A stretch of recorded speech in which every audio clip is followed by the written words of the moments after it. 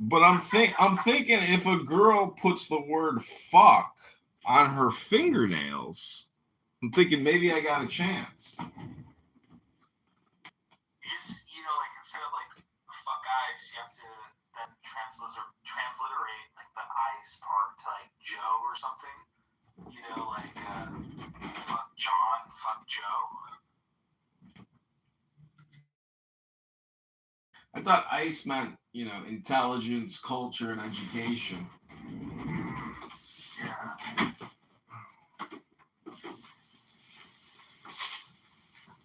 So my wife she didn't know that you were Edmund.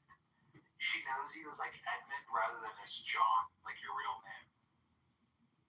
So like now she's more like opening up to like the idea of like actually. Okay. You mean I'm not just some random guy you're talking with? No, like I've known you for like over 5, 6 years. Come on, man. Like it's been a while. It's been a lot of years on the internet already. My position hasn't changed, though. I stand firmly in the belief that our number one problem is the deficit. Almost $40 trillion debt. Well, this party can go on for a long time, but not everybody's invited, Swall, right?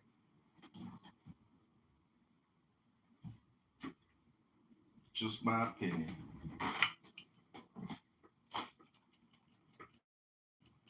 So, we have a Japanese meditation, wooden meditation device, Gawakaka. And you can use this wooden instrument to record the 2.5 billion seconds that you have 1 second at a time.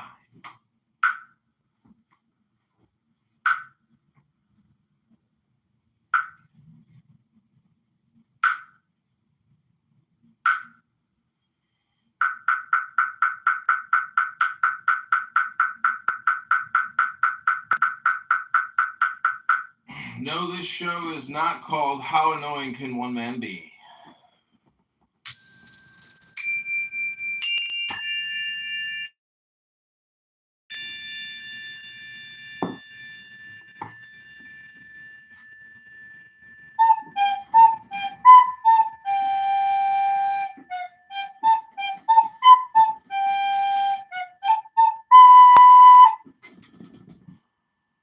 So, are you on TikTok?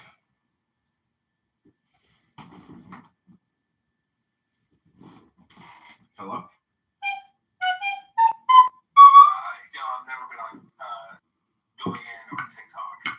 Oh man, TikTok is pretty powerful, man. I mean, I've put up hundreds of videos over the past couple of weeks. A lot of clubhouse rooms, and they get views, but again, no interaction. It's like if it says it got 100 views. There's also this hilarious Trump Sora called Max Efforts. Dude, these videos are amazing, and they are getting me views. It's amazing. You download other people's videos on Sora, and there's tons of these Trump, like Judge Judy smoking weed videos.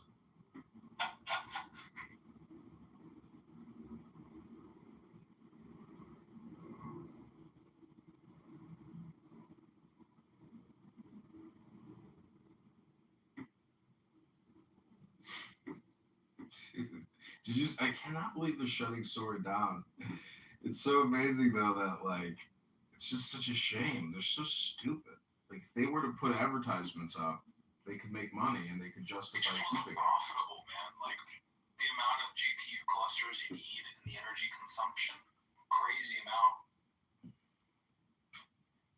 Well, what if they like just pull it from the marketplace, but they let it continue to generate? I just hope that they say, okay, like we've officially turned off the ability to create videos. I'll be like, no, because I want like thousands saved prior because every day leading up until the election for the mayor of Chicago, I'll be releasing 10 videos a day across all accounts. So it's like I want to have as many built up as possible prior to deletion. Because in the messaging they said we will let you know how to preserve your creations. So like they're gonna. It's Brandon Johnson, right? The current mayor of Chicago. Yeah. Yeah, it's complete retardation with him. I hope people realize that. But even like the previous mayor of Chicago, she was a complete retard as well. Absolutely. She is like his son, and she is like the grandmother. So, yeah, I mean, your help on X could also be very valuable to this campaign. I've put up Craigslist ads trying to hire a campaign manager and circulators for petitions. But your comments on X under Brandon Johnson's X account, Chicago's mayor, could be very helpful. For example, if you were to say, liberate Chicago and vote John Kitover, and then at John Kitover, like that would be the type of comments that we need. Wow, TikTok just removed my live access again. Violates community guidelines. It's so crazy. Like, how the fuck am I violating community guidelines on TikTok just by talking? Hate speech and hateful behavior. Isn't that fucking wild? Like, what did we say? This is what it claims that we said was hateful. I think it was the R word that I just said. We're just supposed to say R word, F word, N words, or K words, whatever. We're not supposed to actually say the actual words. Oh, retard is I always forget about the retard word.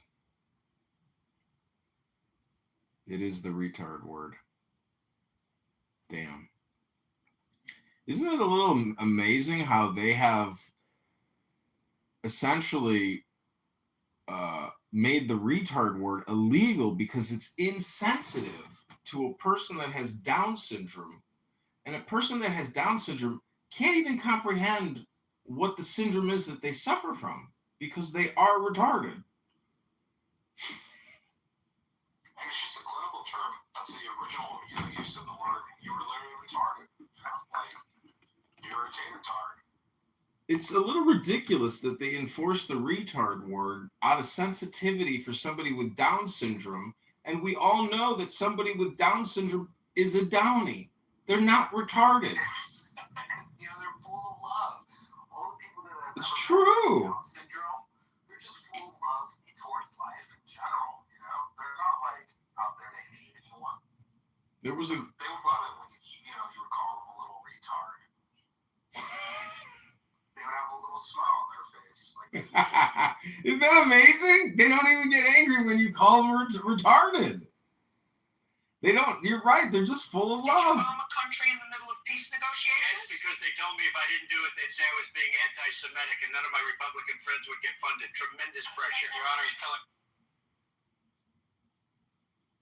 Well, this phone is not totally complete. What's good about TikTok is when they ban you from live streaming, you can still upload 10-minute clips, which is just 10 minutes in the past. All right, welcome to the Chicago mayoral campaign live stream for candidate John Kitover running for mayor of Chicago. Go to chicagomayorvote.com. I have so many phones set up, it's ridiculous. Let's do a quick count here. 3, 6, 7, 10, 13, 16, 18, 20, 22, 24, 26. We have 27 phones live streaming. We've got 7 phones, let's see, even more. 3, 6, 7, 8, 9. We have 9 phones live streaming on Clubhouse and on X. But the number of YouTube lives that we have set up facing me is unparalleled. I hope I'm not getting hit with like 26 red-eye laser beams right now, which I know that I am. I don't know if you know this, but your phone emits like a red laser beam from its front to do depth. The IR infrared. Yeah, so it's like I may be like actually micro dissecting myself with like laser beams right now, but let's be optimistic and hope that this massive concentration of cellular radiation is only amplifying the message and not killing the organism broadcasting.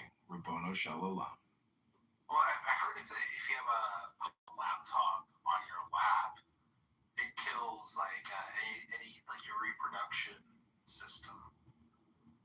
It's true. It has to be like the right temperature, you know. Do you know how much sperm you create every second? Isn't it like 90 million little sperms? I think it's 1,500 a second, and you kill 1 billion of your children every day. So every man commits 1 billion abortions a day. Isn't that a tragedy? So that's why I like to come on here and say I've suffered more than anyone, because technically right now at this very moment, even yesterday I lost 1 billion children, potential children.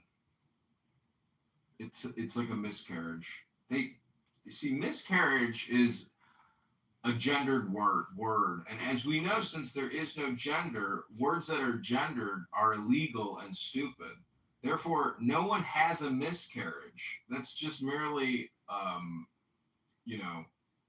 anyways, you get it. Because men can have miscarriages too, in the same way that we need tampons and can have abortions. I am retarded. And no, I do not suffer from Down syndrome. Celeste, welcome. Thankfully, YouTube doesn't consider my comedy to be salacious or vulgar. But TikTok, on the other hand, is so sensitive. You know, YouTube has really opened up like their sort of restrictions on what they deem as hate speech recently. And a lot of people are really pissed off about that. Interesting. Yeah. Joe Rogan, like if you were just to live stream Joe Rogan against the automated word filter, I mean, you would immediately lose access because it would be considered hate speech and abusive. It's so subjective. And plus, they claim that if you're a journalist or a comedian or an artist, they will make exception. But if they don't like your art, they won't make the exception. And so if you're a bald, white, conservative, Jewish, Christian, heterosexual who likes to make maybe salacious, vulgar jokes in an artistic style as a news journalist, they're not accepting that as art. It's outrageous.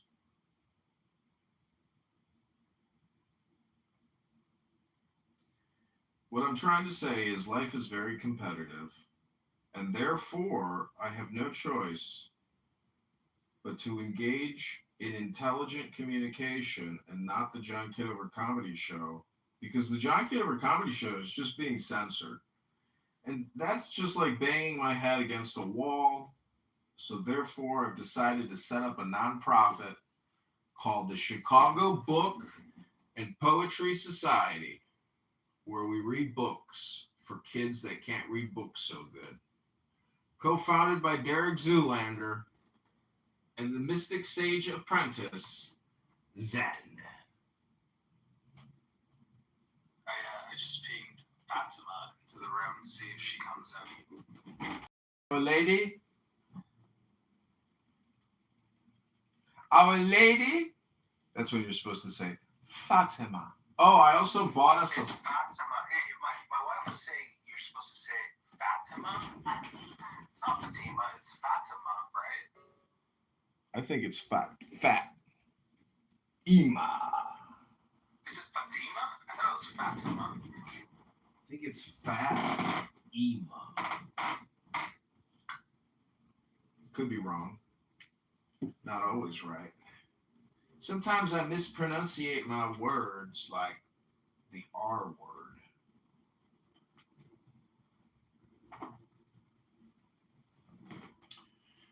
Okay, take the show away, Zenimini. I'm going to go refill my goblet.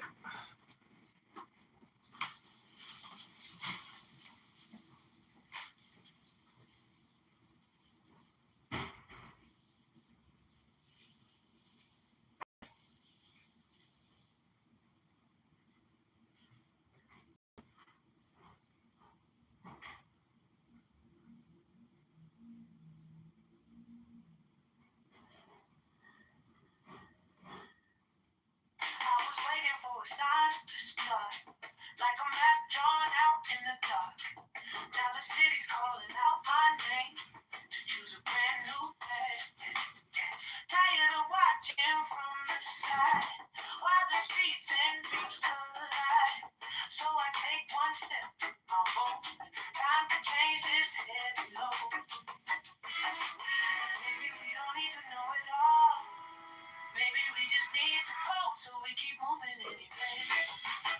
Chicago to the brighter day. Go to Chicago, may it overflow. Let your voice lead the way. Every choice rewires me. Every vote unlocks a key. We want tax reform today. Road time get over, pave the way. Now still riding in our head, but won't get the final say. We can rise and stand as one. Go Chicago starting today. We don't need a perfect mind. Just a reason, just a sign. Every inch we claim is ours. Every step can raise the bar. Go slow, go fast. Just don't go back. Twist the rhythm in this town. Time to live the future now. So we keep moving anyway. Chicago, stand up, have your say. Go to Chicago, election.com. Vote John Kitover today. Every choice rewires me. Every vote unlocks a key. We want tax reform right now. Oh, Chicago, rise up now. I said, damn. A lot of people could have been rich by now. Just hearing me talk. Yeah. They sit around the stories, heads tilted, eyes wide, nobody writing. Could have had songs out, books on a shelf. Whole world's built off the words I spill. Fucking telegrams, hieroglyphs. Every alphabet I drift in. I hand them go, they let it slip. I said I could be a trillionaire. Our conversations, every little thought I share. Another nation, but I don't chase that paper there. I chase vibration, I don't need the money. Yeah, I need relation, I need love, not money. Love, not money. Still, I could be a trillionaire. Our conversation, yeah, I could be a trillionaire. Our conversation, I could make a horror movie out of one bad night. Turn your goosebumps into ticking lines. I could ghost write your childhood, so it finally makes sense. Set it back in a horror cover, call it healing expense. They were thinking right about me when they whispered that's a gift. They just never built the scaffold, never caught the drift. I said I could be a trillionaire. Our conversations, every little thought I share. Another nation, but I don't chase that paper there. I chase vibration, I don't need the money. Yeah, I need relation, I need love, not money. Love, not money. Still, I could be a trillionaire. Our conversation, still, I could be a trillionaire. Our conversation.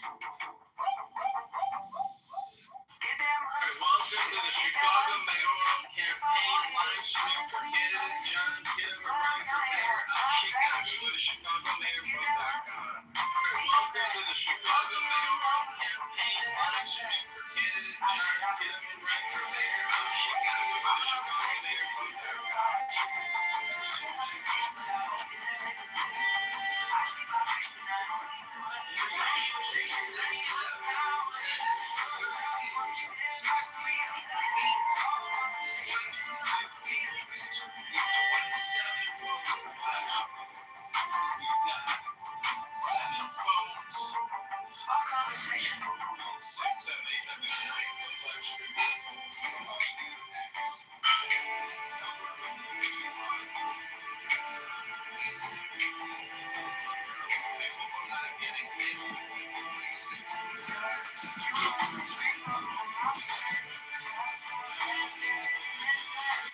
He's on the counter in my hand. I ain't that sure, but I'm on my way again.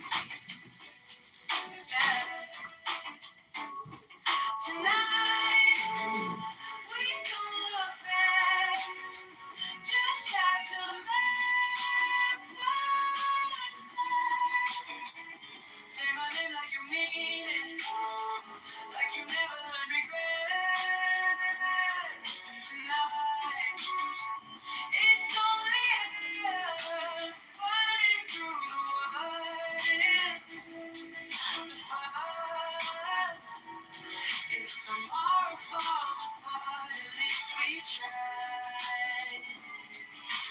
night. You open the door with your hair tight, same old tea. Laugh like the years never touch you and me.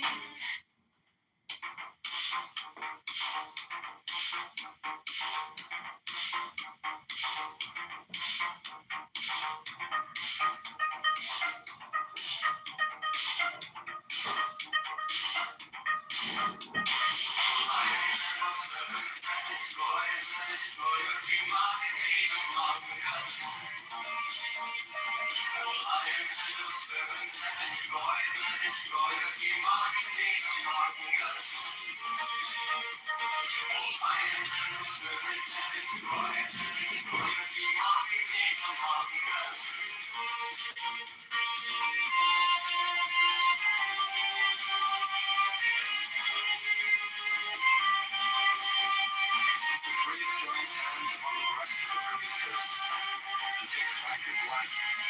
He turns to the floor, lowers and raises the lance, and makes a covenant.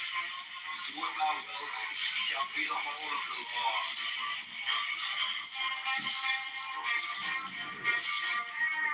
Love is the law. Love on your will.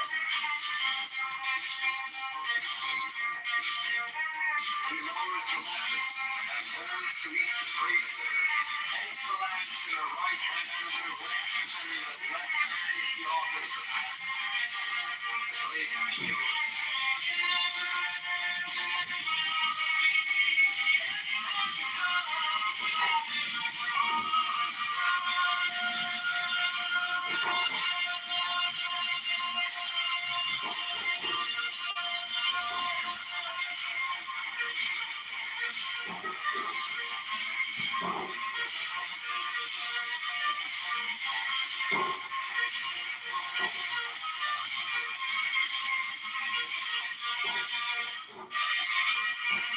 He takes the host with the right hand, makes wind on the tap, and consumes it.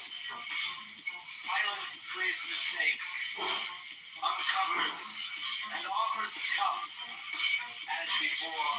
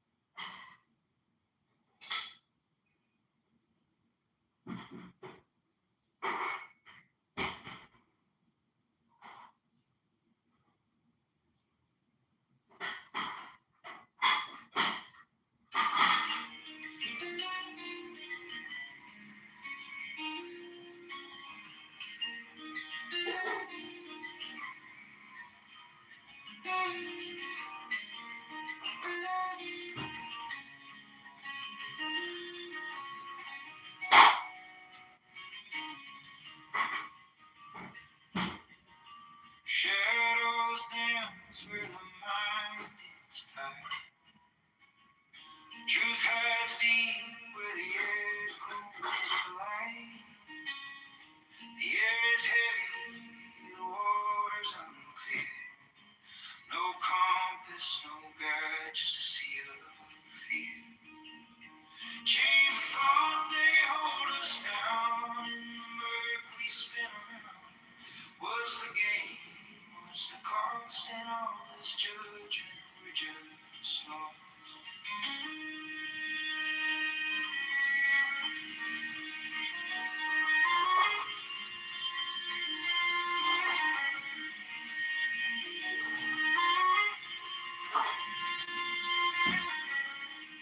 lines are drawn in the sand so thin.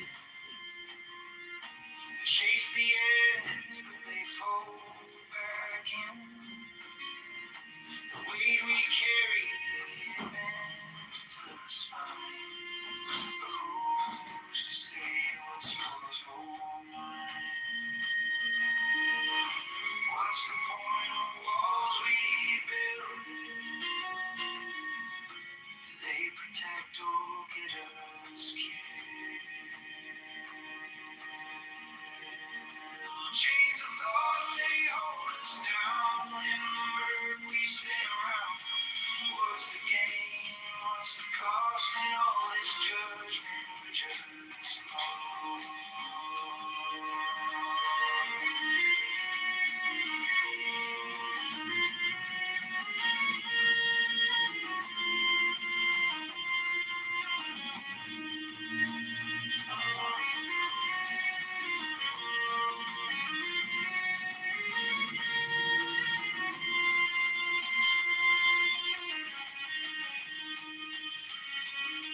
Distinctions cracked like brittle glass.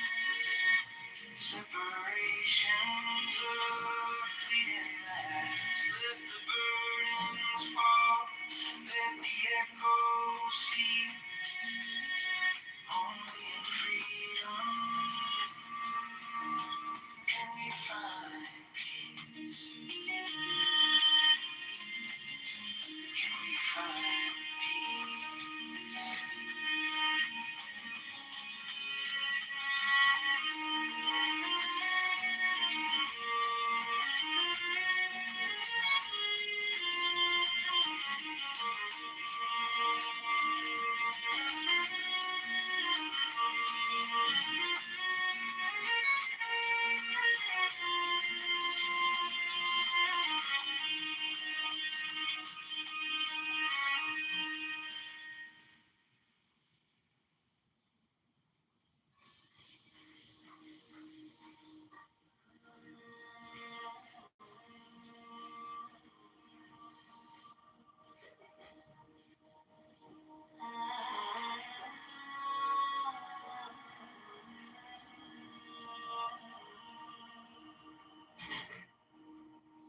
Chasing shadows,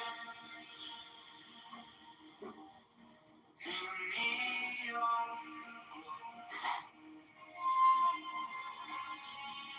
Lost in mirror, where truth won't show. Empty streets, they hum inside. I see the surface, but I know that's why. Beyond the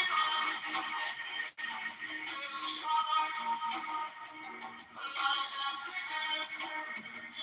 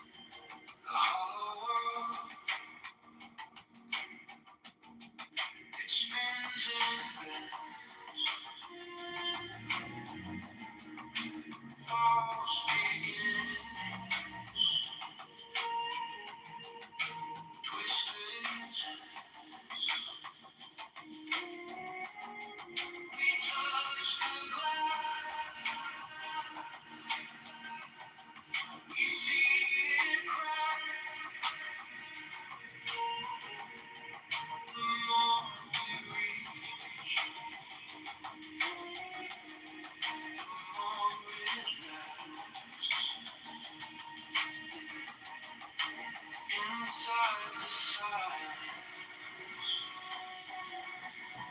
the meaning waves through every shadow.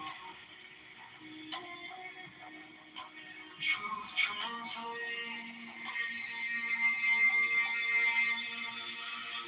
beyond appearance. There's a spark, a light that flickers in the dark. Not the echo, not the scream. To find the root is to be seen. Ignorance that paints the sky, colors bright, but born to lie. When the blind steps past the blaze, the source of peace and quiet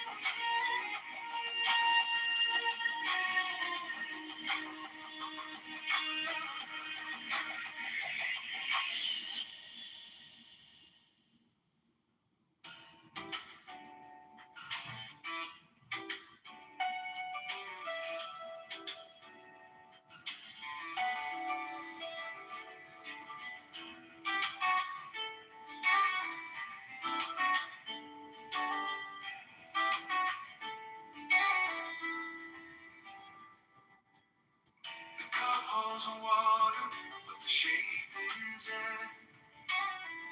What's a path if no one's walking there? A mirror reflects, yet it's hollow inside.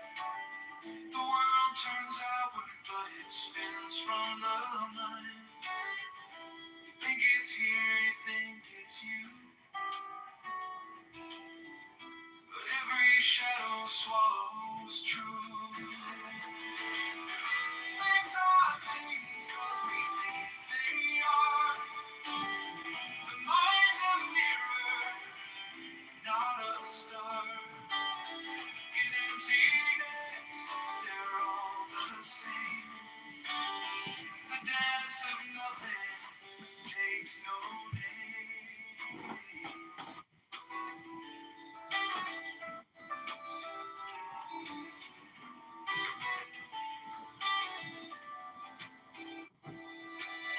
The tree falls silent when no one hears.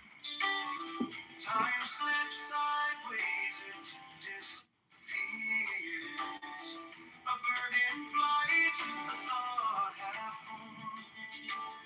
Each one a circle where the void is born. Things are things 'cause we think they are. The mind's a mirror,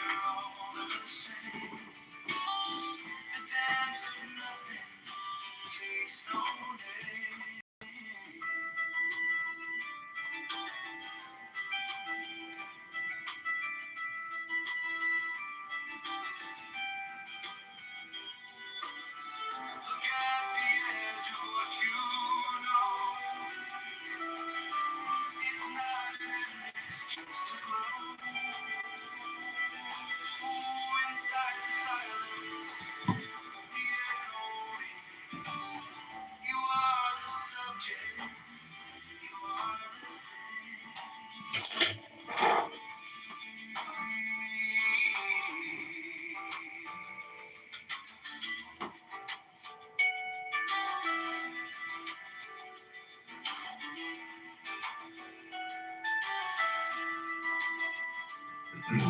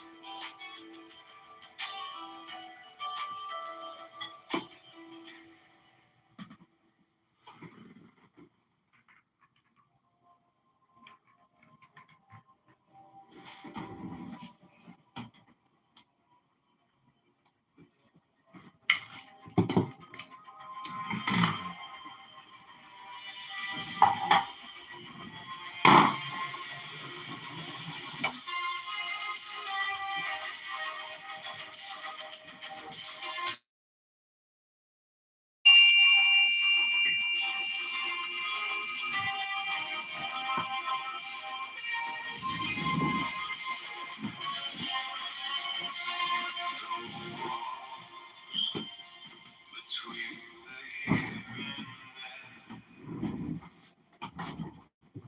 hollow breath fills the air. The clock forgets to take its time. This world unravels line by line. When the mind vanishes, all noise dissolves. When the mind vanishes, there's nothing left to solve. Just the echo of silence where we revolve. The mirror fades, it holds no face. A shapeless thought, a nameless space. No before, no after, no divide. The stillness grows, it opens wide. Where does it end? Where does it start? When there's no thought, no beating heart. Fucking When the Andy. mind vanishes, Andy Warhol. all the noise dissolves. Andy Warhol. When the mind vanishes, there's nothing left to solve. Just the echo of silence where we revolve.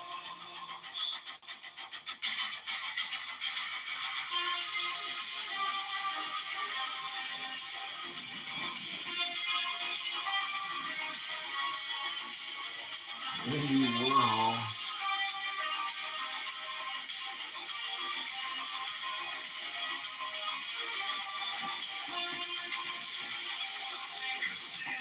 Into the street, the dream awakes from the dream. Nothing to cling to, nowhere to fall, no self, no shadow, no edge at all.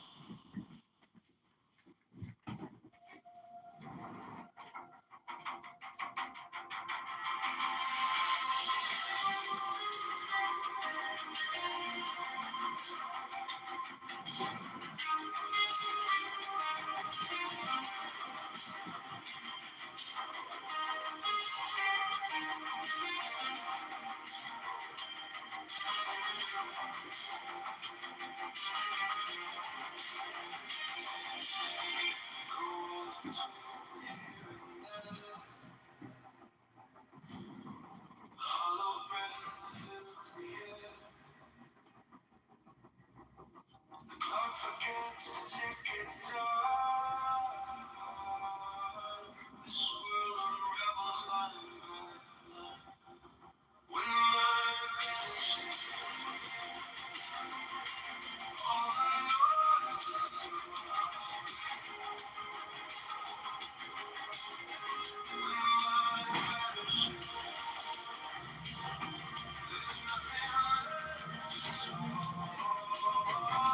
absolutely did.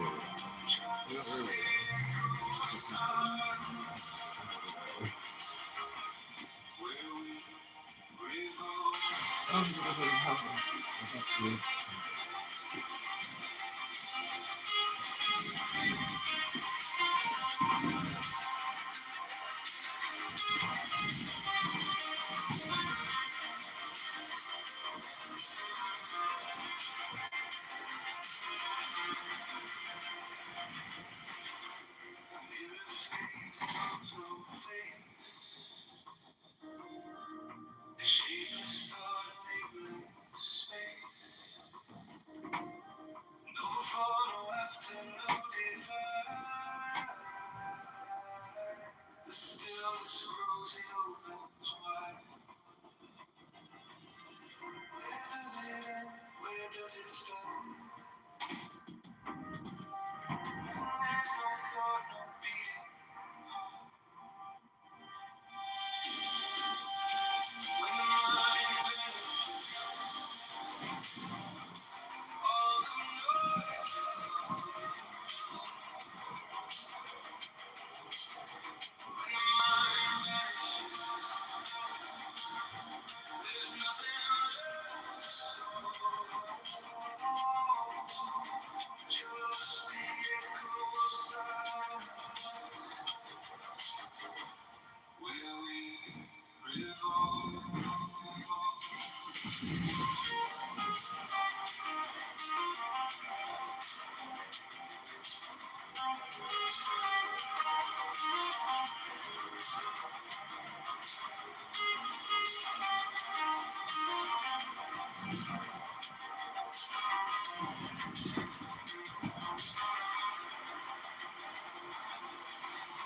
The thinker sinks into the stream. The dreamer wakes from the dream. Nothing to cling to. No alcohol, no self, no shadow, no edge at all.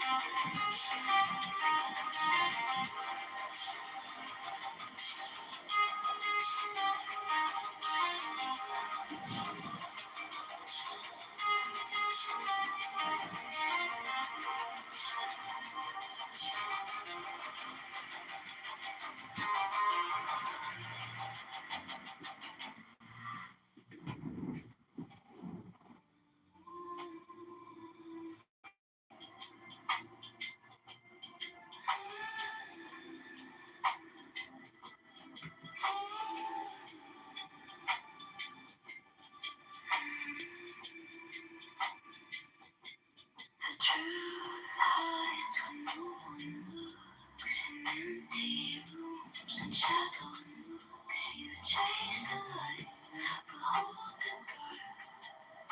A spark, then nothing's dark. Trace of this and that, right or wrong, it falls flat. Mindless and slipping slow. Let it go, let it go.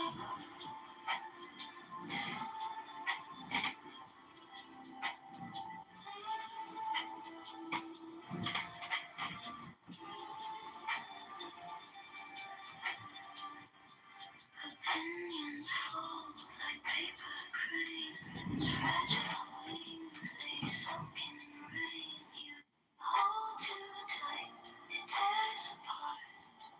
No start, no end, just broken hearts. Two realities collide.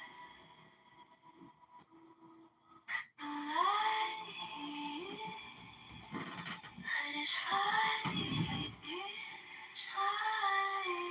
trace of this and that, right or wrong, it falls flat. Mindless and slipping slow. Let it go, let it go.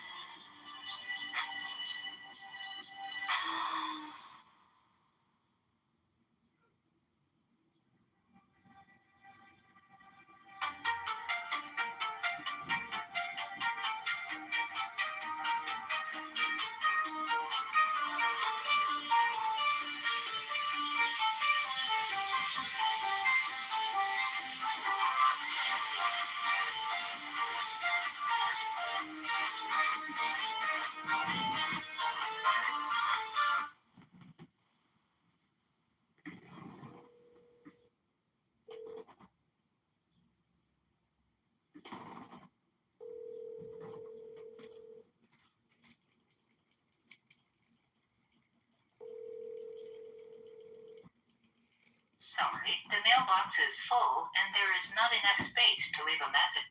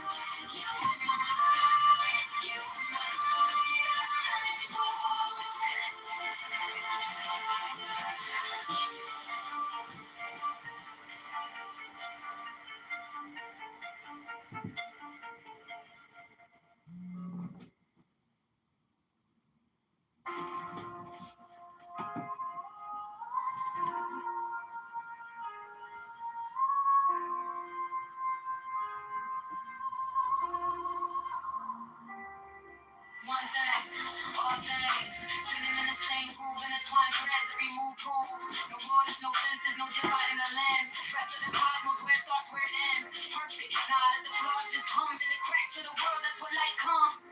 Chasing the real, ain't no mirage. The waves in the silence, not in the collage. No need to fight it, let it unwind. Step into the rhythm of a trusting mind.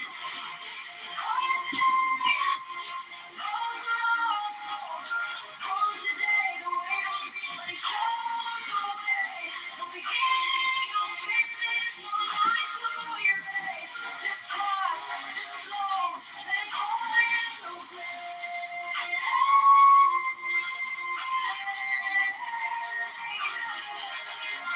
Let it fall into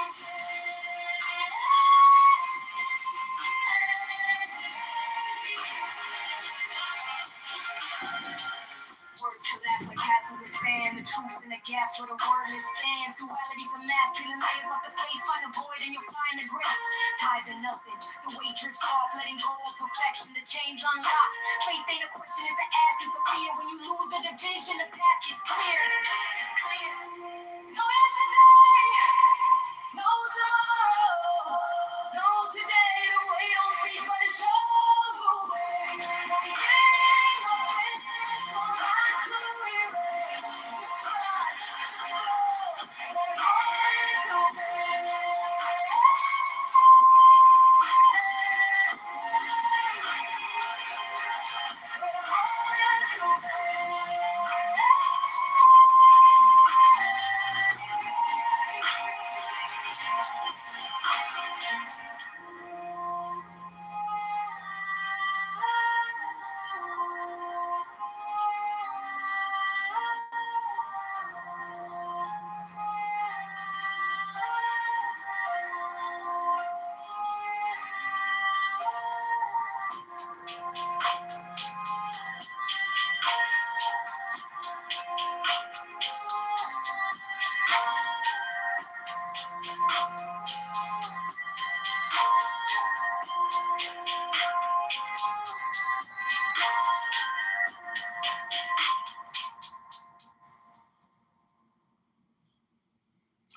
Okay, welcome to Read Books for Money, Magic Mystic God. In the book house, reading house, concrete is here.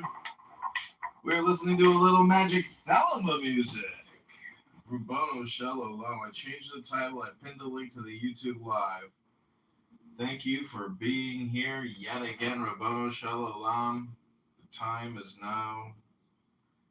And you only have 2.5 billion seconds. So let's get started because time is a second. 2.5 billion. I was thinking everybody's actually born a billionaire. It's just a question of how do they spend their 2.5 billion. That's my Steve Appel laugh. Boom, boom. So we're gonna read some Kabbalah.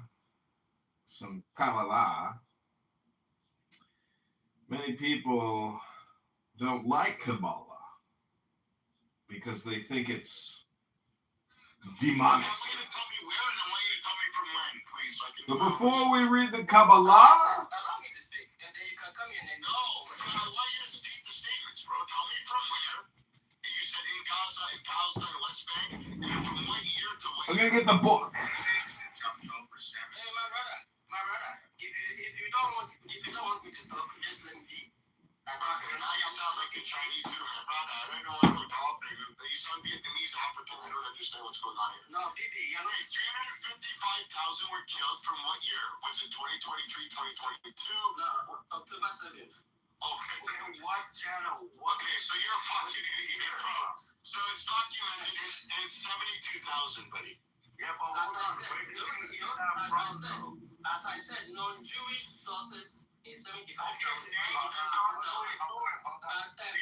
Jewish sources is 75,000. From non-Jewish sources is estimated to be 355,000. Okay, damn it. Hold on 1 second. First of all, it's a million, not 355 for non-Jewish sources. It's a million.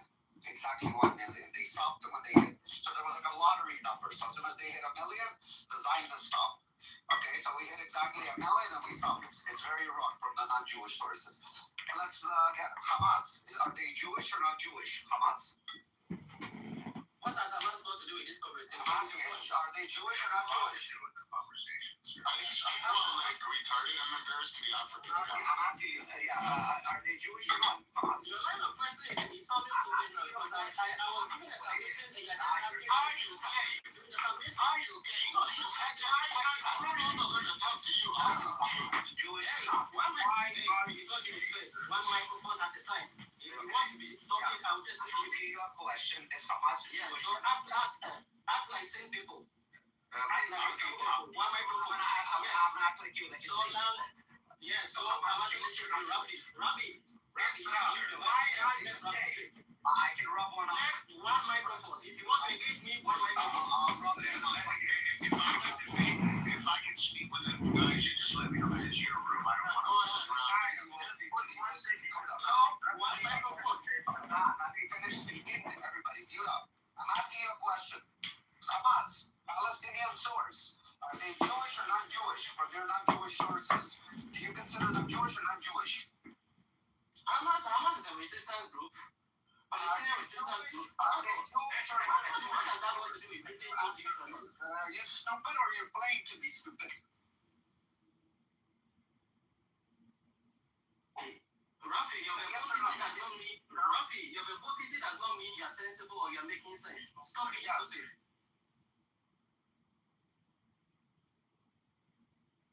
Okay, so we've got 4 books queued up. We're going to go to favorite number pages and read 3 to 10 minutes with each book. Just 4 books. That's what we're doing in the book club today, kids.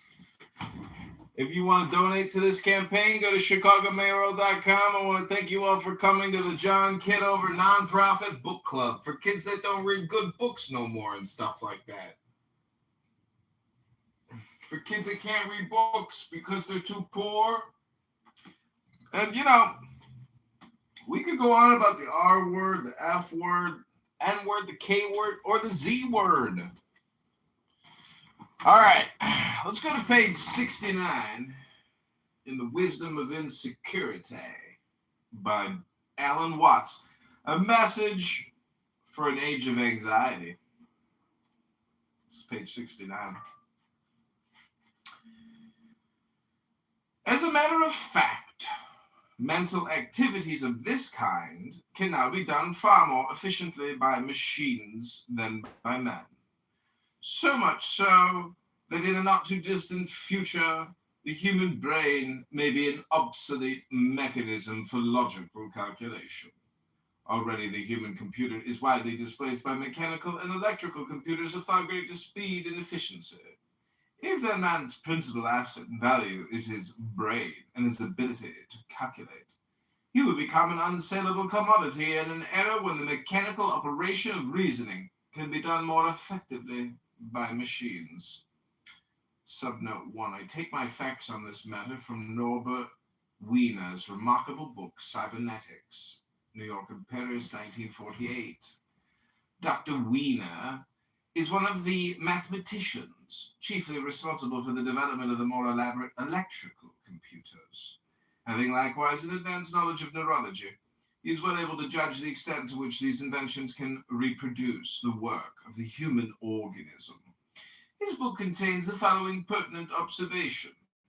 It is interesting to note that we may be facing one of those limitations of nature in which highly specialized organs reach a level of declining efficiency and ultimately lead to the extinction of the species. The human brain may be as far along on its road to this destructive specialization as the great nose horns of the last of the Titanotheres.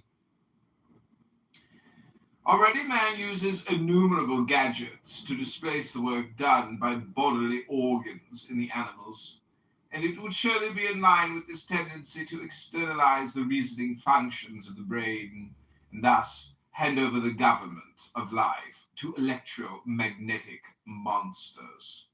In other words, the interests and goals of rationality are not those of man as a whole organism. If we are to continue to live for the future and to make the chief work of the mind prediction and calculation, man must eventually become a parasitic appendage to a mass of clockwork. There is indeed a viewpoint from which this rationalization of life is not rational.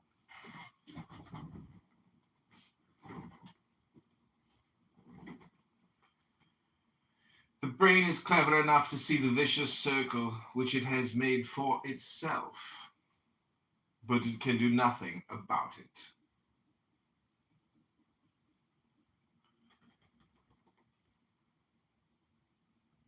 Seeing that it is unreasonable to worry does not stop worrying.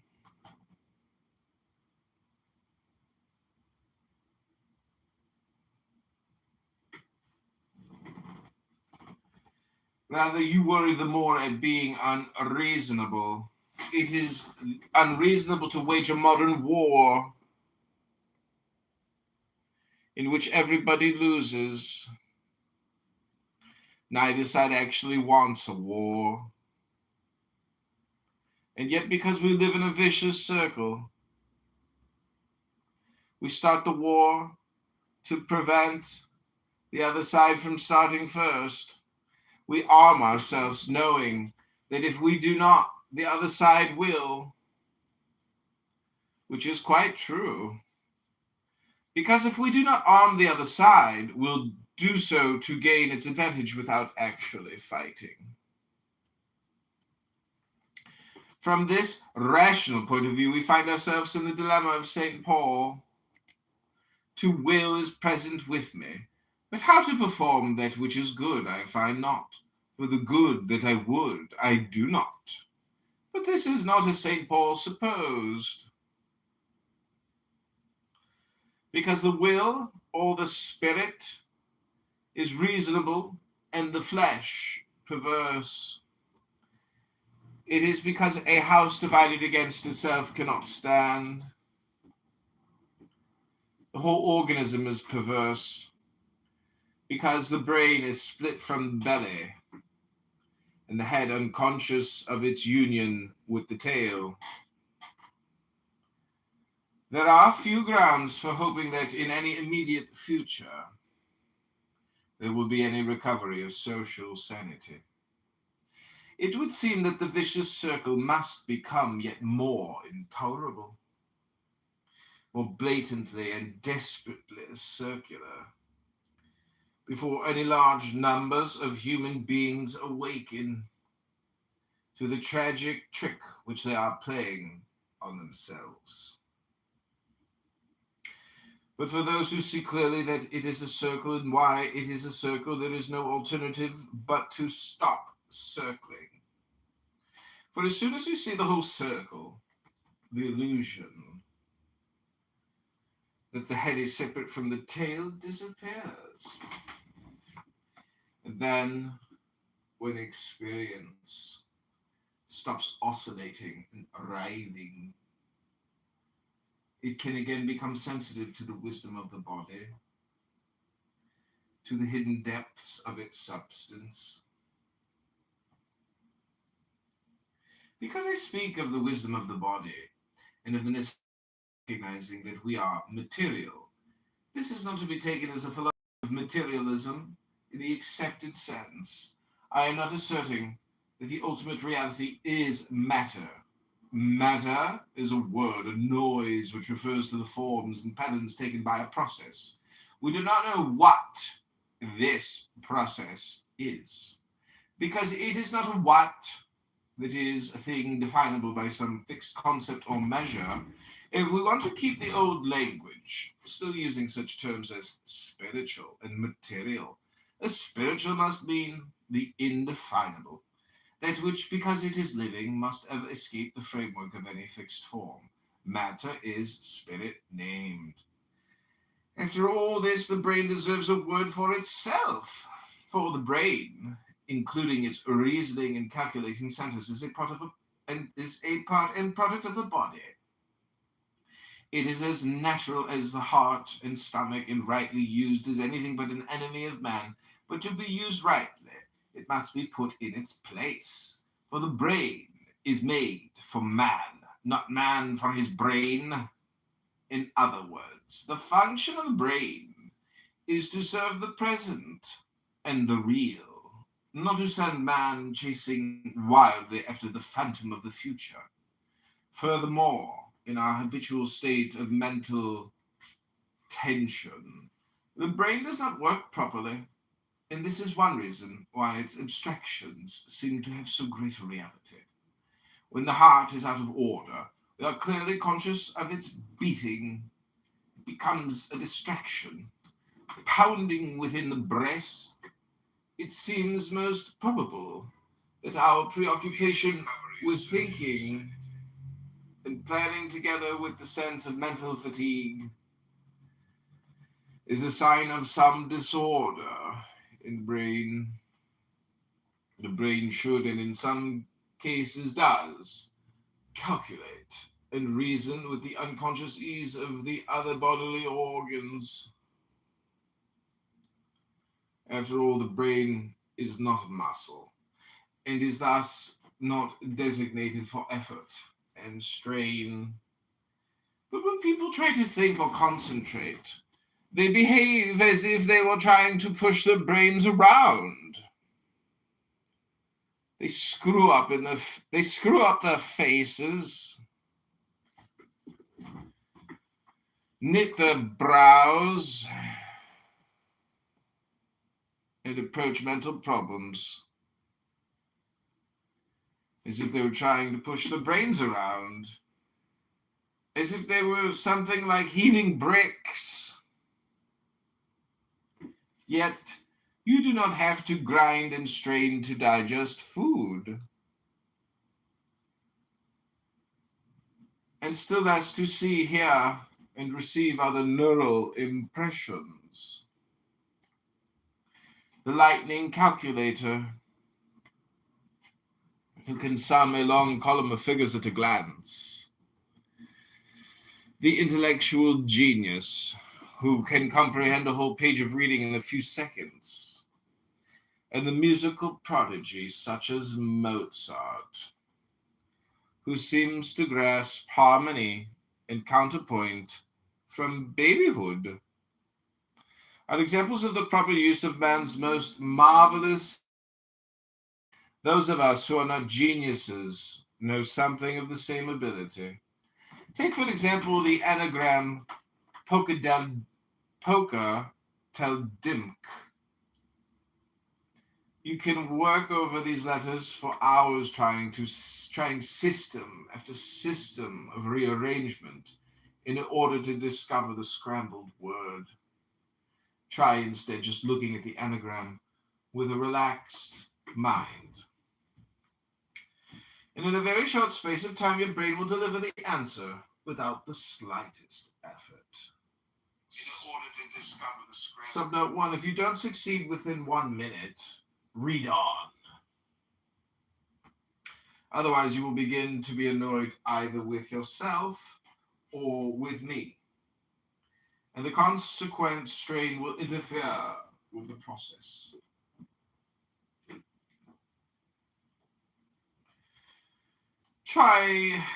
We rightly mistrust the snap answers of strained and wandering minds, but the rapid, effortless, and almost unconscious solution of logical problems is what the brain is supposed to deliver. Working right form of instinctual wisdom. Thus it should work like the homing instinct of pigeons and the formation of the fetus in the womb, without verbalizing the process or knowing how it does it. The self-conscious brain, like the self-conscious heart, is a disorder and manifests itself in the acute feeling of separation between I and my experience. The brain can only assume its proper behavior when consciousness is doing what it is designed for, not writhing and whirling to get out of present experience, but being effortlessly aware of it.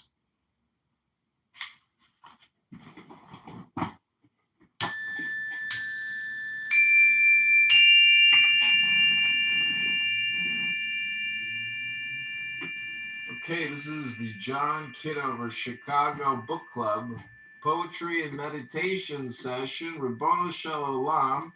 Hit that like button, share, and subscribe. You're live on YouTube right now, Rabbanu Shalom. That was a reading from Alan Watts, page 69. From The Wisdom of Insecurity.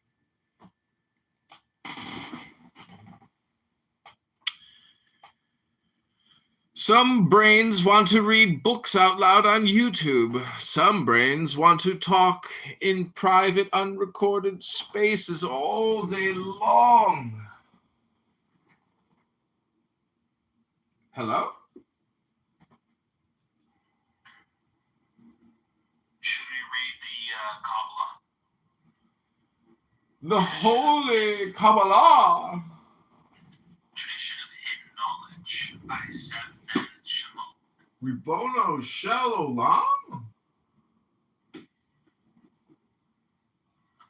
So the preface for this is Kabbalah is the inner and mystical aspect of Judaism. It is the perennial teaching about the attributes of the divine, the nature of the universe, and the destiny of man in Judaic terms. Imparted by revelation, it has been handed down over the centuries by a discrete tradition that has periodically changed the mythological and metaphysical format to meet the spiritual and cultural needs of different places and epochs. This long and broadly spread history has given Kabbalah a remarkably rich and wide variety of images of reality which appear to be unversed, as strange, obscure, and even at times contradictory or corrupt. Therefore, in this presentation, one particular Kabbalistic system is used to unify and clarify a kaleidoscope of diverse views and practices drawn from ancient and modern sources. Finally, it must be stated, in concordance with the strict Kabbalistic rule, that the exposition represents one man's comprehension of a living tradition as it exists in the world of today.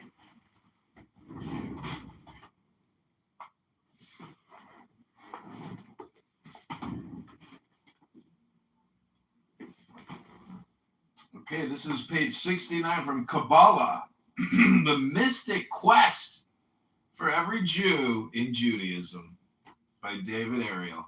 The mystic quest, page 69.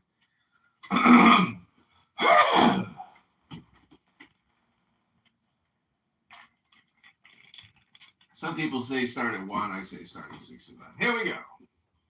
The portion of the Zohar known as Ra'aya Mehemna, Faithful Shepherd, contains many selections that reflect the instrumentalist theory. In one such section, God is described as acting without being known because he acts through the instrumentality of the Sephirot. Like an overflowing ocean, the infinite, called here the first Sephirah, emanates the next two Sephirot, described as a channel and a basin to contain the vast ocean waters.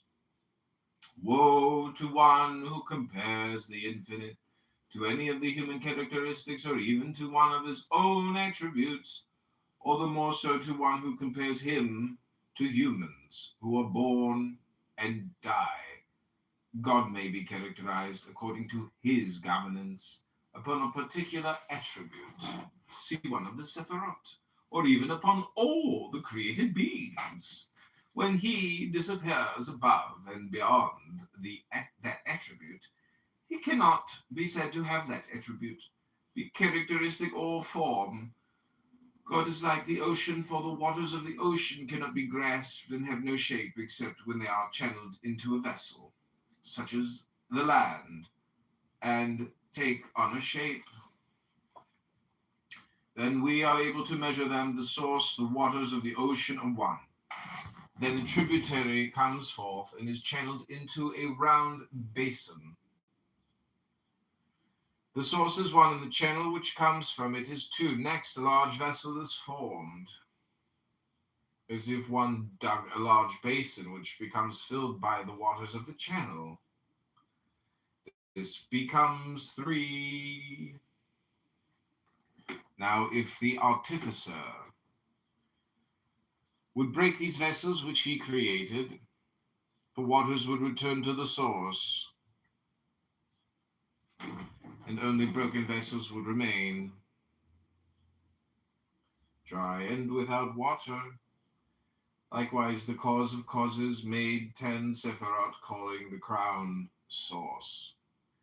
There is no end to the fullness of the source's light, and therefore he called himself the Infinite. Everything is within his power to withhold from the vessels or to replenish them with fullness.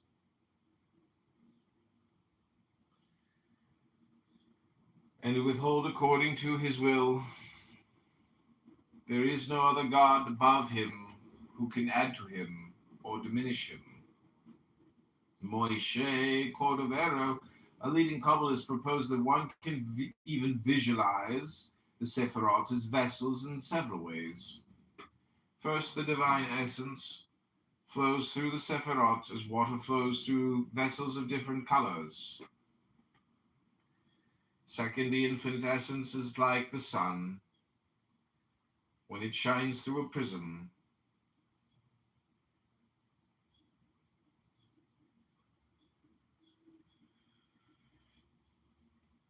The change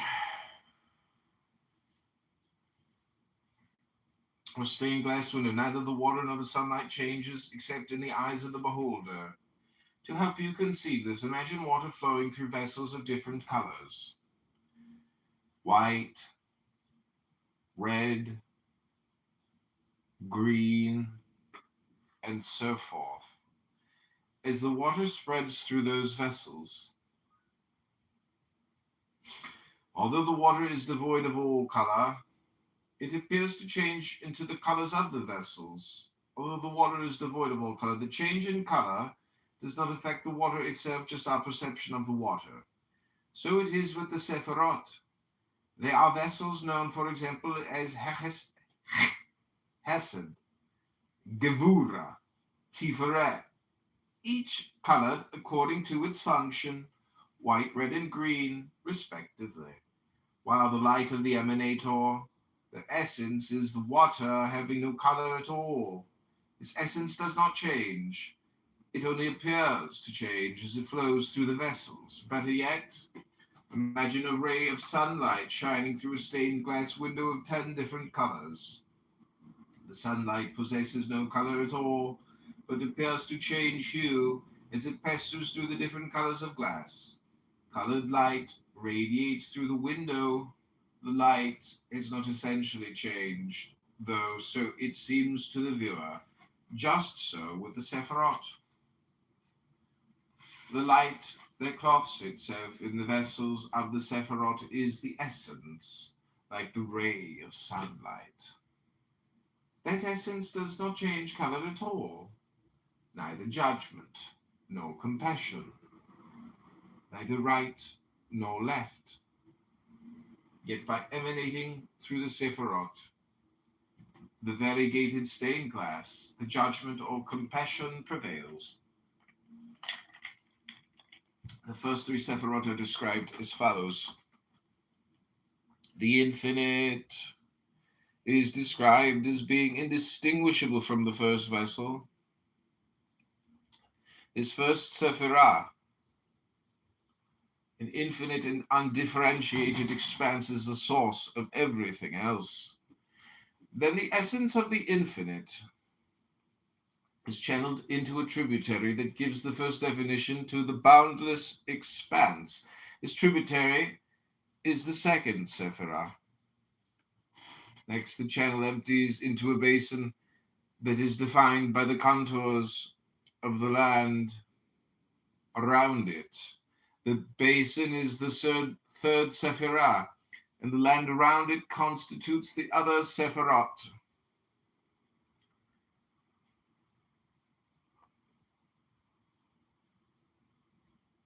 This analogy suggests that the Sephirot are vessels, or channels that limit the infinite and give finite definition to everything else.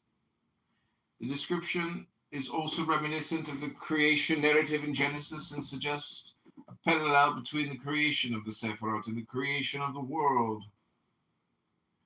The instrumentalist conception of the infinite is profoundly impersonal. The infinite is thoroughly removed from everything and never reveals itself. All the descriptions that are usually associated with the personal concept of God is the being who reveals himself, cares about man, and answers his prayers are relegated to the Sephirot. In order to consider the infinite as God, the mystic must be willing to engage in an unusual degree of remoteness and abstraction. The doctrine of the Sephirot as the essence of God is an attempt to preserve the concept of a personal God. It does, however, imply that God's essence changes according to the differences among each of the Sephirot. Kabbalists of this persuasion believed that it was more important to preserve the notion of a personal God than it was to preserve the unity of God. These Kabbalists describe the relation of the infinite to the Sephirot by an analogy to a candle. Many candles can be lit from one candle without ever changing the nature of the first candle. Therefore, one unique essence can be the source of many other essences without undergoing any essential change. The essentialists also believed that the descriptions and attributes that appear in the Bible refer to the Sephirot and not to the infinite. Unlike the instrumentalists, however, they claim that God is portrayed in the Bible since the Sephirot are God's essence. Thus, they are able to preserve the personal concept of God while referring all of the anthropomorphisms and Poepathisms to the Sephirot, not the infinite. The difference between the infinite and the Sephirot is one of degree. The infinite emanates the Sephirot like a powerful transmitter that broadcasts signals through space. They call this process absolute emanation. The Sephirot are the broadcast signals, which do not differ essentially from the original transmission no matter how far they travel. The Sephirot are the same as the infinite, but the distance from the source produces a slightly different impression depending upon the reception. Therefore, the only difference between the infinite and the Sephirot is according to the reception, that is, according to which particular Sephirah receives the emanation. God is the infinite, but sometimes he is perceived through one Sephirah, whereas at other times he is perceived through another. God never changes, only our perception changes. The changes in our perception or reception correspond to the different Sephirot. In the essentialist scheme, each Sephirah differs from the other according to its distance from the infinite. There are altogether 10 Sephirot, and each one emanates from the infinite. The first is more sublime and more pure than the 10th, but each one contains the essence of the infinite. Each one reflects another aspect of God's nature or essence. When it appears that God acts in different ways, it is really a different Sephirah acting. If, as the essentialists maintain, the Sephirot are just different aspects of one infinite essence, the personal aspect of God is preserved through the unity of God and is somewhat compromised. On the other hand, the instrumentalists preserve the integrity of the divine unity while sacrificing the personal aspect of God. While neither theory is able to preserve both divine personality and unity, the two schools of thought flourished side by side according to the predilections and theological inclinations of the Kabbalists. The Kabbatists. The term Sephirot first appears in one ancient text, Sefer Yetzirah, and later in a medieval text, Sefer HaBahir. These texts, however, do not employ the term in the same sense that it came to mean in Kabbalah. The earliest Kabbalistic treatises in Gerona, particularly the writings of Azriel, described the Sephirot in ways that came to be accepted among all subsequent Kabbalistic writers. The Gerona Kabbalists also codified the names of the individual Sephirot, although some variations in the exact names persisted. The Kabbalists, following the definition found in Sefer Yetzirah, taught that there are 10 Sephirot. It was left to the Gerona Kabbalists, the disciples of Isaac the Blind, to identify the Sephirot by name. 6 of the names were derived from the biblical verse, "Yours, Lord, are greatness, Gedula, might, Gavura, splendor, Tiferet, triumph, Netzah, and majesty, Chod. To you, Lord, belong kingship, Mamlacha."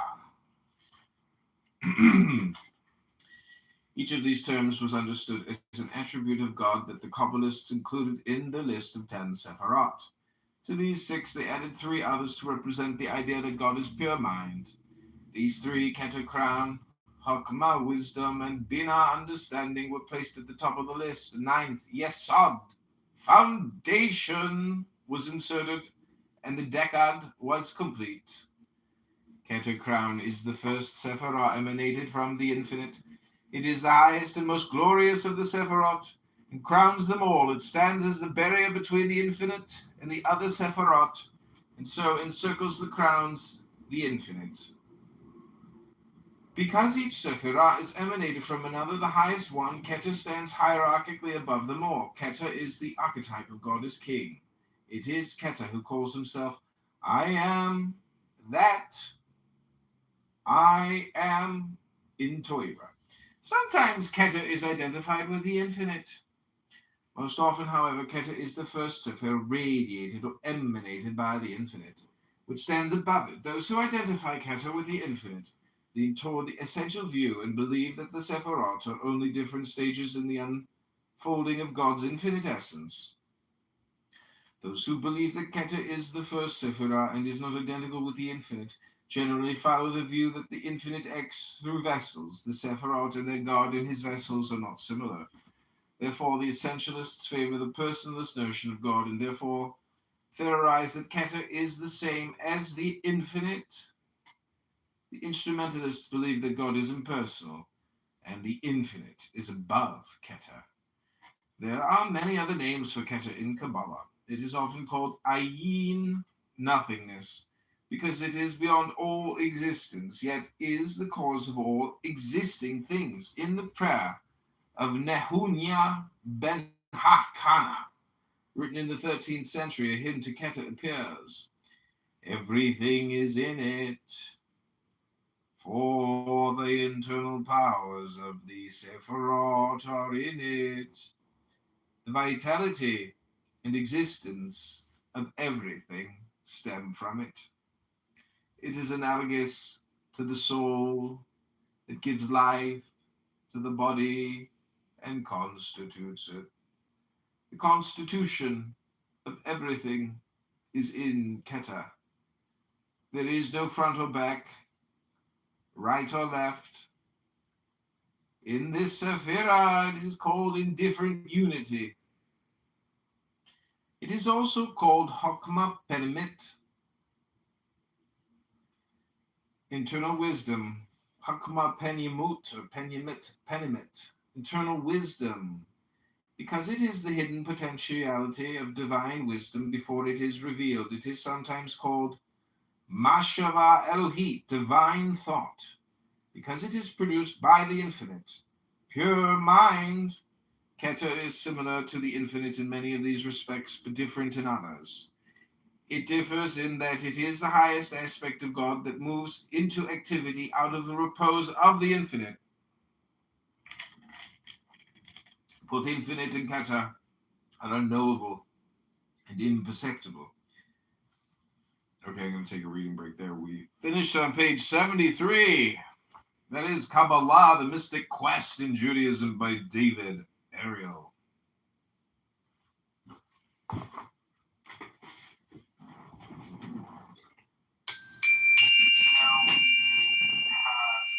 the tradition of hidden knowledge. The first chapter is called Manifestation. God is God. There's no thing to compare with God. God is God. In Kabbalah, God the transcendent is called Ayin. Ayin means in Hebrew, no thing, for God is beyond existence. Ayin is neither below nor above, nor it is in movement or in stillness. There is nowhere Ayin is.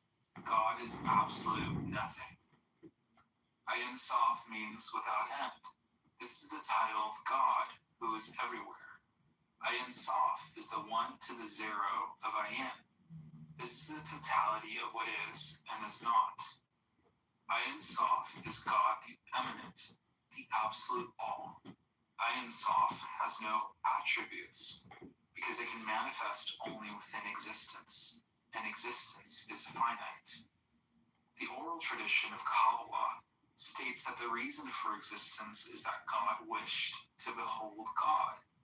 Thus, there is a previous non-existence in which, as the written tradition says, face did not gaze upon face. In an act of total free will, God withdrew the absolute all, the Ayin Sof, from one place to allow void to appear, in which the mirror of existence could be manifested.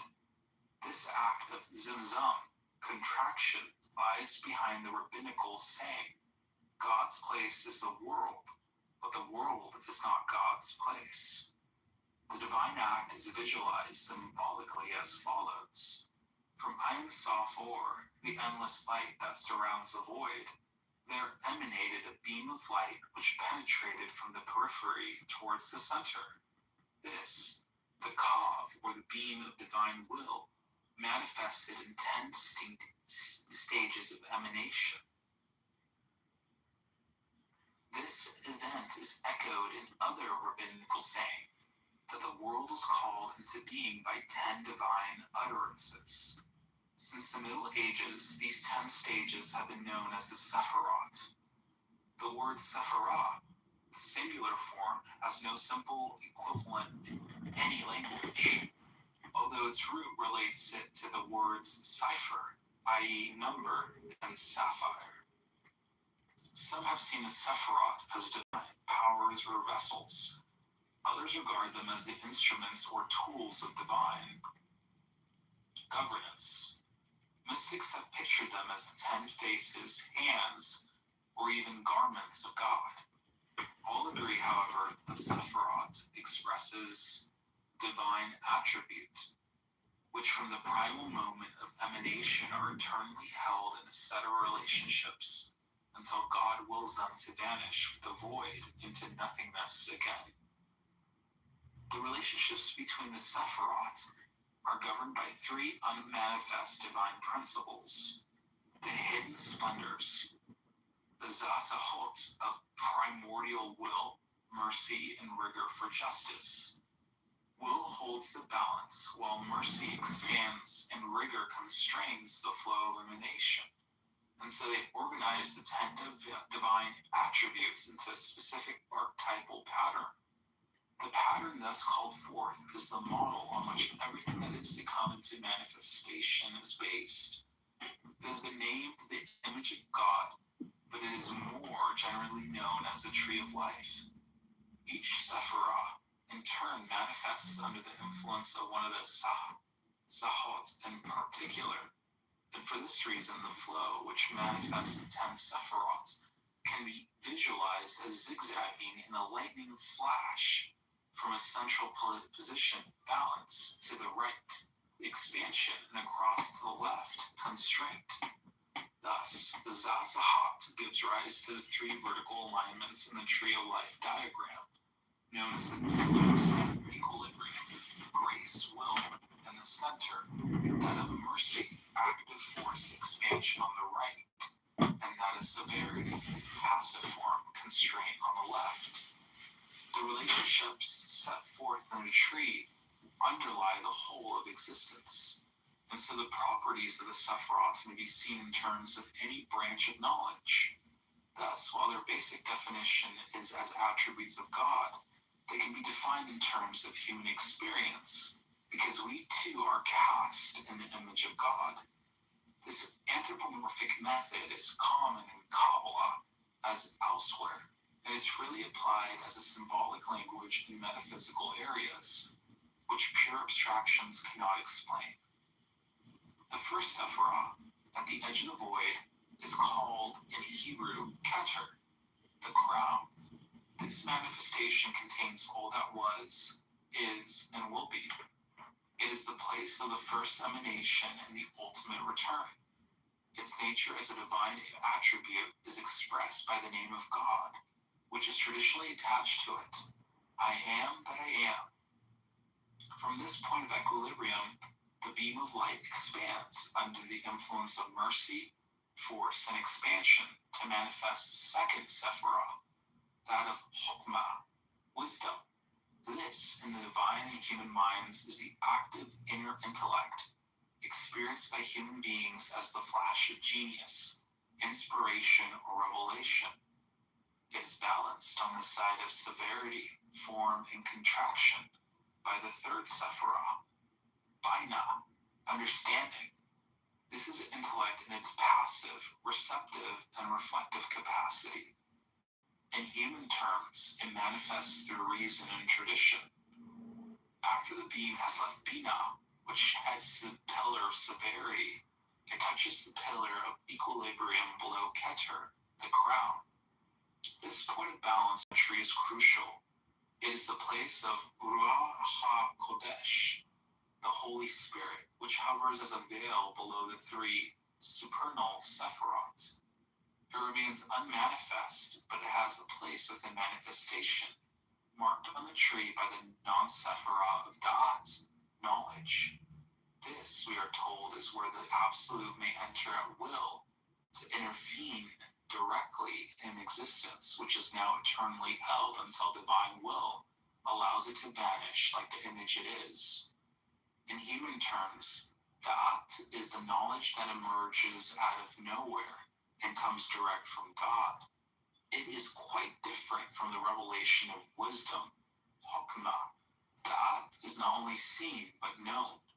It is different too from what comes of understanding, Binah, or deep pondering. Da'at, the child of the supernal Sephiroth, is not only observation but becoming. Below Da'at flashes the pillar of mercy, expansion, and back to the pillar of severity, contraction, and a pair of Sephiroth are defined which govern the level of emotion as distinct from supernal intellect. The attribute of active or inner emotion is hesed, mercy. That of passive or outer emotion is gevura, justice. Both Sephiroth have other Hebrew names and other translated equivalents, but all are inadequate to explain the attributes. Those used here merely approximate the active and passive divine principles involved. In ourselves, these qualities appear in complementary tendencies towards love, tolerance, and generosity. On the one hand, hesed and discipline, rigor and discrimination on the other, gevurah. At this, the emotional level, the operation of opposing Sephirotic principles, and the dangers of going too far in one direction or the other become part of everyday experience. Justice and mercy underlie every human transaction, from a summit conference to the choice of a birthday present.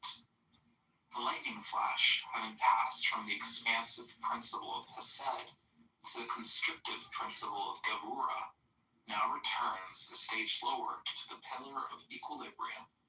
Here is manifested the central Sephiroth of Tiferet, beauty or adornment. This lies at the heart of the tree, relating directly to all the Sephiroth of the pillars of severity and mercy. Whenever the tree diagram is applied, as it can be, to the dynamics of any organism or system, Tiferet is the heart of hearts. With the emotional Sephiroth of Hesed and Gevura, it forms the triad of the divine soul. With the higher Sephiroth of Hokmah and the Binah, it forms the great triad of the divine spirit, in the midst of which hovers the Ruach HaKodesh.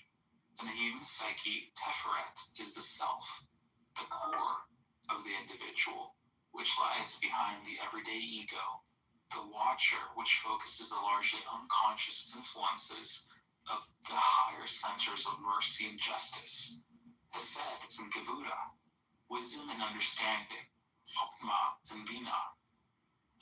Below Tiferet, the lightning flash manifests two more complementary attributes. The lowest on the pillars of mercy and severity. On the active, expansive side is Neza, eternity, and on the passive, constrictive side is Hod, reverberation. Traditionally, the Hebrew names of these attributes are translated as victory and splendor, but their operation as Sephiroth is better expressed by the names used here, which correspond equally well to the Hebrew roots.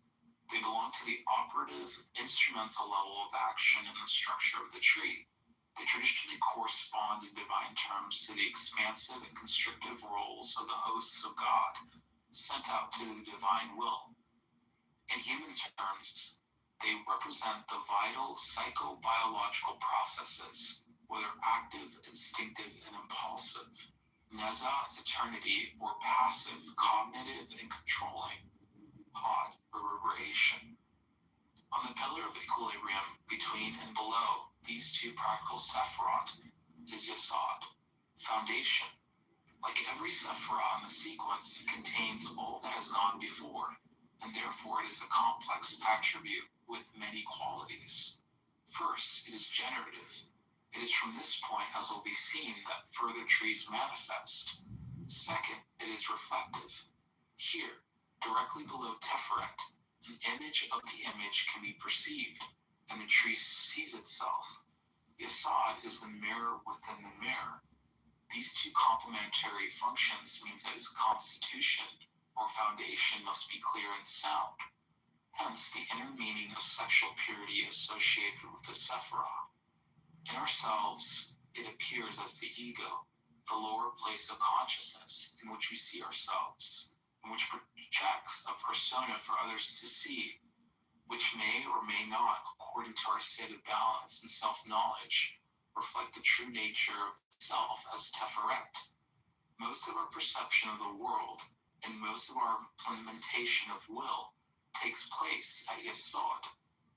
Below it, Sephirah, the complement to Keter, the crown, is Malkut, the kingdom.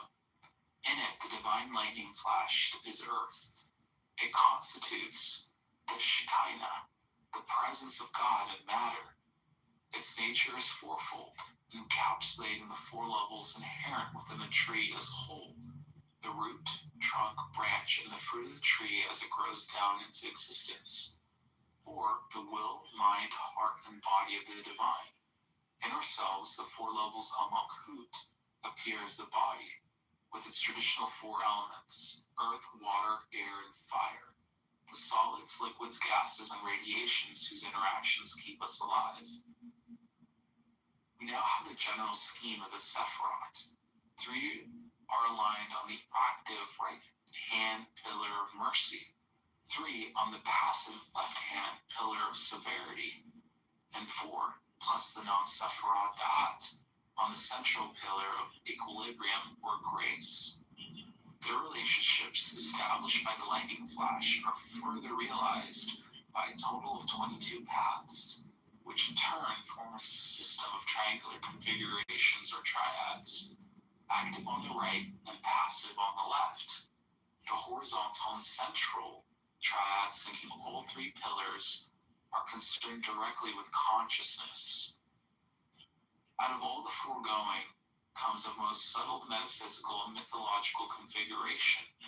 It has been taken many stages further in the study of various constellations of Sephirot, and the minute dynamics within each Sephirah is mutually imparted and reflected, flows, move along the paths to act upon the miniature tree which constitutes each Sephirah.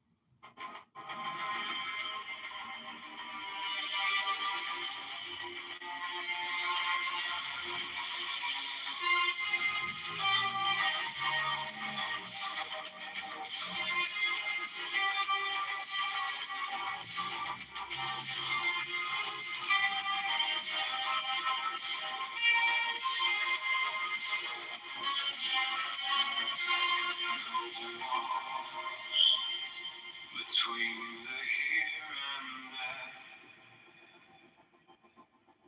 a hollow breath fills the air. The clock forgets to take its time. This world unravels line by line. When the mind vanishes, all noise dissolves. When the mind vanishes, there's nothing left to solve. Just the echo of silence where we live on. The mirror fades, it holds no face. A shapeless thought, a nameless space. No before, no after, no divide. The stillness grows, it opens wide. Where does it end? Where does it start? When there's no thought, no beating heart. When the mind vanishes, all the noise dissolves. When the mind vanishes, there's nothing left to solve. Just the echo of silence where we revolve.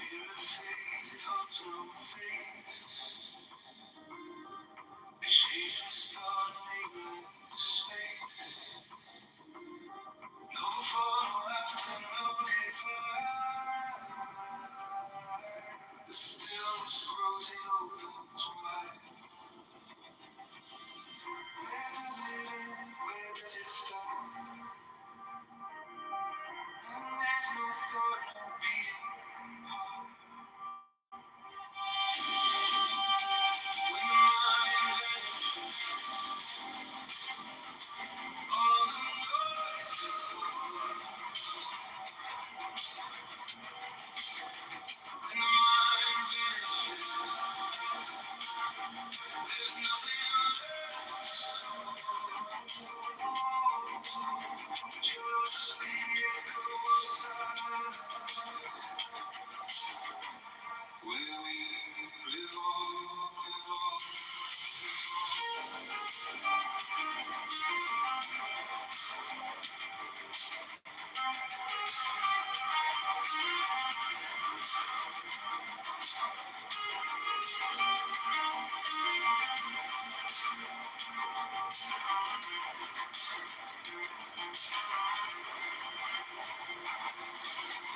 A finger sinks into the stream. The dream awakes from the dream. Nothing to cling to. No world, no self, no shadow, no shadow.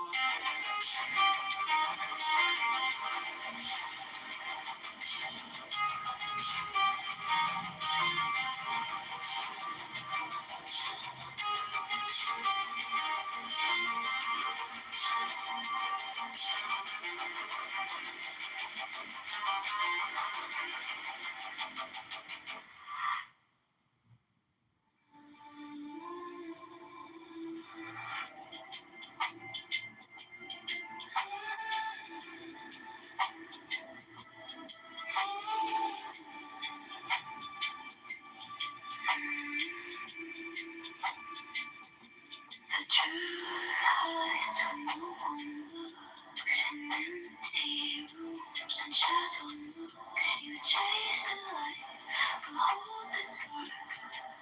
The spark is black and nothing's dark.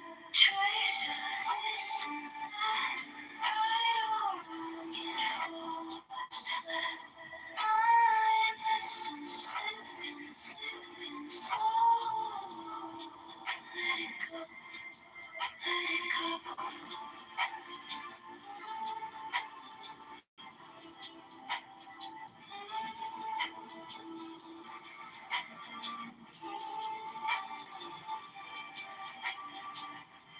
Opinions fall like paper cranes, fragile wings they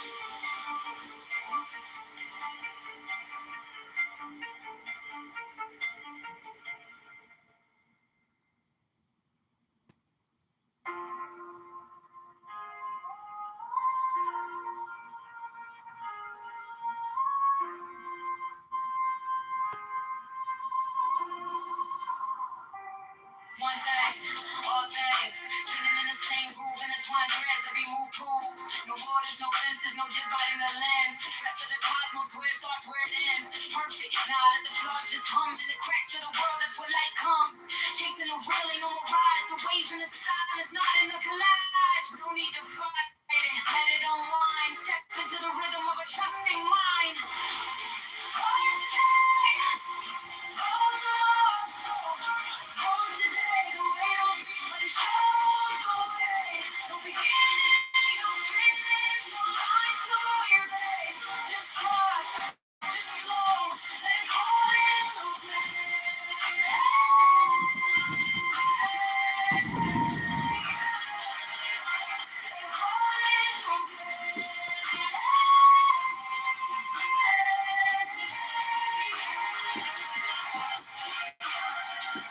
Words collapse like castles of sand. The truth's in the gaps where the word is stands. Duality's a mask, peeling layers off the face. Find the void, and you'll find the grace. Tied to nothing, the weight drifts off. Letting go of perfection, the chains unlock. Faith ain't a question, it's the essence of fear. When you lose the division, the path is clear. Okay, Roberto Shalom. Welcome back to the book house where we are reading one more book by mayoral candidate John Kitover. We are live streaming the Trump debate room where Matt Cool has kindly been dedicating his life to listening to retards. I'm sorry, our words. We have to start getting really careful about the words we're using. We are not referring to the Down syndrome individuals who are full of love and joy. We are talking about political partisans. And there's nothing we can do to prevent them and their ridiculous choice of communication. You have 2.5 billion seconds. Everyone is born a billionaire. How are you going to spend your time right now? Hello? Some people are going to listen to Jazzy. But you're never going to become Jazzy if you listen to Jazzy.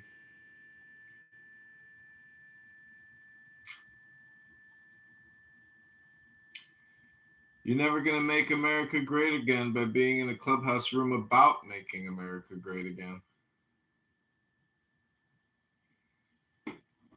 If you're fat, you're never going to become thin until you start changing what you're thinking about. If all you do is eat and sit on a couch and watch Netflix, well, you're never going to lose that weight. Okay, this is What is Zen. We're going to page 69. Here we go. There is a very close parallel between the thinking of Heraclitus and Taoist philosophy, but understand the yang and the yin. Heraclitus is the most original thinker in Western thought. Philip Wheelwright published an excellent translation of what remains of the fragments of Heraclitus's philosophy. If the West had founded itself on Heraclitus, rather than Aristotle, we would have been a lot better off, because he was a most ingenious man, and his thought is far closer to Eastern thought.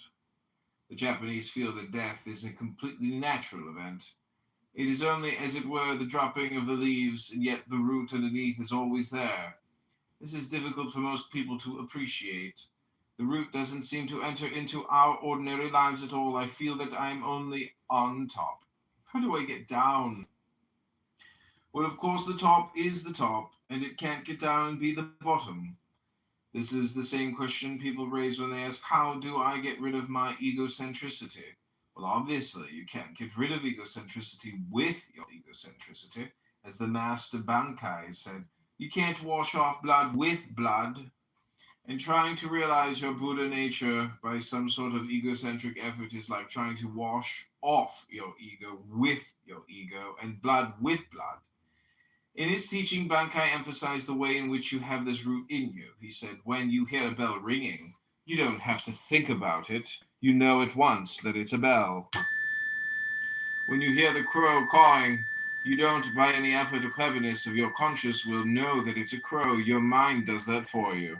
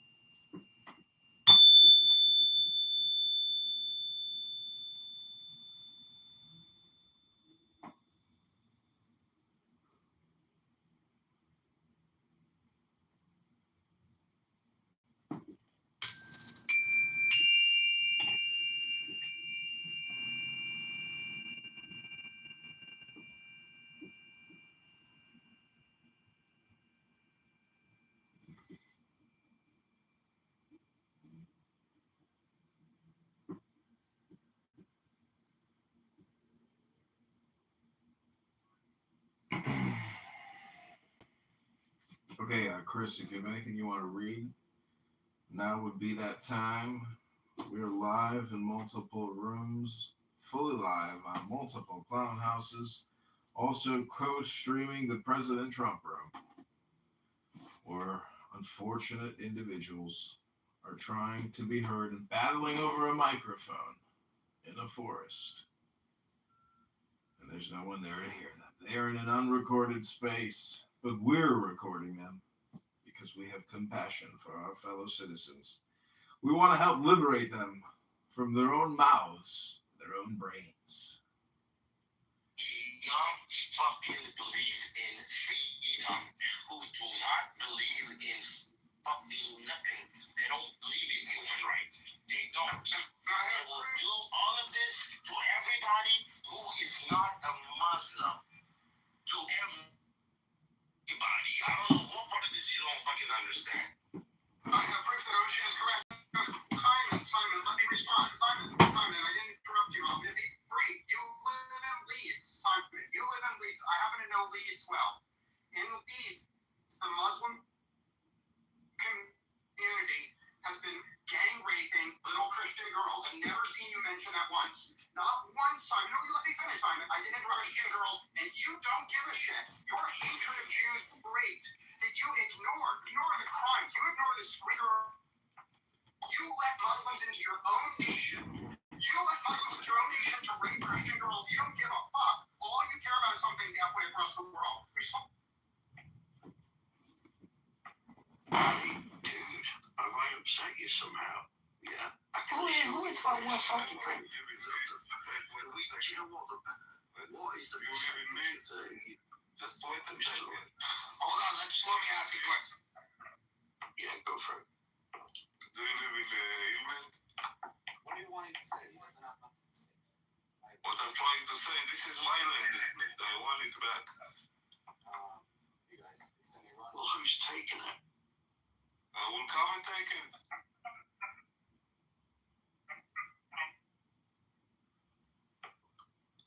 Hey, look, there is I think it's 9% of the UK population is my Asian. story is Right. I Now, am a man. Hindu as well as a Muslim. I am not. Who did that? What was it?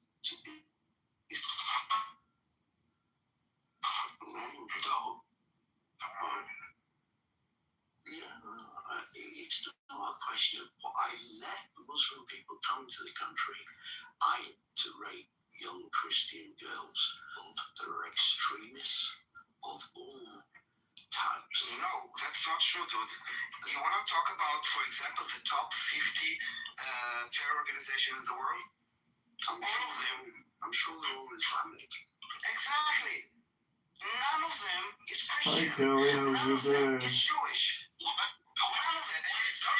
And I just want to make sure that you understand. Hold on. I'm not saying that they are Muslim. Hold on. They are not Muslim.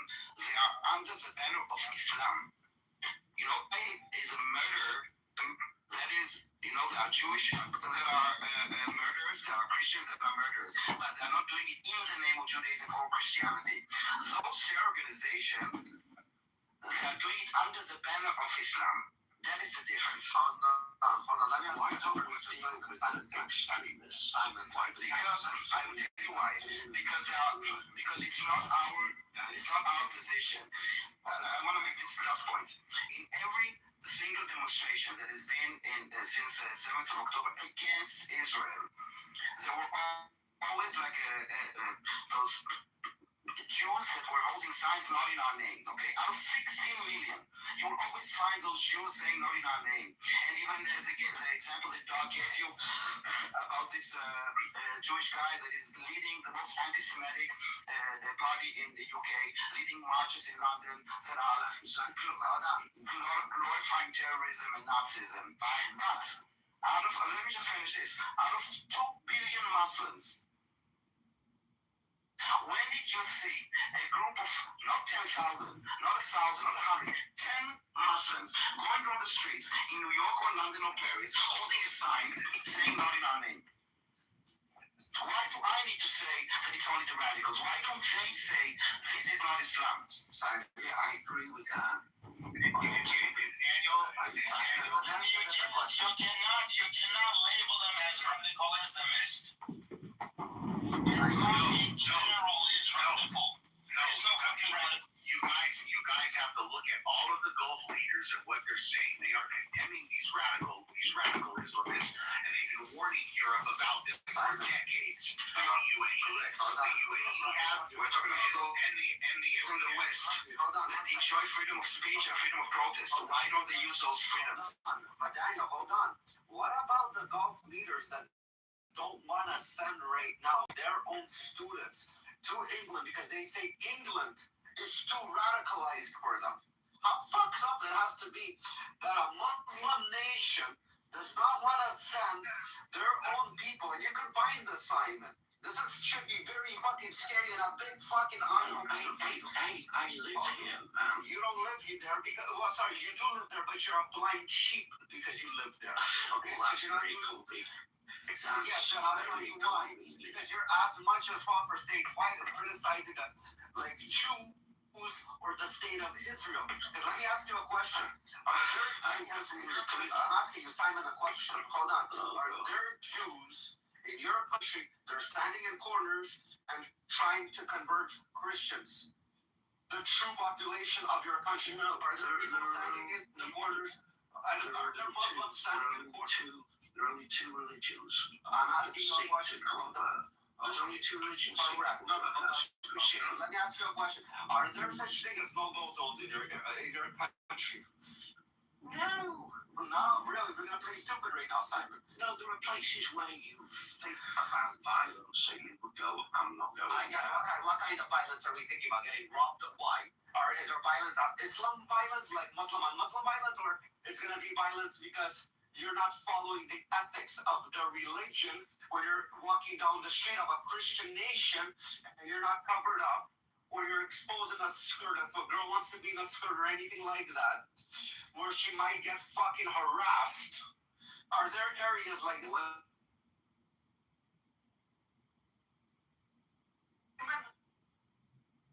I can play stupid too, but I'll bring it back. So I'm asking you a question before I start showing you facts. He is just playing stupid, Rafi. Are you arguing it wrong? No, I'm doing you good faith. No. I'm asking you a question. No, I don't agree with you. You don't agree with videos how little girls get harassed for walking around however they feel like getting things. And in England, because I've never seen a Jewish area harassed. Okay, 1 second.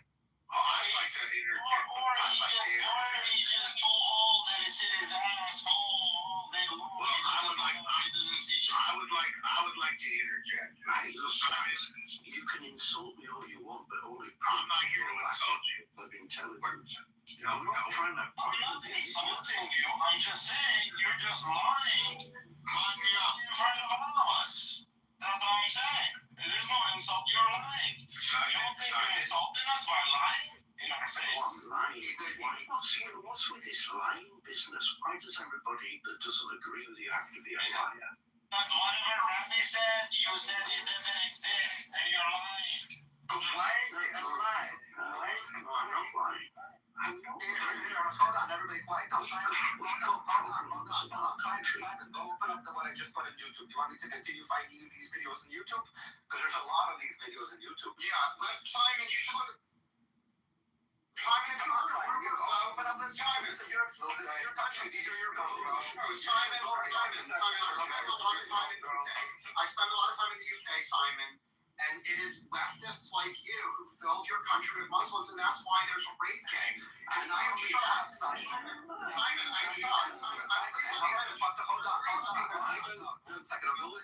And Simon, I know it's a problem that you let these people in your country. They stepped all over you as a fucking natural born citizen in your fucking country. Now your government silences you from not speaking out against them. And now you're fucking a dog that's fucking muzzled. Do you understand? You became a fucking second-class citizen in your own fucking country. That's even more fucking sad. You lost. No, Rafi, you're right. And what's even more disturbing, Simon, I see that you want a cause, you want a solution for the Palestinian people, right? You have a humanitarian look at it. You want to see a solution to the turmoil. Let's take a look at British history, right? Let's take a look at all the trillions of dollars, trillions of pounds that have been put into the British economy by the Gulf nations, right? The Gulf nations saved England. That's why real estate is so high in central London, where my flat is, because they bought up all the real estate. They stimulated the economy with their money. And now, behind the Palestinian cause of so-called freedom and the IRGC push of the media campaign, they are now, all of these people protesting who are pro-Palestinians in England, they're against the Gulf Arabs. They're against Saudi. They're against all of them. They call them traitors. And that is very bad because that is the support mechanism of industry and money that can help the whole Arab world. You see what I'm saying? They're trying to split up sides. They're trying to get all of these protesters not only to be anti-Jewish, but anti-Saudi, anti-UAE, anti-Arab. So there's a big problem with this. Yes, you're right. There have been Pakistanis and other, Muslim communities that have assimilated in Britain since centuries ago. I'll give you that.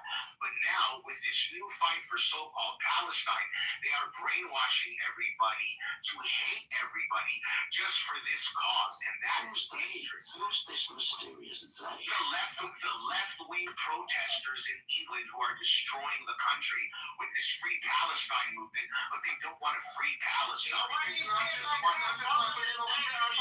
You're talking about you. You spend a lot of time. You spend a lot of time in London. Simon, you have killed your own nation with your altruism. You're such a good-hearted, loving person. You are so kind and loving and generous that you invited Muslims in, and now they are bombing synagogues and raping girls. So your generosity, you killed your own country. You killed your own country not because you're evil. Because of love. Simon, you are so... Because you were too soft. No, I didn't realize. Why don't you just let me finish, Simon? I'll tell you the problem is the hate for Israel, the hate for Jews. That's why they killed their own country by fucking siding with them. It's more than that. So you have to understand why they fucking lost their country because of their own. Okay, Rafi, let me finish. I believe even if Israel didn't exist, even if there were no Jews in the world, Simon would still let millions of rapists into his country. You know why? Simon has love and altruism towards criminals and rapists. Simon has such pity for the oppressed that if there was a group that he knows will rape his own daughters and granddaughters, he'll let them in anyway. Because Simon is so desperate to be seen as a moral, ethical person. You can tell from the quiver in his voice, Simon is so desperate to think of himself as a moral, ethical person. It's the most important thing. He has suicidal altruism. He is so woke. He feeds his own granddaughter daughters to the rape machine. That's how woke he is. Now, if people think I'm exaggerating about who Simon is, I'll post many links to prove it. Simon will continue to make Muslim rapists As long as I'm from judging The Labour Party ruined England. The Labour Party ruined England. they were actually the difference between you and I, dog, is Simon's my real name.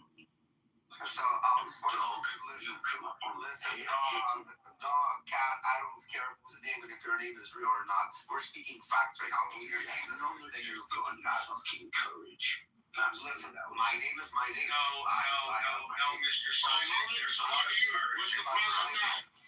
Simon. You're a hater. Ocean is ocean. Shadiqua, Harry is Harry. Hey, I know. Hey, I did get emotional. I did appreciate you. You're a Christian? Me, no. You're not Christian? I'm not. That's the problem with Simon, guys. I don't care if you're atheist. Were you born a Christian? I don't care what you be. I will not. Okay, you were born again. So in the Bible it says, the one who blesses Israel will be blessed. The one who curses will be cursed. And your fucking nation is getting cursed because you guys cursed Israel. So you sided with the radicals. And you don't realize how you're getting cursed. But again, as your daughter and everything, you're punishing her by your hatred towards Israel. You're fucking the next generation. Because next generation, your fucking daughter or granddaughter is going to be fucking covered up and sold like a fucking gold. Because that's... Let's slow me. Why do you swear? Rafi, hold on one second. Rafi, he has no idea what he has done to his country. He has zero fucking idea. Look, Simon, look at every 20, 30 years from now, the next generation going to hate every single one of you for what you did to your nation. Yes, look at It's just unbelievable. Simon, perfect example. Look at all these Arab nations that condemn Israel. They're all fucking cursed. They're all fucking living backwards. They're still wiping their ass with fucking... I know. Everybody understands it, but let's tame it down a little. Hold on. Let's tone it down a little bit. It looks like... fucking country. Oh my God. Okay, sorry guys. I hate to get it. You guys need to be like quick on the show some juice. Let's let Shlomi speak. He was trying to speak, and everybody dogpiled up past him. Shlomi. The problem of Simon is that he lost religion, and he lost also his nationality. He doesn't care about his nationality. He lost direction. That's it. And he finds his way in the Islam. Interesting. Don't you notice? Yeah, that's a big. I think not to blame people like Simon. I mean, there are a lot of forces that are they were infiltrated by this Palestinianism or the Islamic radicalism, including like once legitimate organizations like Amnesty, the UN, stuff like this, or like, I don't know, Sky News. So when they get the information and they get confirmation, they actually think that this is the world that is correct, that the right thing to do is support the Palestinians in their that they're being forever refugees and that Israel is bad, because they, like those organizations, have been corrupted and they're using their legitimacy in order to whitewash all those crimes. And that is the problem. I cannot blame like people like Simon specifically. They just need to wake up. If I may interject here. So when I hear somebody like Simon talking about Palestinians, he doesn't really understand that Palestinians were also taken out by Hamas. So 20 years ago, when we were hearing a little kid talking Hamas ideology, we would be making fun of him, we would be laughing. But then they talk about in Gaza and destroyed the PLO, and little by little, their ideology, their way of thinking started to be so powerful that people forgot what Palestine means. Palestine doesn't mean Hamas. And the real fact that we got to a point where Simon is speaking the way they do, man, this is just crazy. Well, I think in Western civilization,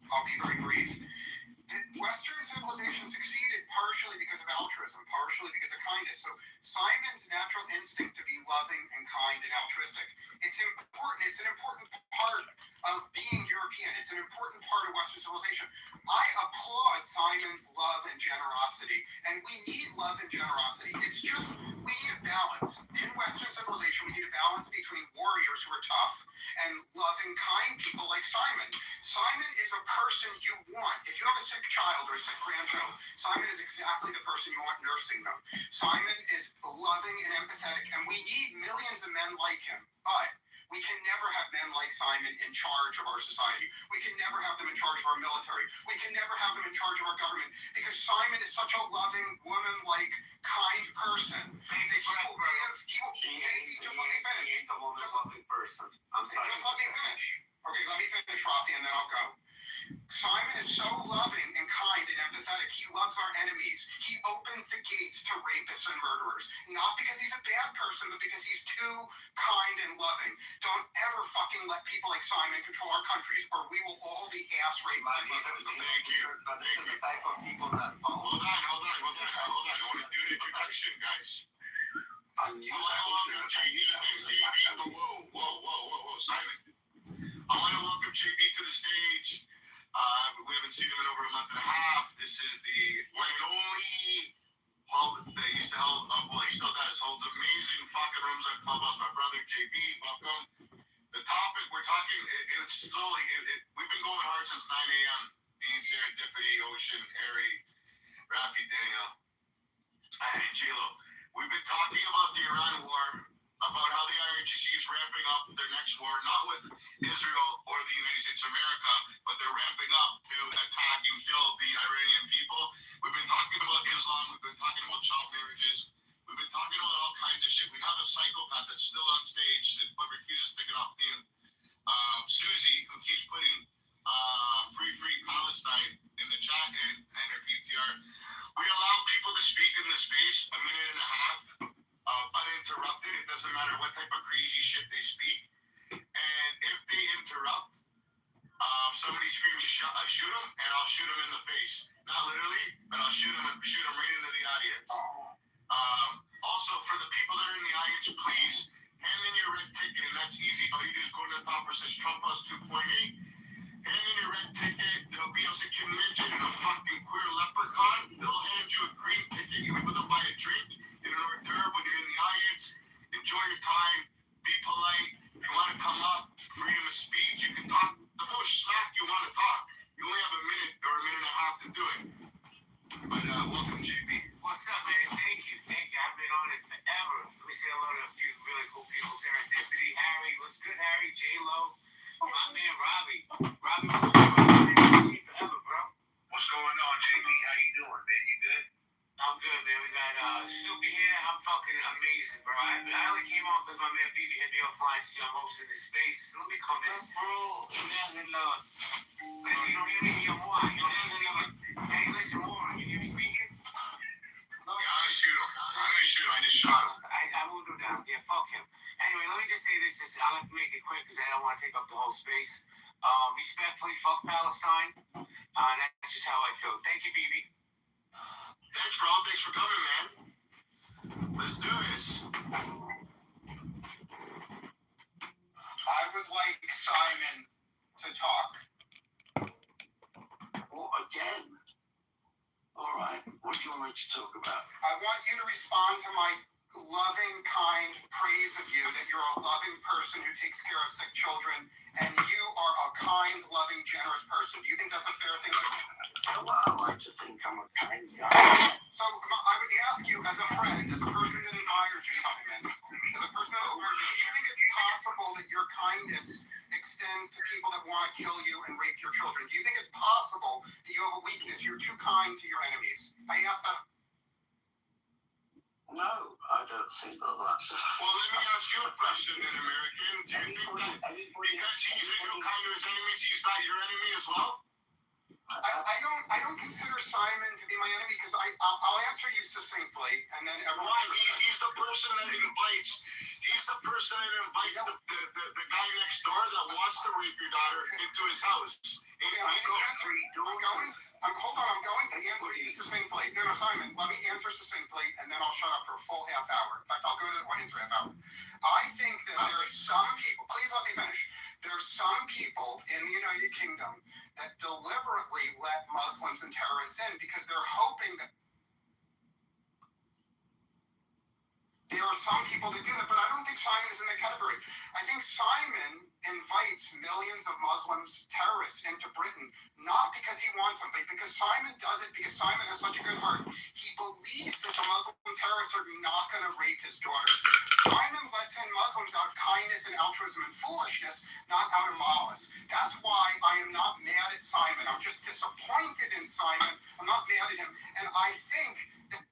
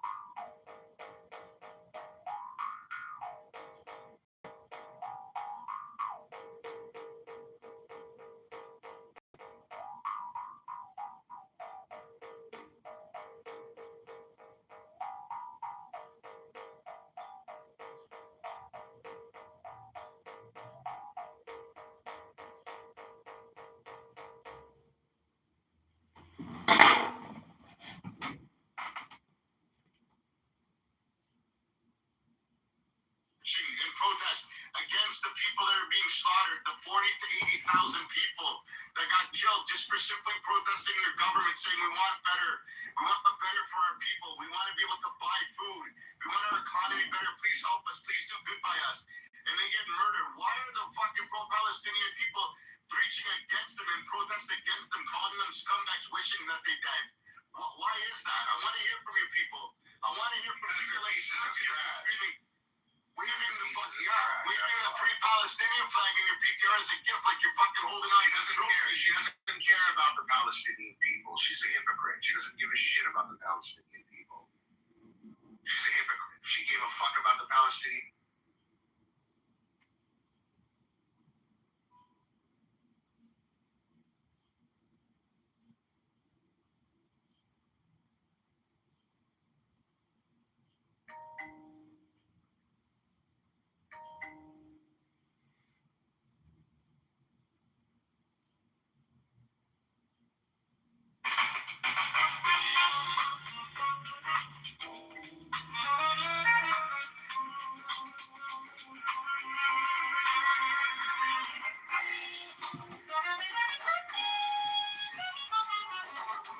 City lights are glowing Midwest dust.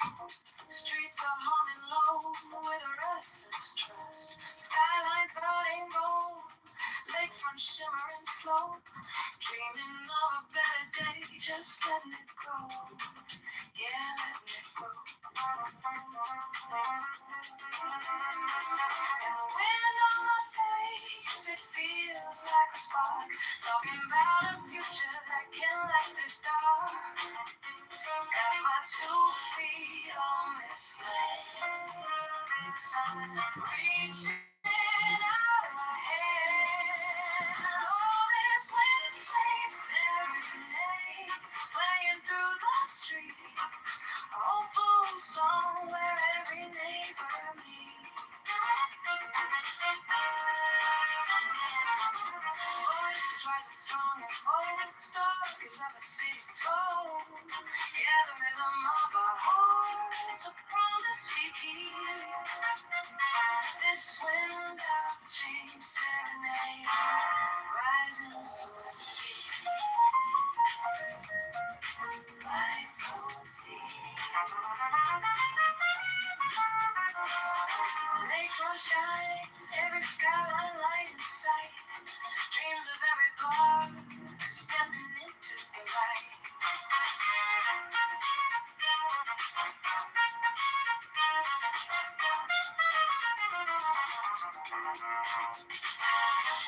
This moment's golden, we're taking back our time. Every single voice, a powerfully face.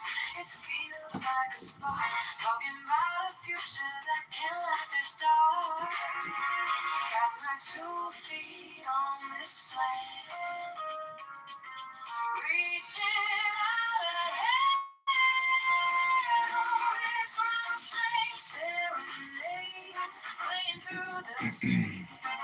A hopeful song where every neighbor moves. Voices rising strong and old. Stories of the city told. Yeah, the rhythm of our hearts. A promise we keep. This wind of change serenade. Rising so deep. Rising deep.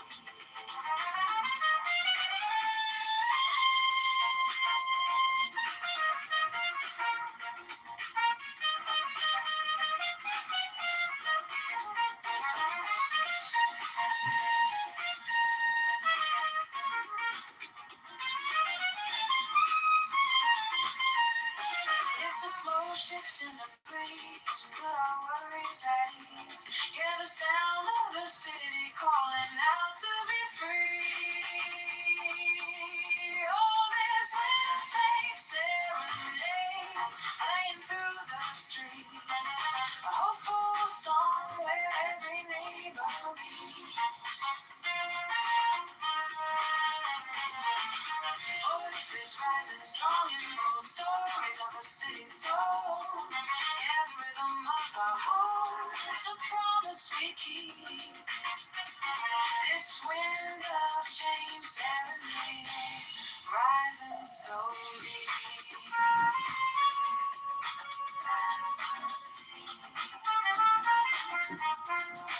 Wind of change,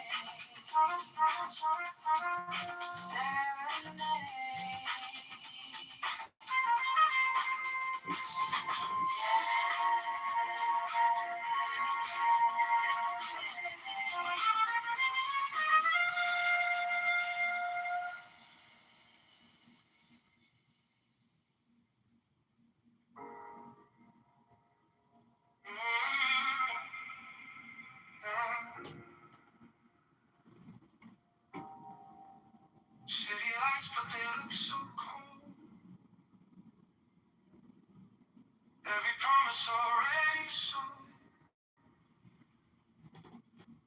Running circles inside my mind. Dreaming of a free time. Maybe we're just scared to try. Maybe we believe the lie. Holding back what we can't ignore. There's gotta be something more. I hear a voice inside my chest saying, don't settle for less. I'm craving change. I need to feel something real, something real. Not just talking. I wanna give more than all this empty spin. I'm craving nights when hope ignites, hearts that rise and take control. If we're falling, we can stand together. We can change it all.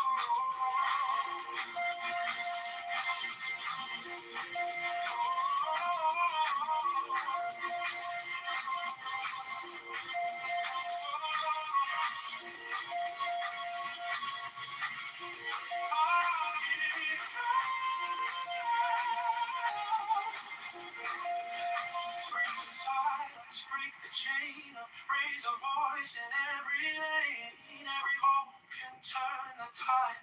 No more letting life pass by. Maybe we can change the sky. Choosing how we live and thrive. Building dreams we can't ignore. There's gotta be something more.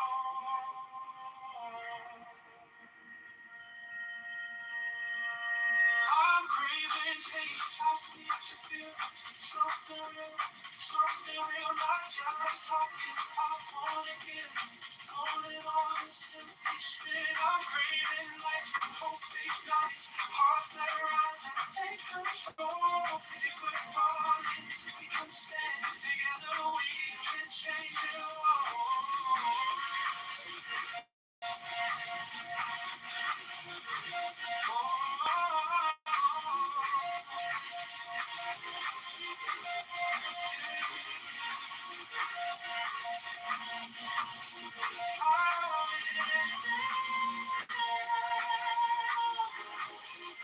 I'm craving change, we won't pretend.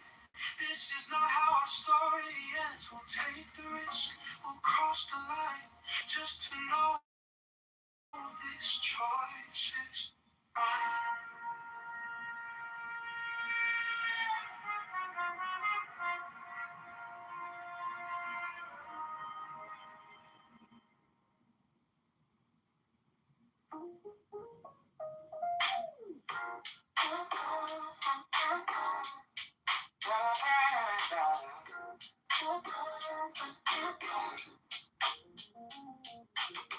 Check my phone, read the city news. All these headlines, we got more to lose. Talking about the neighborhoods that need some love.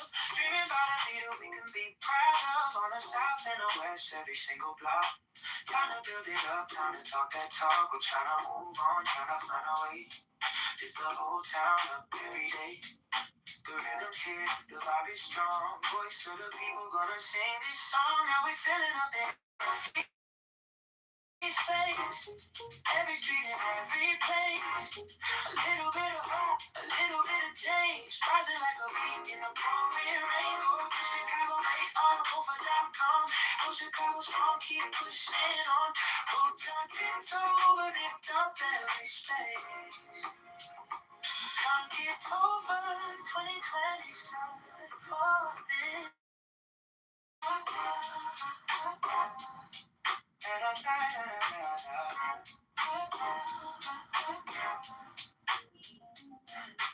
One step, two step, marching down the road. Every single ward and election hope. Capture of the city in the people's hands. Color back a vision with some real plans. Tax reform talk, make the burden fair. More for the schools and the homes right there.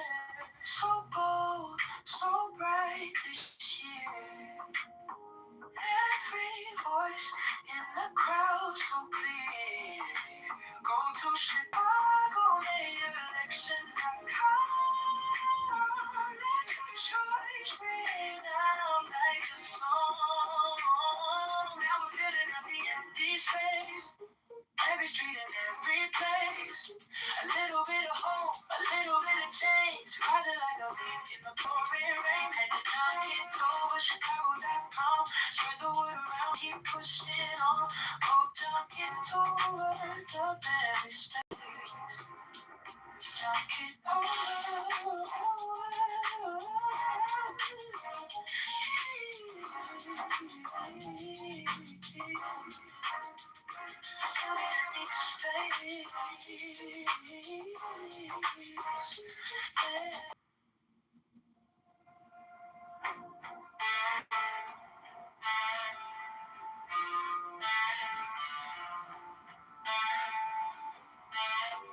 You said elections coming Thursday. By Thursday, signs are on. See the posters on my corner. Name it red and white and strong. Phone lights up with fallen headlines. Futures calling, streets undone. Every ward and every station, every vote, it starts with one. Try get over, Chicago is up. For the Chicago man, over.com. Make it count, time to stand up. Try get over, shaking it up. Tax reform for every pocket side. Liberate and lift us up. Get over.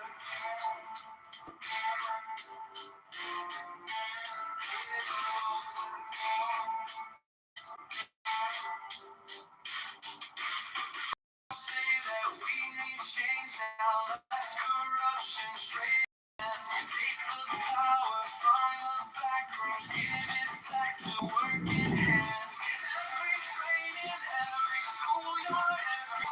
shot on the block. Needs a leader for the city who will fight around the clock. Sean Kitover, Chicago rise up. Go to Chicago, lay a roll for control. Taking shots on the center. Sean Kitover, shaking it up. That's the home where every block is set. Liberated with the sun.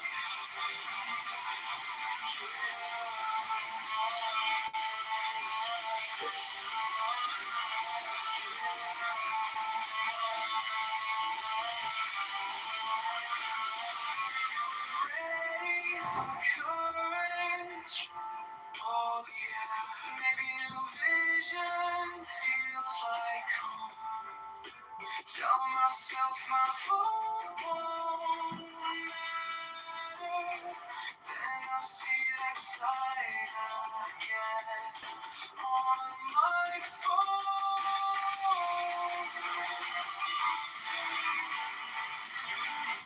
Sean Kitover, Chicago rise up. Going Chicago, man, for control. Taking shots on the stand up. Sean Kitover, shaking it up. Going Chicago, man, rushing control.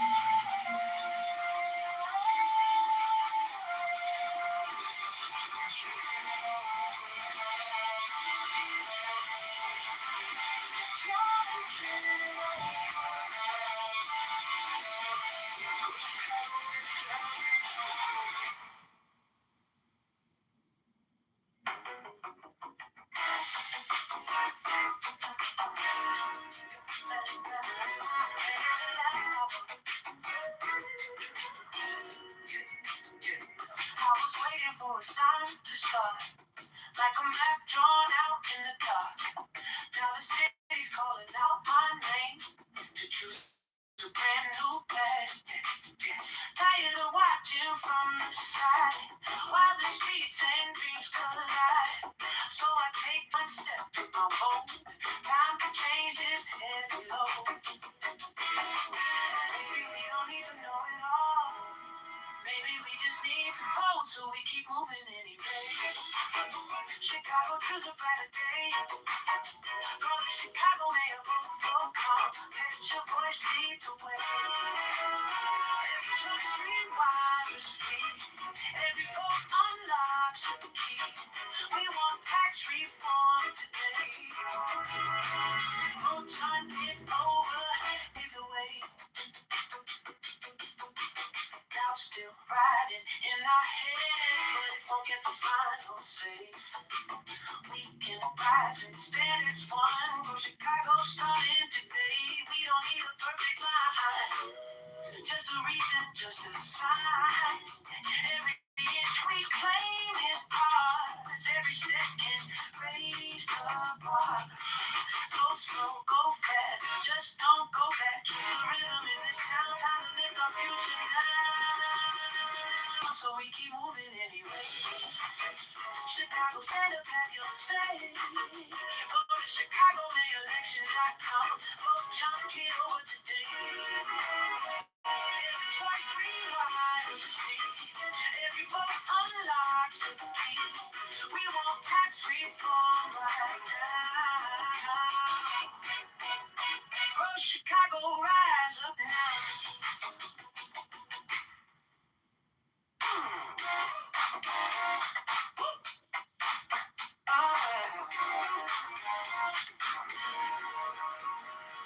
Walking like the politicians did, so great.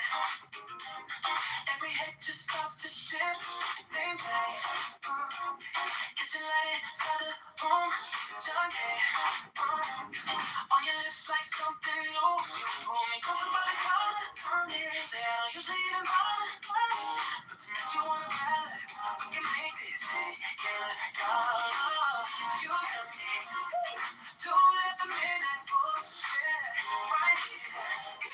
Innocent of the room, pain in my head, future ahead, whatever what, we're changing the room. You got me.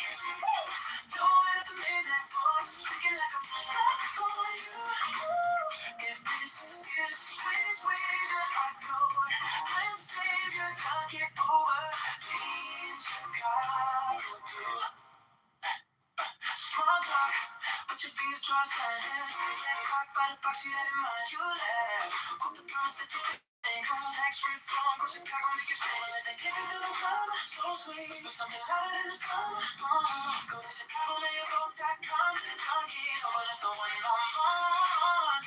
You got me. Do it at the midnight phone. Right here. In the center of a blue. Hand in my hand. Future a plan. Word after word. We're changing the rules. You got me. Do it at the midnight phone. Looking like I'm stuck on you. If this is hell wager, I just want the savior. It overs. Vision falling my through. Yeah. Lights are pretty, but we don't slow down. Don't slow. Street lights racing over this town. If this is just a campaign high, then stay locked in. Never ask why. You got me. Doing at the midnight voice. Right here. I'm Chicago, my vote got gone in my hand. You do it, plan. But if the war, we're breaking our rules. You got me. You're gonna do it at the midnight voice. You can leave, stay together. You still know I love. This is a wager. I just wanna save you. Don't get over. Leading Chicago with you.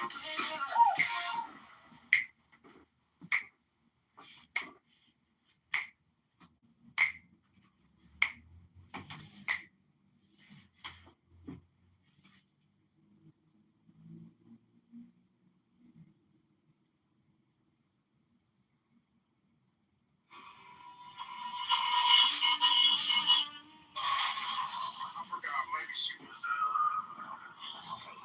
or sergeant in there, some shit like that, right? I told her that she was way too hard on these men, and she was putting herself in danger. That's right, Jay. A lot of these young men that are coming in, that were off track. I made sure I presented an image of responsibility, of morals, and they would react to that and then project it in their life, not how I presented it, but in their own choices.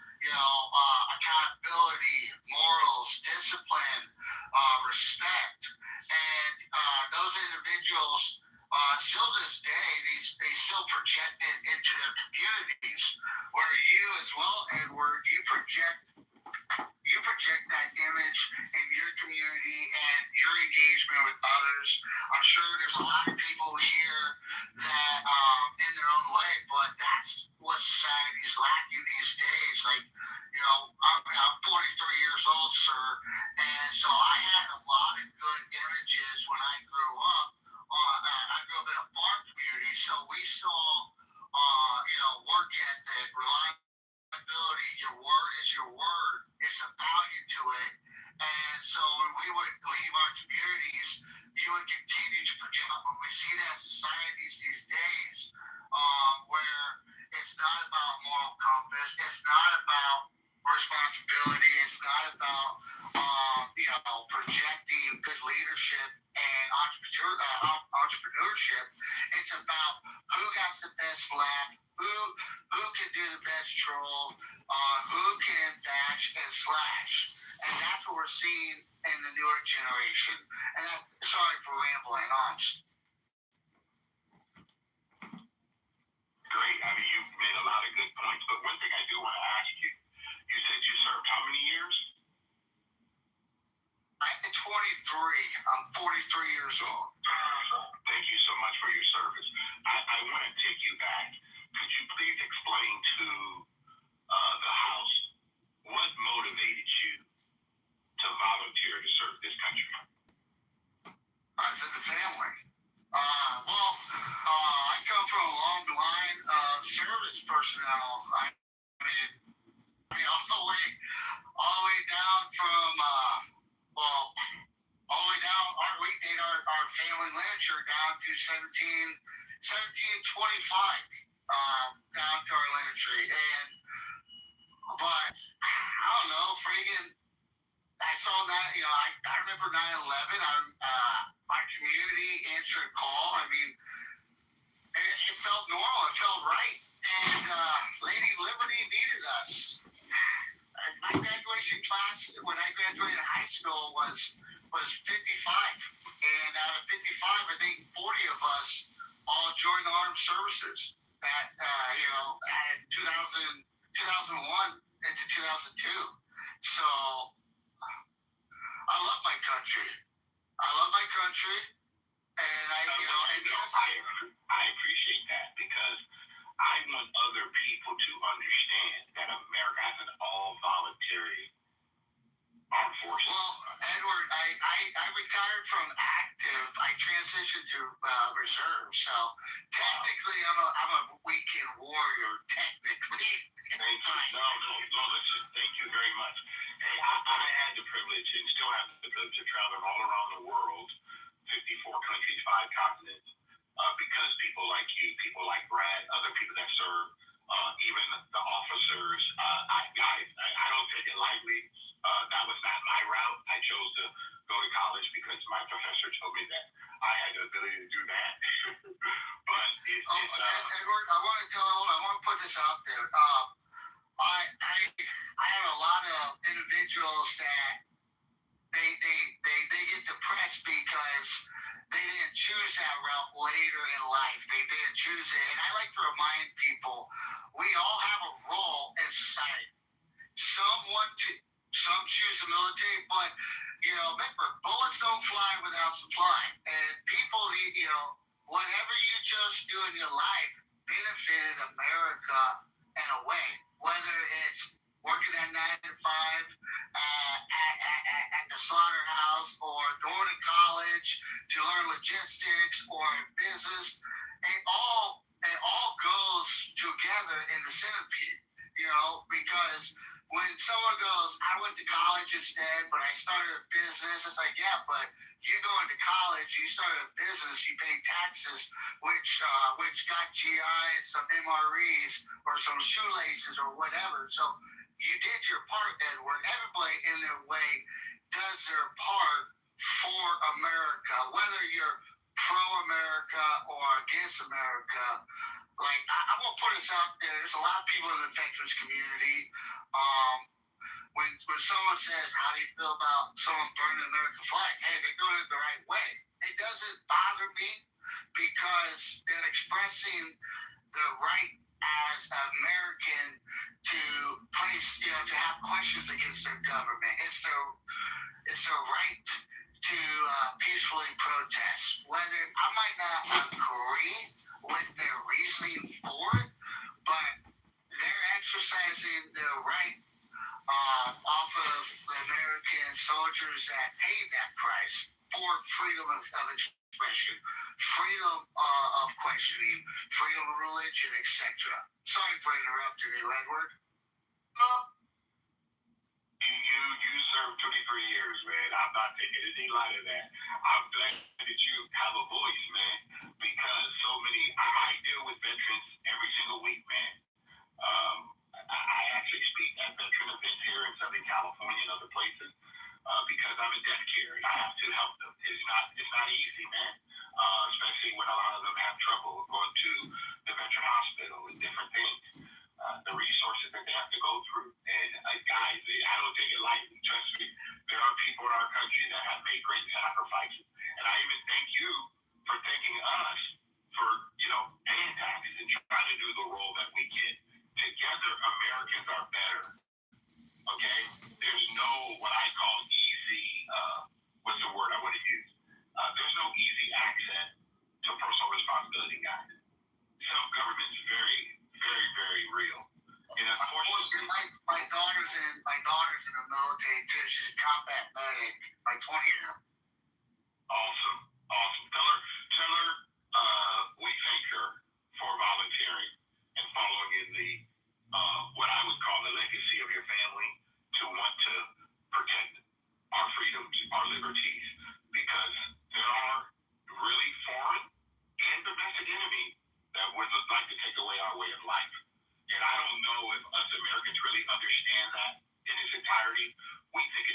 about people politicking and talking on these platforms. But guys, there are people on American soil that would love to see the ideal of America collapse. To me, that's dangerous. That's why we the people have to stand up, guys. We have to really stand up and say, nope, we're taking our country back so the individual can stand up tall. And again, July 4th, guys, 250 years, our Constitution, the supreme law of the land, we have the longest Constitution where we, the people, get the right to determine our own determination. Okay?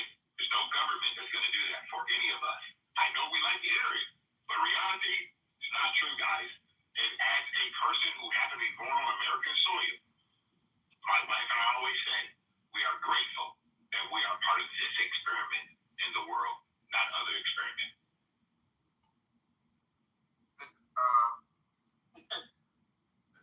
I think maybe I just, again, listening to what you're saying, I'm in agreement, but when you say it's not the government, it is the government, because it's what the government is doing. Right now, if we want to talk about what we can do to usurp that, all the stuff that the government is doing to inhibit the ability for look, even the stuff that you're saying, Edward, right? What you do in your business, right? The fact that I'm sure it might take a lot of money, a lot of certificates, a lot of things that is required in order to get into your business. That is something that the government has put in place that kind of gives you a protection, right? Same thing like with my business, right? I'm a party business, right? So even though mine might be it's probably a lot more easier to get into, it's still a lot of like certificates, insurances, stuff like that you need. That is just not easy to get for the average person. Here's the point. When you say, well, if something happens or whatever, I think you talk about, or when somebody did, somebody having to change positions 8 times, or having 8 different jobs. I mean, that means you got to start all over. When you got to start all over, you start back from zero. I think about Michael Jordan. When Michael Jordan won his last championship, and the Bulls wanted to break up that team, Michael Jordan said, "No, I don't want to start all over again." Right now, I get it. Sometimes that happens, but again, I'm not disagreeing with you when you say that I think this country is great. I think it gives people opportunities. I also feel like at some point the government has overstepped its bounds and inhibited people from doing, from being really the best people that they can be. So, like I said, and it's the have, you can say the have and have-nots, and the law protects the haves from the have-nots. Because if we want to just really get grimy with it, it's all, I don't care how you, because that's kind of like what I don't care how you pick. Now you're opening up a whole new can of worms, right? Because a lot of people that maybe could have the ability to go and take from the people that have, but don't do it. Why? Because the government has put laws in place to protect the people that do have, right? So we all are trying to follow laws. Some people, from it more than others. And that's why I said earlier, when we were talking about a race to the bottom, you said, well, yeah, you can just go and see about getting contracts from outside, well, that might be cool for your business, but my business, I don't need to get no contract from country here. Don't need it. That's not going to work for me. So, but the thing is that, like my grandfather was a foreman. So let me ask you a question, right? Let me ask you a question. Go ahead. Anyone can answer this question. Okay. What do you think that you can do in your own power to increase your value to the marketplace? Go and learn more skills. Okay. Thank you, Sword. That's one. Anyone else? You can get free and unbiased Medicare help. I mean, you can marketing. You can market yourself better. That's always my thing.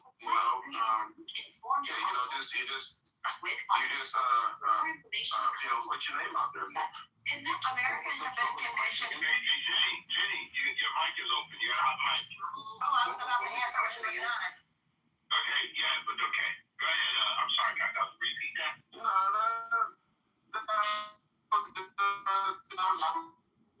I'm just chiming in. I still wanted to finish my point, though. But okay, go ahead. I'm just chiming in. You're in the matrix second.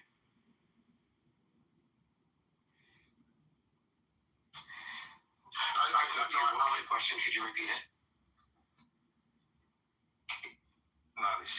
The OG was gonna let Countdown finish, and then he was gonna go after. Yeah, but let me answer the question, because what can we individually do to add more value to the marketplace as individuals? Gotcha. Okay. Somebody said you can close eyes that you can get more skills of better. Going into the big, it's all good. I think the gist is going to be pretty much similar. More skill sets, learning more marketable skills, blah blah blah. Solve problems. Yep, assess what the market needs and provide it to it. And I have an answer over here. Right, Sword. If I find a problem in my field, I'm a death care guy, and we see a big problem, and right now we're trying to solve it as a profession. Okay, it's everywhere. My mentor says this to me all the time. He's been my mentor for 28 years. Okay, he says, Edward, opportunity has a unique way of presenting itself. It stands on every street corner around the world, waiting to be recognized. Do not look at things that you have zero influence over. Look at things that you have influence over. What do you control? What can you do? What's in your power? What can you implement to solve someone's problem? Guys, all of us are either on an Android or a smartphone. Okay? iOS. You know what? Someone solved that problem, so we can all communicate with each other. And you know what we all did? We went on and bought it. So I'm a firm believer in the free enterprise, but I'm not. You cut me off, bro. I mean, you're in the matrix, I'm sorry. I would never do that. My apologies. Yeah. Okay. Well, no, I just want to summarize my point of what I was trying to say. Okay, is that again, we still have to operate inside the confines of a law, right? And it sounds like when I'm listening to you, it kind of leans more toward anarchy, where I'm going to do, if I see opportunity, you got to take it. That's true, but you still got to operate within the confines of laws that are set in place, which is protections to prevent from people that maybe you see an opportunity where you can take something from somebody else, but you can't do it because the law is protecting that person. And that law is implemented by the government. But what would be a benefit of having that type of mindset? You can't build your own house. You got to go and take a brick from somebody else.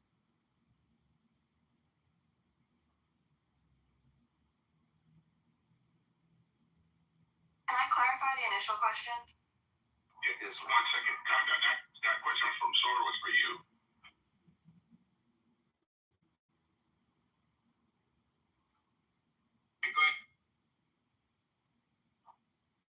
Go ahead, Jenny. It's all good. Go ahead, Jenny.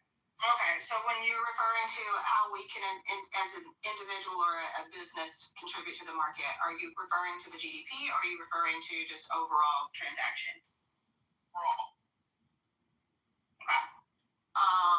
By infusing our money into domestic entities as opposed to foreign entities, we're conditioned, really unfortunately, to buy cheap, maybe subpar products because it's easier and we're looking at our own cost of goods sold and we're looking at what's best for us as opposed to what's best for the collective.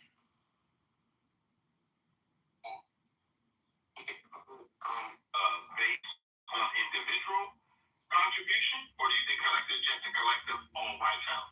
I'm sorry, when you started the question, you were in the matrix a little bit, so the first part cut off, but can I get you to repeat that? Collective is made up of the individual. So the person in the United States have a right to purchase whatever they like to purchase, good, bad, expensive, not expensive. That's their choice, right? Absolutely, absolutely. But if we're putting it, if we're truly looking as like, you know, a Trump America First country and looking at things as America First as individuals, then our buying power is how you vote, right? You vote with, you know, I don't like this company's ethics, I'm not going to support them. I don't like this, I'm not going to support that. They're sending money to this cause that I don't believe in, I'm not going to support that. So voting with your dollar is almost more important than voting with your votes. You made a comment. First of all, this is America. Trump happens to be president. He just happened to be one American. I know that people like to keep using his name a lot, but the last I checked, I've never met the guy. Don't know anything about, you know, I hear what they tell me in mainstream media. I what the talking is tell me. You know, I hear all that. But at the end of the day, he doesn't do anything in my house. Okay? I just love how we start to. I like America because I'm American. That's how I hear it, guys. I'm not from Pakistan. I'm not from Egypt. I'm from the United States. I want America not excluding anyone else. I don't want to exclude anybody else. They can do what they want in their country. That's all. But when I hear someone who wants to be the leader of the United States say, I want America to be first, and you know what? When we make that statement, guys, you don't even know, we all don't even know what that looks like. It takes a lot to want to do that. So I believe when he says, I want America to be first, he talked about Edward being responsible for Edward.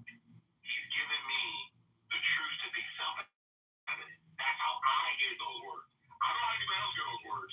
But how I hear the words, America, want to be great? Edward has to be great in his own stuff. Edward has to do his right thing. Edward can't cheat on his wife. Edward can't go out and do a bunch of substance abuse. Edward can't say, I'm going to go take a break. I'm going to take somebody else's stuff. A friend of mine asked me a couple of weeks ago, he said, well, Edward, if your family was hungry, and, you know, you got to just feed your family. Wouldn't you go and just steal? I said, no. I should have enough friends, enough of the people in my community that would want to assist Edward and his family in that time of need versus Edward having to be morally corrupt to go and take something from someone that's not mine. That's how I was taught. But I hear a lot of people not look at personal responsibility. They really want something from someone else. Well, and that's the exact opposite of what I'm saying. The only reason I mentioned Trump is because it's literally the name of the room and the house. So I thought that was kind of, you know, a like-minded situation. But no, I agree with you. I think that everybody has personal responsibility. But when we're talking about contributing to the overall market, the overall financial health of the, and I mean, that leads us into the tariffs conversation, right? So it's an important thing. Agree with Trump's policies on the tariffs to try to drive economy and revenue back to America, and that's where I put in America first, right? Like, because we should be building our own GDP. If you think that other China and Iran and everywhere else is not preaching the same thing, I'm certain that they are. They don't want people spending outside of the country, and it's because they want to build a sovereign nation that is financially sustainable. This is just a business. So I don't think that, you know, Trump being president is the reason why we should spend in America. I think because we're American, we should want to support, you know, yes, we are all individuals, but we are also a collective, we're a country, and we have one thing in common, which is we are all Americans. So I think that we should all put the American people first. So Jenny, I know that you were in here earlier and I talked about it. There was they did a study. Let me just answer her. So Jenny, do you think that you and I want to put America first, but if Americans don't put themselves first, how do we help people who don't put themselves first? I mean, you can't help somebody who doesn't want to be helped. But what we can do as people who are God-fearing people who believe in what's right and what's wrong, we can do the right thing as our own households, as our own independent purchasers, as our own business operators.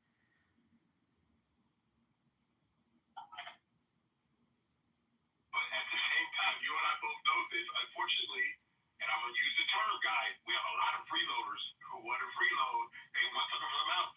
Redistribution of other people's stuff is not good. Go ahead, I agree. Not at all. Yeah, so I said this earlier. There there was actually they did was a speaker speaking in Greenville, so he used Greenville, took the population, and if each person, this goes back to why like the tariffs and making America great again and spending in America. I don't know if you guys, local communities ever do this, but I know one that I was in, one of they own like 7, 8 different stations, but the guy who ran one side of the operation would always, like the head guy would always have these little things that he would teach. And one was the local spending and how much that dollar recirculated in the community. And $1, what it really equates to the community. They did this with Greenville. If each person that lived in Greenville spent $20 a week at a local mom and pop shop, the local cafe, local hardware stores, that kind of thing, your small time car wash rather than big chain, right? You do that, at the end of the year, it would equal an additional $300 billion or $300 million in the local economy. Now, imagine that on a larger scale as the United States. Imagine that when we had Apple report 252 billion profits offshore. Now, we didn't get 10% of that. We didn't get 1% of that. We got 0% of it. Of the 252 billion profit from Apple. Now, where do they sell that? Here, right? So what we do is we chase companies out, and we have the narrative to say, well, we're just going to put the prices higher in our pockets. Those same people were the ones that say that the fast food workers should make $25 an hour. Cool, pay them $25 an hour. There's a reason you aren't getting a Happy Meal for $9 for $5 anymore. It's now like what, $8, $9, $10. Get a double Whopper. It's damn near $20, right? The reality is it does cost more to make stuff here, but your reciprocal or the turnover in that dollar means so much more. That puts so much more into the system. That gives us more opportunity for our Social Security checks. 93% of manufacturing companies provide insurance, if I remember the number right. 75% of them are under 20 employees. You start looking at bringing back manufacturing, everybody assumes it's got to be massive. But the reality is look at how many, in South Carolina alone, go look how many auto manufacturers there are. There's a line, you literally have to test to get a job at BMW, to apply. There's a line of people going in. I agree. I'm in South Carolina too. It's 100% facts. Yeah, so what it did when they brought that manufacturing, so being down there, when they brought that in, what it did to the Spartanburg, greater Greenville area. To give you an idea how well America can do manufacturing, BMW America is relatively new. Okay, it's been around for what, decade and a half, something like that. I don't remember. But BMW America is the largest BMW manufacturer in the world. The chip plant is in Spartanburg. They're going to probably start making their transmissions for BMW, Bavarian Motorworks in Bavaria, in Spartanburg. They're talking about potentially the engines. Now, think about that. Everybody's telling us we can't produce, but the Germans are saying, you guys seem to do a pretty damn good job. He can tell you what BMW has done for South Carolina. Unbelievable. We can do this more. The whole idea of the tariffs that people forget about isn't to keep prices cheap. It's to encourage us to buy American. China, this was years ago, I did a study on it, and it was the Jeep Wrangler, $43,000 at the time. In America, it was $96,000. 106,000, I think it was, in China. That was the amount of tariffs they put on it. Why? Because they don't want you to buy the Jeep. They want you to buy their car. And this is all Trump is saying. Go ahead. I was going to jump on the bandwagon with you. That the rest of the world buys, yeah? What is the American car that we buy? What is it in Africa that we buy from this? British bitch doesn't know what it is. Hold on one second. So Abe, we actually have a queue, and this is what we want to do. When I'm a moderator, I like for us to actually hear people speak. So if you could.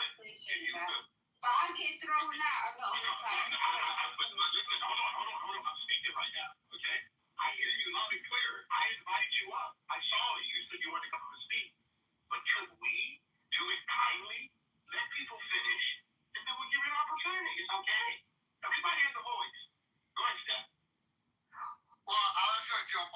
guys, if you look at the local small town communities surrounding these plants, they're growing.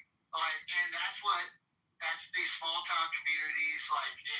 You can just drive through some parts of South Carolina, and you'll go through these small towns where work has been stripped away, and with the domestic growth growing, you're reinstilling the life back in. Where I'm at, I'm from a really small township, okay, and we have a manufacturing plant that has literally started growth again, and we're seeing the decrease of assisted living. We're seeing the decrease of government aid, and you're seeing the growth of independence coming back in. We're seeing budgets, township budgets for public services grow better because now there's revenue coming in. All the way down to boys and girls clubs, community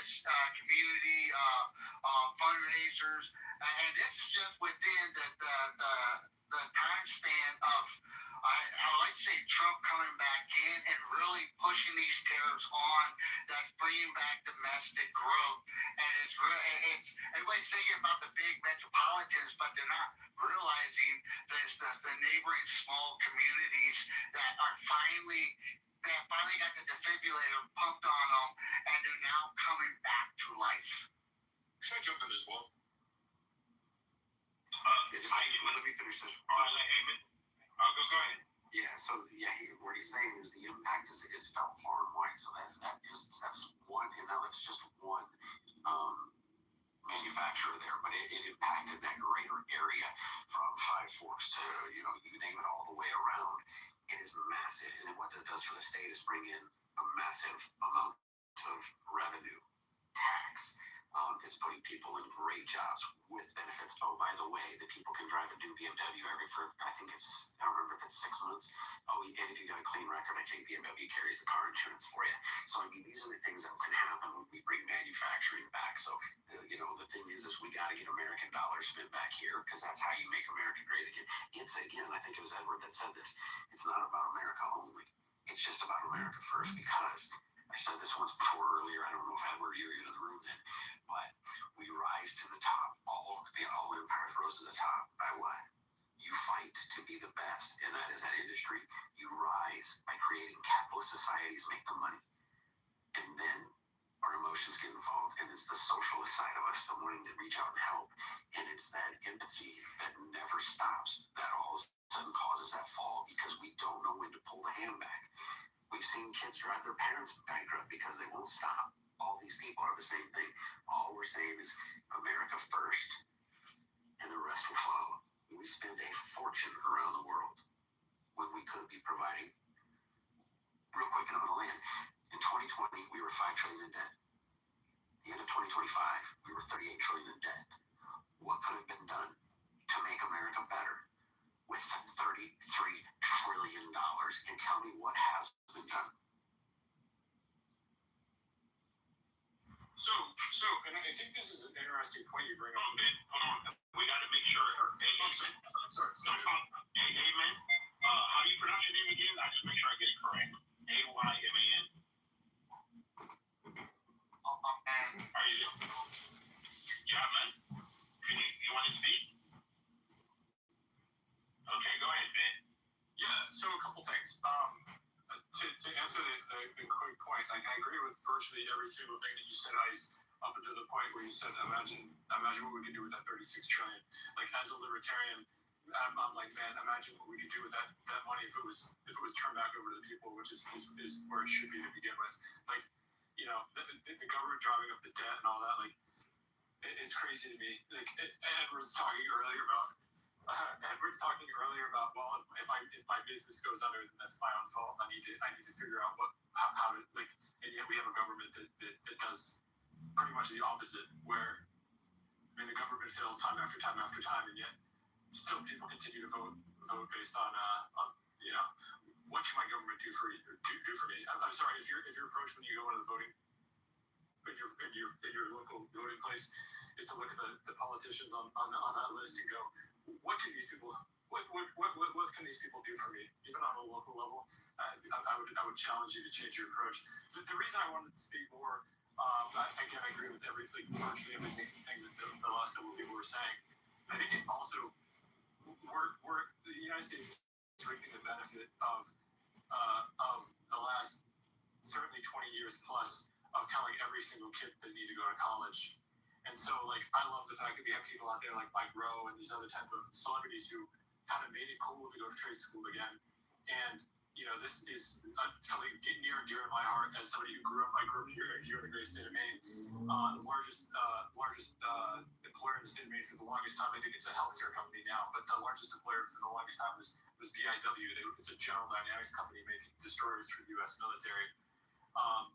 And again, the trades are near and dear to my heart. So I can tell you straight up that the amount of kids that are going to college, getting these 4-year degrees, and then going, oh my gosh, what am I going to do with this degree? Is crazy to me, especially when, you know, even it doesn't even necessarily have to be the trades. If you look at these fields on demand, like nursing and these other fields, like, it's crazy. Like, they're lining up around the block to hire these people, and yet we have this stigma, and I've certainly seen it here in Clubhouse and across the board in a lot of these higher income areas, if you will, that you need to be a doctor, you need to be a lawyer, you need to go to a 4-year, you need to do this, you need to do that. Like, I've seen kids getting out of high school, immediately starting as a welder. Within 3 or 4 years, they're making 6 figures, like, easily. You know, I mean, like, a lot of these places, the retirement, these trades they're retiring like crazy.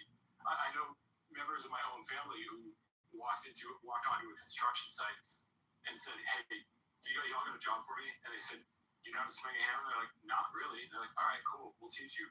Like, it sounds like it's that simple. It really is. Like, I understand that, like, if you're poor in America, I understand being poor in America, but if you're permanently poor in America, like, it doesn't mean it has to be a forever job or anything like that. But, like, for goodness sakes, like, there's so many people that are dying. Like, if you have a teachable spirit, if you know how to say yes and no, and, you know, you're a decent human being, and like, you're not a complete asshole, I guess is my point.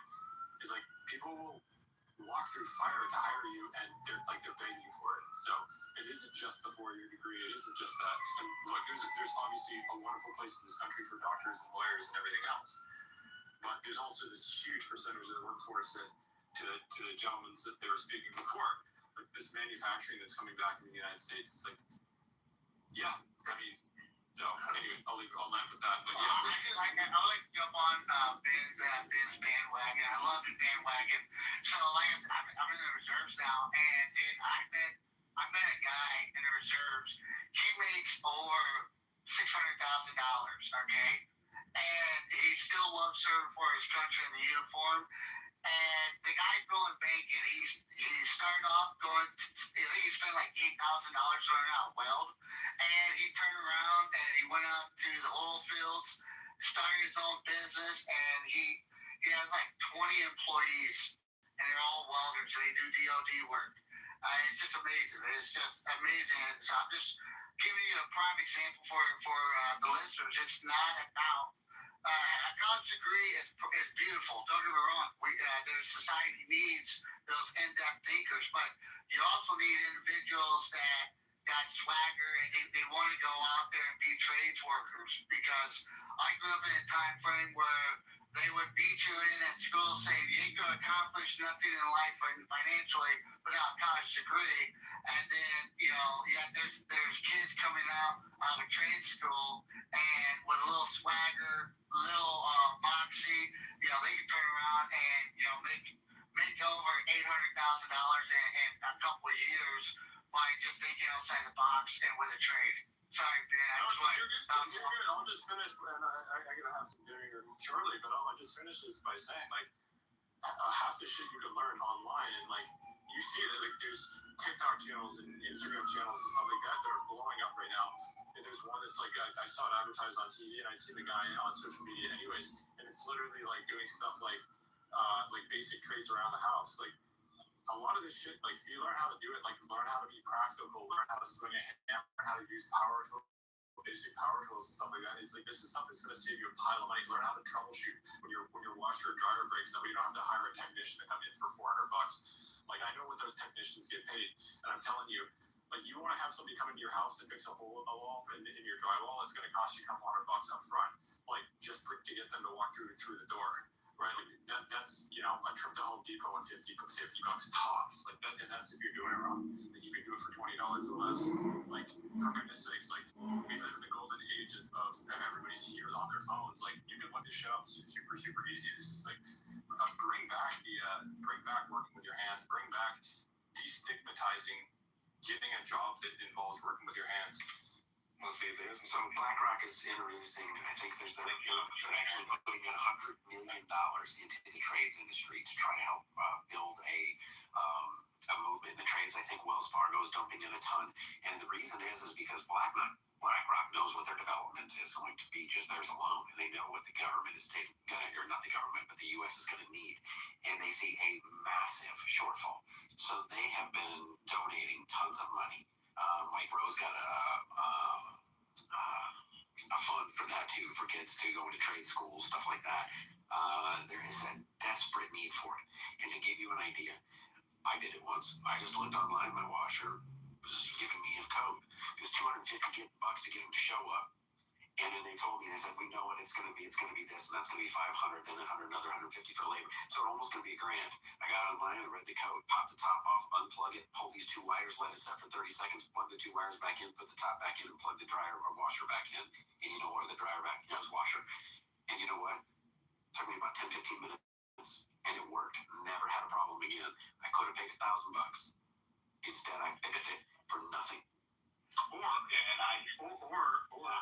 go to school and learn how to be that guy, and then realize the fact there's plenty of people that are more than happy to pay that money to get you to come out.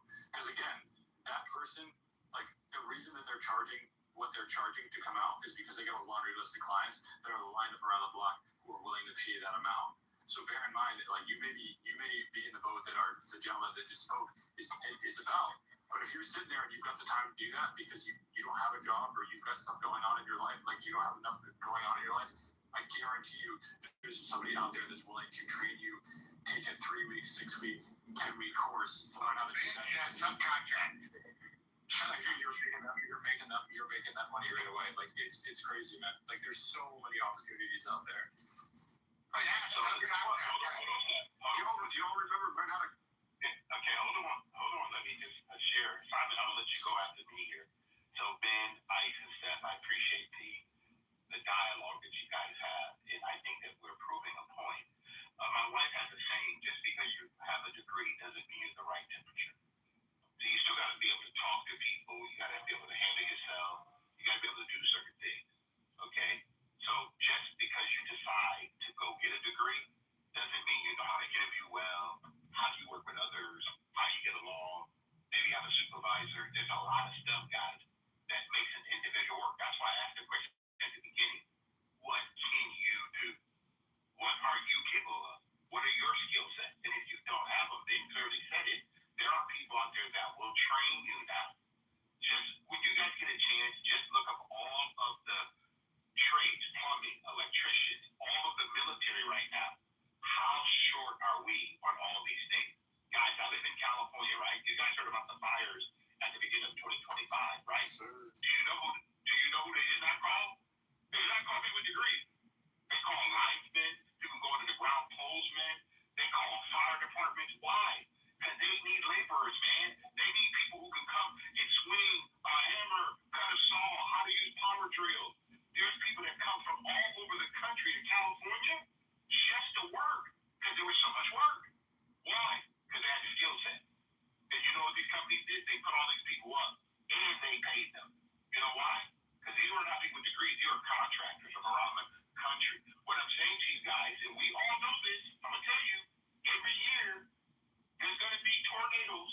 Do you guys know America's the only country, the only guy that has tornado alley? It happens every year, guys. Your fires happen. And you know what people do? They build all these things up.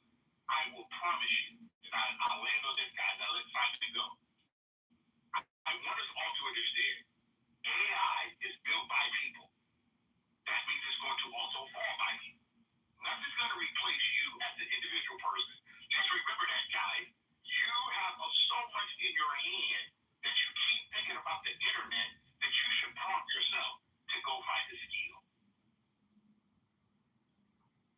Yeah, and the irony is now that with the advent of AI and and the messaging we get about what it's going to bring is the safest job.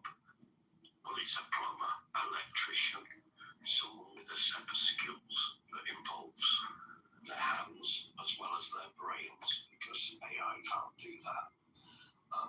But that's just an aside from we're not so absolutely. And I have my own business, so I'm a capitalist at heart. But why know to succeed, you also have to be adaptable. So in the world economy that we have, China obviously has an advantage because it has a cheaper labour than the West, which is why the top 80 brands in the West, all have factories there because they make more money because the labour's cheaper. So what happens? You have to adapt. You have to make yourself competitive in other ways. So in my country, we used to have a big manufacturing, mining industry. This completely doesn't exist there anymore, and we've struggled. But we have to reinvent ourselves. We can't be reliant on anybody else. You have to make yourself competitive in the market. You have to be good at selling what you produce, and you have to make yourself competitive, and that can be not just on price, but it can be on quality. It can be on innovation. So we're all faced with the same issue. So we've got to get ahead of the Chinese that way. Can I chime in after Sword? Can I chime in after you, Sword? Yeah. One thing that I was going to say, speaking to the trades, because right now, as we speak, we have a significant issue with not enough people going into the trade. So much so to the point where they've incentivized women to come into the trade. But you have certain states that the prices have gone up 5, 10, 20, 30% because the wait period is so long to get people out there. Now, you know, to come out and actually see and do the work. And then once you have people to come out and possibly assess the situation, the wait is so long because businesses can choose which customers they want to put first based upon how much the customer is going to pay and the margin that they're going to receive on the job. Now, as a customer, you might have a salesperson to come out, but then, companies in this day and age, they have more salespeople than they have operational people that can actually come out in relation. So going back to the example that Ice brought up, or the drywall situation, you might just need a piece of drywall, but that salesperson might come out, especially if they recognize somebody who don't really have enough knowledge in this industry. They're gonna say, "Oh yeah, you need a full replacement." So something that could have been, $50 fix or $200 fix. Now, you got lines all on your shit. You gotta pay $4,000-$5,000 for something, and it's just because, you got hustle. So I say all that to say, and this is actually one of the initiatives that I'm, looking to kick off because I'm a board member in a local park here in Atlanta. Two things that I'm working on doing is getting the police involved in the park, so that way parents can be more educated on how to get home safe, and the kids can develop a better relationship with the police department, and then also partnering with various, what used to be called home improvement, now they call it home services. Because I've traveled this country working with all types of home improvement companies, and it's not really hard. You'd be surprised. A lot of people that own these businesses, some of them, a small percentage of them have never swung a hammer or nail in their life. Like one of the largest roofing companies in Florida, the guy never installed a roof. He just knew how to market things, and he ended up building this would have been in 2019. He was at like $30 million revenue. annual sales revenue then. So I can only imagine where he is now. I walked in the offices and people with just sandals, shorts. I went in to do a sales training. These guys are making $400,000-$500,000 a year. And I was looking at myself like, damn, I'm in the wrong line of work. I got a degree. I got my suit on. I got all this shit. And the people I'm talking to, they got dirt in their nails and, just, kind of how people characterize these days. And they making 2, 3, 4, 5 times the amount of money that I'm making. And now they're working 4 hours a day. So that was a reality check for me. But I was never really pompous about going to college. I just was unaware. I didn't know that you could make that type of money in the trades. I just never knew. So whether it's HVAC, electrician, waterproofing, like whatever part of the country you live in, figure out. You just brought up my fucking chisel sword, dude. Go ahead. Just a real quick step before you do. I just want to sort of. Is it Piedmont Park or the Reservoir Park? Either one of those?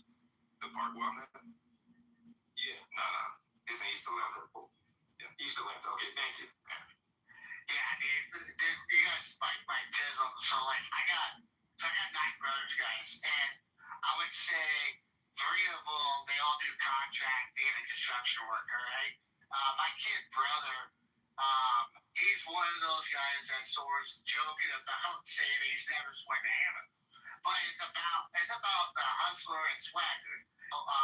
My little brother went to a trade school, got his HVAC license, all right, with no intention of actually being a tech. And I questioned, it's like about 8 years ago. I was like, why are you doing it? And I better get involved. He goes, because HVAC, you can upmarket everything. I mean, all the way down to subcontractors. And so my little brother, he has a primary job, but he started a business as HVAC. Just so that way he can go out there, do bids, and then turn around and then upmark the product, the material, and then subcontract it out to licensed contractors. And that's all he does. I think he made right about $400,000 last year, and he's never touched a unit.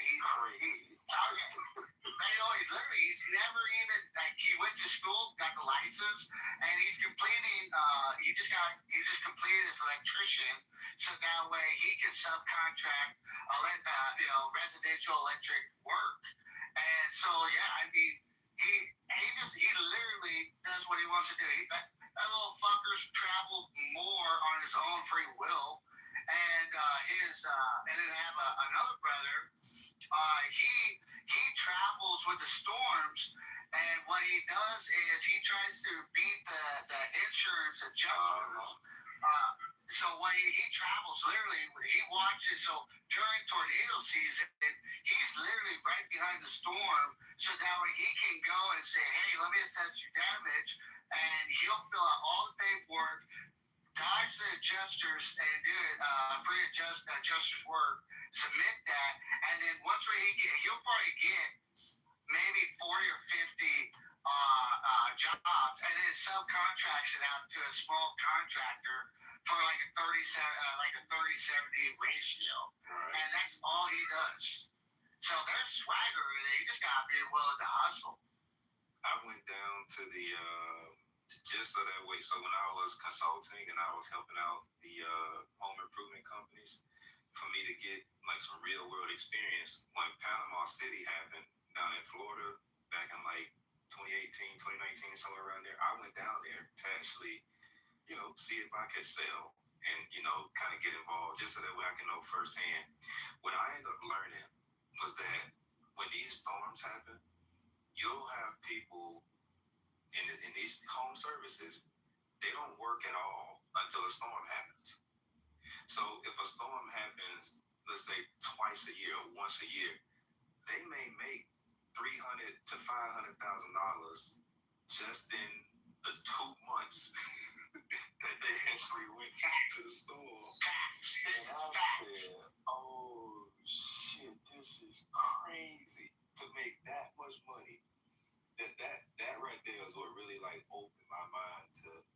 Now here I am in a corporate office, you know, dealing with corporate bullshit, and you got people out here that's living like that, you know. So part of it is being unaware. Part of it, you know, you got to go out there and figure out what's needed out there. What are people doing? You got to talk to people and figure out what's going on out there. And I'm so thankful and grateful that I went down to Panama City and see it for myself.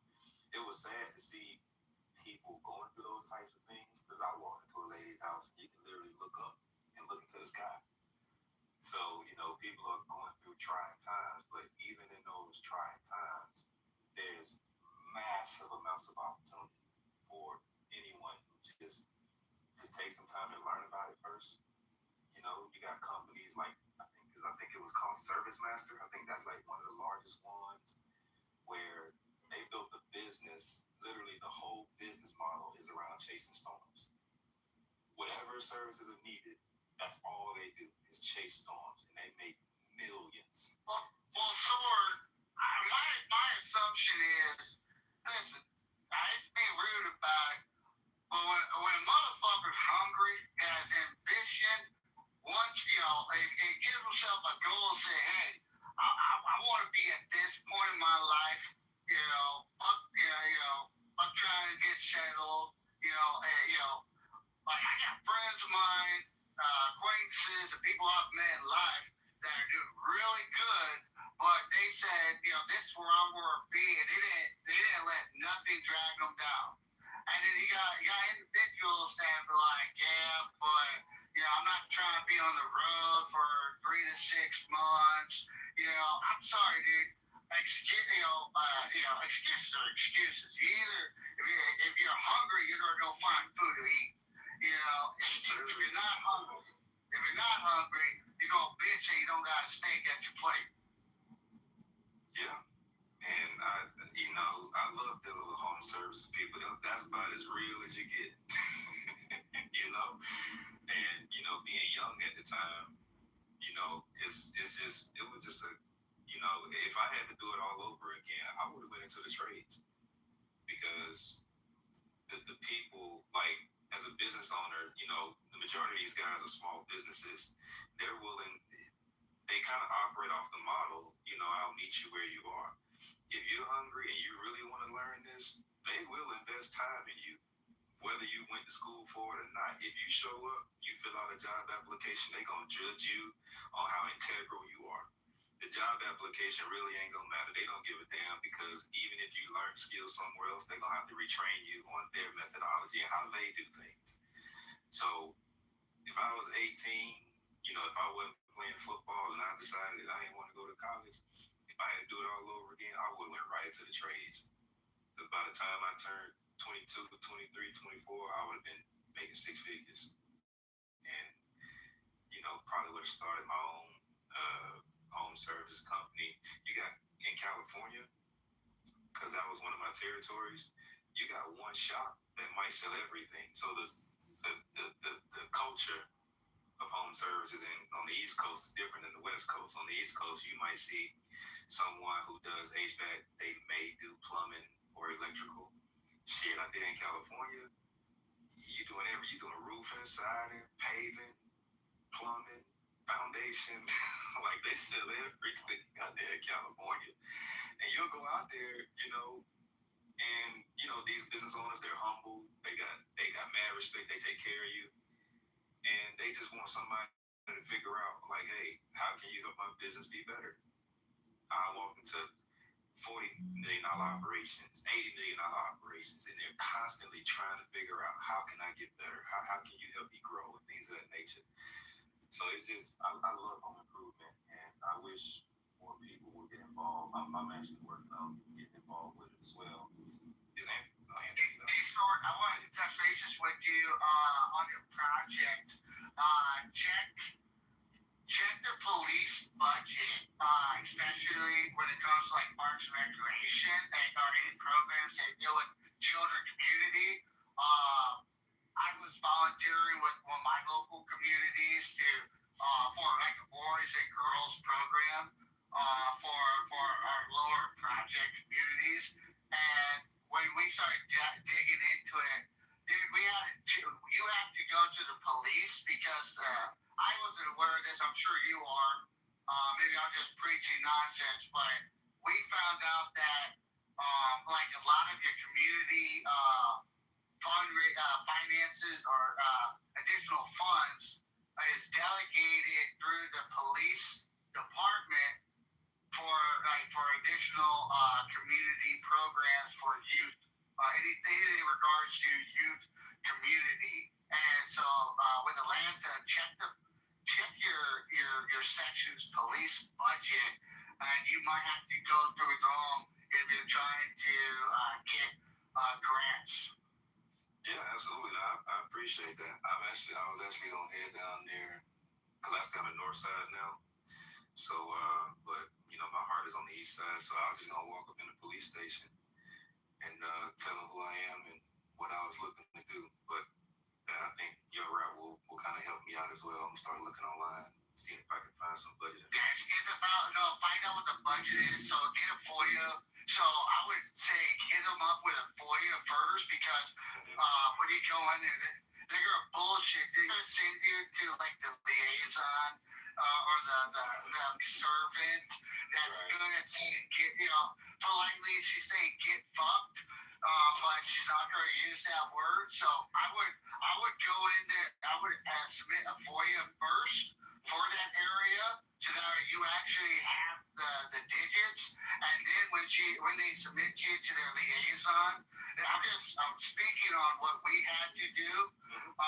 Because we got that polite go fuck yourself mentality, and so we hit it for you, and we said, hey, this is the margin that we need for the community program. This is what you submitted for your digits for the community. We're going to submit to our city senator, our house as well, and also to our governor. And that we're not able to utilize these funds that are delegated to, because it's all delegated to the police department because for some fucking reason, I don't know why. Is it delegated to Erica Kurt? Because what happened to Charles Kurt's wife? You okay? Amen. No, I swear to God, you people need to make a common sense to the rest of us and the rest of the world. Like, we need to hear this. I need to hear it. He's up on the pump there, amen. But yeah, delegate. So hit a point first. Now we can go in. And she talking on authority. What's happening with her? Like, does that make? So that's what I would say. That way you can present the data and be like, hey, this is our community. This is the margin that we're looking for. And they usually backtrack really quick. That's how we was able to progress forward in our community after 7 attempts. Just so you know. Sure. Okay. Thank you. So, amen. What country are you from? No packing. What? You're not talking? It's the packing, no packing. Like Erica Cut. Like, is that one? Okay, hold on. No, hold on. My question to you is, what country are you from? I'm from Britain. I'm from the country you all sent from the hell. Okay. Where the hell Where are you from? Okay, so you're from the United Kingdom, is that correct? Yes, absolutely. Okay, and have you ever heard of the Great Divorce? I ever heard about the Great Divorce. Who got divorced? The United Kingdom and the who got divorced? Who was the Great Divorce? I'm trying to explain it to you. The 13 colonies and King George III, who was part of the United Kingdom, we divorced that country and became the United States of America. Do you know the difference between the two countries? Yeah, we understand that. You got divorced. Okay, all right, fair enough. Okay, so let's go with that. So we divorced ourselves from Okay, and then you got rid of us. What that mean? Yeah. What that mean?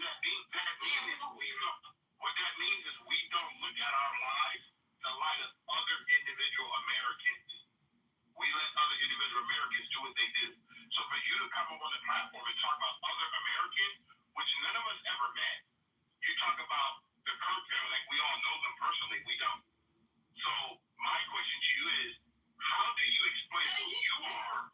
Oh, wait a minute. So you do not know the people that come from your own country. You do not realize that the problem that you already have. The rest of the world is so stupid that we are the ones that are pointing at the fingers at you. Are you a bit delusional? I'm gonna go back. Hold on. Go ahead. Oh, tell me what a delusion. No. I'm just having a conversation with you. My question is. I'm just having a Kit Kat with you. You know what a Kit Kat is, right? Okay. All right. So let me make sure we're on the same page, okay? Because I'm just trying to make sure. You told us all that you're from the United Kingdom. Is that correct? Absolutely. I'm no delusion. You're not. Okay. So let me ask you a question right now. Currently, who is your king? Charles. Okay, so I'm going to ask you a question based on what you just said. King Charles is your king. Could you answer for us, all of us, as a subject of the United Kingdom, could you please explain to me your right as a subject of the United Kingdom? How do you operate as an independent human being? How do you,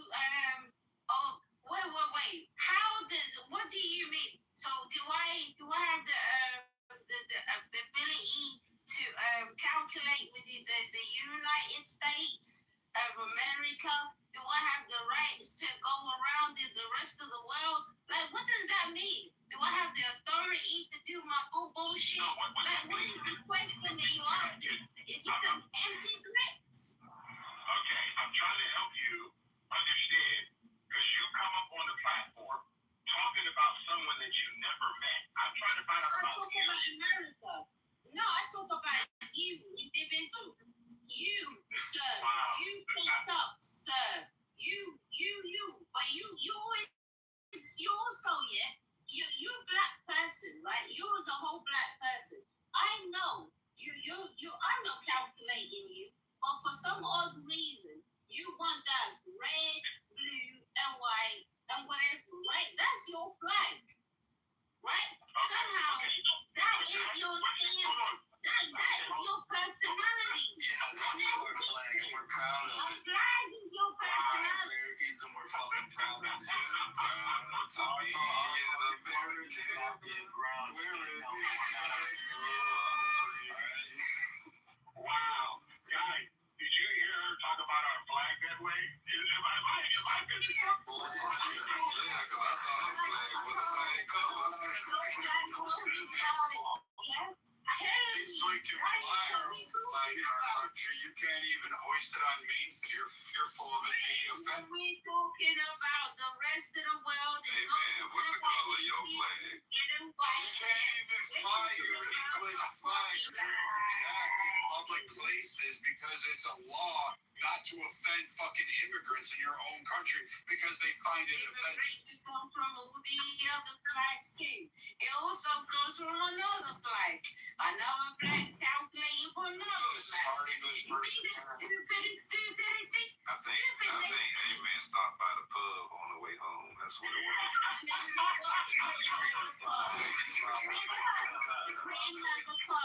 At least we know how to drink responsible. Parliamentary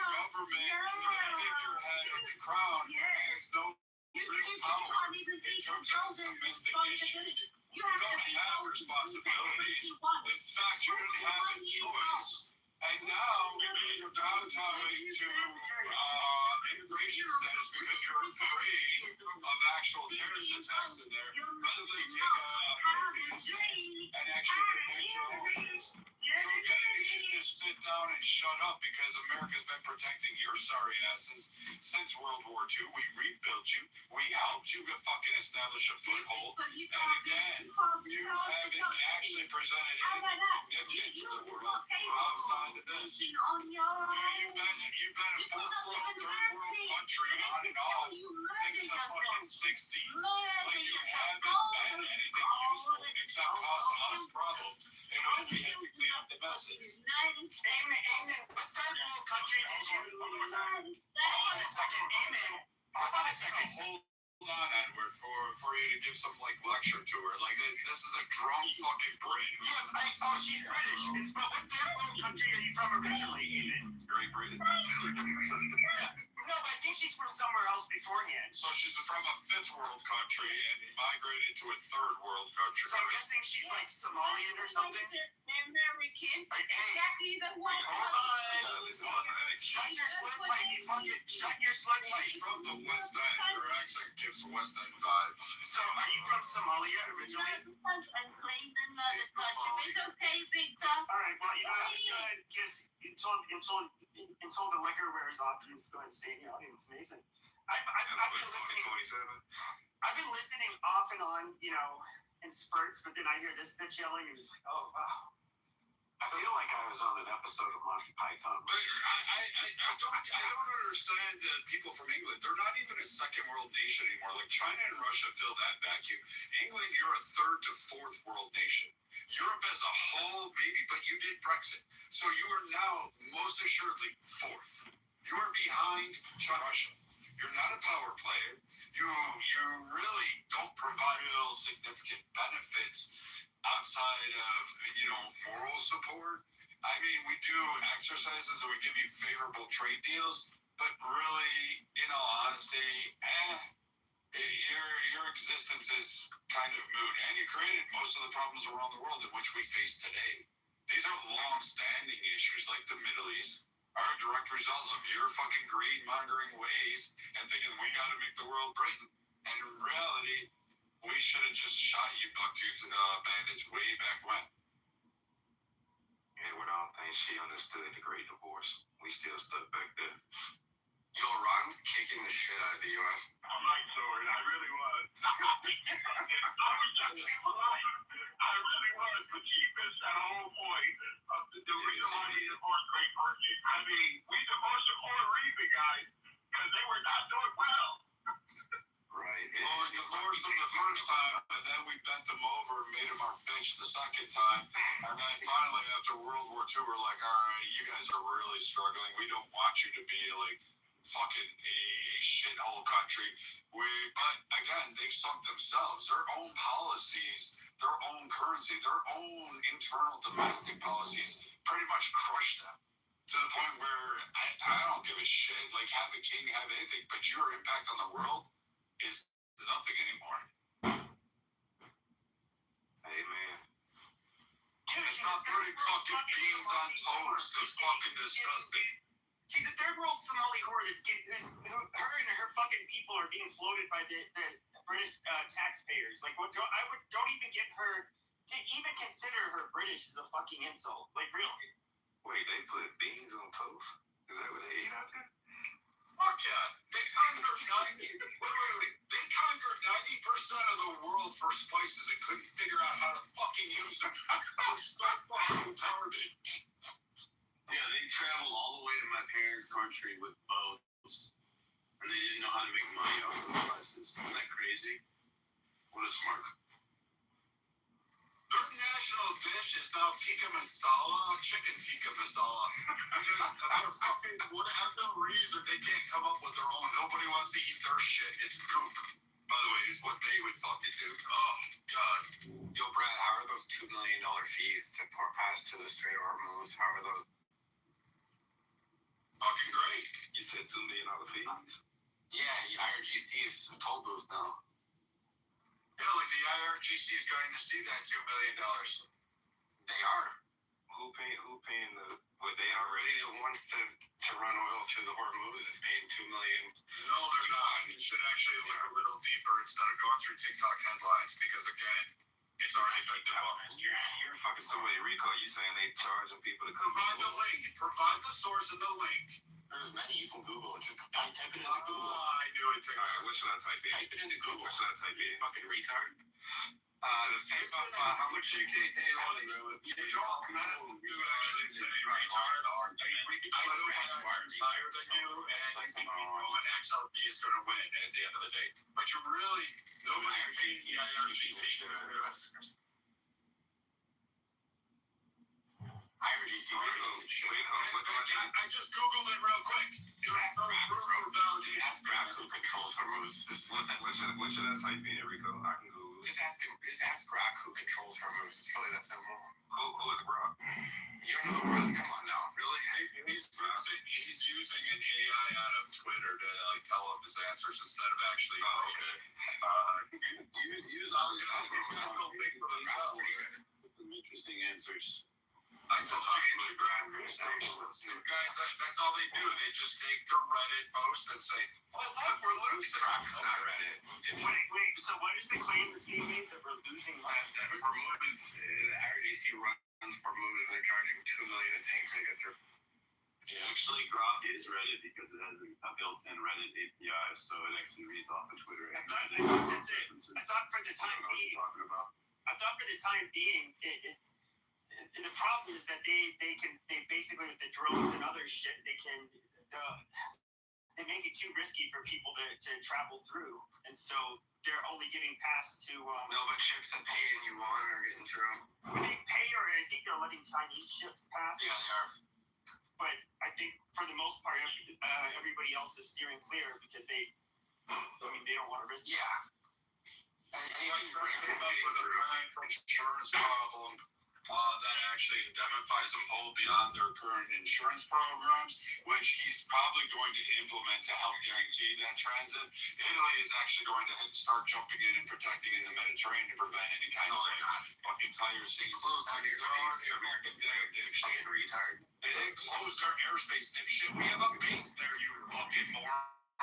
You fucking reject. You ever hear of Sigonella? What a drug you are today, you fucking retard. You fucking moron. You go hook up with them. Listen, the better part, walk down your parents' legs. Because quite frankly, you're a fucking idiot. Italy is cooperating. England, France, Saudi Arabia, Qatar, Jordan, Egypt, all of these countries are actually cooperating with us. But you guys are fucking retarded. You act like you're like a fucking weird nuance. You act like you're like a defense secretary, but you're like just like a shithead. Fucking trying to go off of. So again, you're just a fucking idiot incel. Go back to sitting there saying black people are dumb, and that's about the biggest contribution you'll ever say. Like, prove how stupid you are. But Italy did say that I know obviously we have bases there, like we have the naval base in near Naples, and we have army base near what the fuck is that? Forget the name of the place. Sigonella. But they have we have port bases there. We have nuclear weapons there. We have SOS bases there. Not any of that. But what came out in the news was the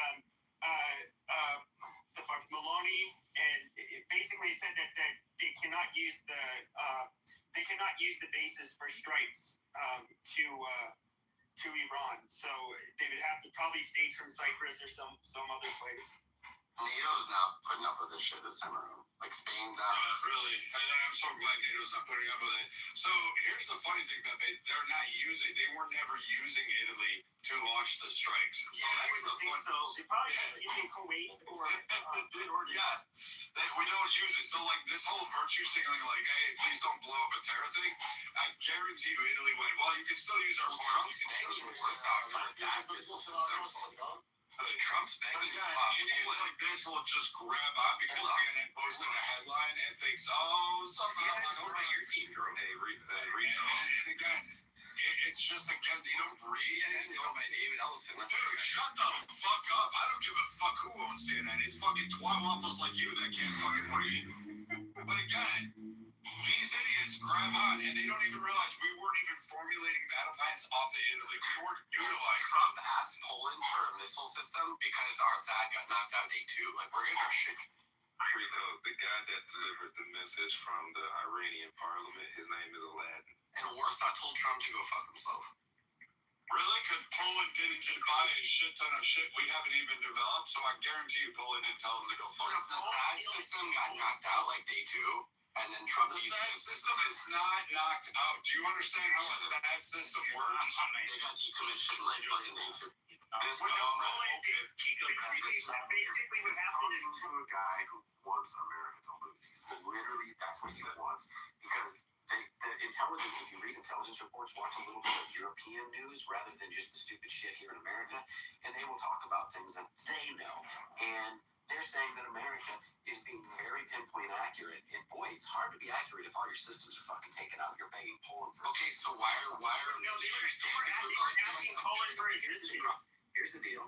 They weren't asking Poland for assistance. Why is IBC charging tolls to moves if that's the case? Shit, Poland is happy to assist us. No, they asked for the VAT system, and Poland said, like, fuck no. Obviously, they face Russia, so they're like, no, we're not doing this. So they refuse to give up their VAT system.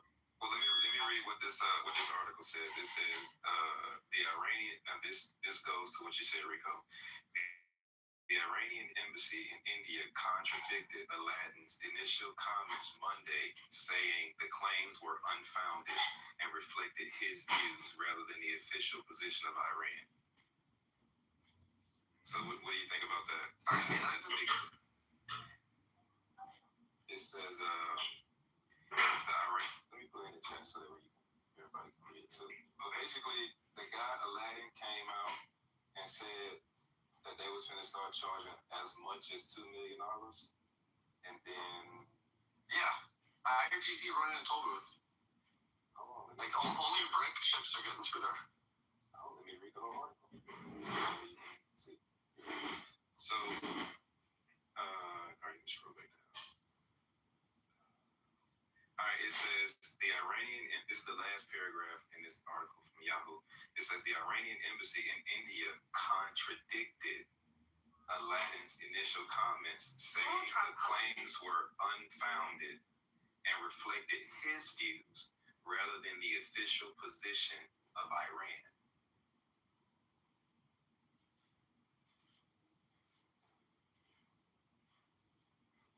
Let's put the lipstick on the paper. Well, we'll see you in the brand and WTO. Now we'll see. We'll see if it's reflected in bread prices. Here's the deal, Brad. Literally, the open source satellite imagery company that has been instructed to restrict and delay its imagery, and you can go look at the Daily Mail and any other outlets that have actually looked at this open source, right? Not controlled by the governments, but the governments have committed to restrict it because they're saying it's for operational security reasons, right? For opinion information, but really it's embarrassing because they're showing all these, THAAD or whatever type of other radar installations and fucking missiles and aircraft that are being fucking hit that the Iranians are doing with precision and accuracy. And they're probably doing it with like a $50,000 drone and taking out a $1 billion weapon system, right? Which is going to take years to replace. There's a finite amount. So how many targets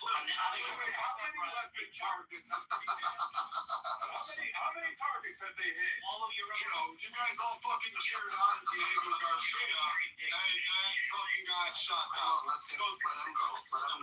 Like, this is ridiculous from these guys. They're all these, like, fucking incel fucking wannabe. And now you got the Irish fucking wannabe IRA guy coming on here. Tim fucking guy who got fucking booted like 8 billion times. He's a British man. He's from Northern Ireland. Oh, yeah, that's right. He's the British Irishman. A British man living in Ireland. His maker doesn't even know these stuff. He's Northern Ireland. Like, you guys fuck that The shit. people the IRA wanted to kill. Yeah, these are the guys who tried to get rid of Get back to the topic. Yeah, so again, these guys hit like one fucking apartment building, and then all of a sudden it's like the failure of it, but they don't talk about the 21 that were fucking shot down.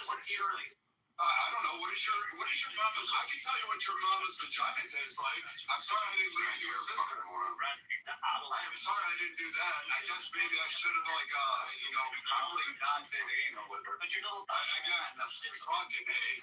Really? What are you gonna do, bitch? What are you gonna do, you British fucking faggot? What are you gonna do, wonky? You're gonna order pizza on toast? host and think somehow you have intelligence? You're gonna fucking give me some red pill fucking theory? Then you're like, oh, satellite imagery shows me this. Even though you've never served, never read a satellite report in my life, you can't fucking do this. Never served? You've never served. You've never served shit except for fucking serving your ass up to every faction.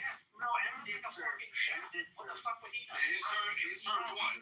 Served for what? He served under a fucking asshole in the fucking show. Wait, what did he serve in? Oh, wait. I mean, he served in the Navy. I think, were you in the Navy or Army? You're in the fucking rear with the gear, Brad. What the fuck have you ever done? Oh, yeah, well, you're sure about that, bitch boy. You were fucking, if you served, you were a fucking hook. You ladle beans on toast. I ain't gonna shut the fuck up. You ain't gonna do shit, motherfucker. You ain't gonna do fucking shit except for fucking grave my balls as they drag across your face and fucking make you fucking wet inside. The most moist guys on here happen to be you and fucking this dipshit over here. So go on and tell me some more of your fucking bullshit as far as your fucking experience in the Middle East, because you ain't read shit. You don't know shit. You can't even explain what the THAAD system was. You didn't even fucking understand what it was. And you guys again benefit off of my fucking blood, sweat, and tears and can't have yours. But again, keep gurgling, keep swallowing that fucking ball taste in your mouth. Those are mine. They clang when I fucking walk. They're brass. They ding dong while I go, rather than yours sounding like little marbles in a sack. So you got that. You trying to outtalk a Viking? You can't do shit, man. Again, these like wannabe IRA fucking red cell, incel fucking people are fucking dumb.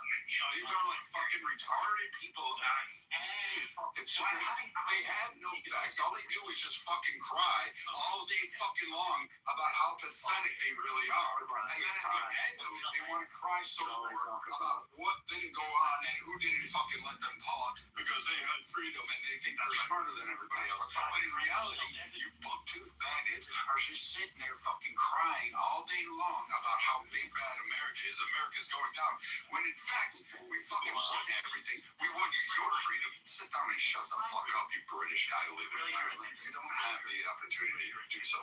You don't have anything to offer the world. The only thing you could offer the world is really basically swallowing fucking some other guy's load so they don't get fucking pregnant. The best thing you can do is not reproduce, because I know I'm pro-abortion in this day and age because I want these guys, every woman should just be like using Drano and a plunger to flush them out with Roto-Rooter as a backup. That's how bad these guys need to die out. They're fucking retarded. They're fucking dumb. Like, how stupid are you? In your ass, what? So are you You ain't fucking shit, man. You guys are fucking the day you were born. The day you were born out of your mother like a fucking cream pie was the day you fucking actually became the highest you will ever be. The best part of you was literally dripping on the sheets. Mother got done filming her fucking gangbang. That's the best you ever did. You know what? That was the most highest you could ever achieve anything. You don't have it. I can do this all day, dude. I got this shit. And you got that nothing? You got nothing. And then meeting face to face, the best you got is you'll throw out the N-word. The best you got is N-word. That's the only thing you think you guys can say online. Oh, I'm going to say it and think somehow I matter and I have intelligence. Shut up, N-word. Shut up, N-word. But you know what? You don't have intelligence, because you know what I know? What these guys don't know is that you're a fucking weak, feckless little online warrior. You've never fucking met face to face. You never fought in your life. You lied about shit. You got exposed on this app. You were called bullshit time and time again. You got fucking played out, even by the Irish, even by people in Britain, where you got fucking packed up. In fact, I believe that occurred in Jason Muse's room. And you still fucking can't live that shit down. And then you came back under a different fucking character. And every time you do, you come back under a different character. Every time you're trying to actually think you have something intelligent to contribute and tell Americans what they ought to do. But you don't have anything to offer because you can't fucking do it. And like I said again, the best part of you, the highest you'll ever rise, is again a wet stain on the fucking mattress after your daddy fucking pulled out and went for milk. I'm sorry you grew up eating water with your cornflakes because daddy never came back home. But you don't have the excuse to be the feckless woman that you are. Anything more? Anything more you want to try to do? Anything else you want to try to do? Because you can't fucking beat me. You can't fucking top me. You can't do shit, motherfucker. Because you know what? I'm bigger, I'm tougher, I'm stronger, I'm faster, I'm fucking richer than you. And I have all that. And the best you can come up with is calling me a fucking nigger. That's the only thing you can ever fucking do. And you think somehow or another that somehow gives you a claim to high intelligence. It just shows how stupid you are, how fucking dumb you are, and how fucking retarded you actually become. Because that's the only thing you can ever do. You know, personally, guys like you are so glad that we should reach through your rectum, pull your spine out, and beat you down. I swear to God, your mama should have been skull fucked until she was dropped on the carpet, and then she could have fucking went. Dude, you don't have fucking shit. You're a fucking wannabe rapist. You're a fucking pedo or some other shit. Because that's what fucking Jason Mewes fucking exposed was you're full of shit and you're full of bullshit every fucking time. So again, you little fucking incel fucking pedo rigs that always seem to get couched in Christian nationalism seem to be popping up as pedos all the time I turn around. And it's usually you two bandits that are fucking over there wanting to put your little beans on some fucking... And that's all you guys ever fucking do. All you ever do. You don't have a fucking... You're never going to talk, dude. I'm not going to let you talk. I'm not going to do anything out there that's going to allow you to talk to Americans because I quite frankly think you're probably the dumbest fucking idiot on here. So go back to chasing little kids in fucking Ireland or Scotland or Wales or wherever the fuck it is you're hiding these days and go fucking keep going there until you get caught because we know that you guys are nothing more than child rapists and fucking little wonky little fucking creepy fucks all the fucking time. You have them, you always will be. You guys were too stupid to even control an empire. You lost to a fucking guy who went on a hunger strike and managed to turn around and say, get the fuck out of my country. Why would we listen to any fucking idiot that came from Britain? Ever. You lost to a guy who did a peaceful fucking hunger strike and you couldn't even beat him. The guy was 100 pounds. You can expect me to sit down there and back down to some English fucking person? Get the fuck out of here. Get the fuck out of this nation. Shut the fuck up. Go. Here's a good one. Go start your own room. Go start your own conspiracy room. Go start that whole bullshit again and see how long you last. You know what? I'm willing to bet you it's 10 minutes and you'll come back under a new name and new profile and you'll sound like this. Hey, no. The debt system. It was gone and the U.S. is going to lose everything. You guys are getting utterly destroyed by Iran. A fucking fifth world fucking nation. You guys are a third world, fourth world country to begin with. Actually, Iran may be tougher than England right now. It may be tougher than you. I would rather see the IRGC go against England, which is probably why you guys didn't want to go down there, is because you knew right off the bat you fucking faggots would get beat. That's interesting. If the U.S. decided that they wouldn't protect Europe, would y'all be able to do it on your own? We've been living on too many to be fair, France and you. France and Poland probably can hold their own. The rest of the nation, England, can hold shit. That's right. Didn't they get Trump to fuck off by stationing troops in NATO? In Greenland, rather? Nope. How can Poland tell Trump to fuck off on Because they put NATO troops in Greenland and then he fucks off. No, that's not how it works. And Poland doesn't. Dumbasses don't even know who owns fucking Greenland. It's Denmark. Yeah. So again, we still have troops there. We have bases there. Did you know that? We pull in ports there. No, he's not. You're not doing shit, dude. Again, you're not going to have any prominence. I'm going to keep backing you up. Because the only thing you said is the N-word, and you think somehow, yeah, I told you, that's all you guys got. That's your shock value. That's all you guys got is I'm going to say the N-word. I'm going to keep saying it. I'm going to keep saying it. I'm going to keep saying it because... Okay, look, the potato nigger and the half potato nigger keep on arguing and screaming over each other, and we cannot understand what's going on. I tried to let it go, but you guys are just taking up all the space. Oh, dude, I'm not letting him speak. I don't give a fuck. Shut the fuck up. I don't give a fuck. You ain't gonna get shit. Well, I'm not gonna worry. Yeah. You ain't going anywhere, dude. Except I'm good. I can promise that shit. And off the app, I know that much. I know that accounts, but I know that. I know that. I'm not reporting, but I guarantee all those people in the audience already did. Alright, I moved them down because it's too much. We gotta keep going here. Unless you still want to play with them. No, I don't. Pause on that, by the way. I'm gonna just play with his mama tonight. Hey, didn't NATO send like what 13 soldiers to Greenland? Oh, it's a big 14. But you know, the thing is that if you were, I know you served, right? If you heard America was coming to Greenland, if you were in another country and somebody said to you, "Hey, Steffi, we're sending you and 13 other troops over there. Y'all are going to stop America." What do you think their value is to that country? They're gonna suck my dick or something? Yeah. But I'm just saying, dude, Greenland, dude, we've had troops there. When they said, oh, there's 30,000 troops, hello, we've had 30,000 troops in Greenland and on bases for like, what, the last 20 plus years? Maybe longer? Brad, sorry, Senior Chief, don't beat me up too much, but I think well over 20 years, we've had troops stationed in Greenland. Shit, we prevented the invasion in World War II.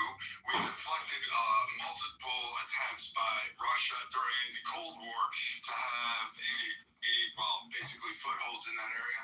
So, I mean, I'm confused. We do training out there all the time. Don't tell me they didn't keep it. I was just unaware.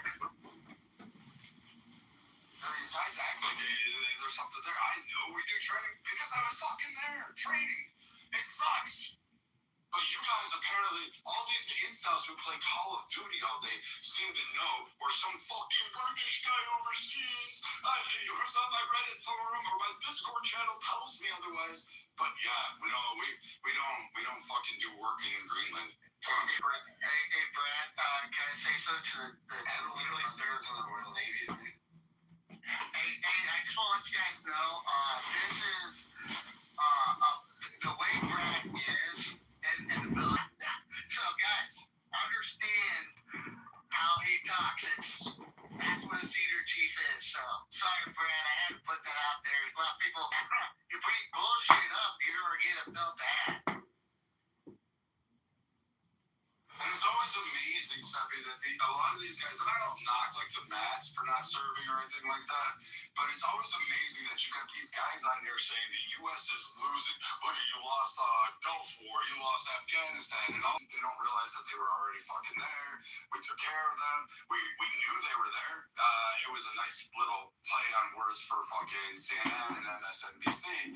But again, these news networks don't even bother to follow through. And then when they sit there and tell us, oh yeah, you guys got your asses beat, America's on the way down. They don't look at our kill ratios. They don't look at how many of the fucking people we fucking decimate and send to Davy Jones. No. What they're doing is on MSNBC. They don't look at the DDR. Like, when they bring up, like, what I hate the most when they bring up Vietnam, they say we lost Vietnam. I was like, bro, we did militarily, and we did not lose Vietnam. And they go, yes, we did. I said, bro, we had literally 12 days of fucking bombing. They literally, 12 days of Christmas, some people will call it, and then at the end of it, they came to the table and said, okay, we're done. And then 3 years later, communists came back. And it's like the dumbest fucking thing when people say we lost Vietnam. It's the same thing when they say we lost Afghanistan. I was like, no, we did not lose Afghanistan. We maintained a presence there, and we were basically subtracting a massive footprint. So Senior Chief, I agree with you on that.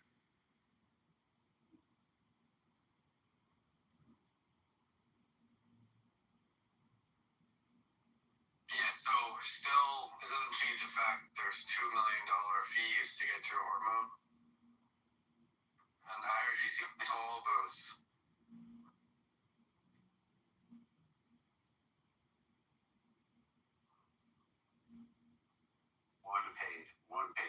there's not even this verified. It's just being reported that one has paid the $2 million. Number one. Number two, when we look at losing in America, we have a country who had a military. That country has no boat presence in the water. If you came to America, anybody, I would like to know who's parking their boats in the Gulf of America, who's parking their boats just off Miami Beach, who's parking their boats in the Hudson River, who's parking. Nobody is. Okay, but we've got our boats surrounding them.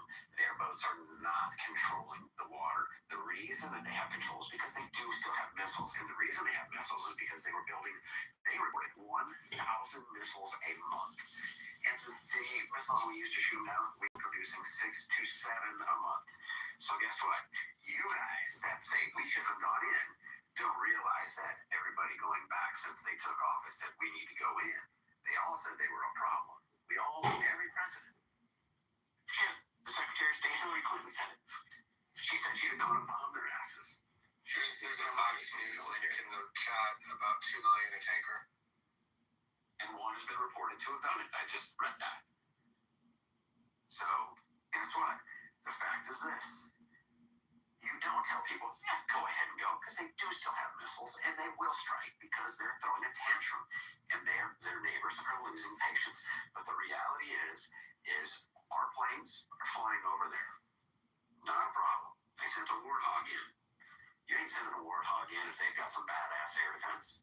Not doing it. We sent the 31st. We've sent the Tripoli. We sent what do we got? Airborne going in and stepping. We got those 2 carrier groups. Oh yeah, and various other attack squadrons. I'm gonna buy some defense trucks. This is gonna be a little more. Dude, the 29 Tucanas are in, and anybody knows what the Tucanas are. Dude, those are a single prop airplane that has basically, munitions 250 down. So all their missile silos and drones are underground. It's gonna be a matter where they're at. Once they launch, we have them. But that's the dumbest thing ever. We did capability studies. We even proved it with Diego Garcia. They can't do it. Like all of the stuff where the U.S. is losing, as soon as they pop their heads up and shoot, we have them. We know where they're at, and then we blow that shit to high hell. They can have it underground. It doesn't matter. We're hoping they shoot. We're asking them to shoot because we know that. And Bradley Cooper, who's the admiral in the region, who basically decimated their entire coastline and all of their navy, you clearly don't know any of that shit. You're just giving me Fox News headlines, and you didn't even read the article. It was MSNBC. Whatever, they're all the same. You're just reading fucking some article going by the headlines. You don't even read it. What was it? ICE read it. It told you one is alleged to have paid, but they can't even confirm it. Oh my god. Oh, IRGC says they're fucking winning the war, and dipshits like you are fucking believing them. And I'm sitting there going, where, when, what facts do you have? And you gave me a fucking shitty headline and said, here, read it. And then when we read it, it still didn't prove your theory. I mean, just look at the pump in the U.S. Like how much you're paying for gas in the past month. We're not paying $5.07 like we were under Biden without a war. cheaper. Here we go. I'm just speaking facts, Rico. You speak, I'm speaking.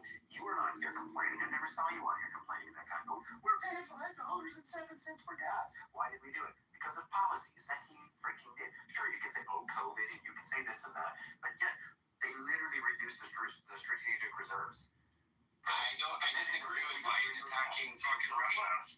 Here's the deal. What did he do? This is not red versus blue thing, you fucking idiot. It's not red versus blue, you fucking moron. Quit being a fucking jackass. You are the stupidest motherfucker on here because you go to fucking stupid childish bullshit every time, fucking Rico. I'm talking about a conversation, but you fucking can't be adult enough to do it. What fucking policies did Biden specifically do that caused a problem? Because I can tell you, I fucking got a house in a goddamn state, not far from where it fucking happened. Yeah, Biden was retarded. He backed Ukraine. I agree. You what? Biden backed Ukraine. I agree that was retarded. We're the Korean president. I'm not a Democrat, you fucking moron. Hey, dumb fuck. You are really seriously. You come in here and you're like, we're losing. Mark is losing.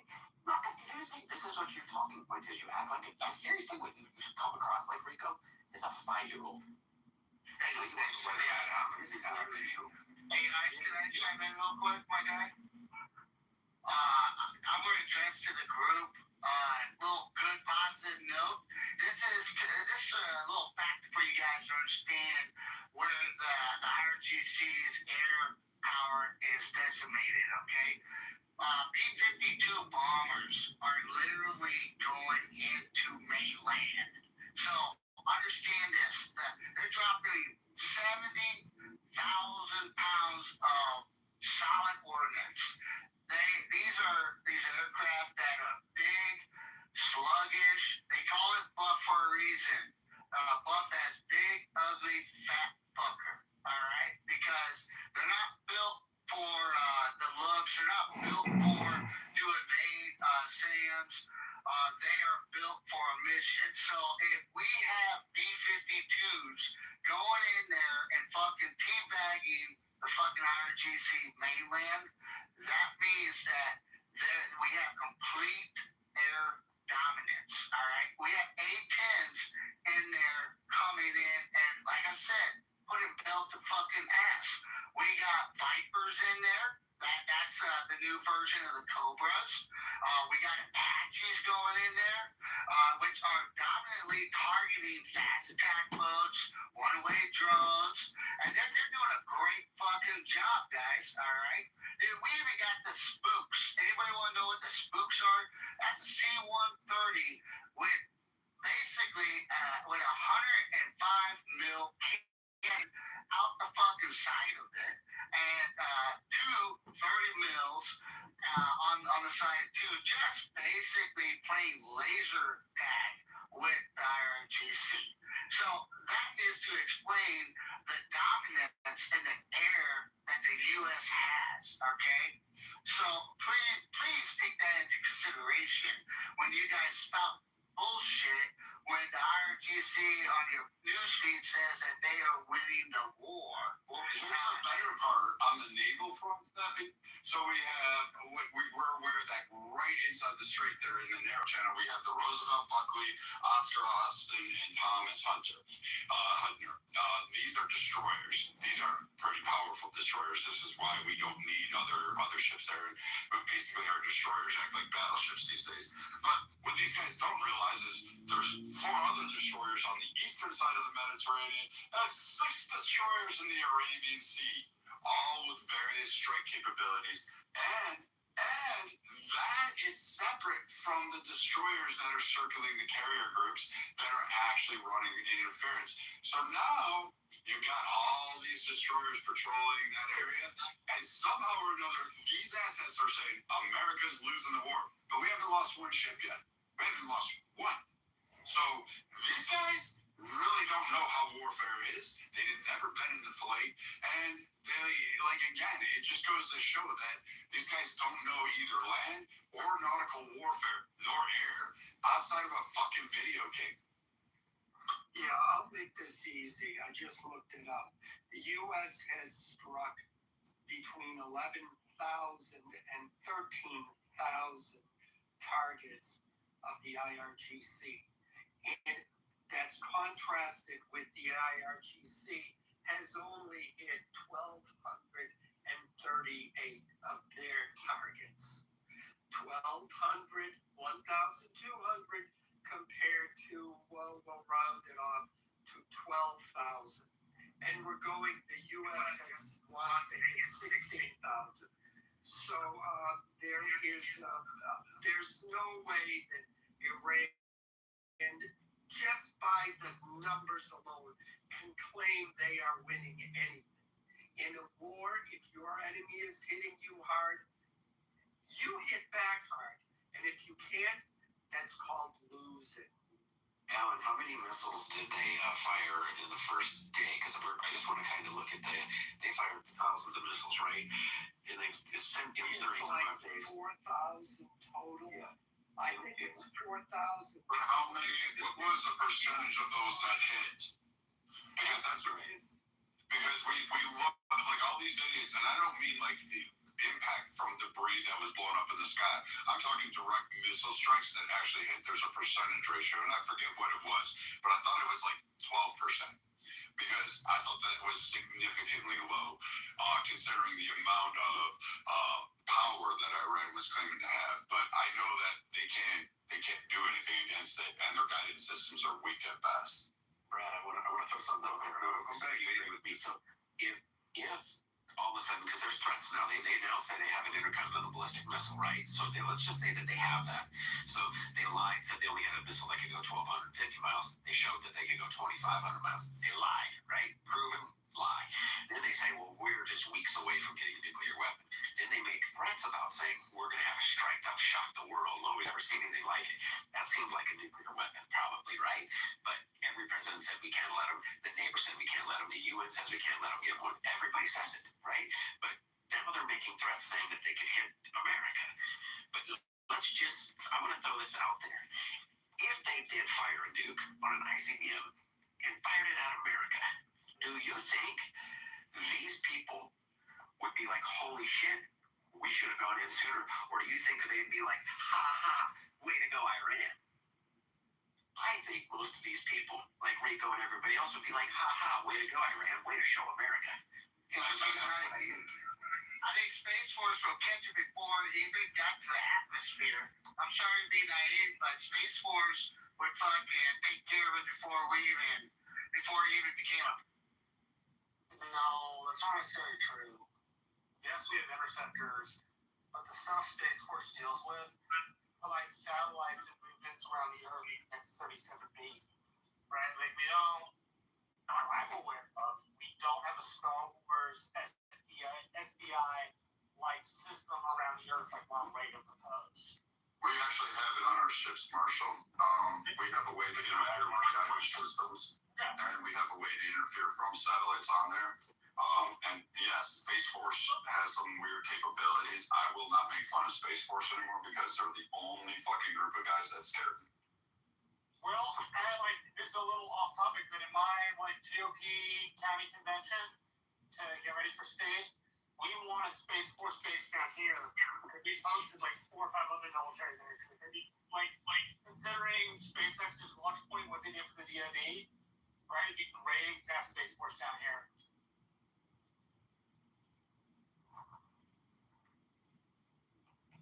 I don't know. I'm scared of them. Those guys scare me more than and than any other group. And I can't make fun of Delta Force anymore because they pulled off a perfect operation.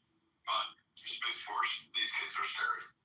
Did you hear about some of the reports from people that were there when they went into Venezuela that said that they used some sort of a weapon on them that made them disoriented? They were vomiting and stuff, and they said it seemed like the Americans were not affected by it. And the nose was bleeding. Yeah, their nose was bleeding out of the ear, everything. Yeah, I heard about it.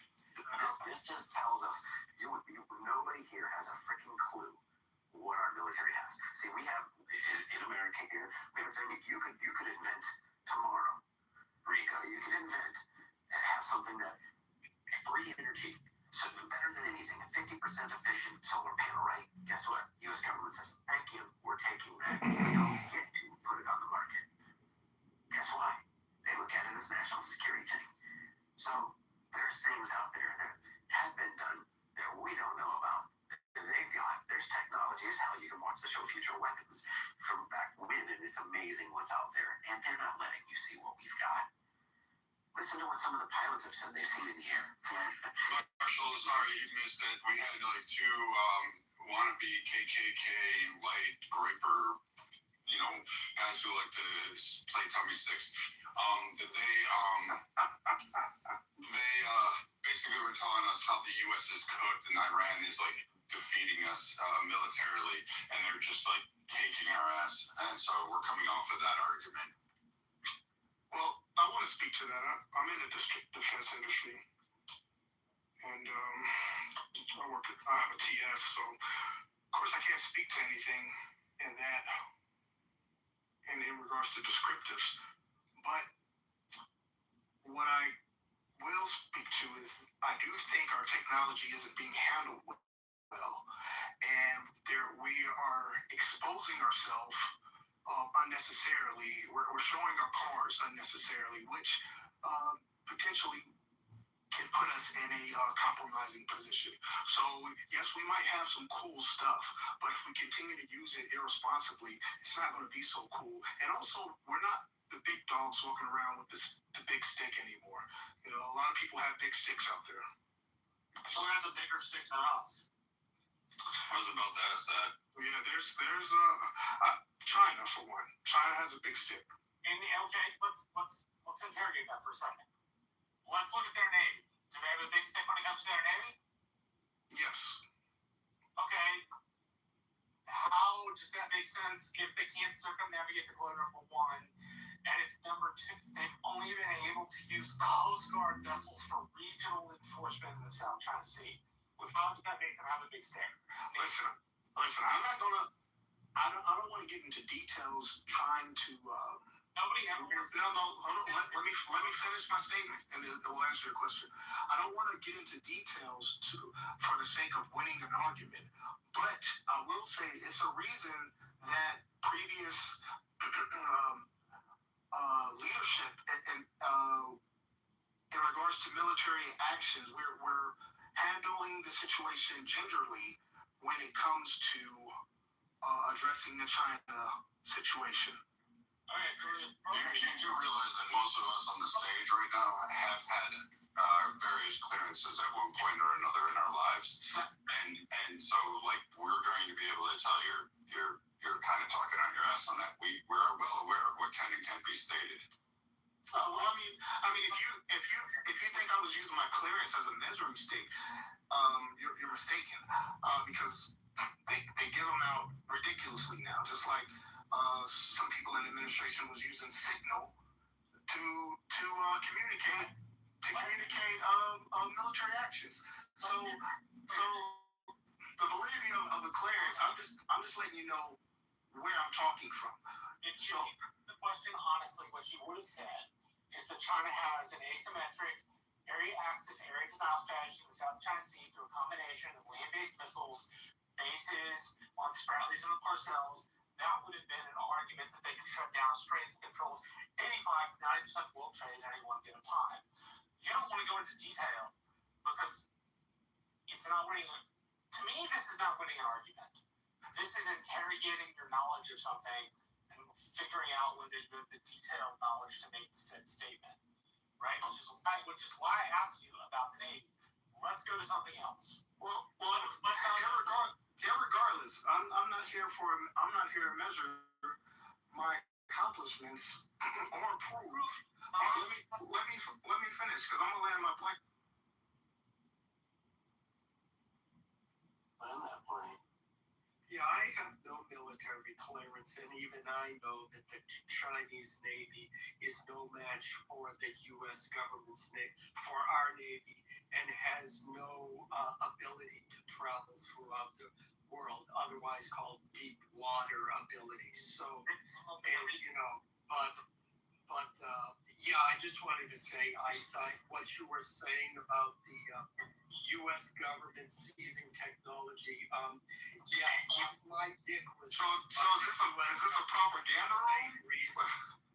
No, it's not. Which is exactly why I said the proper answer to the Chinese having a bigger stick was the area access, area denial, which allows them to lock the said fleet out of the South China Sea, but which you didn't know. So you made an overwhelming declaratory statement about something which you don't have detailed knowledge on. Like, let's just move off the Navy for a second. What about Chinese Special Forces? Where do Chinese Special Forces rank according to U.S. Special Forces, and why do Chinese forces have a better capability than U.S. forces?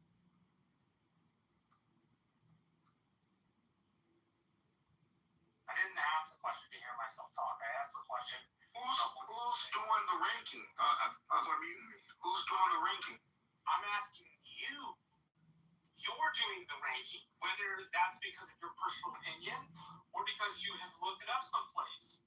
What I'm trying to do is test your assertion that they have the bigger stick in the world. I didn't. That wasn't my argument.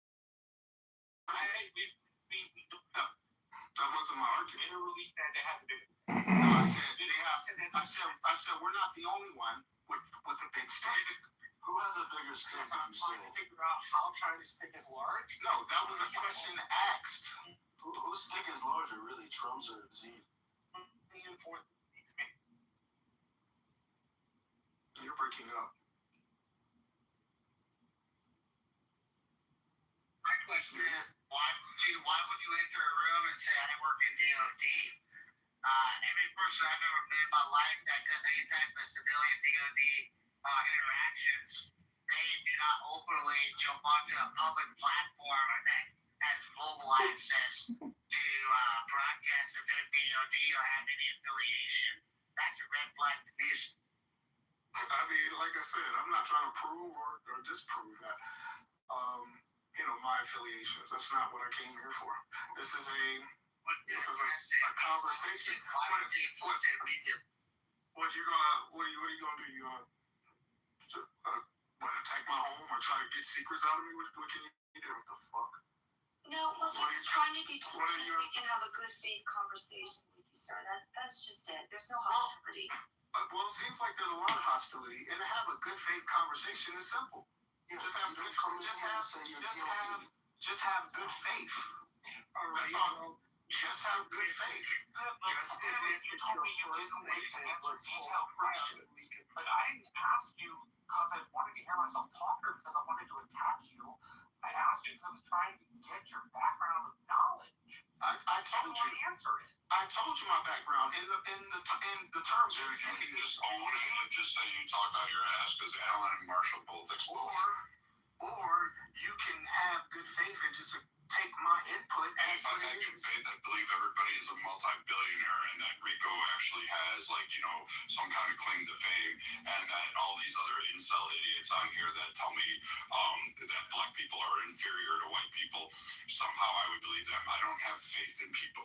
I don't put my faith in people. Can I pivot to the Rio Grande to go back to kind of the subject that you guys were talking about?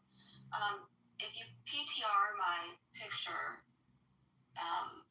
you can see what I'm talking about. Oh, he left. I wanted him to hear it. But anywho's, Marshall, do you see my PTR? Can you see that little, it's like a mini sub boat floating on top the water. And what it is, it's an unmanned surface vehicle. And it's actually right now training in the Rio Grande region. So it's when you're talking about next level, what are our U.S. forces doing and whatnot? Just like, we're worried about drone attack. I mean, they're already 5 years ahead of that, understanding the evolution of munitions. So I found this one to be quite interesting because it's not just an intel vehicle. It's not just floating around. It can go under, but it also has some destructive or neutralizing operations. So that are very high tech. It can do directional jamming of frequencies to a server of command control, and then spoofing the drift of the craft off course so people can't really track it. It does a subsurface netting, what's called a boom. And it just designed to create foul propellers or waterways, rendering the craft dead in the water, like other smaller crafts, right? So if you think about a boat that's going to try to land, just a common fisherman's boat that's going to be used to lay mines in the water, then they can render that craft, not effective. And then it also has acoustic detection. It deploys hydrophones to pick up motor categorization, allowing for early warning before low-profile craft enters visual range. So that gives an automatic eyes and ears of seeing what actual threats can come around, not only beach or waterfronts, but also to help escort said let's say larger ships in and out of waterways. So that one came across my connections, and I thought it was interesting. So I wanted to hear the guy what he was talking about as far as like actual military procurement, and the Marine Corps is known for. I mean, they're the most deadliest. Sorry, Brad, but they are. Don't have you. They have a huge procurement program for non-lethal weapons. So when you were hearing about the discombobulator that Trump likes to call it in Venezuela, that is a form of like non-lethal weapons. So there's a ton of them that I could talk about. That my late husband, he was the procurement officer for non-lethals, which was weird because he just wanted to blow everything up. But the military is like way ahead of it. But this is just an example. I mean, I wouldn't even have thought of such a thing of what I have in my PTR, but it's quite interesting what they. Sounds like you want to be EOD, Miss KK. Oh hell no! We had EOD on the Cuban fence line. Those guys are crazy.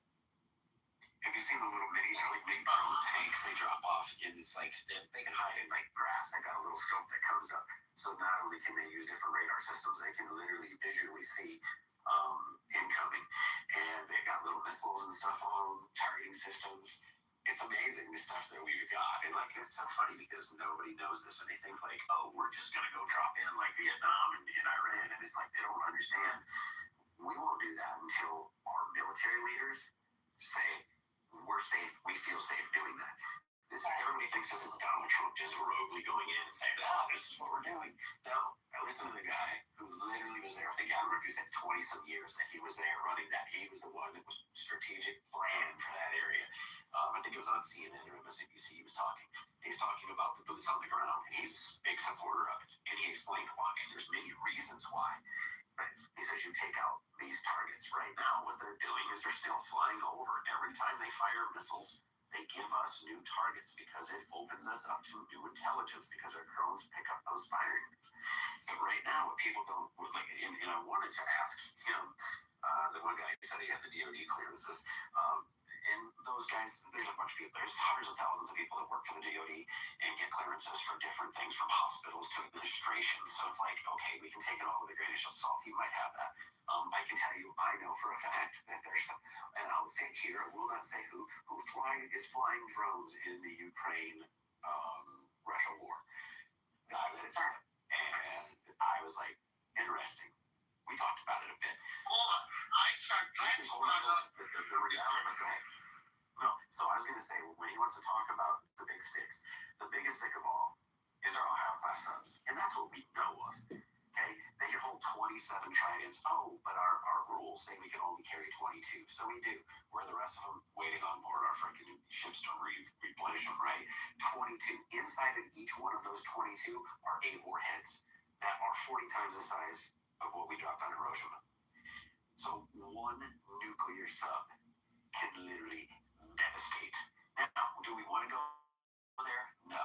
But when we talk about the size of somebody's stick, that Ohio class sub is carrying the biggest damn stick of all.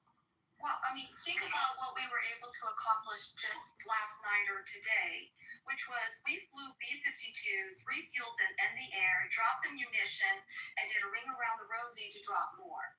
Inland, don't forget inland, Miss KK. Deep inland. Just south of Tehran. So they're not going to put a B-52 in that type of potential, harm and liability to get shot done if there wasn't complete control with it. But what started it first? Further in, and the reason why is like we're revealing their munitions of what they have or what they lack thereof. So it's. If anyone is like ever have access to go to Marine Corps East, Marine Corps West, you'll be blown away. It's basically the largest convention for any type of military gears where all the government officials go to purchase like the next generation of gear and everything. It's phenomenal. So when I went this year, I was like, I don't even know what the fuck that does, right? It's pretty incredible, but it's going to be interesting on what's going to be like the next stage of this. Well, I want to touch bases. I mean, since when the Ukraine and Russian conflict started, I mean, in America, and just like even our enemies, they observe the new era of fighting. I mean, we saw it with FPVs, drones, the way that they turned around and used a recreational object and then transitioned it immediately into warfare. I mean, so it transitioned the mindset of warfare completely. And so I like to address that America's military, all the branches, we're adapting to new intel, new obstacles, and we're seeing this currently with the operation that's taking place. Like Miss KK brought really good focus points when she brought up the subcomponents that they're testing out, followed by the B-52. A lot of our operations are very, we're direct, but we're very observational. I mean, we're not just going to send a unit out and not project a secondary reconnaissance. Like a lot of people don't know what after action reports are. Brad's filled them out. Miss KK's late husband filled them out. All the way down to a PFC level. Everything you do in a mission status or even in a training exercise, you have to redundancy do an after action report, and it's just to see the capabilities of observers, so you can go up to the chain of command, and then it gets delegated amongst how the transition parts are. So when people say America is losing the fight, dude, we grow as we fight. That's why the term adapt and overcome, because we partake, we identify issues, we project new solutions, then we execute the projection. Sorry for my rant, Miss KK. Thank you for letting me cherry pick up. No, we don't have to keep the military talk. I think we kind of exhausted it. We can go back to what the mods would like to talk about. But yeah, Marshall, that's floating around your Rio Grande doing tests.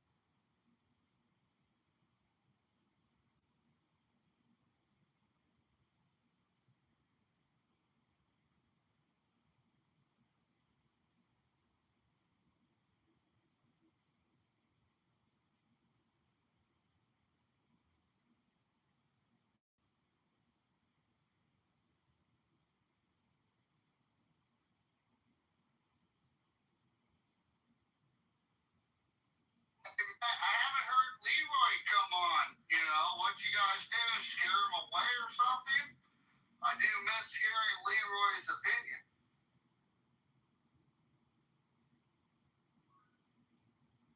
Who's Leroy? Last week, maybe the week before, he was contradicting everything that was brought up factual. Oh, that's his game.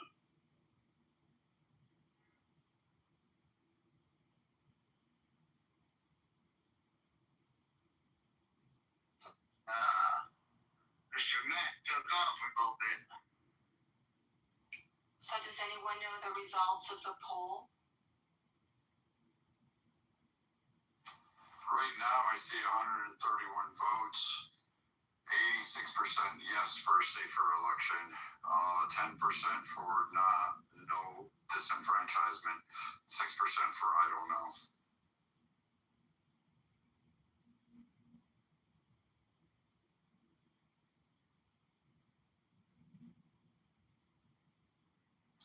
SCOTUS is going to argue birthright citizenship tomorrow.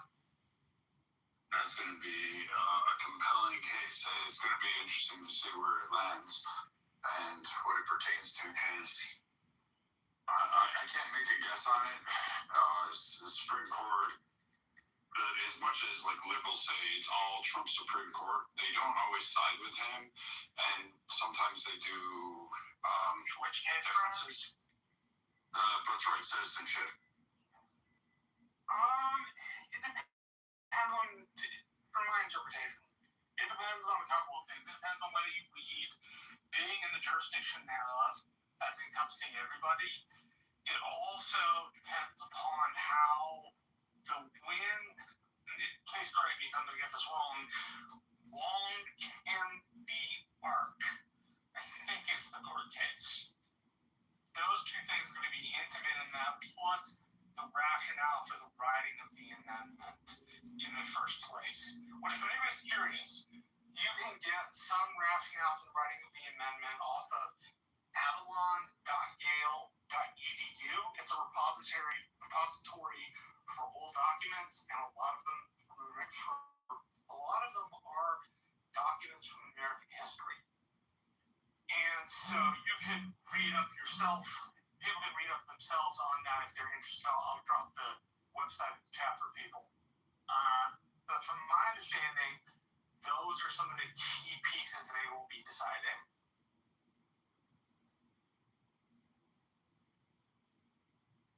How do you think the outcome will be? I think Gorsuch, Barrett, and Roberts are all in the 14th Amendment camp. I think Alito, Kavanaugh, and Thomas are in the 14th Amendment does not protect everybody, or the birthright citizenship clause does not grant everybody citizenship. I would be surprised if Amy Coney Barrett was a little bit different, although she's not as much of what they call a textualist as Neil Gorsuch is. All that really means is, like, you can be a originalist and a textualist. A textualist means you read the document and what the document says it means. And so you then take the originalist part of that, which is like reflecting on what they meant at the time, and you combine it. So I think that'll be interesting no matter which way it comes. But that's at least what they're arguing over. So if people are curious about reading not just the 14th Amendment, but some of its rationale, avalon.yale.edu is a good place to start looking. It may not give you all the documents that you need, but it'll give you a start. I don't know. I'm wondering if they're going to go back to the intention and behind it and look directly at it, because birthright citizenship was mostly in part for Asians, Black Americans, particularly Black Americans that were enslaved in this land, to be able to have legitimate status, and it wasn't intended to be an open door pathway for immigrants to just drop a kid on our shores and be able to say, hey, you can't send me home because I have a kid that's an American now.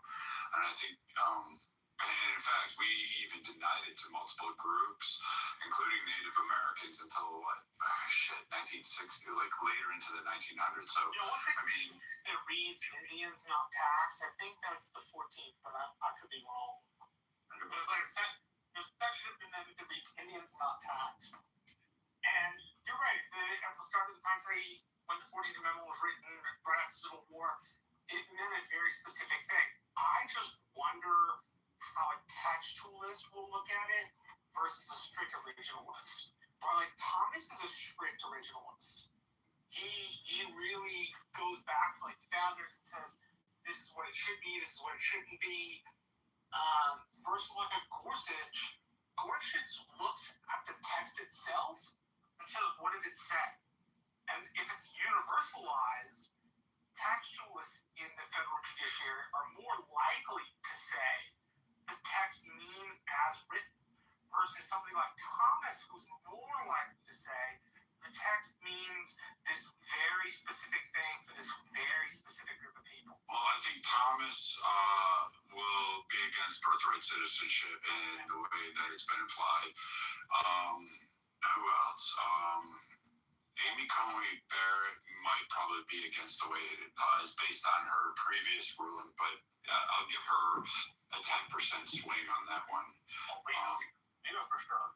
Lito for sure. Roberts, that's a coin flip. It depends. He's Kennedy. Yeah, but you never know where he's going to really fall along the line. Ketanji Brown Jackson's going to go. Obviously, yeah, birthright citizenship is a right of anybody who comes to the country. We know that's going to happen.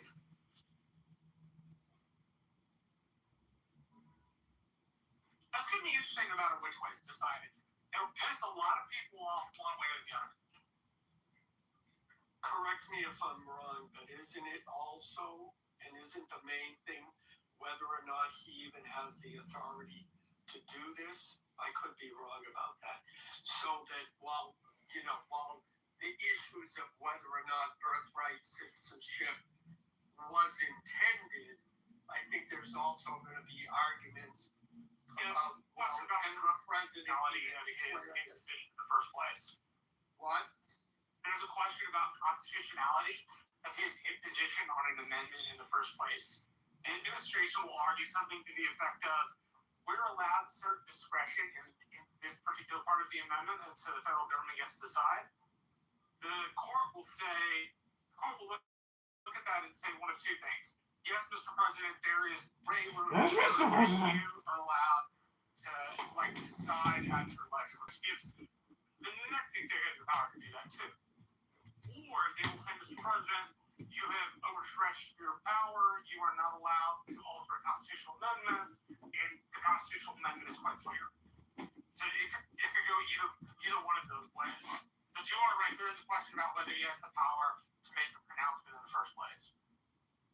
But if they do that, that would be blatantly incorrect. Because they only reading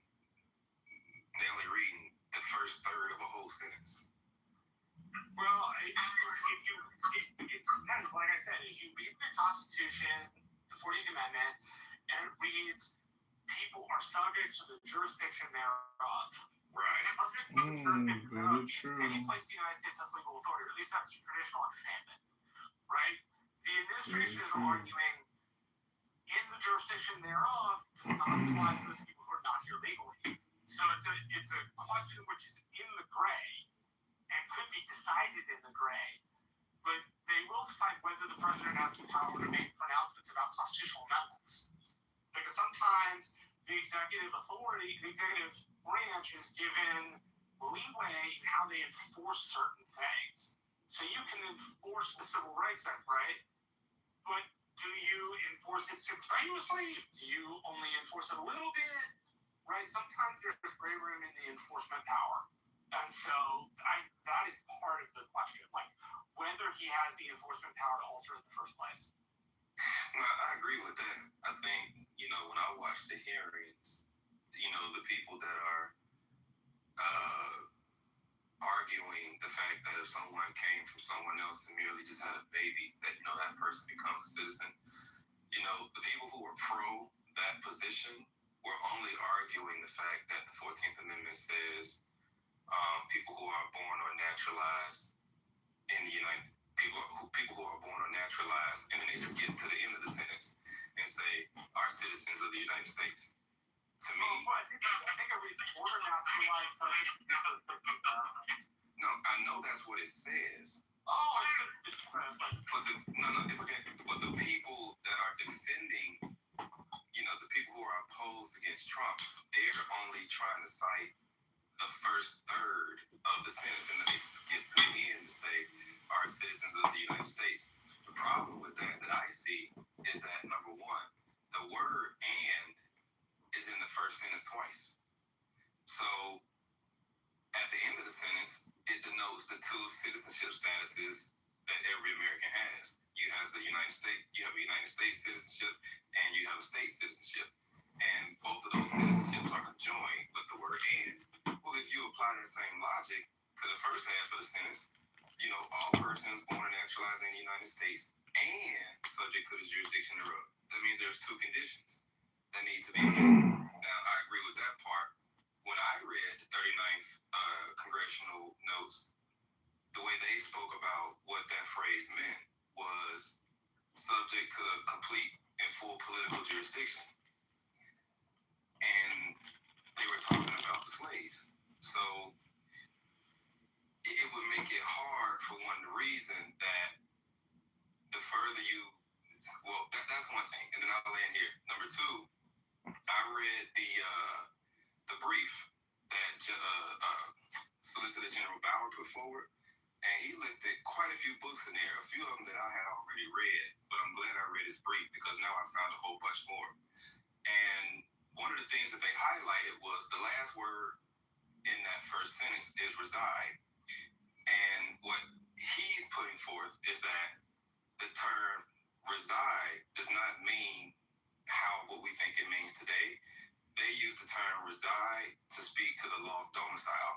And in the one of his sources is actually what I'm reading right now, the law of domicile. And that's like a whole thing as well that talks about the legal. Put that in the chat so I can look at it. Yeah, I love it. I like the books, so I'd love to see it. Okay, I'm gonna put his brief in there as well. Yeah. Because he has a lot. When I tell you, I've always been a fan of Trump. His team, his legal team, man, those guys, their strategy is fucking amazing. It's amazing. They've taken this so far as to say, like even on the first page says the question presented or the question proposed, something like that. And one thing that I ended up discovering that they highlighted is when it comes to birthright citizenship, have a statute that already speaks to how Americans define birthright citizenship. And it has nothing to do with people born here. It has everything to do with, for example, a soldier who's stationed somewhere else. If they have a baby outside of U.S. territory, at mere birth, that baby becomes a U.S. citizen. Or if it's someone who stayed here, who lived here for 10 years, and like there's like some numerical qualification, like the person has to be 21 years old or something like that. And if that person, like a regular civilian, goes somewhere, has a baby outside of U.S. territory and possessions, that person at birth automatically becomes a citizen. So how the opposers are talking about birthright citizenship does not coincide with, I think it's 8 USC 1401A or something like that. That's the statute that they cited. I don't look the statute up real quick. I know exactly where to go. Yeah. So when I tell you his legal team is so freaking awesome, it's ridiculous how good these guys are. It's just their whole approach and strategy to it all is just the best that I've ever seen. And they're badass, man. That guy John Bauer or whatever his name is, he's solid. So I'm gonna put all of that in the chat. You don't have to put it in. You don't have to put the code in the chat. Just tell it to me again. It's 8 USC 1401A.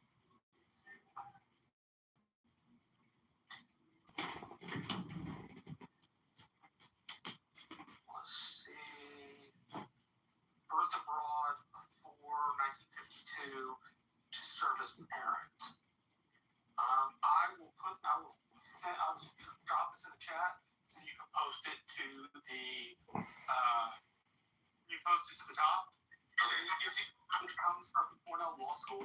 They have a repository for federal code, which makes it really easy to look up, and that way everybody knows what we're all talking about. Okay, then I'm gonna put his brief in the law of domicile book. I'm gonna put that in the chat as well.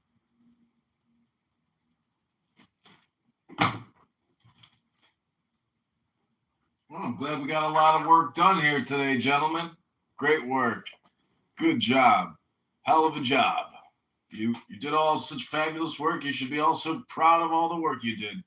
Patriots, God-fearing, wonderful Americans. Excellent work, soldiers.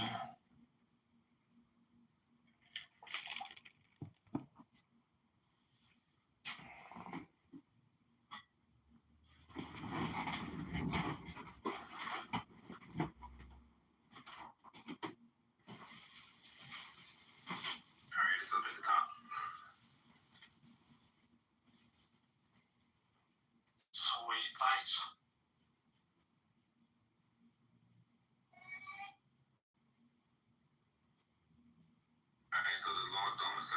in the chat. And basically, I grabbed it. Thank you. okay. And basically, what they were saying is there's essentially three forms of what could be classified as domicile.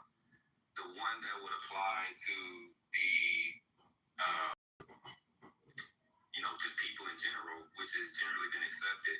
It all goes back to Roman civil law, where the domicile of the kid is predicated on the domicile of the parent. So whatever nation the parent pledges allegiance to, the domicile is rendered down to the kid. Now, one thing that I highlighted in the brief was that I can't remember all he said, but whatever lawyer. So one of the strategies that the opposers are taking is that just solely applies here in America, but one thing that I can't remember who he said rejected it, but there was a lawyer that rejected the concept of just solely, and they took the position of if the United States decided to accept you at that point in time, that's when you can become a citizen. So in order for a parent, let's say from Mexico, to come to America and drop a baby, no, they have to go through the process and sever their ties with their former nation, be accepted by America and they mentioned Great Britain as well. And at that point, once you go through the whole naturalization process, then now you legally have a domicile here. So they like went deep into the weeds, and they actually cleared up a lot of things that I had questions about, because I've been following this ever since it first came out. But it wasn't until I read his brief and I saw all the books, and I was like, holy shit. I mean, the first 7 pages are just all court cases, treaty and constitutional stuff, old books from like the 1600s, 1800s, and just, yeah, his legal team. Hey, people excited when I talk about old hundreds. I love his always good. Yeah, I absolutely love it as well.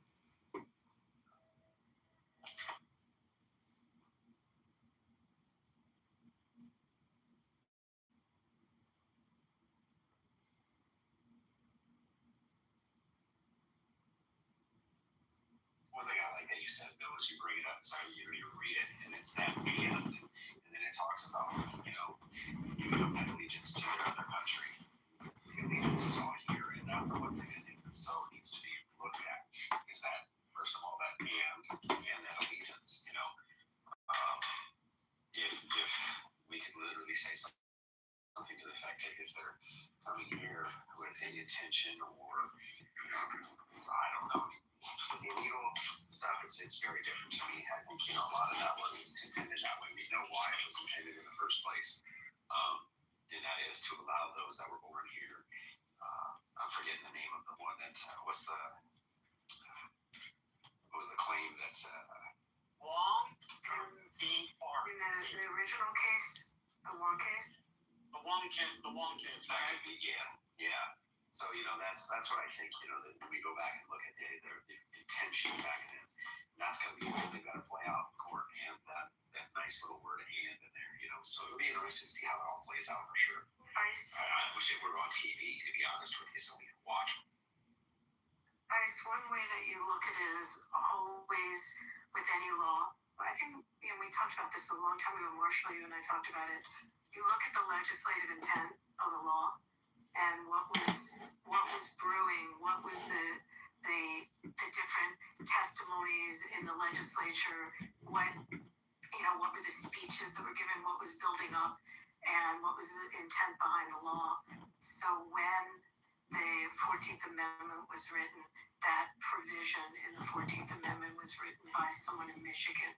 And you have to look at that legislator in Michigan and perhaps what surrounded when the actual statute was written, what was the legislative intent.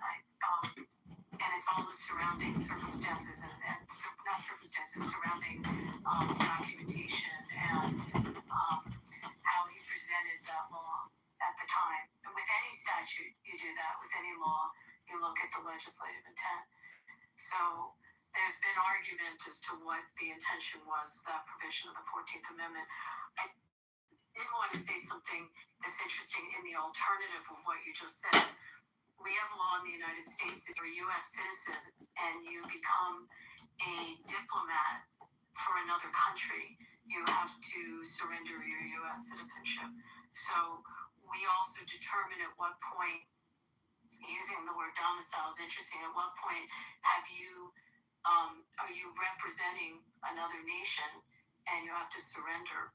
So just some flip of it, looking at how we look at people that are U.S. citizens and we denaturalize them when they not just domicile, but they represent through government other countries. Just a side note.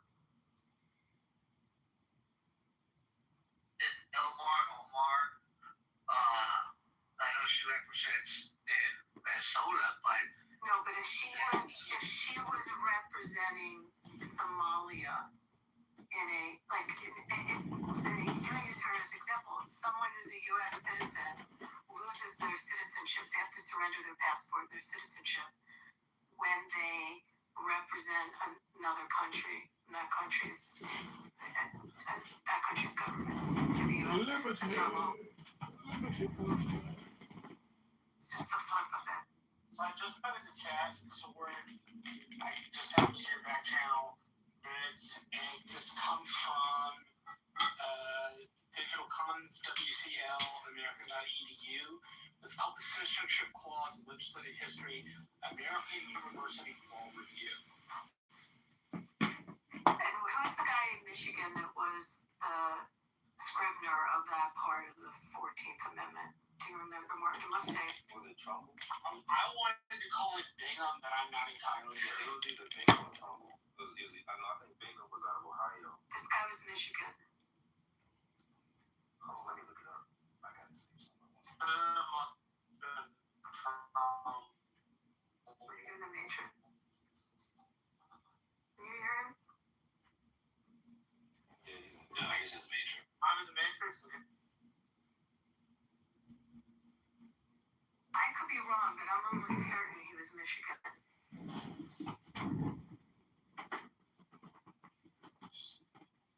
Picking your nose, What was he doing at that time? How did he present that? When he was presenting this proposed law?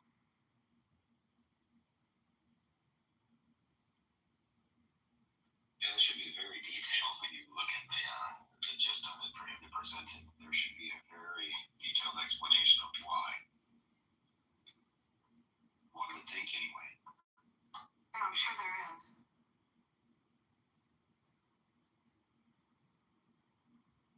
An old law. Juggling our fears are tracing halos on our communication is hypnosis. Every sentence swings a line. You can call it love or persuasion.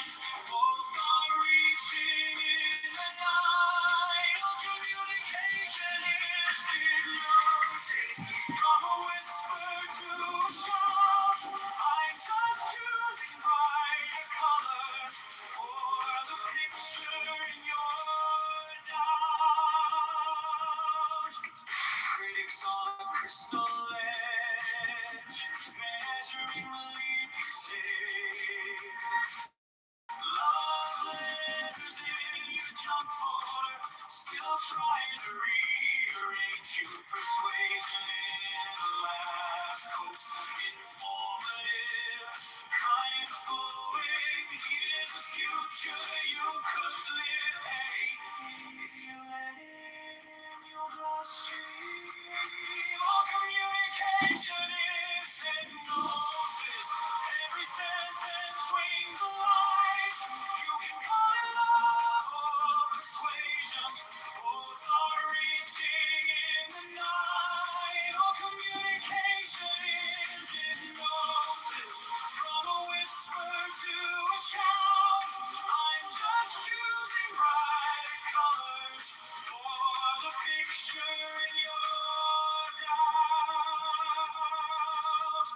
What if this is the opera and your breath is the overture? Every thought in your orbit singing, you are something new. All communication is hypnosis. Every sentence swings a light. You can call it love or persuasion. Both are reaching in the night. All communication is hypnosis. And if every word's a spell, I'll be just in tiny futures where you rise. And you are well.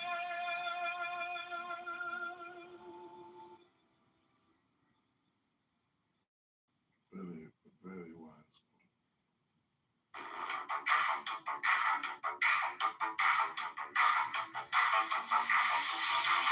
Watermelon, rainbow, watermelon, rainbow,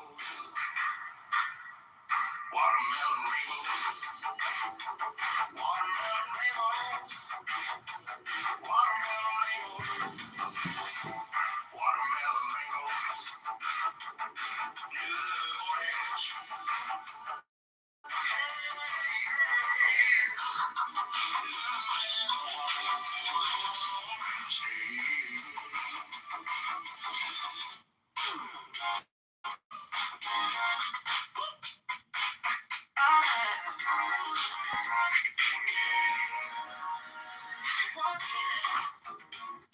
The politicians live so great.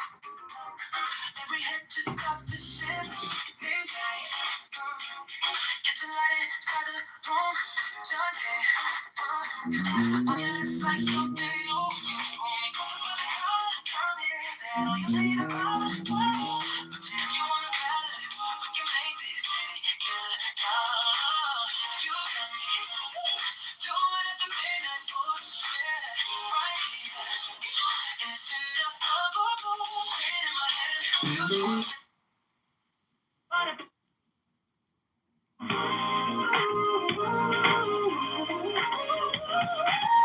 You and me, blowing up the midnight boy, looking like a motherfucker.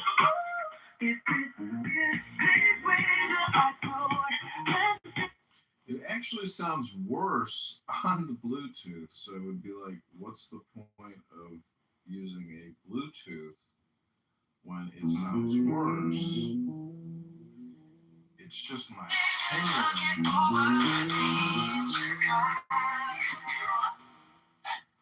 Small talk, but your fingers draw sliding. Caught by the box, you had in mind. You left. On the promise that you take on tax reform, but you couldn't make it stand. Let that give you to the color, so sweet. Something out in the summer.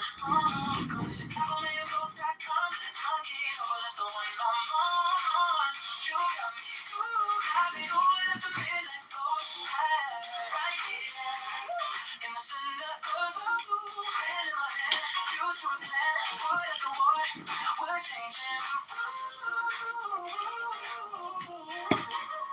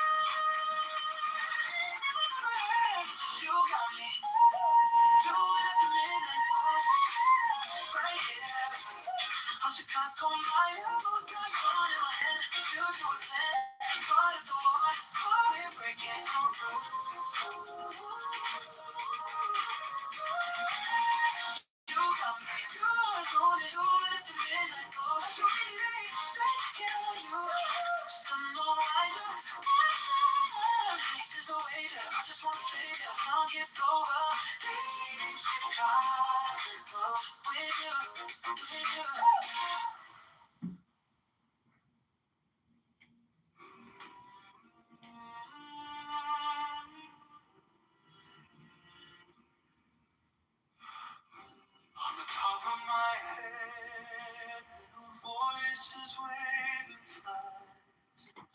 Every word a tiny mirror asking, who are you really? Spamming a silver suit. Politics in painted shoes. Comedy juggling our fears are tracing halos on them. All communication is hypnosis. Every sentence swings a line. You can call it love or persuasion. Both are reaching in the night. All communication is hypnosis. From a whisper to a shout. I'm just choosing brighter colors for the picture in your doubt. Critics on a crystal edge, measuring the leap you take. Love letters in your junk folder, still trying to rearrange you. Persuasion in a lab coat, informative, kind of glowing. Here's a future you could live. Hey, if you let it in your bloodstream. All communication is hypnosis. Every sentence swings a line. You can call it love or persuasion. Both are reaching in the night. All communication is hypnosis. From a whisper to a shout. I'm just choosing brighter colors for the picture in your doubt. What if this is the opera and your breath is the overture? Every thought in your orbit singing, you are something newer. All communication is hypnosis. Every sentence swings a line. You can call it love or persuasion. Both are reaching in the night. All communication is hypnosis. And if every word's a spell, I'll keep casting tiny futures where you rise. And you are well.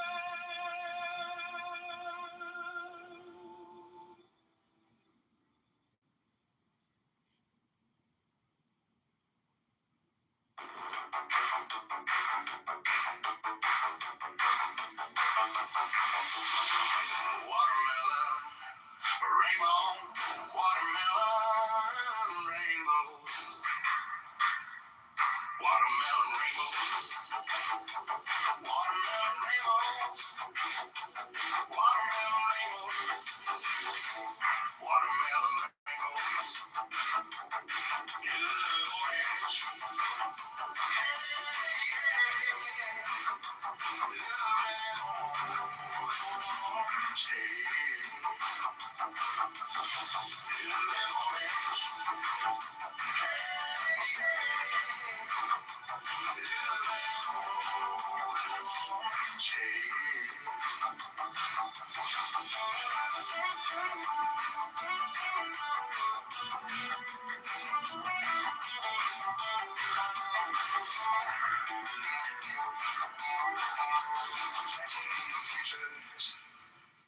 Catching neon futures, catching neon futures, catching neon futures.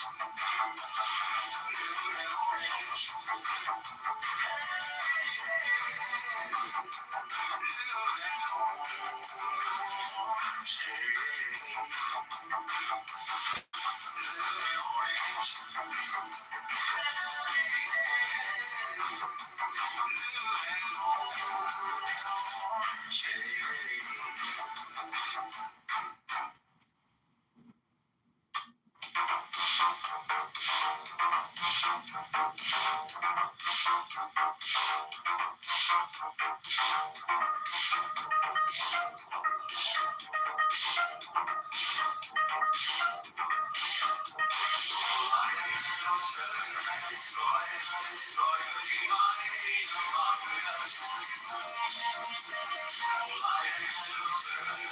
destroy your humanity above the earth. All I am concerned, destroy your humanity above the earth.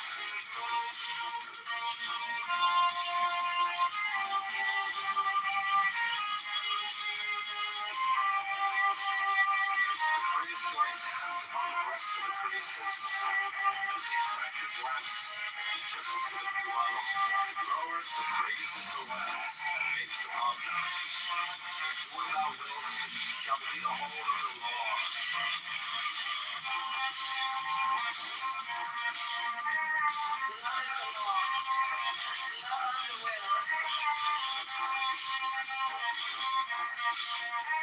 He lowers the lance and turns to meet the priestess, takes the lance in her right hand, and her left hand, the left hand she offers him. The priest kneels.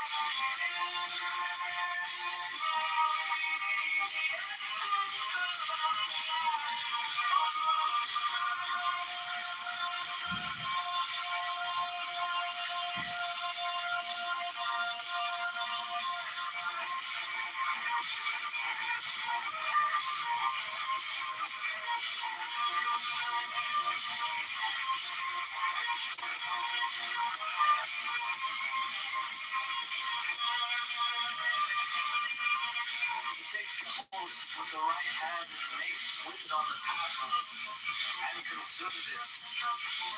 Silence the priestess takes, uncovers, and offers the cup as before.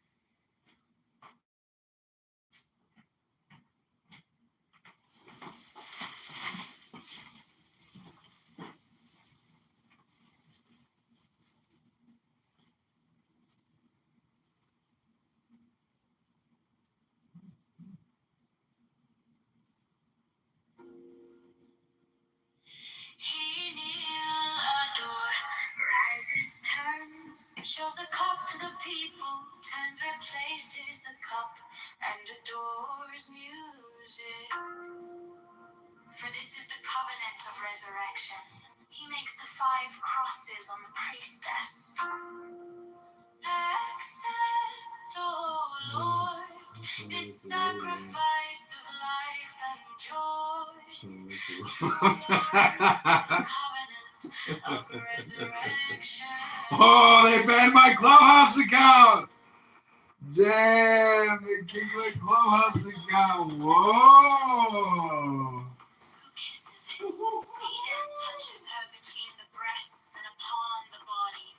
He then flings out his arms upward as comprehending the whole shrine. Let this offering be borne upon the waves of aether to our Lord, and Father the Son that travelleth over the heavens in his name on.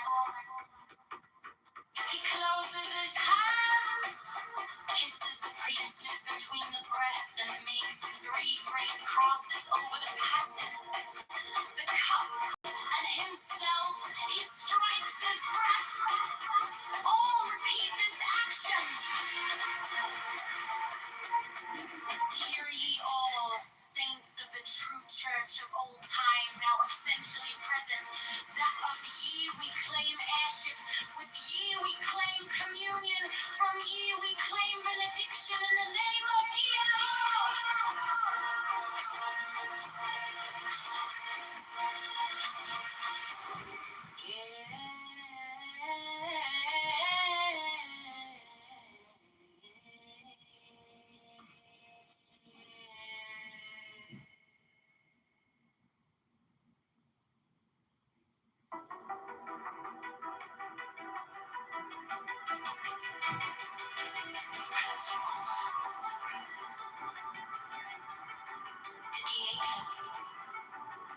mysterious energy, threefold, mysterious matter, in fourfold and sevenfold division, the interplay of which things weave the dance of the veil of life upon the face of the spirit.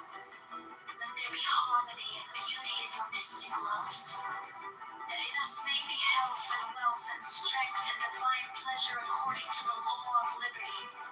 Let each pursue his will as a strong man that rejoiceth in his way, as the course of a star that blazeth forever among the joyous company of heaven.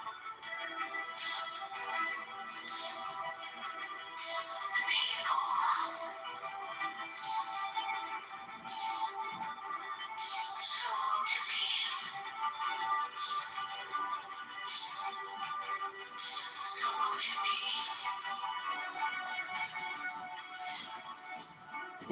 The people.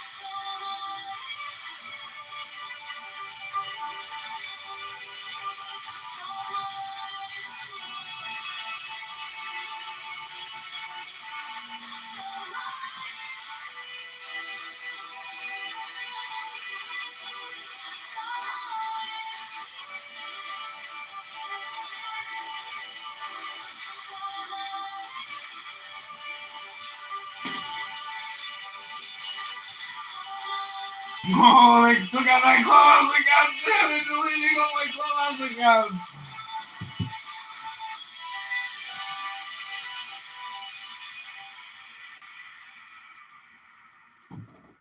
Damn, 2 of my clubhouse accounts got deleted. Methods we y'all used to get there.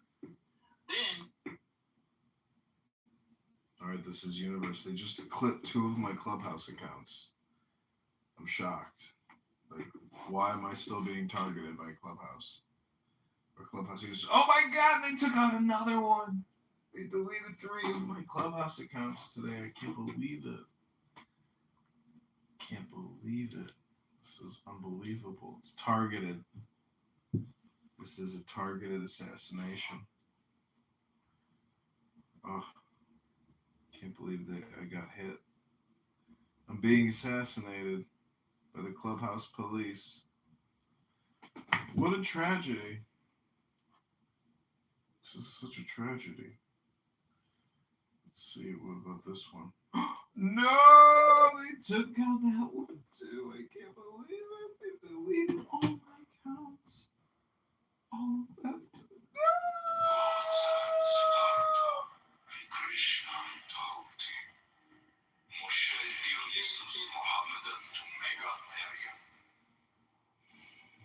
With these also Hermes, Pan, Priapus, Osiris, and Melchizedek. what really pissed them off is Orpheus and Odysseus with Vigilius, Catullus, Martialis, Rabelais, Swinburne, and many an holy bard, Apollonius, Tianius, Simon Magus, Mames, Pythagoras, Basilides, Valentinus, Bardesigns, and Hippolytus, that transmitted the light of the Gnosis to us, their successors and their heirs, with Merlin, Arthur, Cabaret, Parsifal, and many another. Prial and Oncorio seven-fent, priest and king that bore the lance and cup, the sword and disc against the heathen. And these also Carolus Magnus and his paladins, with William of Shire, Frederick of Hohenstaufen, Roger Bacon, Jacobus Burgundus, Molensis the Martyr, Christian Rosenkreutz, Ulrich von Hutten, Paracelsus, Michael Mayer, Roderick Borgia Poi, Alexander the Sixth, Jacob Boheme, Francis Bacon, Lord Verulam, Andrea, Roberus de Fructibus, Johannes D, Sir Edward Kelly, Thomas Vaughan, Elias Ashmole Molinos, Adam Weishaupt, Wolfgang Bandute, Ludovicus, Rex Bavaria, Richard Wagner, Alphonse Louis Constant, Frederick Nietzsche, Hargrave Jennings, Carl Kellner, Forlong Dukes, Sir Richard Payne-Knight, Paul Gordon, Sir Richard Francis Burton, Dr. Gerard Encossi, Dr. Theodorus, and Sir Alistair Crowley, O sons of the Lion and the Snake. With all thy saints we worthily commemorate them, worthy that word and honor to come. May their essence be her present, potent, puissant, and paternal to perfect this feast.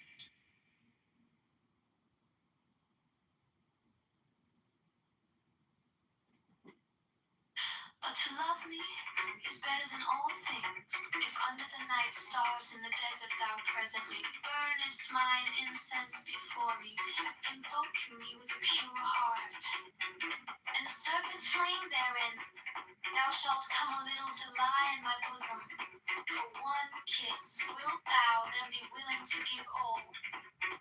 But whoso gives one particle of dust shall lose all in that. If you're a small Ye shall gather goods and store of women and spices. Ye shall wear rich jewels. Ye shall exceed the nations of the earth in splendor and pride. But all to the love of me, and so shall ye come to my joy.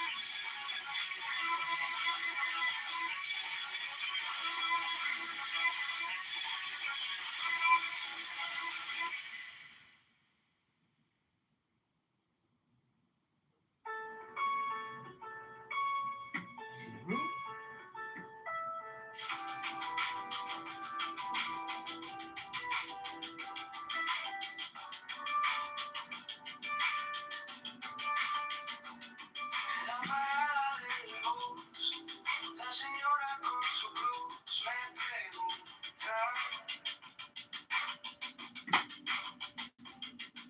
¿y este tal John de verdad Answer my question. están los blues? El chaval con su café, 3 trabajos, poco pie, dice: quiero a alguien que al fin se parezca un poco a mí. John para el mayor de Chicago, para los hombres, para el barrio, para las personas de las pipos que nunca salen en los libros. John para el mayor de Chicago, la voz del norte y del lado sur, para la familia en el lago que sueña un futuro azul.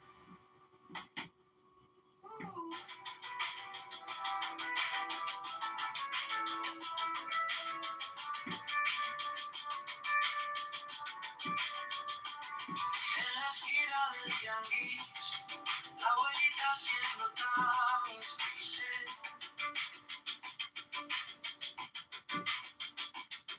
quiero ver la luz en la escuela de mi Luis.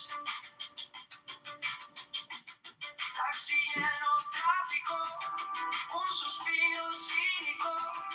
Si votamos esta vez, cambiará lo que se ve. Pero John para el mayor de Chicago, para los hombres, para el barrio, para las personas de las picos, pagando cuentas con sus ritmos. John para el mayor de Chicago, la voz del norte y del lado sur, para la familia en el lago que sueña un futuro azul.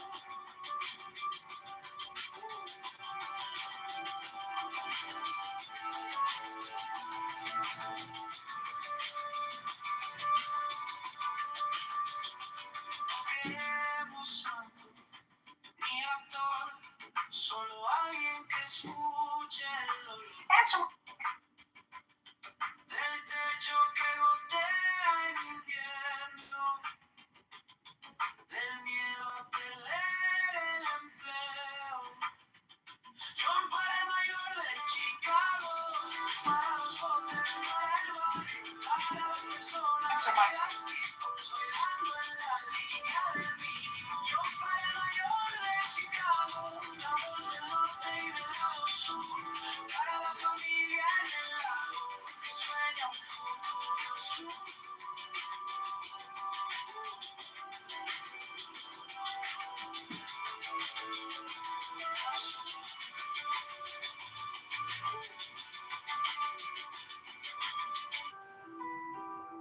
What happens if you throw this hand grenade and a pepper? But once I release it, I have only 4 seconds to get to safety. What happens if you throw this hand grenade?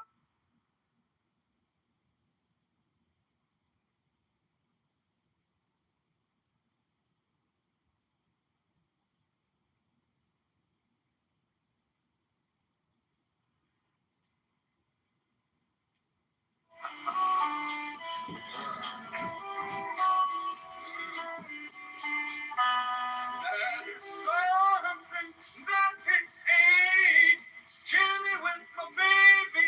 Oh,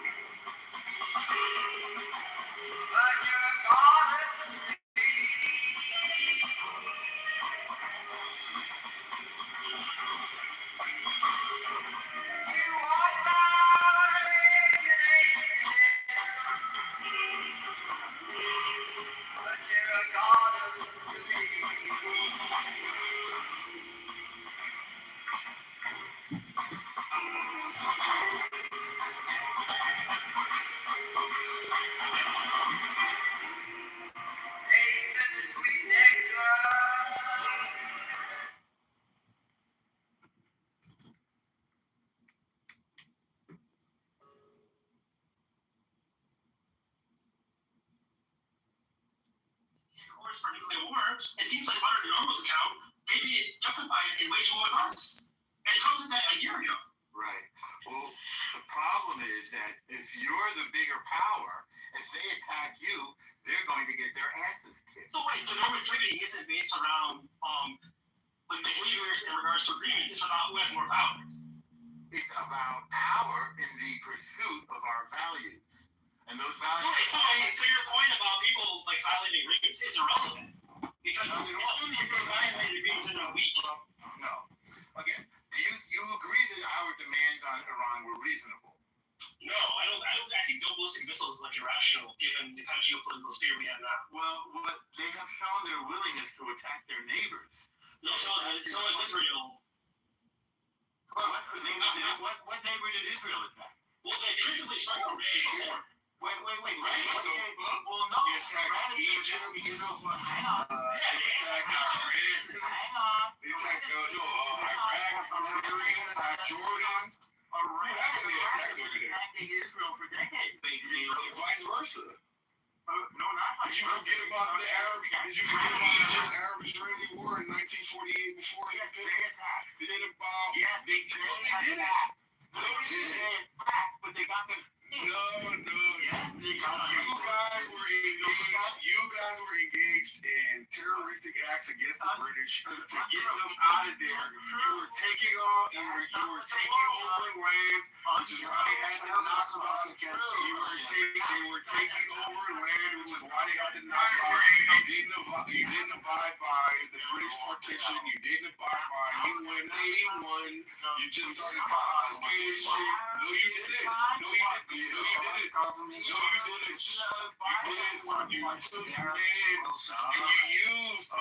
the context of the Arab-Israeli war to expel 700,000 Palestinians from their land. You've been attacking your neighbors since your inception, my brother. You attacked the British. You killed British people. You remember the King David Hotel? You know how many British were killed? They even killed 17 Jews in the King David Hotel. What happens when Please, let's not pretend like you're on attack. Go ahead, AWOC. Sorry. I had to correct the record for these fucking liars. When Israel and you lose, you're going to lose your bloody land. And that's what happened. I'm confused. Like, so Egypt was not preemptive or no? What happens when the Egyptians attack when they Which one? I'm answering you. Egypt kicked out the UN peacekeepers and massed its troops on the border, which under the law is a casus belli. And Israel then attacked preemptively to prevent Egypt. There we go. It's casus belli. There we go. Everyone shut up. Stop. So if you mass your troops on the border and indicate your intention to attack, yes, you're going to get your ass kicked. That's correct. Okay, but Jimmy, what international law is that violating Article 2? I'm sorry, why are you bringing up Article 2 in regards to 1967? Because what justified the freedom of attack? 67. What's that? Because Article 2 was in effect back then. So does that justify the attacks? Okay. Absolutely. Okay, so Article 2. Hang on. That was the yes or no question. I want to answer you. I want to answer your point. So if my point is on rationalization of action is Article 2. Let me make my point and then you can respond.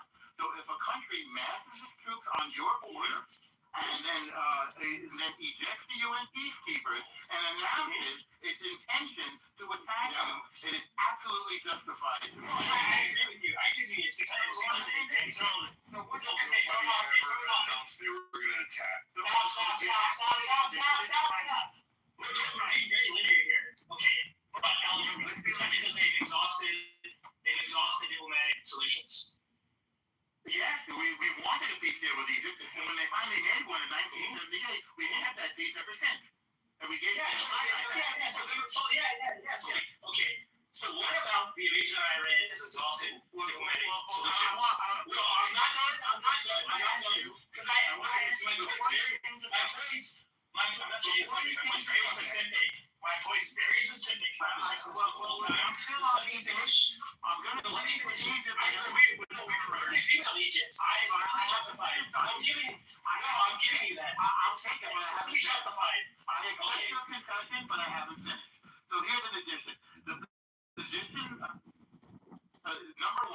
Indians did not accept the partition plan.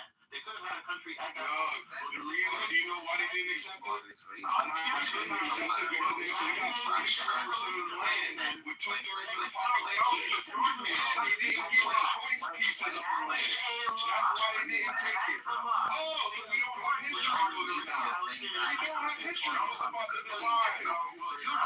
You see the divide.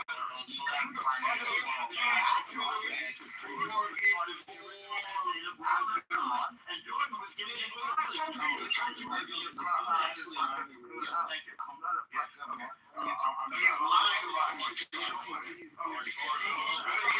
He's not talking about the details about why it was rejected. The Arabs rejected the partition plan.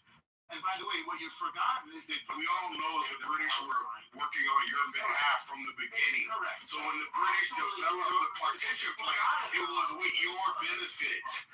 Anybody can go look at the partition plan codes, right? You can see how it was a hodgepodge of locations, right? But he put it right there. Because you're illiterate, because you were dropped on your head, you did not know that Jordan was part of the original mandate of Palestine, and it was taken off. You mean Transjordan? You mean Transjordan? No, I mean it was called Transjordan back then. It was called Transjordan back then, young dong. Let's go back. Yes, I'm talking about what is Jordan today. It went entirely to the Arabs. There's somebody who's not from there, who's from Saudi Arabia, Abdullah. But let's go back to what does that have to do about the part blowing you away on that matter? Because the partition plan existed. Doesn't mean it wasn't fucking a fair dum-dum. How does that mean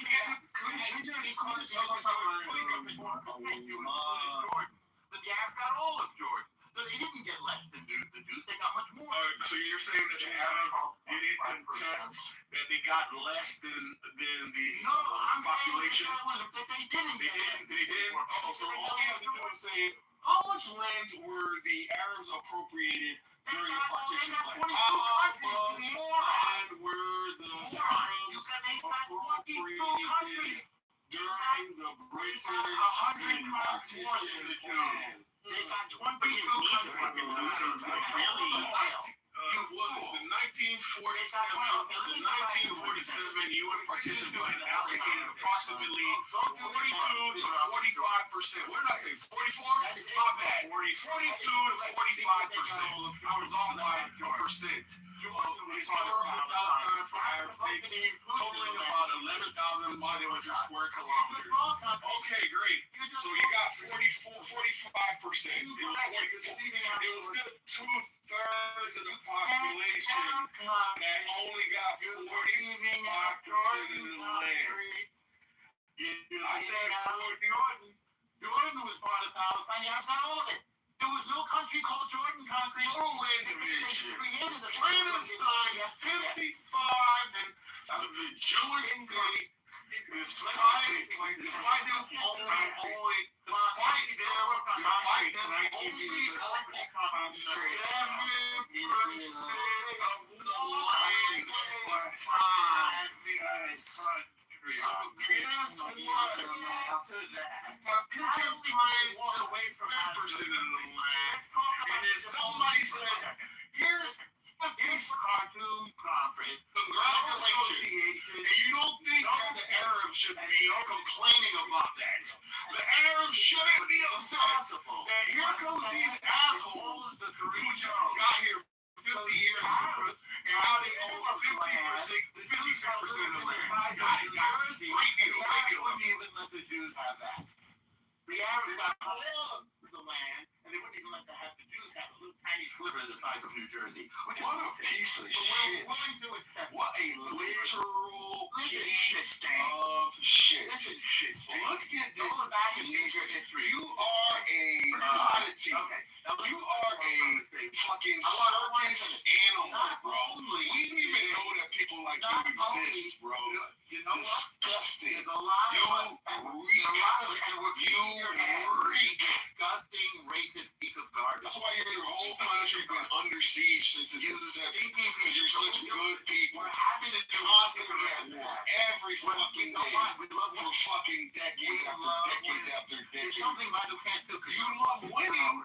Yes. You abuse the Palestinians, and look at you now. Look at you now.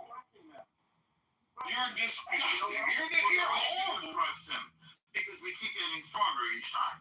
Now let's go back to 19. That's why everyone eats the problem. We don't even want to live it.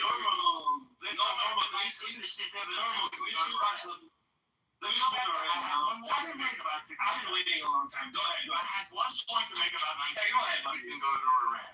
The point that I wanted to make was that the Arabs Not on my watch.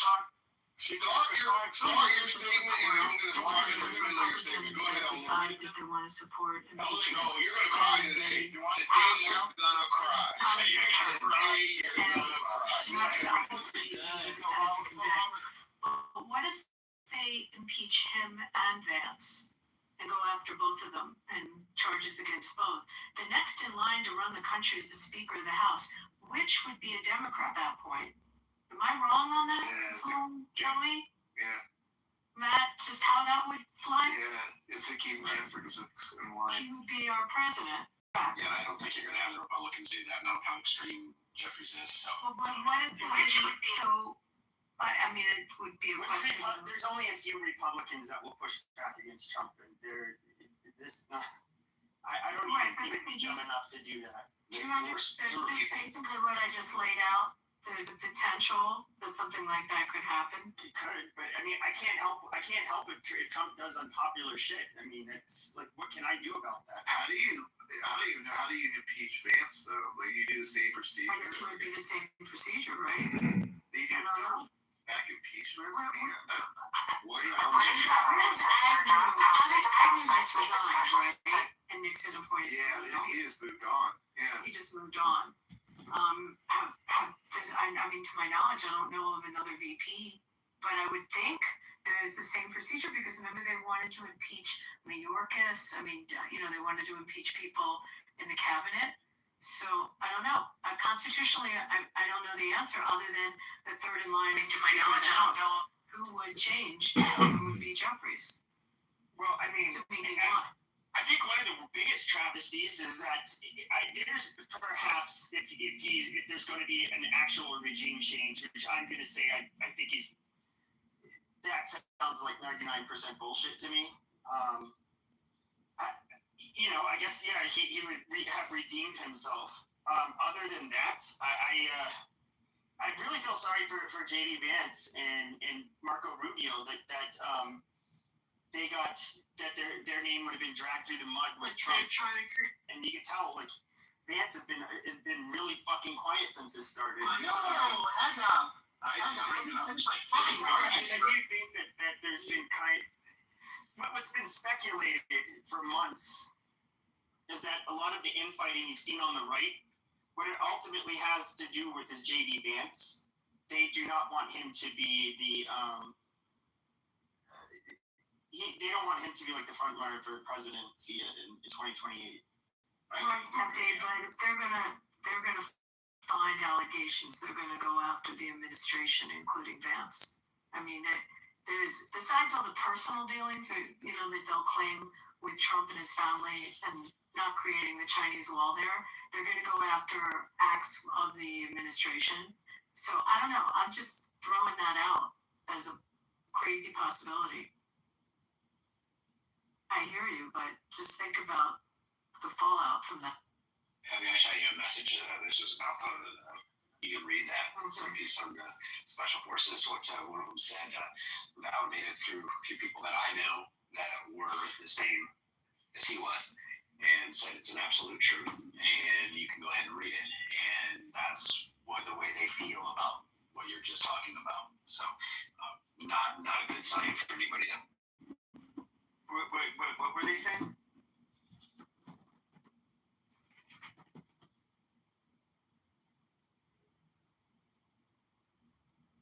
He's saying that Vance is going to lose because he speaks like a loser edgelord.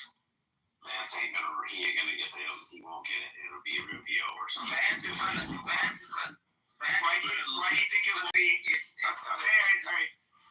Why do you say that? But okay, but I was asking him the fucking question. You asked me a question. No, I was asking. Wait, don't be so horrible, Pepe. I'm trying to tell you something. Oh my God! It's all Vance, wait.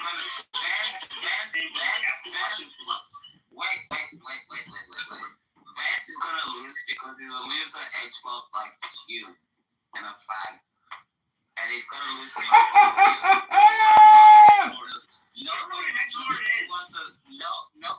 Nobody wants to listen to insults like Tucker Carlson types and everything other than how many hundreds of millions does he have, or is he even forget? He's not a bad-looking guy, I wouldn't think. He's got the celebrity part down.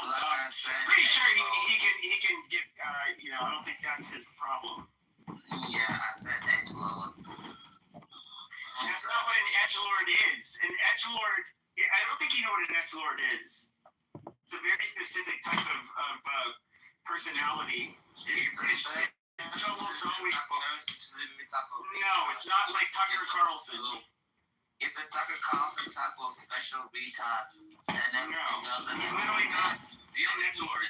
Have you noticed Vance is going down in the polls because his special relationship with Tucker Carlson and the fact that he has Tucker Carlson's son in his administration, all the thing. That's the way he's down in the polls. So stupid. You watch when it comes to 2028. Vance is going to lose to Rubio. Nobody wants Vance because facts like you support him for retardation. That's it. All right. Thank you for wasting several minutes of my time. But I was asking Ice, what is this information you were hearing about Vance? No, it's not about Vance. It's about what would happen if they impeach the president and a certain section of people that would take exception to that due to their oath, basically. So if they feel that it was done basically for partisan politics, that there would be action taken. So I don't even want them to impeach him, and I despise the guy. I don't want them to impeach him because I think it's another fucking charade. They've done it the first time, the second time, doing it the third time. It just gonna look stupid. So they should just let him do his 4 years. I'm my biggest fear is impeaching him and having this idiot Vance going there. I'd rather, even though I totally despise Trump, I don't want Vance to go there. I don't. So Trump, he can keep fucking up for the next 2.5 years, I think. Yeah, we'll figure out a way to deal with it and cope with it, but yeah, Vance. I think it's just gotten too extreme. Like I just wouldn't want. I wouldn't want this to become the new normal. Yeah, politics has become way too divisive. The left and the right are crying. They're begging for a more moderate party to come along right in the middle right now. Both sides. When they do the pollings, it's very heavy on the left. I forget, it was overwhelming. They wanted the party to come back to the center. And it's the same on the right. And most people don't want a far right. And I would love to see people that can sit down and really negotiate and try to solve problems again. Because right now they don't. We got a bad Affordable Care Act. Let's just leave it. Because we're both going to act like children and not want to talk and try to resolve something and make something better. Because everybody's going to claim we did that. Our side did that. But how about we sat down together as adults and figure out a way to make it work? There's nothing that the government gets involved with that goes well. From healthcare to jails to hell, freaking political laws they passed. Hey, how do you guys feel about all the hundreds of millions of dollars that Trump's family is making? I mean, he's been in the presidency for about a year and a few 2 months, and his family has already made over close to $2 billion. What are your thoughts about that?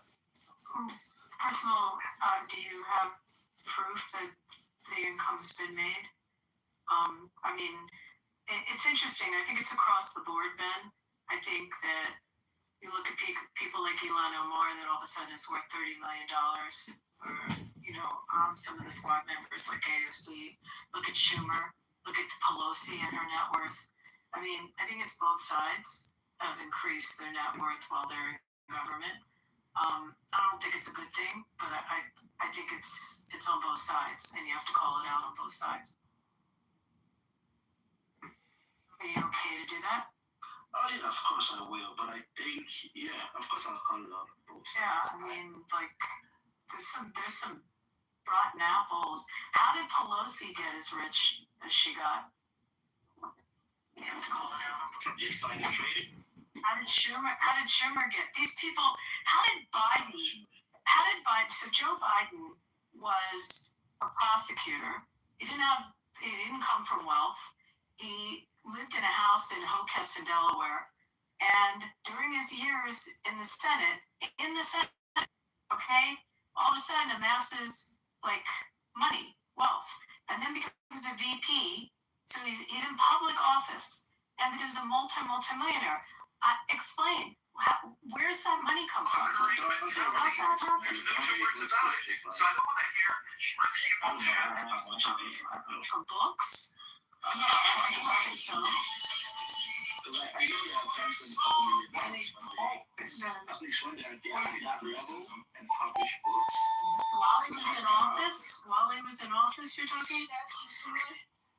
I don't know. I haven't done it. Yeah, I mean, it's just like I'm saying. I don't mind you calling it out, but you gotta call it. It's like a virus throughout government, and definitely on the legislative side. We see a lot of He sold the rights to a future memoir for $10 million. It's a fancy way of saying here's some cash or something. What year did he do that? Guys? Let me see if it's got here. Because he got wealthy, I think, before he did memoirs. I mean, look at that. I mean, I'm just going to say this.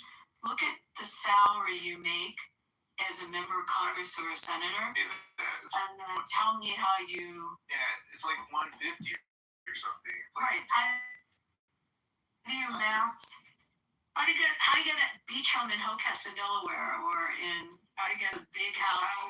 Not in the big house in Hockessin, the beach house in what's the Rehoboth? Like, how'd that all happen? Where'd that money come from? I don't mean to shut you down on what you said on Trump, but I think it should be a more global. Is a little too blatant. They had great wealth. They came in with wealth and businesses. Elon Elmer came in with what? She almost said you're worth $30 million. So do you think that if Trump wasn't president, okay, he sold his memoirs. He had wealth beyond $10 million before 2025. That's my point. Where'd it come from?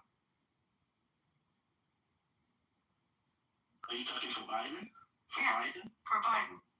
I don't know. I mean, I think I just said that he... That's 2025, Ben. 2025 to be the money.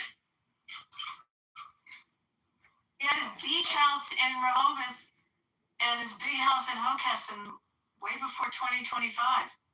The salary of a U.S. senator all those years, I mean, add it up. He was in private practice at a decent firm in Delaware. Abby, shit ton more than that. Abby, do you know if can the kids of the president make money? I mean, I don't even know how that works. They have a Chinese wall that he has to separate all from the investments and from the company, but they can make money. I mean, you can make the Hunter Biden argument that. Exactly. So I don't think Trump is directly making money. I don't think you can link that to him in any form. I mean, I don't know where he'll find it, I guess, but now his kids are definitely making money, and that's not illegal.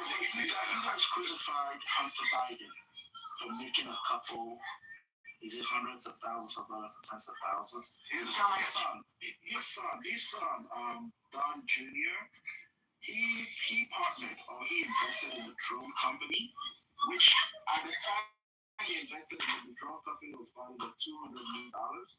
Then, some way, he was able to get a $600 million contract with the federal government.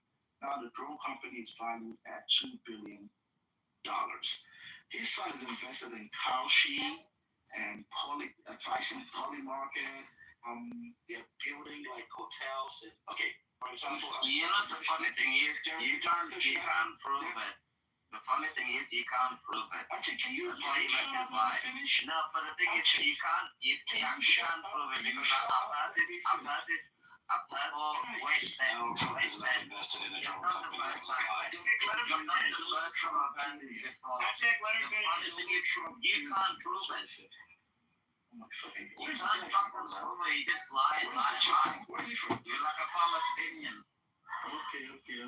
Being not shy. You can't prove it. You just lie and lie and lie. And you expect people to believe what you're saying. You can't prove it. Just put it in the chat. Your girlfriend, can you go stay with your girlfriend or something like that? Please. Okay. Bro, get the fuck out with your thing and go talk what you want to do. But you can't prove it. You just lie and lie and lie. Put that. It's not true. It's small. $5 billion to invest in his funds. So, and also, Thank you. so in his defense, he's talking about Trump and the money that they've made in office. So Trump was inaugurated on January the 20th. Let me see. So it looks like Trump did launch a meme coin. Not 20. You talking about not 2020? You said the 20th of January? January 20th, yeah, 21st. Oh, so what he's saying about as far as Trump family making like a shitload of money. So Trump did launch a meme coin a few days right before he took office, and most of that money went to, I think he may have some stake, or his family may own the World Liberty Financial Group. So that meme sold over 550 tokens. So when you're looking at those similarities and you're looking at all of this shit as like, and it's totally fine for them to make money, but if Joe Biden got in office, if That's owned by the UAE, by the way. Jesus. Mom, can you guys have this guy just keep quiet? No, because you guys just keep lying, bro. You just keep lying. Jesus Christ. So if Obama or if Joe Biden would have got in office and promoted a meme coin or a Bitcoin that was sold through their financial group, it would have been a problem. But Trump didn't do that. Trump never advertised it. Never happened. No, Trump never. Not one time ever did anything with it. That's the difference. We're saying other people could do it. Other people on his behalf. That's the point. Otherwise, you're right. You'd be probably in big trouble. You can't just sit there going, "Oh, I got this meme coin." Everybody buy it at the like a press conference. You can't be doing that, So on the drone thing that he was talking about, his son bought in late 2024. He does sit on the board. They had defense contracts prior, and afterwards he had to remove himself from negotiations for procurements for any contracts with the defense companies. So that's where it's at. So they had to go in and bid and try to get it with negotiations without Donald Trump Jr. being involved. And people can say, well, he still gets the influence because he's there. Well, okay, let's see it. Hey, I'm all with everybody. I didn't think Christine should have been paying herself to be in the damn DHS. I get it. People pay themselves all the time for being and stuff like that. But in my opinion, there was things she did I didn't agree with. You don't give it to somebody just because you worked with them. You're helping to start a company that you worked with before because you worked with them in South Dakota. You say, okay, well, I'd love to, but you got to be there. I'm not going to give you their price, but you got to be cheaper than them. Then I would have been fine with it. But the fact that she paid more to a company that she worked with, I was completely against that. Some of it, If this company did that, then so be it. some has to be put in perspective too, like some of the resort developments, in Saudi, there's 35 hotels going in one like of their master plan cities alone. And there's like every major hotel chain and developers going in doing golf courses and doing, different resort developments from Ritz-Carlton and Hilton and like some of the companies out of big European hotel chains, the Four Seasons Peninsula, and just go through them. So for him to do a resort project there, where many companies are going in, like everyone wants to single it out. Oh my God, they're doing business in the KSA, but so's everybody else. So at what point does his hotel company that his kids run have to not do business around the world because every country they work in could be construed that he has a relationship with them. I mean, it's just. Yeah. I mean, in an ideal world, I agree. I don't think any family should be profiting at this point. They're there to serve at the pleasure of the people, really. At this point, they call it a day. I agree, but the whole family isn't there to serve. But I don't think that they should be allowed to invest into certain things. Once you're in, once they're there, let's just say once Donald Trump was elected, they should. This goes back for me. I held this line for decades. If you're elected, you, your immediate family, and people who are close to you, which they can monitor all that, should not be making suspicious investments in defense companies. Sorry, it's a no. You have a relationship with this person, you could have inside information. Sorry, it sucks to be you, but you can't invest in these deals because they're your friend, your brother, your son, your daughter, your uncle is voting on a contract for NVIDIA to get government grants or whatever it is, So to me, no, they shouldn't be allowed. He shouldn't be. Nobody in Congress, nobody in politics should be. Anybody that has inside information, hell, Martha Stewart went to freaking jail for it. Let's be real. And then you have politicians who we should hold to a higher standard in that regard. But instead, if you look at their path too, they've always made money. But if you look in the last decade, the level of money they made has gone up as just astronomically. Through COVID was ridiculous.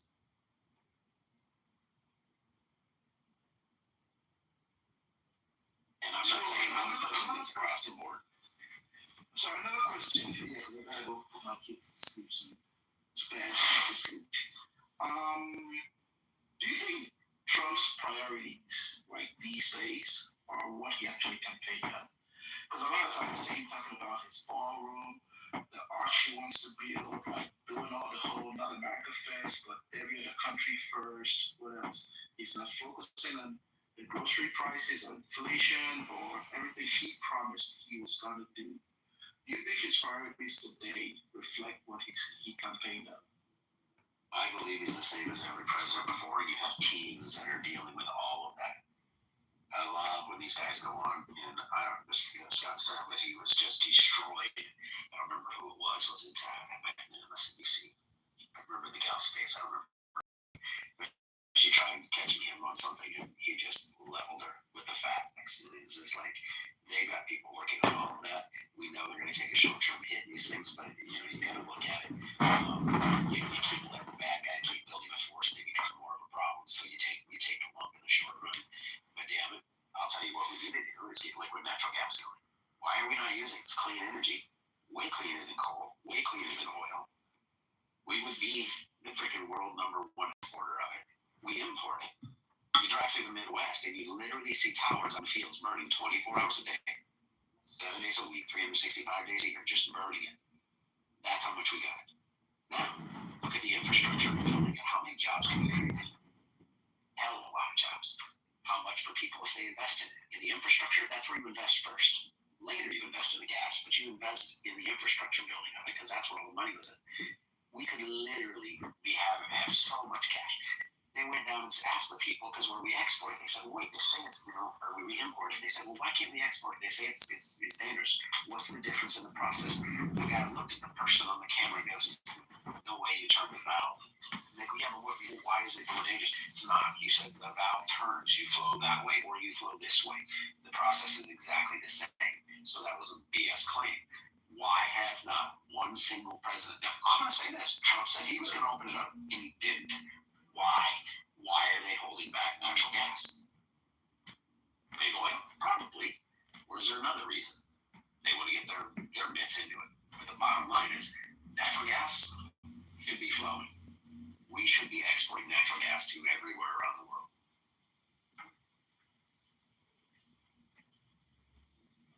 Point being, where do you think prices would be if we had stuff like that to help?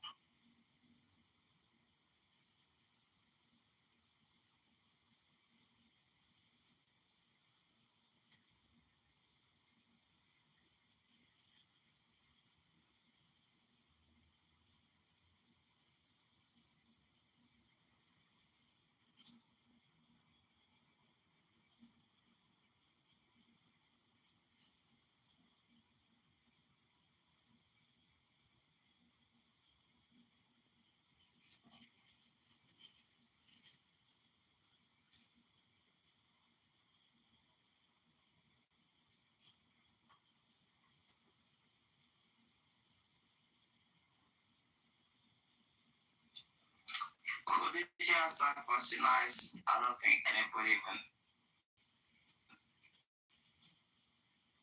Sorry, what was that? I didn't hear you. I didn't even know who you asked that question. My biggest concern is I just want this Iranian regime to go. It's been here for 47 years. It's terrible. I mean, I can look like people, my friends in the United States are like, oh, gas prices are like $4 in like, oh, California. But it's in Brisbane in Australia at the moment, it's like $9. It's double. You know what I mean? So people in California are bitching at like $4 and it's $9 here. So it's like, what the fuck? You know what I mean? Yeah, like in Europe, they pay by the liter. It's expensive. Yeah. Yeah, like a gallon. A gallon in Brisbane, Australia at the moment, it's $9. Tomorrow it's gonna be $9.80 US a gallon. So it's like, oh well, yeah, so terrible. Everything is just so fucked up and everything else like that. But we're just like, bro, you gotta get rid of these terrible terrorist people. These people are sick people. They've been there for so long. So it's like when people are just like, oh, they're just like, oh, $4 a gallon is so bad. And I just look at my phone like crying. I'm just like, I wish mine was $4 fucking a gallon. You know what I mean? But it's like $9 a gallon. So what fuck am I supposed to do? Tell me. So like these people, they don't even know what they're talking about, man. You know. And the wages are not so different between the US and Australia. It's not so much different. So they're horrible. And I'm like, I'm at $9, soon I'm gonna be at $10 a gallon. I'm saying it in American terms because that's how, you know, I won't say liters because then you won't get it. But so what the hell are we supposed to do about it? We want it to go away. I don't give a shit. If I have to pay $13 a gallon to get rid of the Islamic Republic, I'm gonna pay $13, $14, $15. I don't give a fuck. These modern day Stasi, they have to go. These are sick people. They gotta go. I don't care. Like, I don't even give a fuck if the fuel goes to $20 a gallon. These sons of bitches, they've gotta go. That's my opinion. You can disagree with me or not, but that's the way I feel. No, I'm in agreement. I think we gotta get the tyrannical. I have friends that are Muslims and they're not in any way extremists. They're very cool, down to earth people, no different than me, right? They're not going to be, they don't get down on their, carpet and pray 6 times a day, any of that. They're just people. Now, the extremists, they're the problem, and they're a small percentage of it. But that right there is a driving force of it. That's where a lot of resources come from for them. That's where a lot of the explosives, the technology that they use, all of that comes from there. And so to get rid of them, it's worth it at all costs, because here's the deal. The last administration raised our domestic terrorism alert to the highest level ever because they knew what was inside the country. Now, you don't just raise it because you just think it's a fun thing. You raise it because you have intelligence that's worried we could have a problem. So they raised it. And it's still up there because we know it's out there. We have a few different attacks already. That's minor. If they decide all of a sudden go off one day, it'll overwhelm the system. Imagine, they can start attacking schools. They can do whatever the hell they want. Little kids ain't gonna be able to fight back. Little kids aren't gonna be able to fight back, and I heard all the stupid shit in the world. There's not enough fire department to go into all the different schools. There's just not. Right? These people have said it for 47 years. You said this, AJ. 47 years. They said death to America. Number 1 is death to America. Number 2 is death to Israel. They've said it. When people say it, they want it. Look at it in boxing. When somebody keeps saying, I want to kick Mike Tyson's ass, Mike Tyson finally says, well, let's go. Right? Eventually, you have to try to pop the bully in the mouth. And you do it before he pop you in your mouth.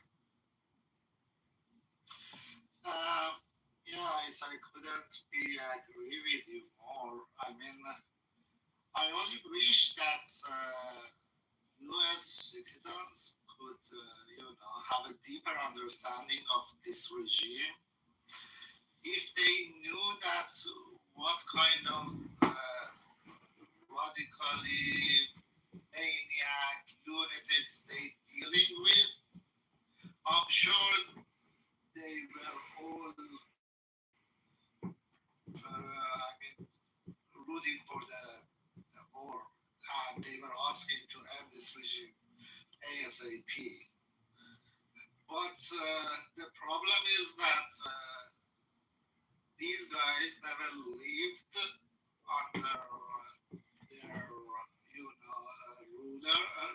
rulership, and they never lived in Iran, and they don't understand that what his ideologic regime is like, and when they say, it's not just chanting, they are actually practicing it. That's their wish for the last few decades. They've been preparing for this. They put a clock on the, each in the main square of Tehran, a countdown clock for the day that Israel gonna be wiped off the map. And practicing it, they like funding all the spreading all their terrorist organization bullshit and everything all over the world and all over the region. So this is something that they need to understand, and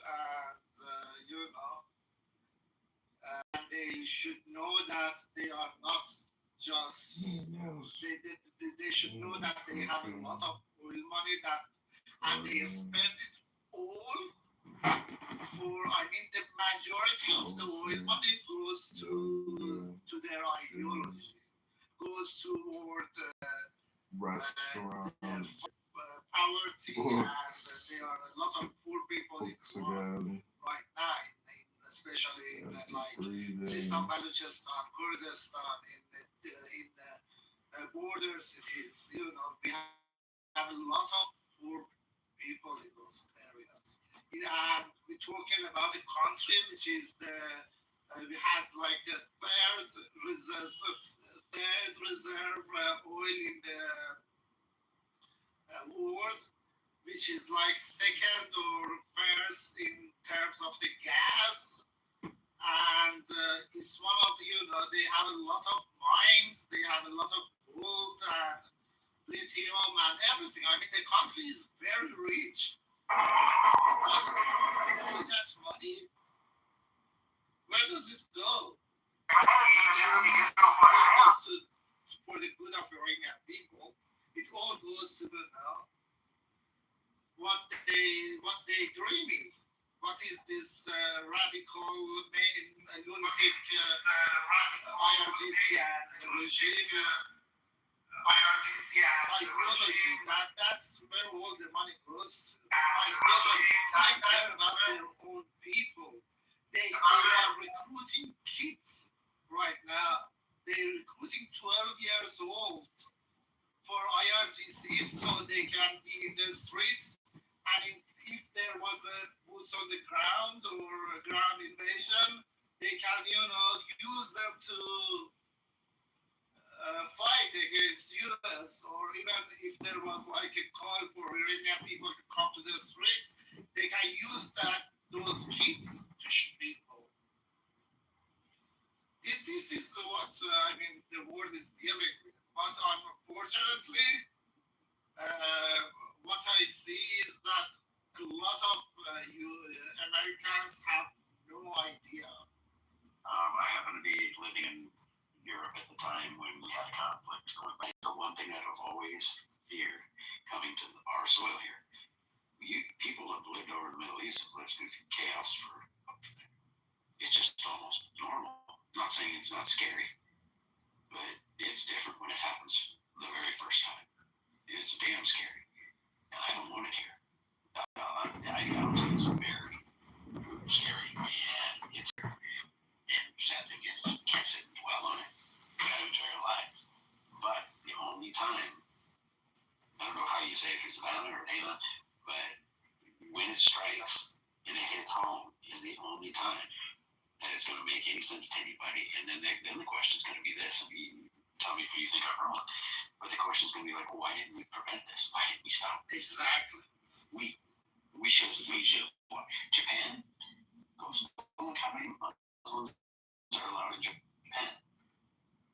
And when they are, they're watched very, very closely. They won't do it because people are fucking cowards. The politicians care, like, if you look in Europe, they care more about not being considered Islamophobic and, they care more about the votes of a bunch of, terrorist, baby makers. And it's fucking disgusting, really. And people are too comfortable, too, in general. I mean, if there was, like, a scarcity of resources, then people behave way differently. But there is a scarcity of resources. This is why rents skyrocketed. Down here, I know where. Oh, when I think, no, I get what you're saying, but in other words, people would have to be made to feel very uncomfortable. And in other words, it hurts. That's like the level. Having to have roommates and deal with a bunch of other shit and not being able to own a home, all of that sucks. But it's not something that's gonna make you like hurt, like in day to day. That is that kind of shit where people really I hate fighting. Sorry. I've had friends that came from Bosnia and they were just young kids. I didn't believe it. Talking with my parents, 8 years old. My friend had to strap up and freaking fight a war. I was like, I didn't believe him. I didn't tell him I didn't believe him. I never did. But hearing his parents talk about it, can you imagine what that had to feel like? To be a mom and know that your kids just gotta go. Mommy. And they're gonna die one way or the other. They might as well die fighting, right? It's crazy to me that we are so sheltered from all of that in this world. 12-year-olds in Iran. 12. The 12-year-olds here, they're on their freaking PlayStation, That's it. Their cell phone. They would know the first damn thing about strapping them and going and trying to be a security force. Yeah, I know. I mean, that's the thing that they need to understand. This regime, Iran is a rich country in terms of all kind of resources, okay? But they even sold, they were selling the soil of Iran to the Persian Gulf countries to use it to fund the proxies. All the resources in the country, they look at it as a source of funds for the proxies and for the fight against the U.S. and Israel. That's the way they look at Iran. That's why whenever I speak, I say the regime, Iran is an occupied country. The Islamic regime occupied Iran and took the Iranian as hostages. Where are you from, if you mind me asking? From Iran. I just left last year. I lived in Iran for 40 years.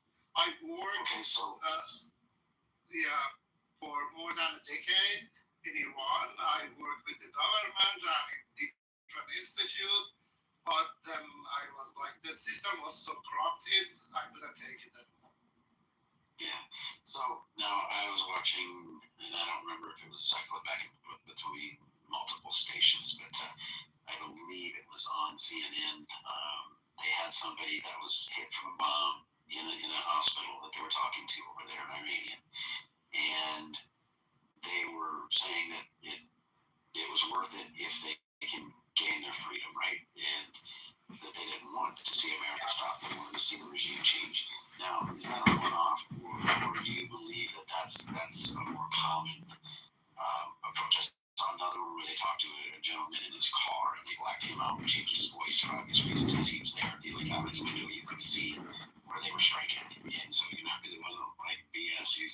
right. But one offer is that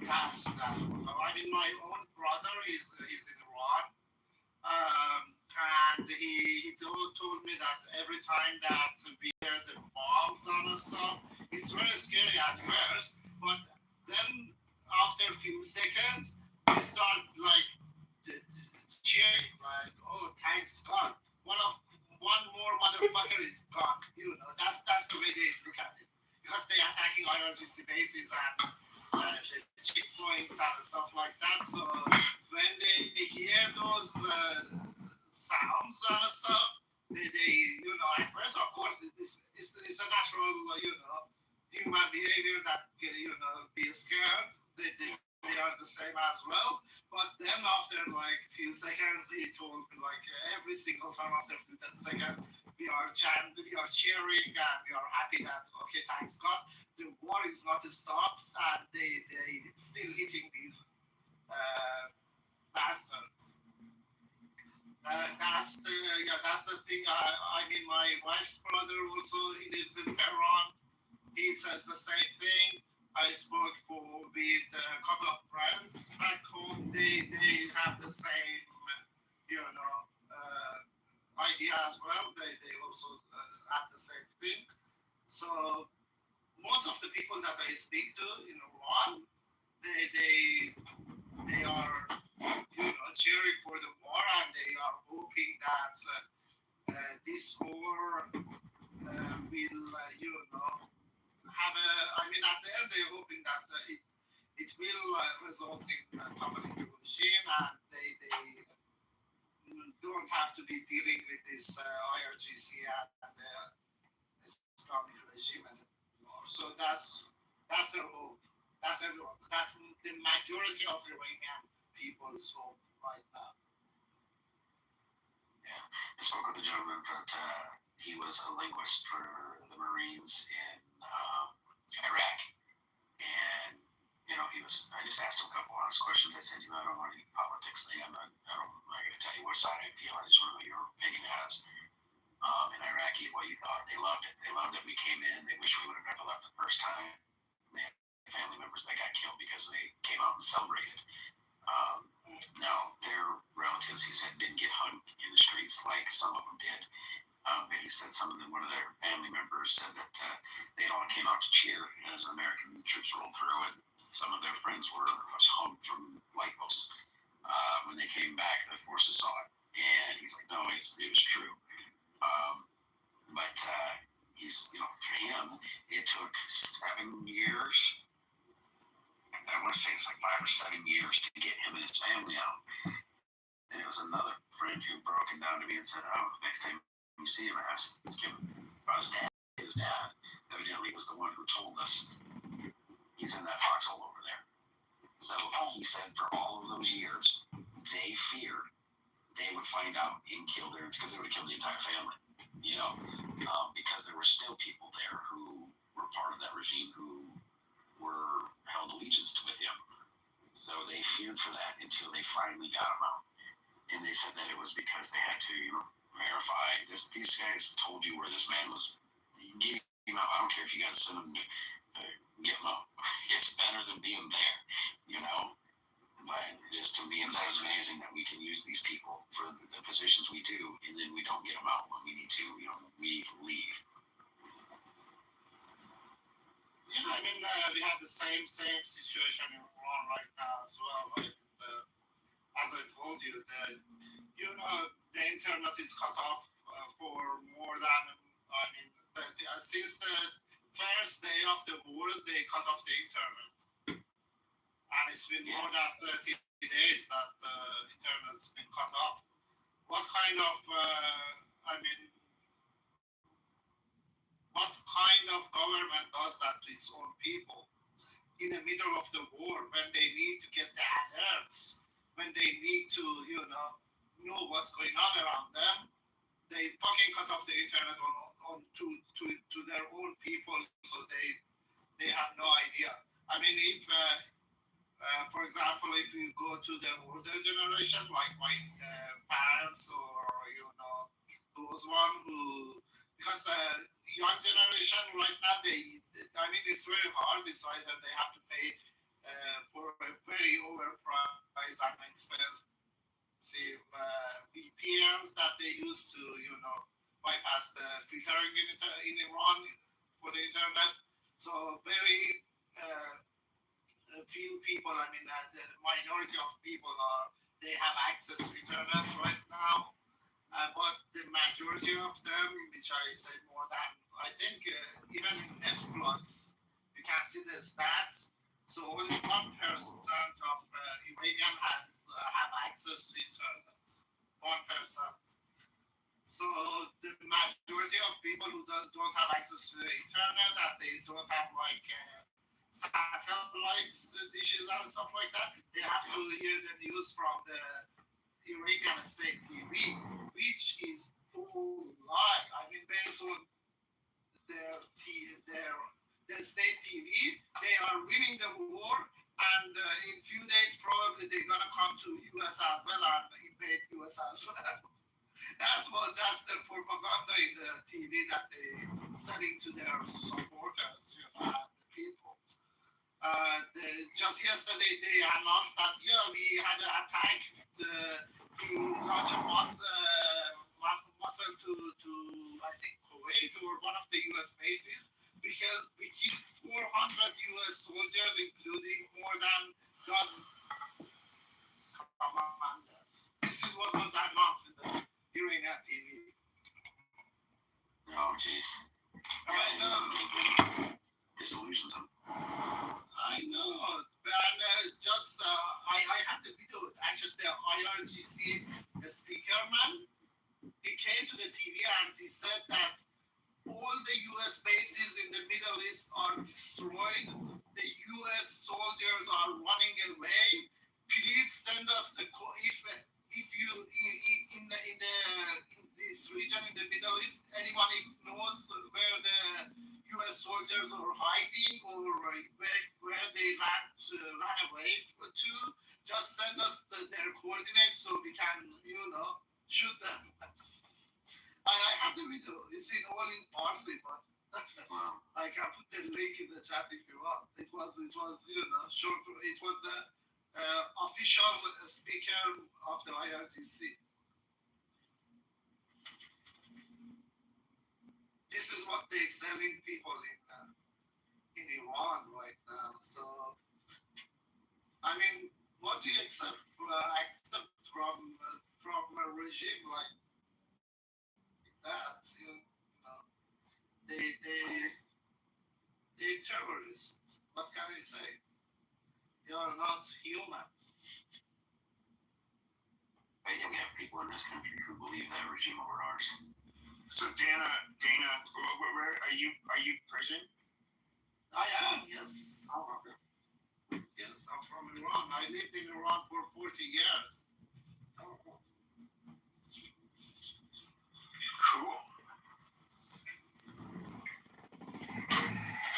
During the Mahsa movement, like a couple of years ago, it was like 3-4 years ago. With the hijab?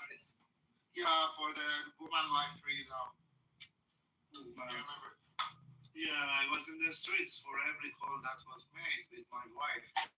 We were there, we saw them, we saw how they shoot at people. I mean, they are brutal.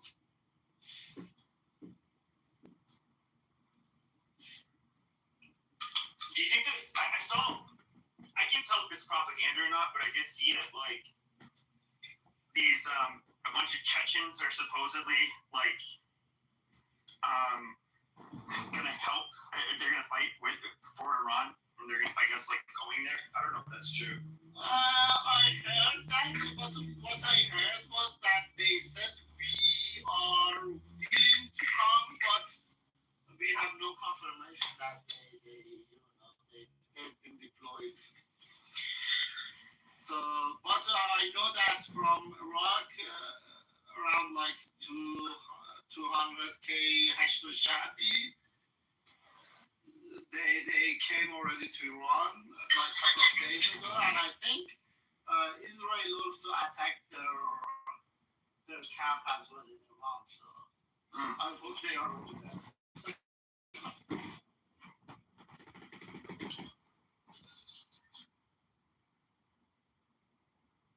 But yeah, for sure they like they are calling for their proxies and they don't have. That's the problem, 11 years old kid was killed in one of the strikes that was made in the checkpoints, and her mom was very pissed off. She was crying and shouting that because of the shortage of the man, the dad took the son, 11-year-old old son, to the checkpoint to help them. Houston. Okay, Ian.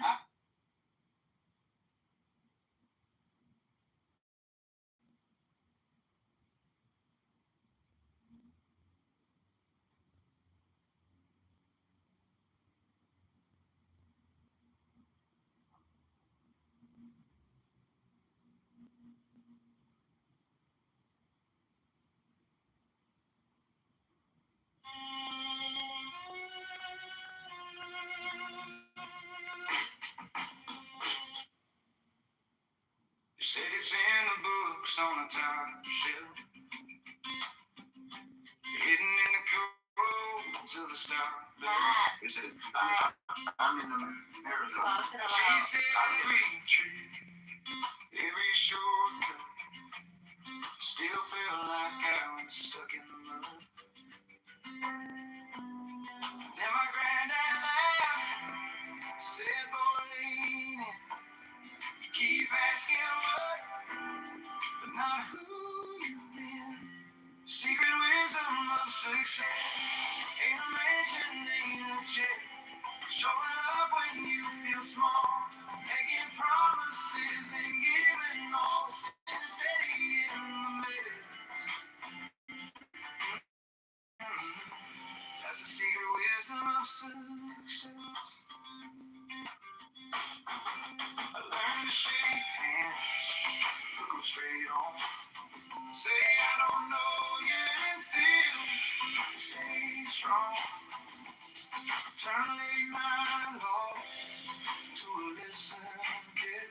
Count my blessings more than the money I give.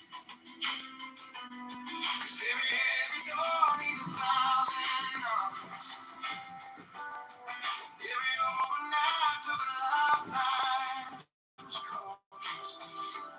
Secret wisdom of success is a word that no one checks. Saying sorry when you're wrong, calling home before you scroll along. It's loving harder when there's less. That's the secret wisdom of success. It's the early rise, the tired eye. Help your friends before you rise. Keep your faith when plans fall through. Not quitting on the truth. Secret wisdom of success. More than trophies, more than flex. It's quiet courage in your chest.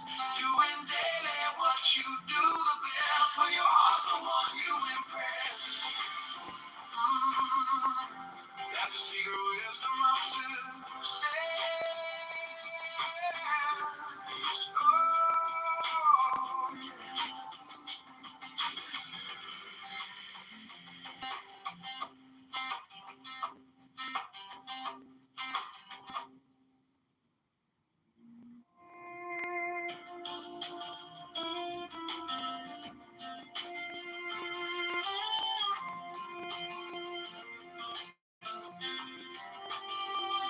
Said it's in the books on the top shelf, hidden in the cold to the stock bill. I chased every trick, every shortcut, still felt like I was stuck in the mud. Then my granddad laughed, said, "Boy, you keep asking what, not who you've been." Secret wisdom of success. What you should probably go on to basic compensation for his brilliance for leaders.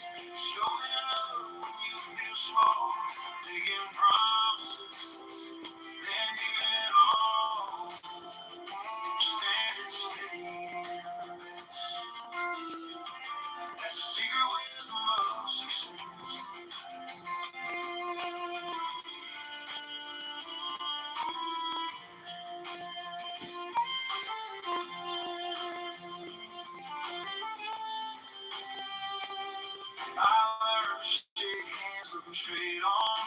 Say I don't know yet, still stay strong. Turn a late night loss to a lesson kept. Count my blessings more than the money I get. Cause every heavy door needs a thousand knocks. And every overnight took a lifetime's call. Secret wisdom of success is a word that no one checks. It's saying sorry when you're wrong. Calling home before we stroll along is loving hard.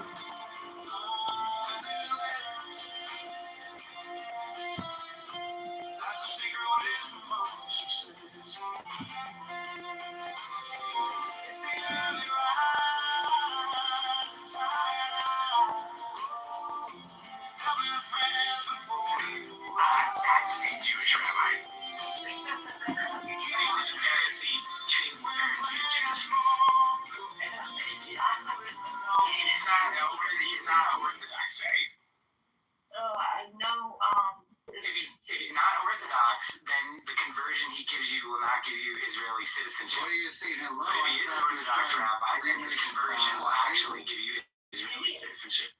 Yeah, I believe he is. Are you sure we'll have to ask him?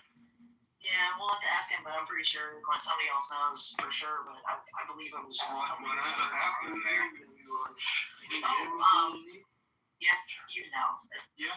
I was just saying, in Isaiah, it mentions Cyrus 140 years at least before he was born by name, and God says, "I'm mentioning you by name, even though you don't know me." Blah blah blah. Cyrus, and I explained to him, historians use that as evidence that it's a later addition.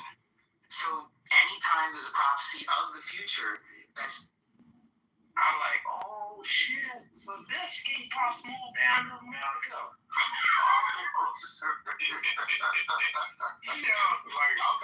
won't lie. I'm actually, of course, a lot of the Nigerians who came over did become like gangster disciples. Yeah, we in the game, bro. Yeah, a lot of them. In which cities? But it wasn't like, because anybody who knows. All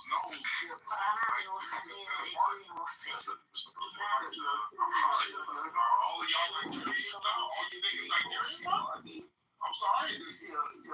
King, did you see Nathan's PTR?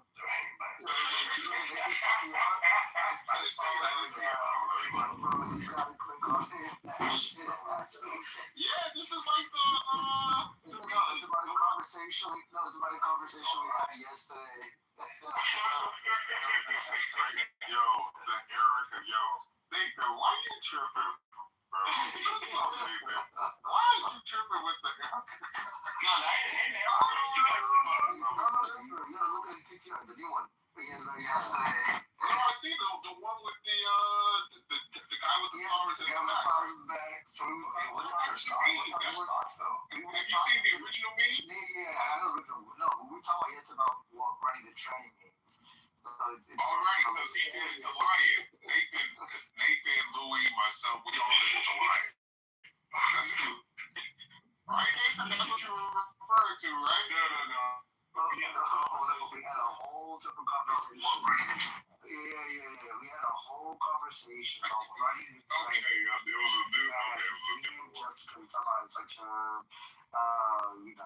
when people say I ran a train, it means, it's like. Who the fuck ran a train? It was non-gang related, man. when you have sex with a woman, when you run a train on a girl, and that's from a gang. Yeah, but Jessica was talking about it like you said. So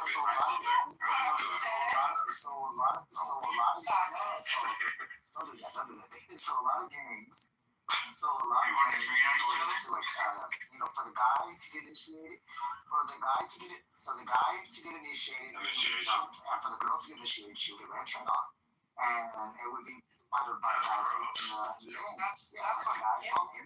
They would run a train on her. That's true. Initiated. So Nathan was talking about a whole different thing.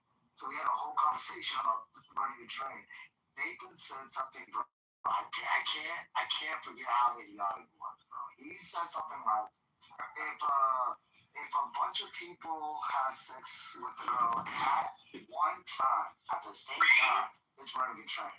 And the whole room was crazy. Like, you don't know what running a train is. That's called an orgy. If a bunch of people have sex with a girl at the same time, it's called an orgy. Bro, he tried to backtrack. Yeah, that's a game. Yeah, he tried to backtrack. He was like, he's like, gangbang and a train is the same thing. Yeah, it is. Yeah, it's literally the same. It's the same. And you guys are just trying to contextualize like who you usually do. I remember that too when I was in Vegas.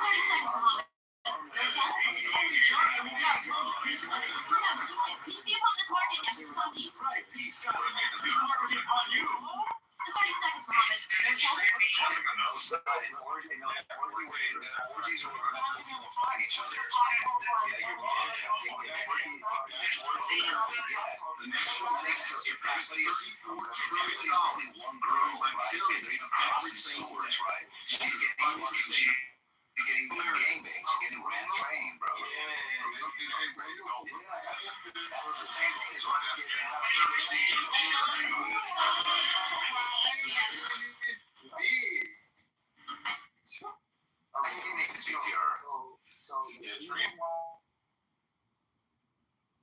You're talking about the configuration of people in gangbang is the broad term. The gangbang is the broad term. The train is the sub. They're talking about trains, Coco. Hey. No. That's not true. I mean, I do use the term train for sure. I would accept how Mike makes the distinction, but as long as there is a distinction because trains are we were reminded Kitover says the city's long in the country. Y'all just basically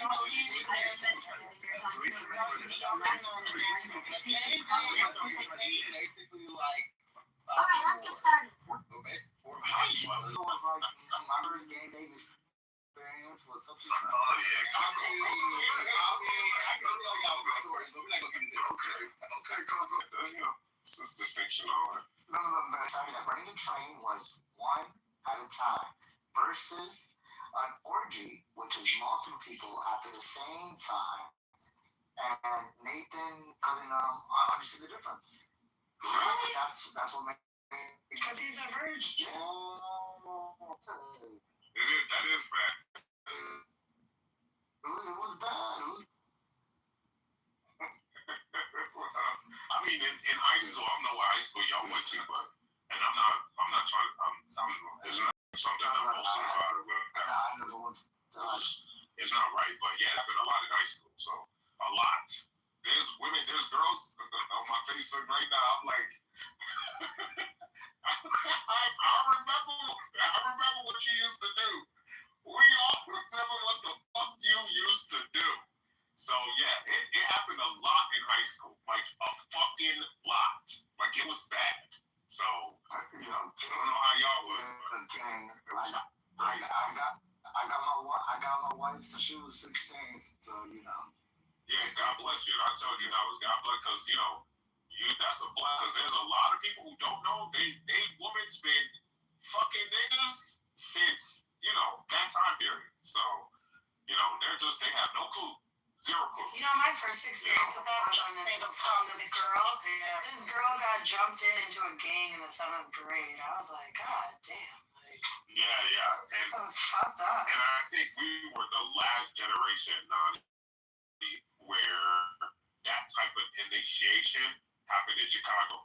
After my generation, it happened a lot less. Like it was more about what neighborhood you were from, and then you just were part of that gang, so you didn't have to get initiated, in that way. But it did happen. I think we were like the last generation of that still being a.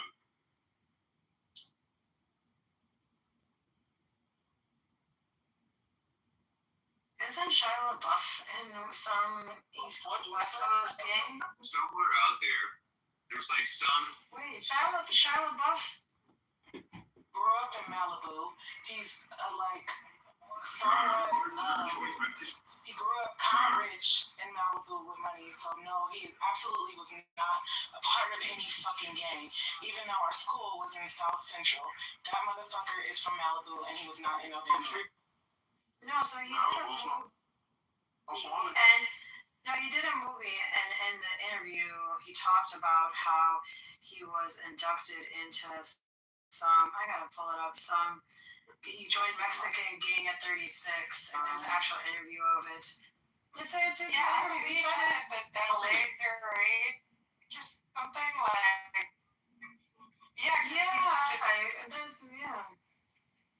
He said it in an interview. Some Mexican gang at 36. So why you doing all? He's so crazy. I just sent you a DM. It's called Ron Chappie. Don't talk to now. Now. I don't DM women. Go ahead. Yeah, I just sent you a DM. You ever heard that song? Ron.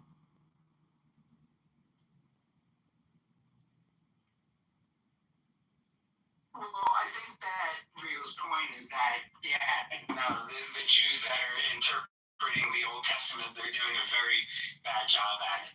And if you look at what Jesus says, he's actually correcting everything that they're reading in the Old Testament, right? He's constantly, you've heard it said this, but I say that. He's not actually contradicting the Old Testament. He's actually showing the way they're reading it is entirely wrong. Yeah, a large part of the Pharisees had like their oral law or like their own made up explanations of like the Torah, which like were like rejected by the Christians, and it became later known as like the Mishnah. But even then, like there are some agreements with Midrash, like Jewish interpretation of scriptures, and Paul, Paul uses Midrash multiple times, such as when he says that Janus and Jambres oppose Moses, which comes from Pharisaic tradition. And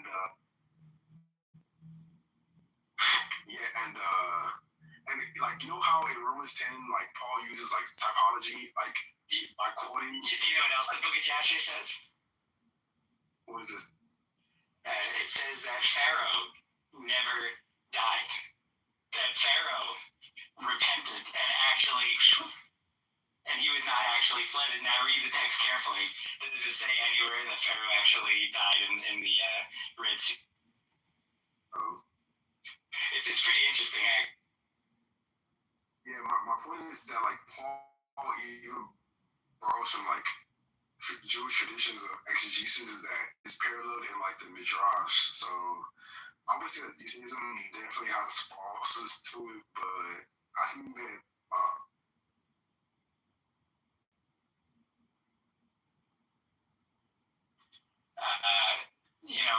if he recovers that, he's your money, oh well. If you knock out his eye or his hand or something, then you gotta let him go free. The counter verse I get for that, though, is the verse where it says, if a slave actually runs away, you're not allowed to return him to his master. That's a very interesting verse, because it literally says if a slave or a servant runs away from his master, you can't deliver him back to his master. And you have to let him live with you or in a house you want in your own neighborhood. That's literally what it says. And what's interesting is Pennsylvania created a law saying exactly that. If a slave runs away and the Supreme Court said, oh, we don't care. You have to send the slave back. And literally that's what happened before the Civil War. I guess the question I have is, do you believe that the God of the New Testament is the same God as the Old Testament? Oh yeah, I mean, it's on a need-to-know basis, because when you get into the we had all the way up to the Hebrew origin, for example, it's like I think it's trees the same God. I just think many times I need to know basis with them. And there's like dozens of testimonies in the Old Testament where it's like these people are constantly falling short and failing and pissing off God.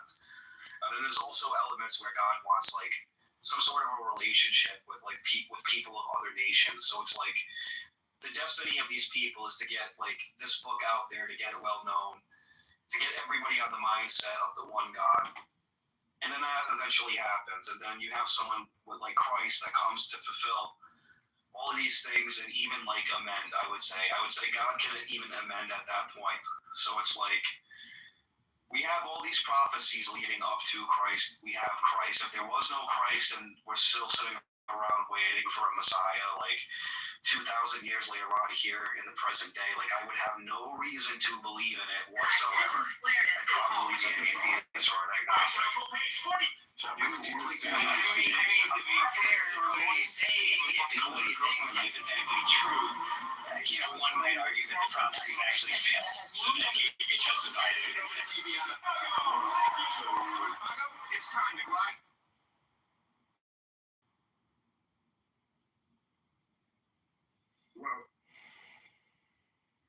Well, real quick, right? Didn't Jesus say, I was only sent but to the lost sheep of Israel? Like, I understand that the message of salvation was supposed to be all to the ends of the world, but God has specific time periods according to the scripture. So would the scripture be right in terms of Jesus starting his ministry with many Jews? They had like a whole basis in like the Old Testament where I'm pretty sure like the 600 laws you're supposed to follow them as closely as you can as a Jewish person, but there are like 7 Noahide laws for like Gentiles. And it's like that's the relationship, that's the need to know basis right then and there. But some of my favorite laws in the Old Testament, I noticed that all my favorite laws in the Old Testament, the Jews have created convoluted ways to get rid of it. Like the 7-year release in a biblical, actually it's very fascinating, from a biblical economy. Every 7 years, all debt should be wiped away, which means that every 7th year, you can get a 7-year mortgage. But in let's say the 3rd year, you can only get a 4-year mortgage. At the 6th year, you basically can only get a 1-year mortgage. Essentially, debts in this society would cycle every 7 years, and all debts have to be forgiven. If one would run there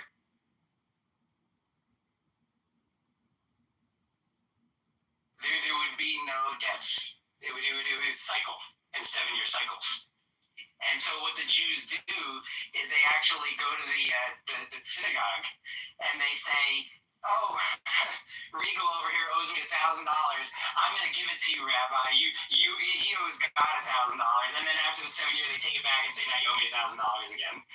They create all sorts of laws to literally go around this. On that note, I have to go, but I just like to lastly say that like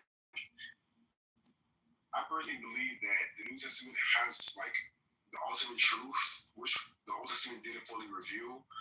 But I think that would be nice to say that the Old Testament is epistemically flawed and it was so without the New Testament because that would mean that the apostles were using it as a flawed basis for the revelation, which I think is dangerous.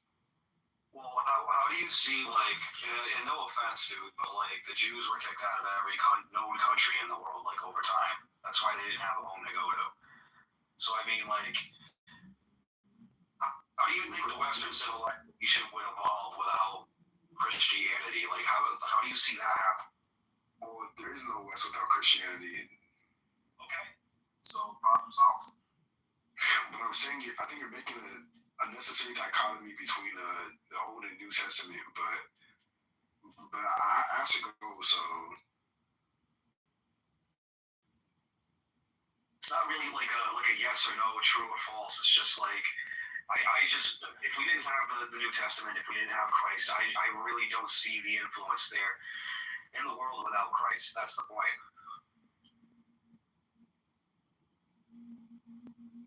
If we did away with Christianity altogether, like what do you know? The prophecies would have failed, right? That's what I'm saying.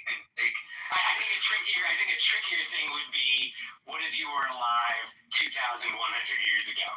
That would be a trickier question.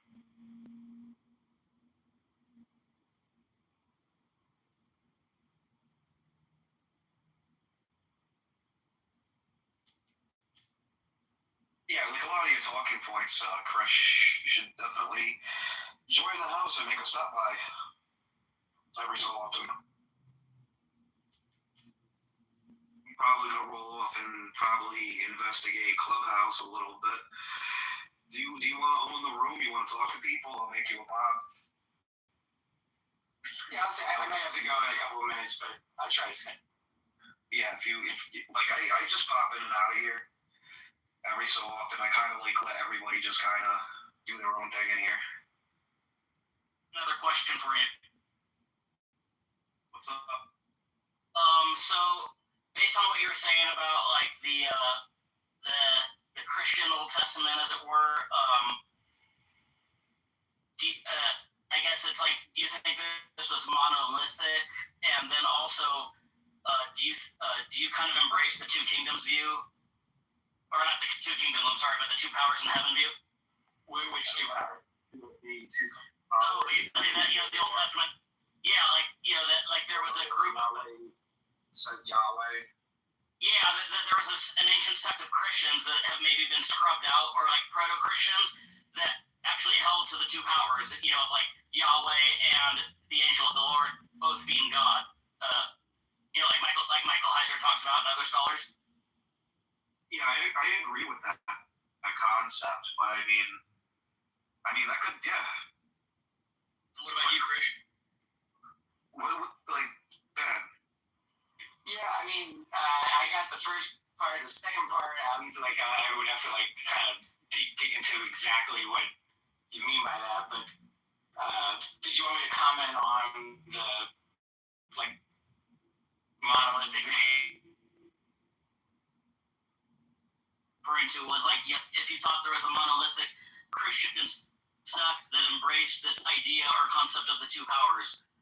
But it sounds like you might not be that familiar with the two powers, as in, I'm not exactly sure what it is. Basically, they were like proto-Trinitarians, or at the very least, they believed that there was two persons who were God, right? As you see in the destruction of Sodom and Gomorrah, Yahweh rained down fire from Yahweh or whatever. So you have the two mentions of Yahweh. You kind of have the two mentions in Psalm 82 and also the Divine Council. Like there's Yahweh and I think El that are mentioned there. So they say, there's this idea that there's an early sect of proto-Christians held to the concept of God being maybe not triune, but there was two persons that were God. Michael, I don't know if you know about Michael Heiser, but he goes into it a lot. He's got a video even on YouTube if you want to check it out called The Unseen Realm. Yeah. There's definitely, obviously there was groups that started with 1, 2, the concept of 2, 3. I wouldn't deny that. I think more common, though, would be the Gnostic groups just denying the Old Testament altogether. In terms of groups that wanted to fracture off. I think those are the most common ones. And Regal, I guess you're open to that concept of the two powers in heaven? Yeah. I don't have an issue with that at all, no. Research into the topic, or just in principle? Well, you don't have an issue. Do you go deeper into this topic? Do you know what henotheism is? So, at the earlier beginnings, it's speculated that they took two kinds of gods and combined them in one. I think it was Eshra or Ishtar or something like that, and that becomes the Hebrew god Yahweh. Personally, I think if there were any proto-religions beforehand, and then you have these guys come in and they do this, and then they write the Old Testament and they're critiquing whatever it is on the basis before. I don't see an issue with it because it's on the basis of gradual revelation, human beings being on a need-to-know basis type of thing, and that's all going on with the whole timeline as we know it. I think the influence of God has been there on mankind from the very beginning.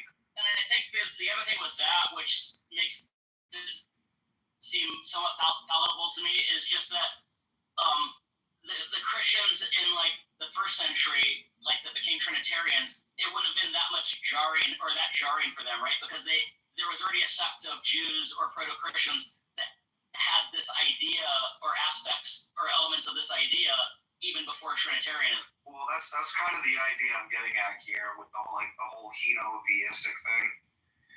So like, how would you make sense out of that? So they probably had discussions about Yahweh sent Yahweh, or the two powers in heaven on the basis of something like this. No, I get you now. Yeah, you're right. I agree.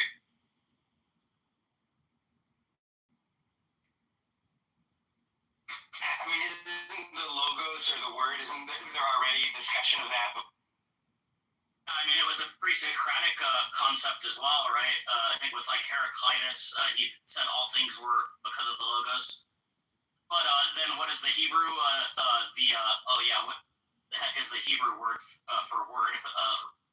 But yeah, they had that concept as well.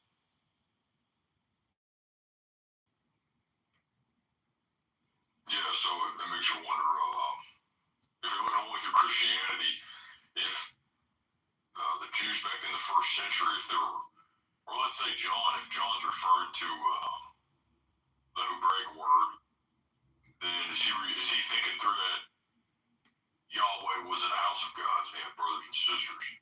Because this is what all the one-sided scholars do. Francis Shavakolu, Joshua Bowman, who else? Myth Vision, all these individuals that are notorious on YouTube with this stuff. They're reading in scripture from their own lens, and they contrast similarities with that's not monotheism, but if that's where you kind of lost, because it's like, well, if Christianity has always held to this monotheism, and the disciples did follow this, and they didn't hold to this multiplicity of gods, but divine persons, then it's either they didn't see that at all, or it was never known to them. That's why these theories are less than 200 years old with this. It's like, and if it makes it harder for them, it seems like it's harder to adopt, right? Because it would be a lot more jarring, because it's almost like shattering a worldview that they had. Yeah, and if Christ, let's try to steelman the atheist, or whoever uses this argument.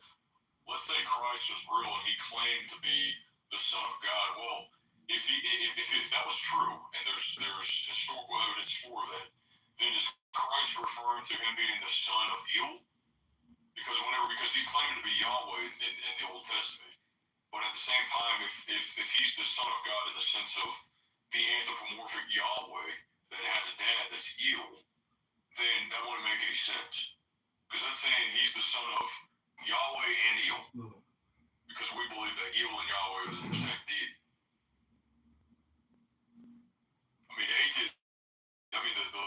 The liberal scholars don't see that though.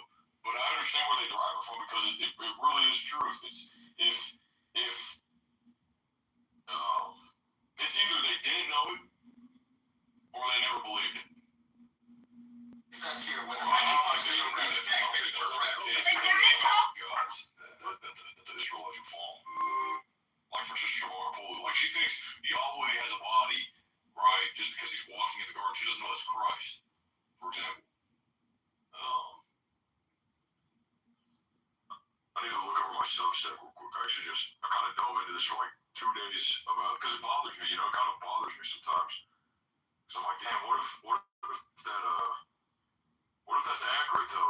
What if it is a remolding of this ancient religion where they slowly morphed all these different faces, or this different mold, and they turn it into one mold. There's all these different molds, and they turn it into one mold. It scares the hell out of me. But it's a newer theory. There's more justification for singular deity with Christianity and with Judaism than this new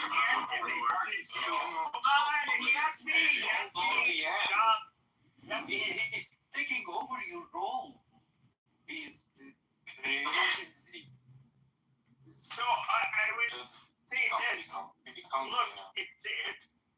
here's the problem. So you've seen certain problems, like whether it was Vietnam, could we defeat Iran if we wanted to? Obviously, but that would mean you have to send in a lot of Americans. There will be some casualties. It'll cost a lot of money. Is that going to be popular whatsoever? No. What we've done so far is very unpopular in America, and so we are not going to. Are we going to go in there? Are we going to go in there and stomp them full force? No, we can't. Squiggly lines. Are you rooting for America? Actually, it's because the Americans themselves, they don't want Did I say they Amelia? don't want the border. What the fuck? Squiggly lines. Are you rooting for America or not? I have the right to. No, I was asking the guy who was just speaking. It was his turn. Why you are We were talking? asking squiggly Arabic line guy. Give me, If he's rooting for America. Matt, give me moderator. I will. Oh yeah, you'll kick me and then I'll be gone forever, right, Matt? I will not take you. I will stop you too. Julia hasn't spoken yet. Yeah, let him talk good. Yeah, like I didn't say anything, and he started. Oh my God, your mother's bulldog. What the fuck? Like he's cursing me. His mom is a dirty Sharuta. Yeah. Liam, talk about your mom. Yeah, she fucked him in the last. Oh no, come on. All right, that's enough. We gotta let her finish. Everyone will hate you. Do you clutch start a camel to go to your neighbor's house or something? I don't know. Where from, Liam? You're lab. Do you know what the meaning of lab? You're lab. Just saying a stippy used to You're park a lab. bomb You're on a your big beach. lab. Big lab. Yeah, I used to put my ball stack on your people. Shukran, Habibi. Quiet. Amelia, go ahead. Yeah, I said that like Americans, they do not go to war because they are against what is happening right now. So that's why that there is no Americans fighting Iranian right now. Like it's all about nationalism. Stop. Shut up. No. Who's against the war? Fuck. Yeah, because like most of the American citizens. No, hold on. Let her speak. Shut the fuck up. What the fuck? Like yeah, no, most of the Americans they are against the war right now. They are not Trump. Like they are not with Trump. 9 million people. 9 million people protest. Yeah, like you are. What she's saying is correct. If you look at the polling, it's like there's a 23% approval rating for the war in Iran. I'm talking about people across the aisle. So it is unpopular, and even amongst the right, this is very, very contentious amongst us. I'm one of the people that's on the right. Who's fucking retarded and stupid. And I would not let any male family member of mine go into the military for this stupid shit. What about female? No, absolutely not. Actually about equality?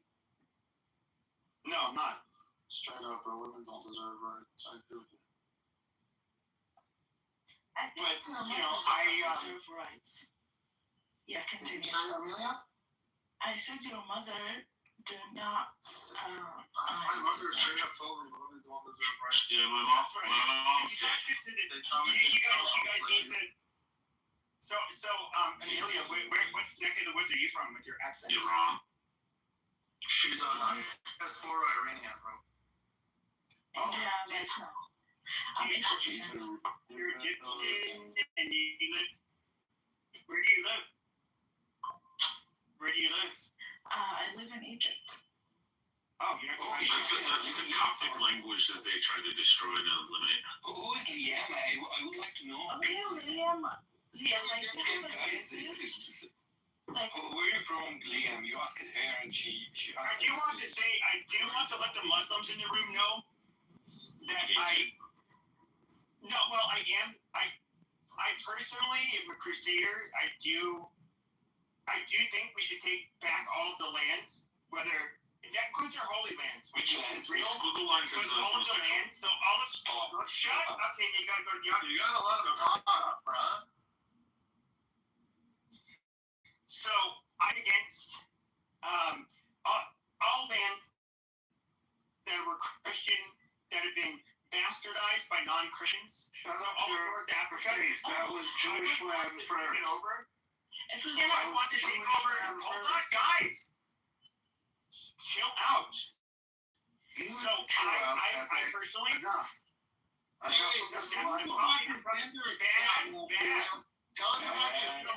Bad. with that concept, I want to take over North Africa. Okay, Turkey would also become Christian again. Israel would become 100% Christian again. Syria, yes, all of it needs to be Christian again. We'll tell you before we You can't just go into us. You can't do And you should give the America to the native people again also. If you want to take over to the Jews again, you want to give them Yes, no. I'm going to give it to them. I'm going to give it to them. You want to give it to them? Okay, give it to them. Yes, in the form of a slave colony. Yes, absolutely. You will give the land to them? Yes, we're going to give the entire Middle East back to them. Okay, come to Egypt, and if you come to Egypt, I promise you, we will give you the land. No, you won't. You will. You will give it to you. Come on. No, you will be sent back on the camel you rode in on. Just kidding. Just go take your camel too. We'll give you a big land, a very big land, a very big, strong land. Don't worry. Come on. Just squiggles. He's gonna give it to you. But you know what? Pepe, I think terrorists like you deserve the death penalty. And I'm sure you will enjoy it. Look at this angry. He said I deserve the death penalty. Look at this angry Jew. Wow. I thought you guys were a religion of peace. You Jews. No, Naftali's the fucking Arab. They passed the law to kill Naftali's a fucking Arab. Oh, Naftali's an Arab. Why are you dick sucking for the Jews? Really Arab? What's going on? No, he's cutting a watermelon. You don't get it. He's just trolling around. Watermelon. He's got 29 friends. He's cutting a watermelon. We'll come back to you. The biggest problem that we have, hold on everybody, the biggest problem we have, okay, is that there are demonic people, evil people, non-believers, people, okay, you're going to have to go down if you do that one more time. So please don't do it. So we have, I'm trying to do the Lord's work here. And so do we have people that have lost their way? The only way we're going to have peace on this earth is for everybody to be Christian and accept Jesus as our Lord and Savior. If you're unwilling to do that, well then I cannot save your sorry ass whatsoever. And so I'm sorry. How about Jewish people? Jewish people Under need to be saved. your feet, or where? No, they can become Christians and be one of us. If And they refuse, my lost Muslim brother, you can become one of us if you accept Jesus Christ as your Lord and Savior. You pay the jizya. We all accept if Jewish And we will subjugate you. Shut up. If Jewish people refuse to be Christian, what will you do with them? Well, I can't, unfortunately I can't answer that right now. You should answer. You are the Lord now. You said you are the Lord. I'm not the Lord. How dare you? How dare you? That is blasphemy. Like, how dare you? No, I'm just like joking. If you have the control of the land and you take over the land and you have all the people, Hey, it's not some Jewish people. Shut up. The RDC is following Some Jewish people. Jews will need to accept Jesus Christ. We will go to church. Some Jewish No, all of them need to accept Jesus Christ. All right, Pepe, if you had to choose one or the other, Muslims or the Jews? Well, hold on. And look, what I want to do is I want to go to Iran. All of those mullahs. I volunteer to do this. I'm going to shave all of their beards. I'm going to make them nice, well-groomed Christian men. And we are going to make them also. Like Christian have beards. Some of them do. Some of them do. You're nuns. Okay, you are welcome. Come to the Egypt. We're going to do the same thing to the You are Saudis. welcome. Just take like. It needs to be a Coptic empire. Book a ticket and come and do whatever you want. We're gonna welcome you, Bibi. Habibi come to Egypt. Yeah. Christian, this is proof that Jesus Christ is king and that our religion is the true religion. Since the time of Jesus, we have dominated every other group of people because what we do is holy. We have dominated the Muslims. We have dominated the Jews. We've dominated everybody. The Jews dominate, Pepe. we will welcome you, and you can do whatever you want. Christians all Christian people in Egypt will welcome you so much. Of course they So much. Unfortunately, the Jews in Israel, when they turn that Star of David into a nice cross, they're not going to be happy with it. But we're saving them. We're going to have them accept our Lord and Savior Jesus Christ. People will be happy with you. Have you ever watched the Arabs drink the camel pee or bathe in it? Because they need to find Jesus Christ. It's the only reason they drink camel piss. So they put the camel starts pissing, and they put their hands together like they're cupped in water, and then they pour it all over their hair and stuff like that. That's very unholy. Very. Maybe they need an exorcism. Maybe they need to take a trip to the Vatican. I don't know, but we will cure them. Liam, something about camels. Oh, wait, guys, I want You to guys say drink camel something. piss. Liam, It says in your son that they drink camel. Amelia, want to talk? yes, Liam, if you Yeah, but she's a whore. when it comes to Jesus, tell us how much. No, I love the Arabs. Jesus taught us. Unlike you animals. Jesus, bro. Okay, unlike all of you animals. Hush. Unlike you hush. Unlike all of you. Okay, I gotta mute everybody. It's you animals. Look at this.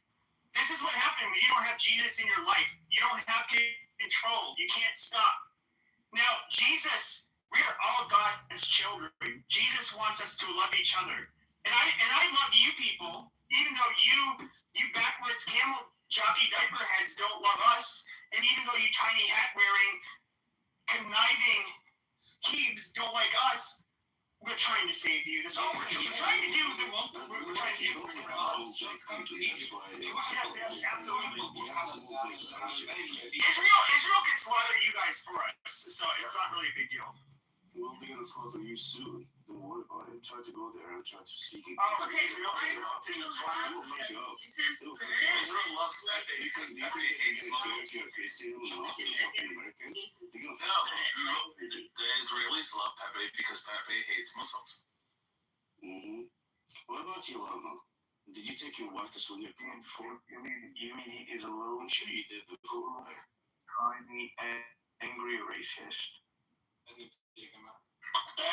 okay, you guys need to stop speaking that demonic language in this room. If can ask me how much can I pay you and you become a You want to suck his dick? You cannot pay me. I am a child of God. You have a price. No, I do not. Unlike you Arabs. You dirty Arabs have a price. Most Americans, they sell their soul. You ungodly Arabs. You still to this day chop each other's heads off. Out on the fucking street, you guys have ungodly consumerism. You buy flashy brand label shit. Yeah, you like to show off your sports cars. You can spend the most amount of money on a license plate with the first number. All while acting like you're a pious Muslim. But what you end up doing at the same time is you have exceptions for yourselves. Where you guys get to do booze, you get to do hookers, you get to shit on the faces of OnlyFans whores. That you guys are the biggest hypocrites in the world. You have a tiny cock, I'm sure of it. That's why you're so angry. I have a much bigger cock than you people. You have a fucking tiny cock. Okay, let's sword fight, bitch. Let's sword fight. No. I'm not gonna My dick's a lot bigger than yours, bitch. It was your lady, man. I'm gonna do it with your lady, not you. No, she won't. Why would I fucking do? How can you have your short little tiny dick with the fucking quarter-inch cubic turtleneck end up penetrating my woman? It's not gonna happen, dude. It's not gonna happen. She probably laughed. She'd be like, "Oh my god, are you trying to drill me? Are you like a little Arab trying to drill me with oil? Oh my god, that's so cute." And it wouldn't get in. Because we are not built the same, sir. Did I touch your G-spot up there, PP? We're not built the same. You look like very angry. You look like have a weak. Just remember, the male G-spot is the prostrate guy. I believe he's jealous of Arabian people. You can't be a He's super angry. I mean, I'm not sure why.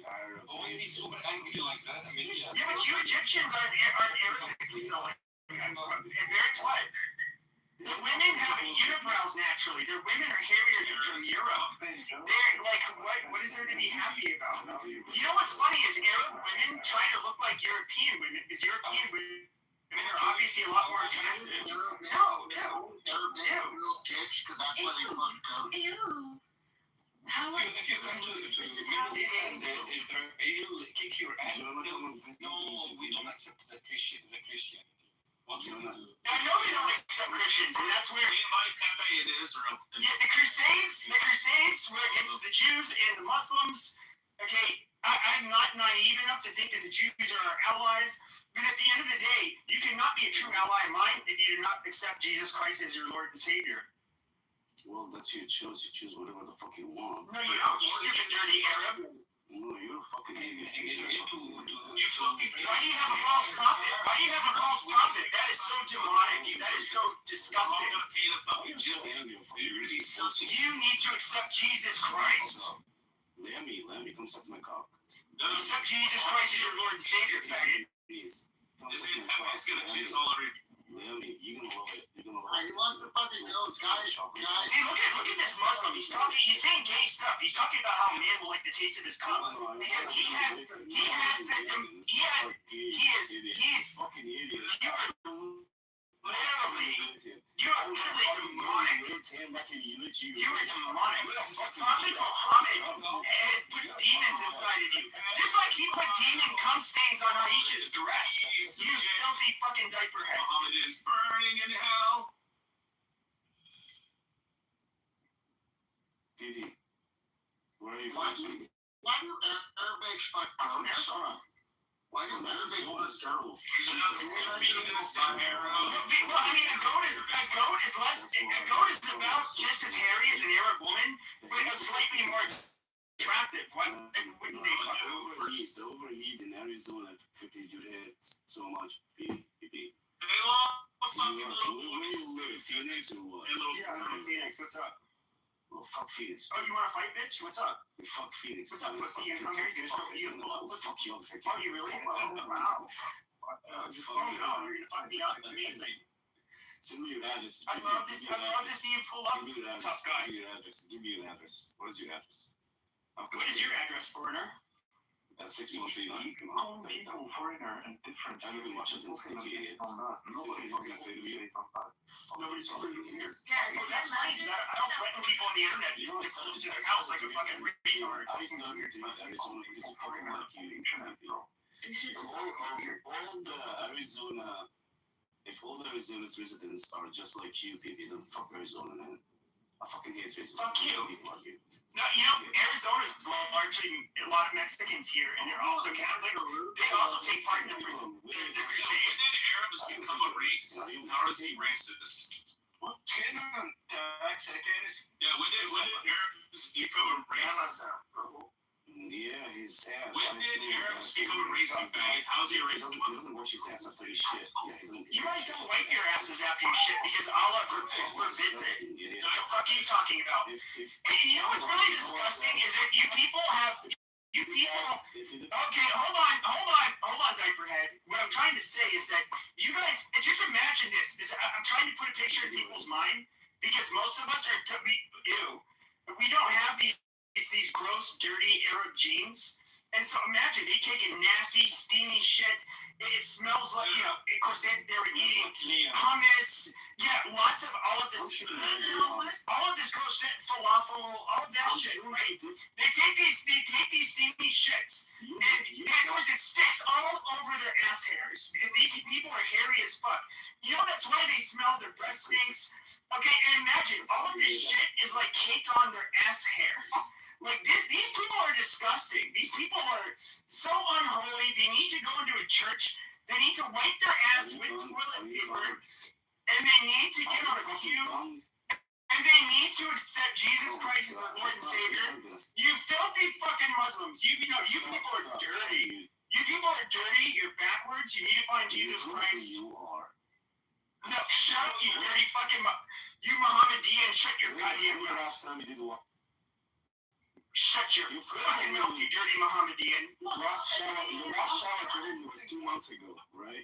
Your last shower was 2 months ago. I smell you from here, you fucking idiot. No, we smell a lot better than your people. Dude. Where are you from? Dravin. Where are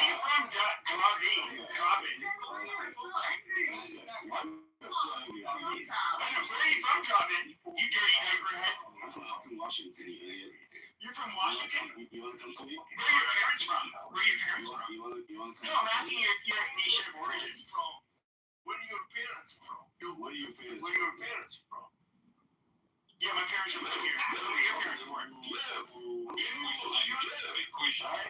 Where they came from? Is this dude? Yeah, well, I mean, you speak English with an accent, so obviously. English for How many languages? Yeah, you're lost with you. How many languages you speak? There's only one type. There's only like two languages. Hold on, you dirty ape. There's only two types of Iraqis that are cool, and those are the Chaldeans and the Syrians. They're the only people that are human beings that live. Yeah, all of you dirty Shia and you fucking Sunni Muslims who don't accept Jesus, you guys are filth. You guys are fucking disgusting. That is why the Christian world went into Iraq and we crushed you within days. And all of your Muslim, all of the Muslims across the world did nothing about it.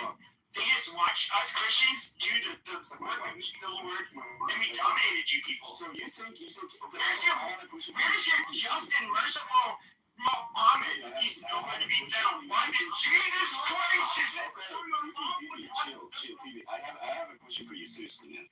Do you think using this language, speaking to us, you can invite people to? No, I think you're going to hell no matter what. So I don't really care. No, I don't think you should speak this way to everyone. Just arguing with you, fucking idiot. He needs to be fucking learn how to start. He needs to wash his ass. He probably didn't wash his ass in his whole life. Why are the Arabs getting so mad? Just like the other fucking. Okay, you shut your filthy Arab mouth. You know what? This is the thing. You know what's really funny? Is the Persians had warned me about you people. I'm talking about before I even knew anything about Islam. They talked about how, like, basically Arabs are monkeys, which is true. The Persians are a lot smarter than you people. The Turks think you guys are monkeys, which is true. They're a lot smarter than you guys too. Now, what's really funny is we can look. What is it? The Gulf Arabs need? Nothing. They innovate nothing. They have oil wealth. That's all they have. They innovate not a goddamn thing. The Persians are actually rather industrious and can invent shit and create shit. Same as the Turks. But you have you fucking monkeys with oil wealth. You people are stupid. You are dumb fucking people.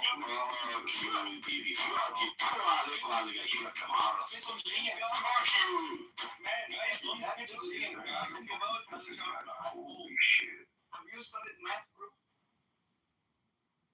No, Iraqi soldiers are pussies. What Iraqi? I'm an idiot. Who's he talking to? You have to know Who's Iraqi? I'm pretty sure his mom would have a different opinion. Do you support the war that's happening in Iraq? No, I'm absolutely against it. I'm not for this Jewish war.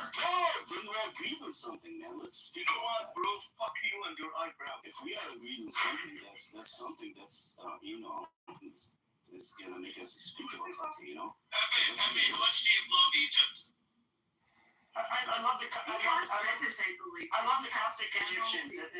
Everybody else can go to hell. What about the Muslims? You love what? Bro, I can lay down to the pyramids. What about the Sunni Muslims and their pedophile? Shut up, Who you love? Who you love against again? How do you feel? I said I love the Christians in Egypt. Don't say how do you feel about Prophet Muhammad? Do you have any Egyptian, any Christian Egyptian friends? I've talked to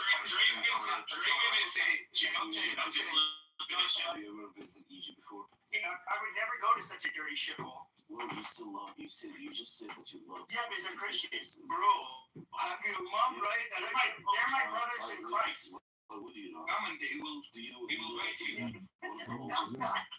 Do you know that we have one of the oldest churches in the world? Yeah, and Yeah, but then Muslims ended up taking over the Holy Family. They ended up colonizing and taking over the civilization. Like 200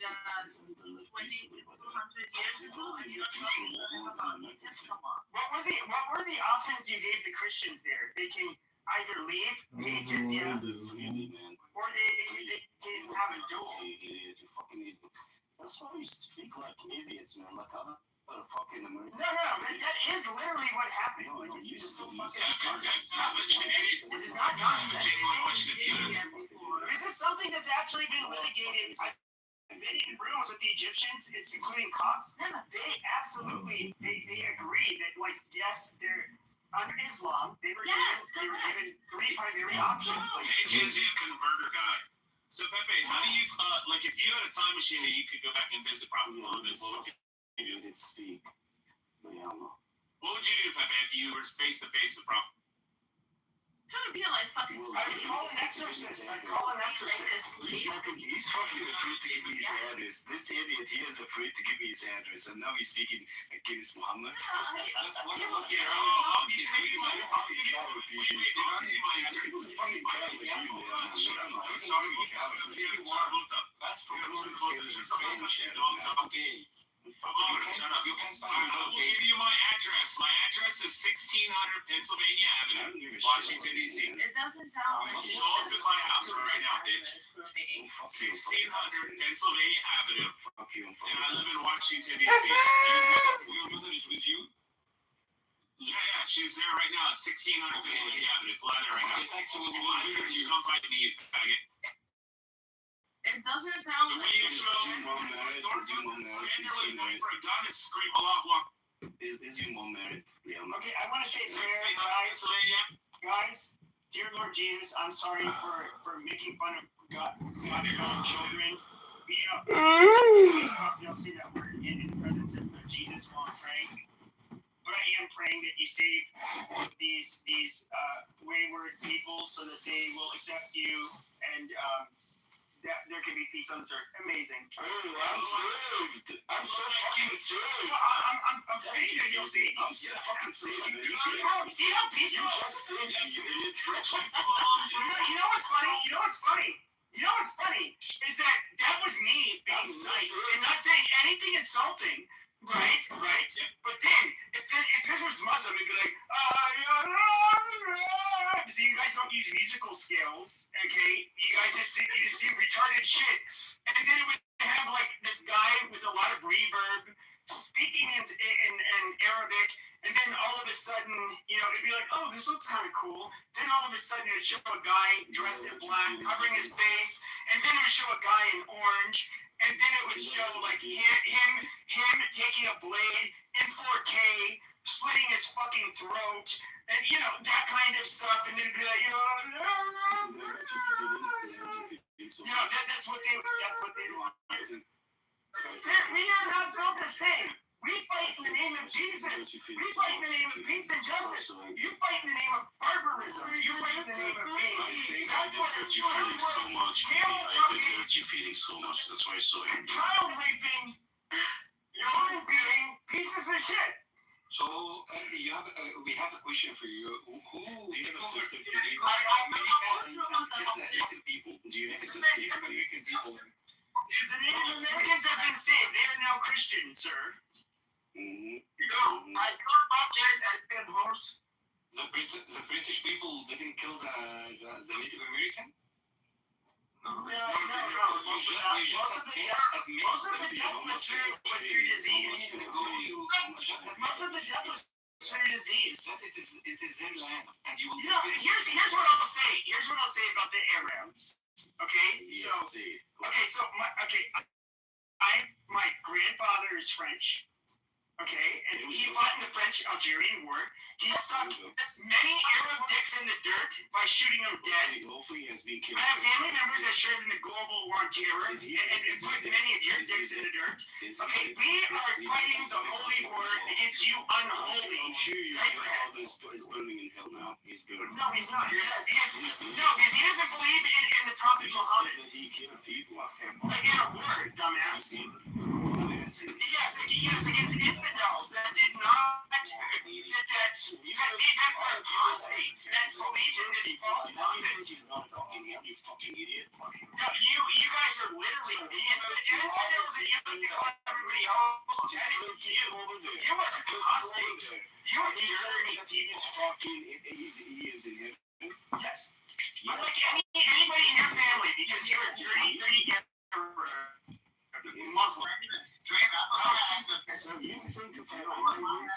on, let Steppy speak. Let Steppy speak. No, we don't blame one of you people, you fucking faggot. Shut up and let Steppy speak.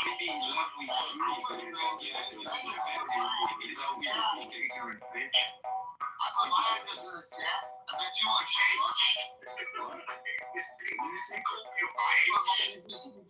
I put my address in the chat.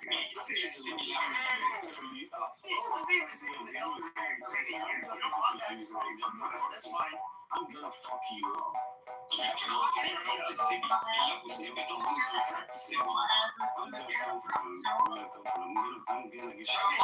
up, tough guy.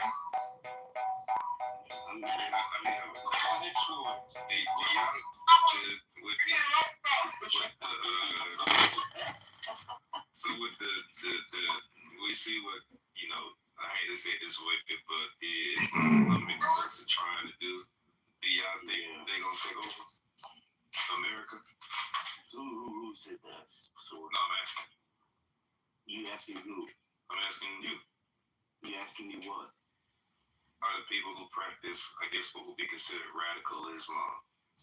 The take over the United States? Radical Islam. Who talks about radical Islam now? I'm asking. They don't believe in radical Islam. These are radical fucking donkey fucking Muslims themselves. Shut the fuck up, baby. You shut the fuck up, you fat motherfucker. Shut up. Shut the I'll suck your goddamn head. I'll make you get fucking fuck you. Well, it's in your penis as well. Fuck up. It'll be updating as you get ready to ass. Suck my fucking dick. Fuck you, fucking idiot. What makes you think, what makes you think that we believe in radical Islam? I didn't say you did. Or that we hate Christians? Do you think that we hate Christians? Yeah, what is the question? I didn't understand. This fucking idiot people need to shut up. I'm saying, are you African American? Yeah. We love African American. We love African American. We are from the same continent. Then why did you guys were the number one cause of death of African Americans? Was literally the Arabic slave trade. What the fuck are you talking about? You piece of fucking shit. You guys don't treat black people as the same in North Africa. Like this is so goddamn stupid. Give me your address, baby. Give me your piece of shit. I'm not going to try to cash to make this inroad. You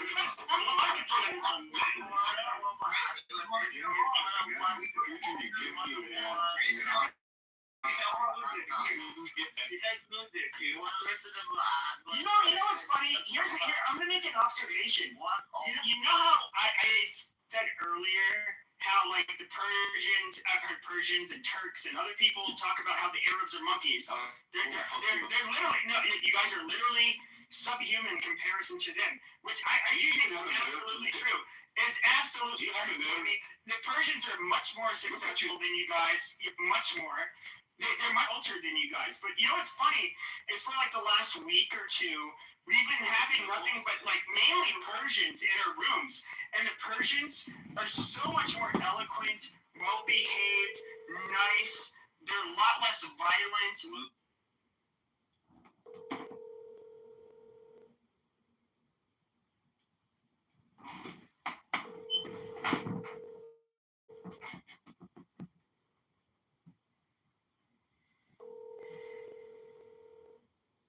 Sorry, the mailbox is full and there is not enough space to leave a message. Yo, it's John. I'm listening to Clubhouse retards, but if you're up and you want to chat, I'm around. Bye.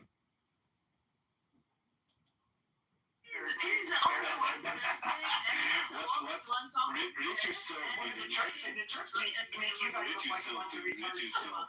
From 1 to 10, rate yourself, PP. From 1 to 10, rate yourself. Come on. Rate myself in terms of what? You keep calling everyone monkeys. I'm sure, but I am still better than you. Do you think that I you're just want to say I'm not a homosexual, but I'm talking about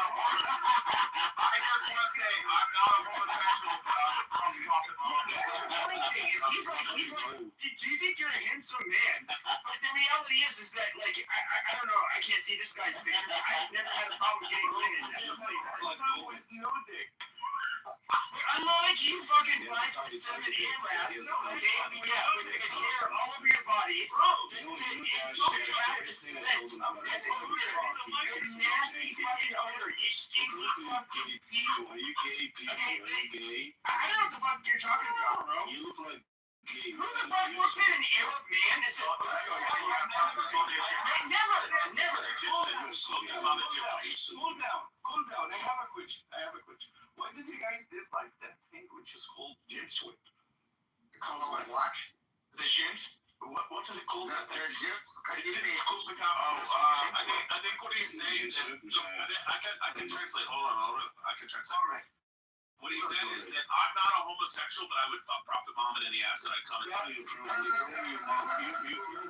You mom every day. Egyptians are all maggots.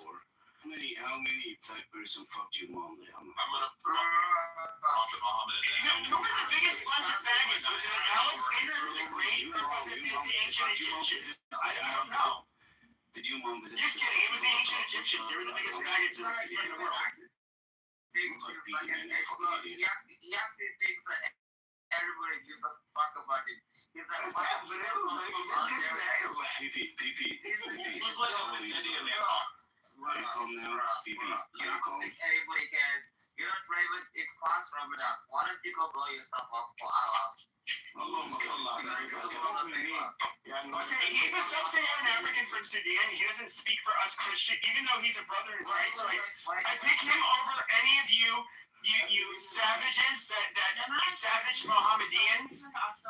You guys are demonic people. Do not like you people. I think there's an Arab guy raped you while he was. No, Arabs here, Arabs are a lot smaller than us. They can't fight us. We dominate Arabs. We've always dominated. Yeah, you're fine. Even the gas in your mom car. No, the gas is God given in land. Arabs did not invent gas. Arabs did not invent gas. That is the problem with Arabs, is that they have a God-given natural resource, despite being the most retarded, least innovative people, and they have money because of that. You guys are not like the Persians. We're actually smart. Oh my God. Hi, baby, I have a question for you. Can I ask you a question, please? Go ahead. Yes. You said that Persian and Turk are stronger than Arabs. My question is why or how Arabs have beaten Turk and Persian and turned into Muslims? Okay, you guys did that.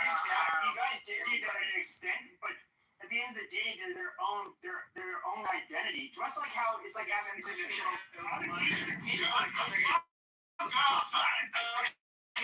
It's much like asking how we turn people into Christians. However, if we were to look at the Western European Christians in particular that have dominated the globe for the last 500 years, nobody denies that. Yes, there's a specific groups of Christians, unlike, let's say, the Filipinos, which are not very powerful Christians, or Mexicans, which are not very powerful Christians. The Western European Christians can clean everybody's clock. And the Turks are Muslims, as well as the Persians that are Muslims that are much smarter and much better than you Arab monkeys, for sure. Never studied math. You know nothing about algebra. I'm good question because they look good. But he's right, PV. You have an inferiority complex because you're dumber than the Turks and the Persians. It's not my fucking fault, asshole. Go cry to somebody else. And they are even stronger than Christians in Egypt because they turned them to Muslims as well in Egypt and North Africa. Okay, one second. Just so a piece of shit is 1 second, guys. I wash my feet. Yet all it takes is you have 104 million people.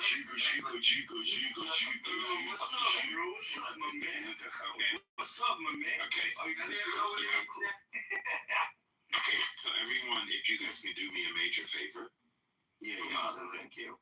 Yes, a major favor here. Okay. Let him talk, man. Go ahead, bro. Thanks, appreciate it. So one of the things I would like to find out, if you'd like to put in the chat, what countries are each one of you from? Number one. And number two, this is very important for all of us. They're all from Egypt. Yes, we're all from Egypt. They're all from Egypt. They all. Okay. Have you ever been to Pyramid? Have you ever been to Pyramid?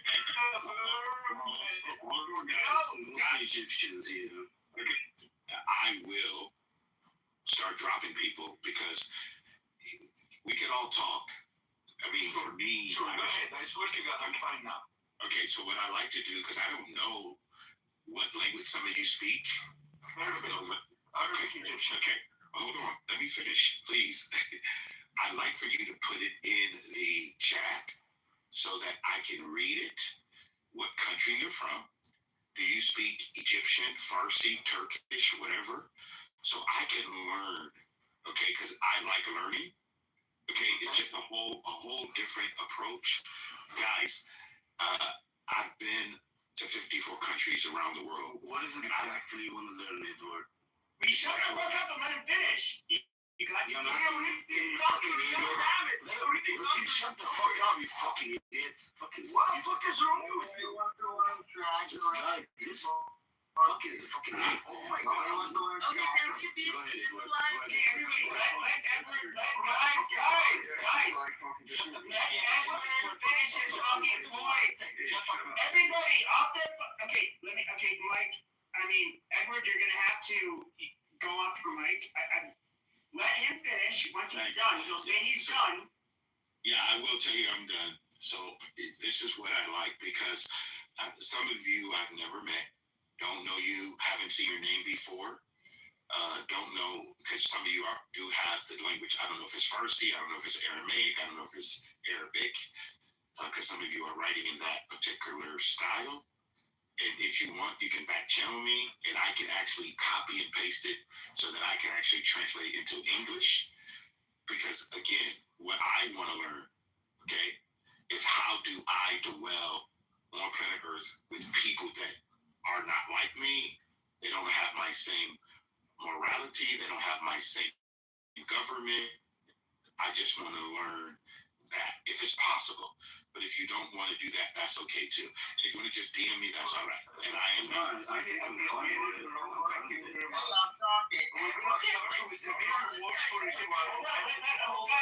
hold on. Let one of the Arabs. Okay, Darsh, shut the fuck up. I'm trying to moderate the room. Darsh, you can speak.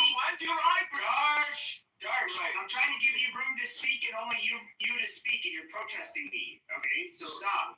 Go ahead, bro. I'm sorry. Go ahead. Go ahead, Darsh. It's your turn. I'm gonna give you a shit that you can call it for pronouncing my friend. No, it's just Okay,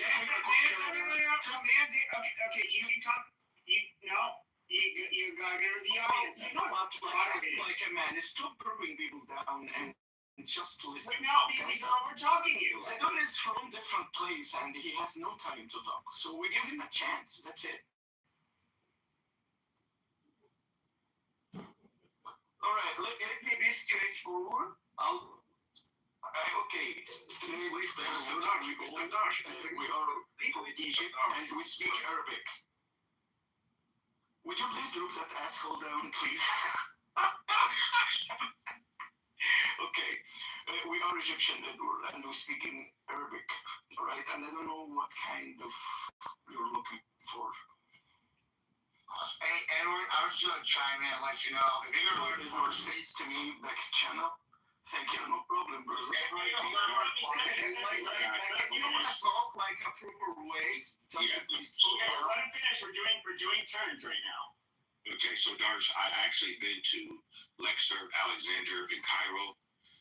We do like your country. It's been a fascinating time with my wife and I was there. So I do appreciate you sharing that with me. So learned a lot about the actual pyramids and everything else. I'm in the death care business, so the pyramids being mausoleums have really helped me learn the different parts and different things that you hear about the Egyptians. I learned a whole lot of different things. So thank you for sharing that. No problem, my friend, anytime. I just wondering, like, what makes him so angry over us? Like, we're exactly. I'm sorry, stepping in. Virgin are super busy right now dealing with more important things, like, like rather than sitting here on Clubhouse. Well, I really wish something that people learn from Edward to be respectful to people and stop fucking mocking Muslims and Arabs.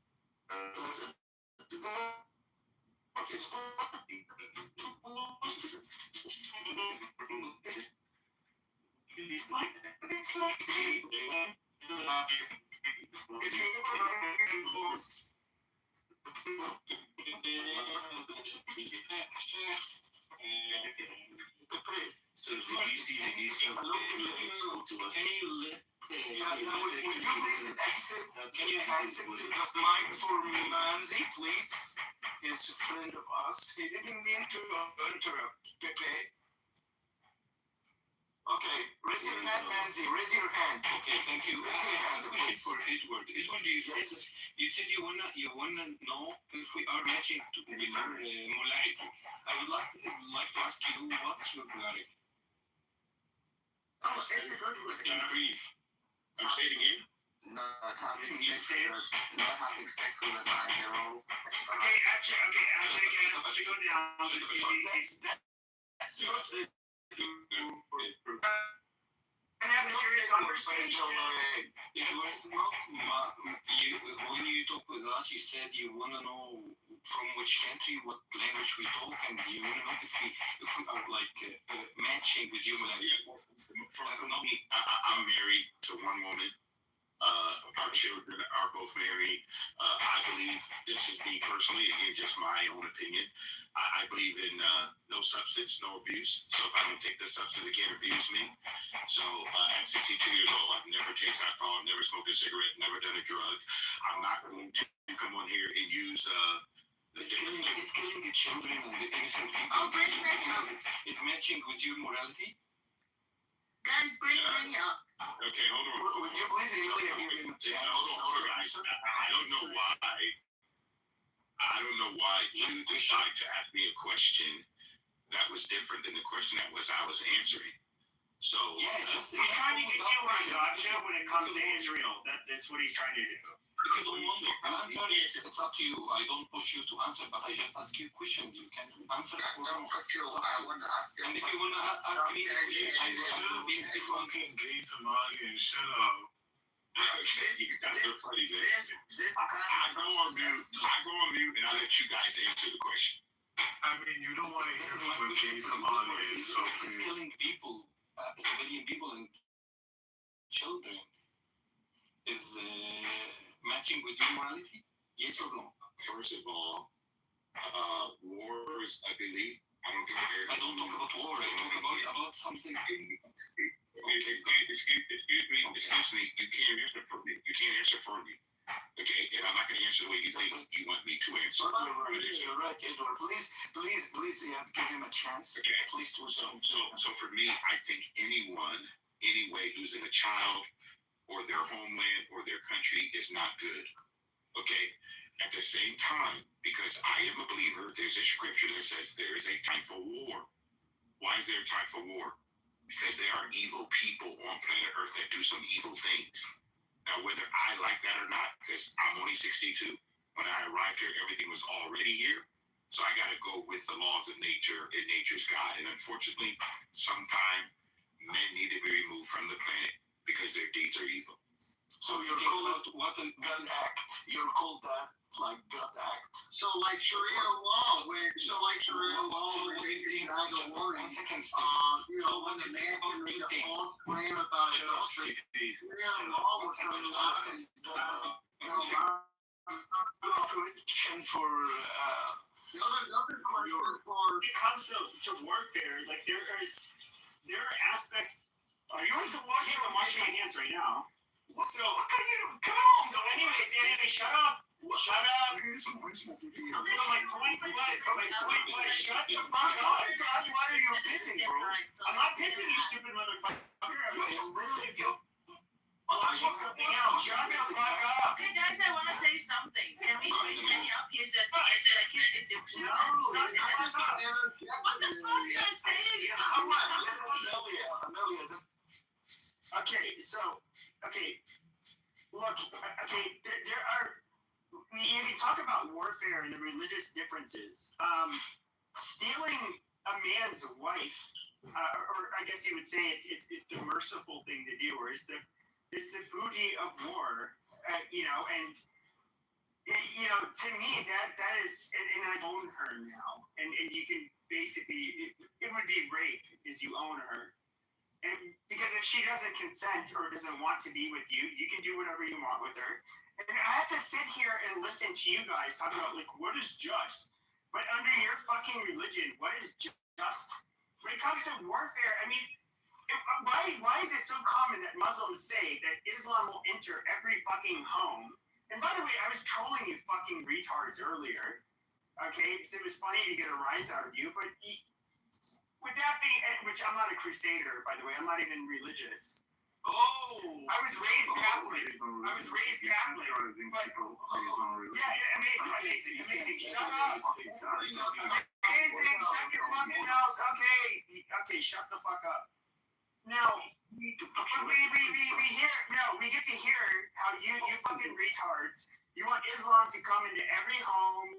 Jihad is basically... I understand. It's a struggle against justice, or whatever. Nah, but it's also until basically Sharia law is everywhere, Islam is everywhere. Okay, there's gonna be Sharia. So just spare me your fucking normal Muslim babble bullshit. Okay, like most people. Honest people are not gonna. They're gonna tell you your face, dude. It's bullshit. But now, okay, how do you guys fight war? And look at how you guys fight war. You literally take fucking, you literally take the wife as fucking trophies that you get to rape afterwards. Do not commit adultery except for those whom you're right. Probably. That's in the Quran. If you still speaking this way, I'm gonna. Okay. Do not commit adultery except for those whom right hand is the master.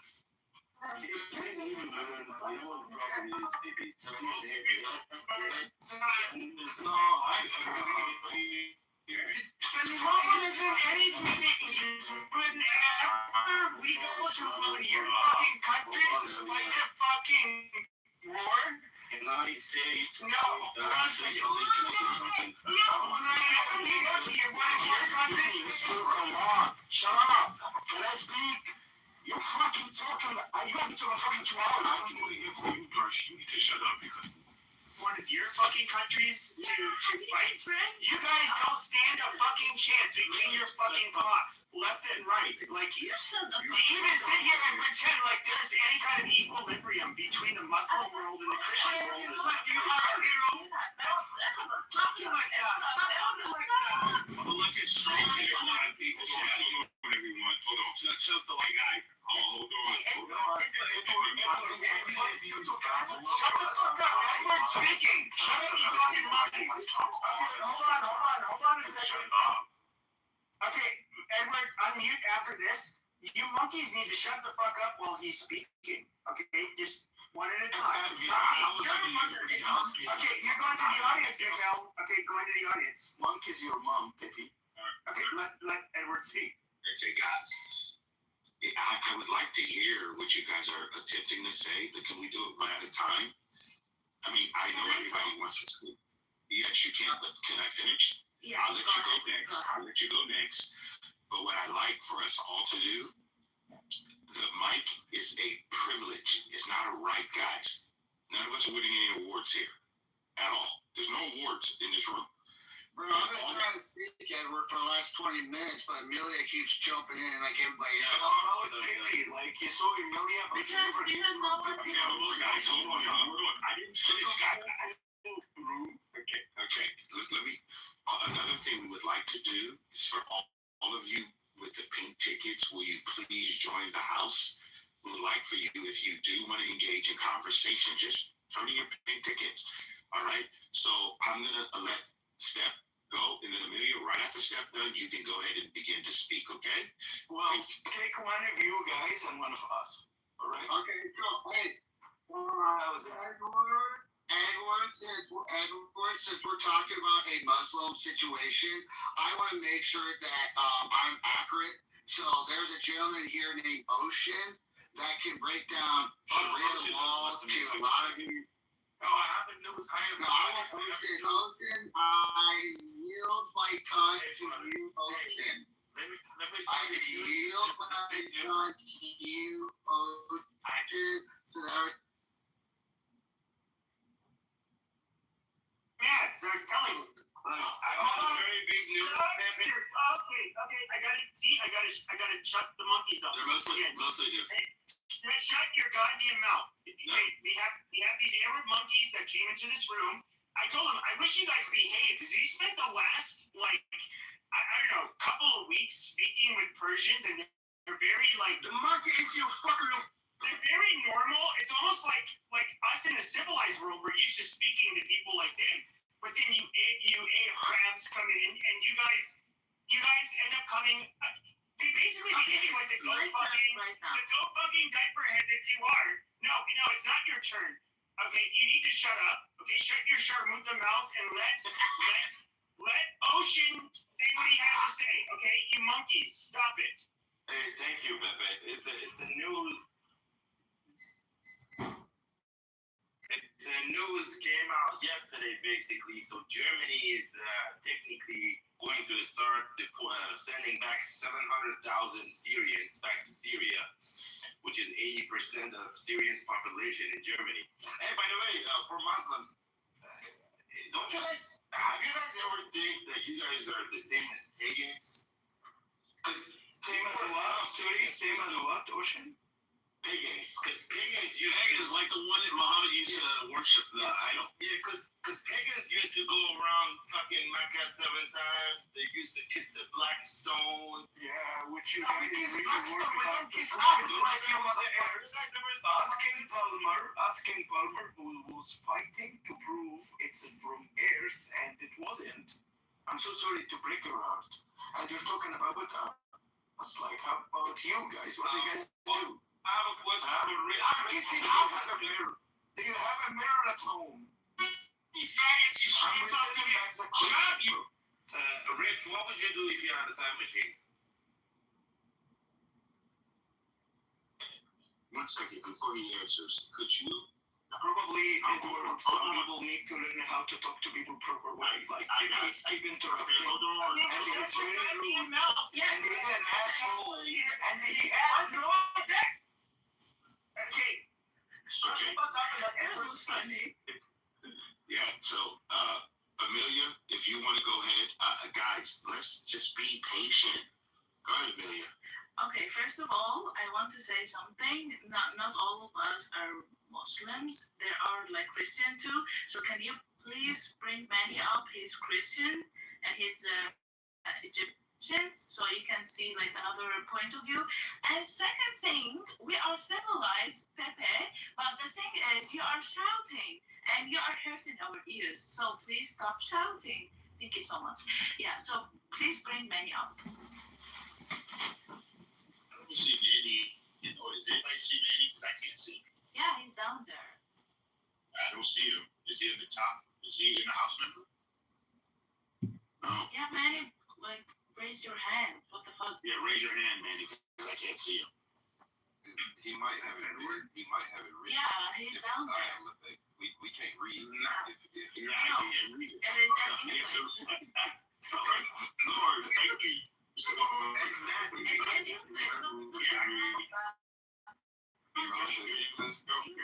English. Hello. Oh, he's in the chat. Yes, thank you, okay.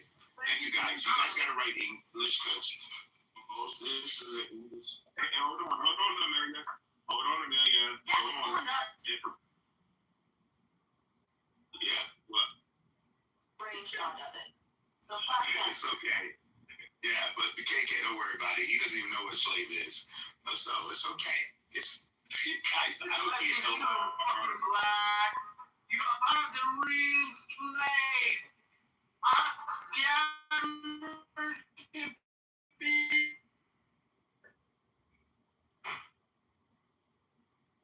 No, Amelia, hold on, Amelia, hold on, Amelia. Hey, hold on, Amelia. One second, Amelia. I did not make fun of you. I gave you the opportunity to speak. Okay. Okay. But no, let's just be cordial with each other. Okay. The best way for us to communicate is you just make your point. Don't talk about other people, and it would move along pretty quickly. That's all. We can all do that.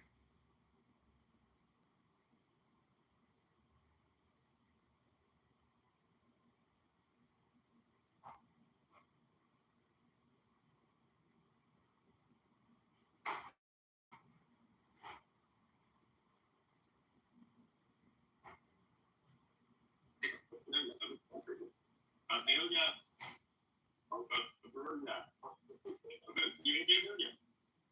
Amelia. good. There's a leave button. There's a leave button. Yeah, exactly. Amelia, I want you to hear yourself. I asked you a question. I said, would you please make your point and don't talk about other people? What point? What point? To my knowledge, was that everyone in here are Muslim. Some people are Christian. I heard you. Did you not say that? Yes, correct. And you said bring Manny up because Manny would give us a different point of view. Did you not say that? Yeah. Okay. So if we could stop talking about other people, it would be great. Don't worry about what people say. Number one, Amelia. No. He cursed me. He cursed my own nation.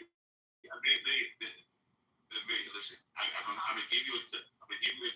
Will you receive a tip from me?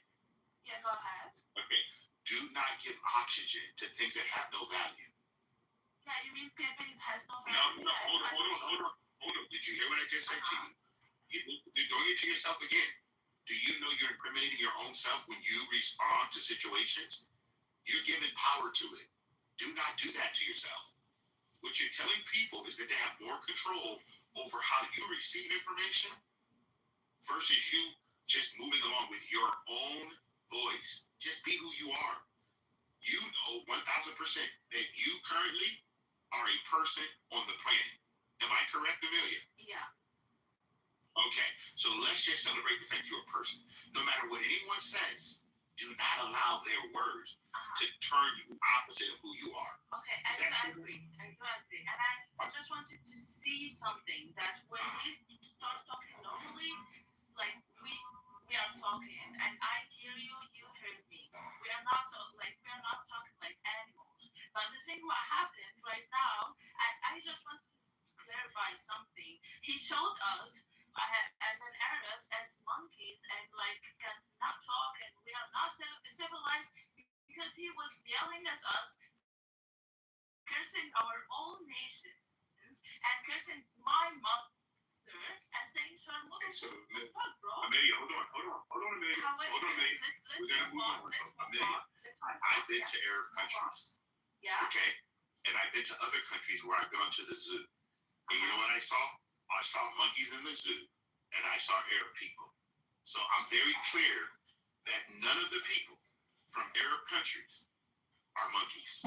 So what I want you to do is stop complaining and let's move forward. Yeah. See, listen, I'm gonna say exactly. I'm gonna say this again to everyone.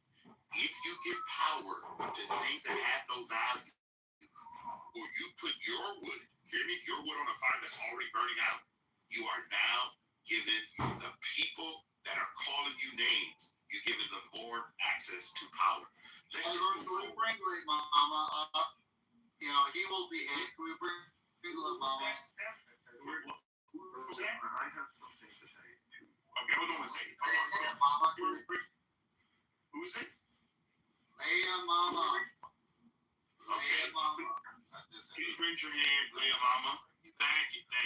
Okay. All right, what about Manny? Manny? Okay, Manny, go ahead, Manny. Thank you, Manny, for being patient. I couldn't. No worries. Thank you. Yeah, no problem. So, you'd like to clarify a question since it's a Coptic Christian? Because I was looking through your house list and everything was Muslim, like Dawah rooms and stuff. Do you reject Prophet Muhammad as? Are you asking me? I was asking Manny. I'm a Christian. I have nothing to do with it. I'm asking Manny if he rejects Prophet.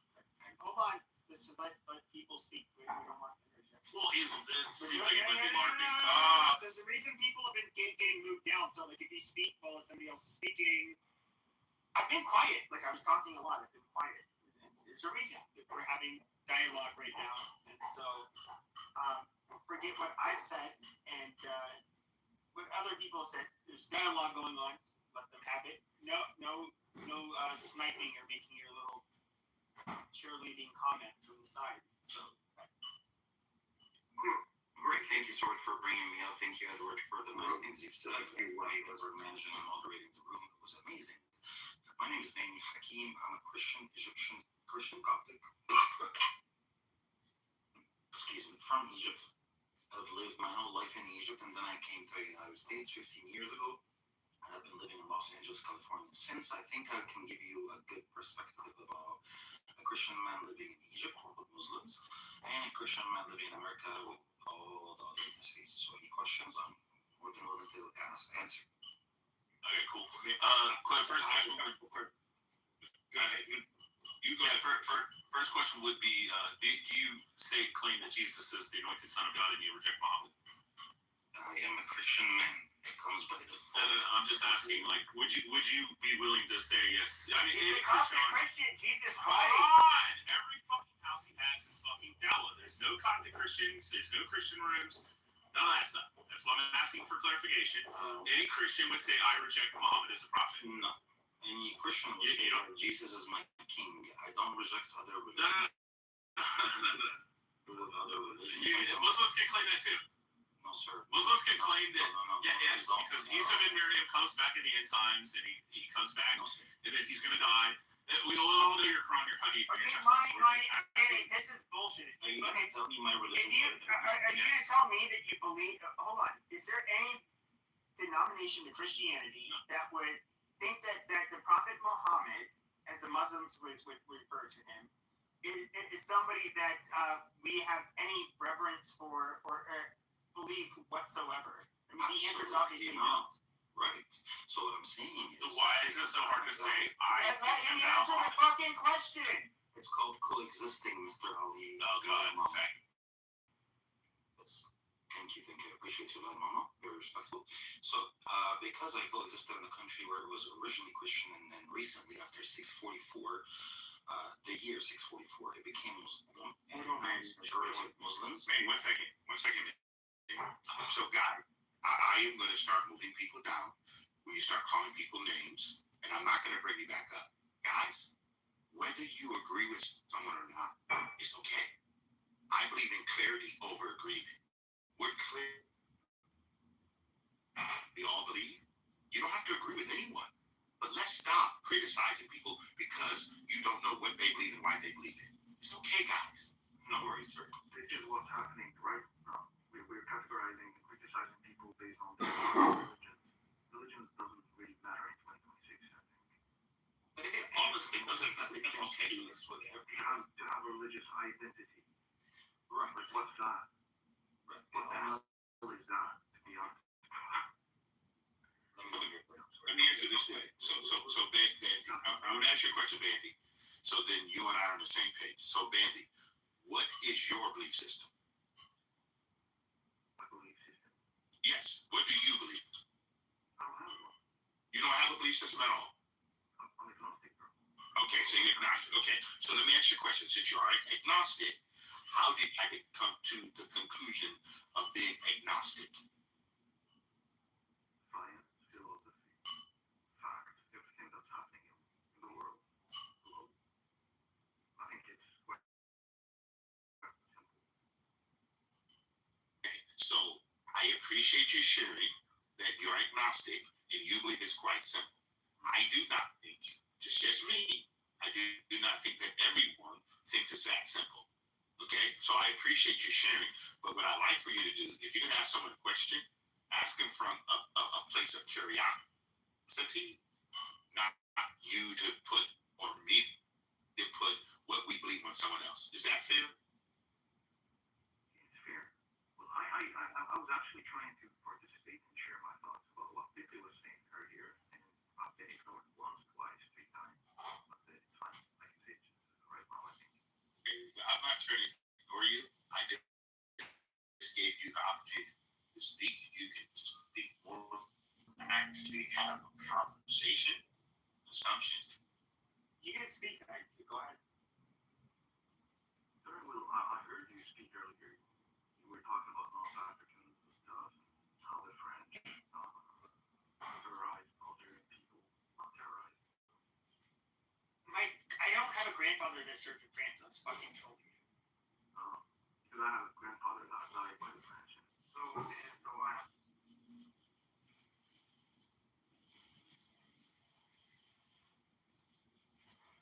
Anyone else would like to share? Hey guys, one of the things I like to do, especially if I have a podcast, I like to hear people speak law. One thing I like to hear people speak law. One thing I've learned is that we only have one opportunity together. I think it'd be a much more productive way that we can all speak. And luckily, French descent. I did have a grandfather that fought. I would say fought. He's in the U.S. Air Force during World War II. He was in Algeria. He never told me he killed anybody, anything like that. The only thing he told me is that, so he was Acadian French, which they have a dialect that was quite a bit different from Metropolitan French in mainland France, and that for whatever reason it was a lot easier for him to comprehend the French speakers of Algeria than the French people in France. And it is literally like the only thing he's told me about Algerian. Alright, because we had 130, I think, years war. The French have black people, brown people, white people. We've never had about it. We've never had to say, oh, we're evil. Nobody felt like they are pushed away or because of their color. None of that never happened here. Yeah. Replying to you as well. so my question, and KK sent me this. Why do we have to insult other people that you don't know? And why would someone decide to call me a slave? And what am I a slave to? If anybody can share that with me, especially the person that decided to write that.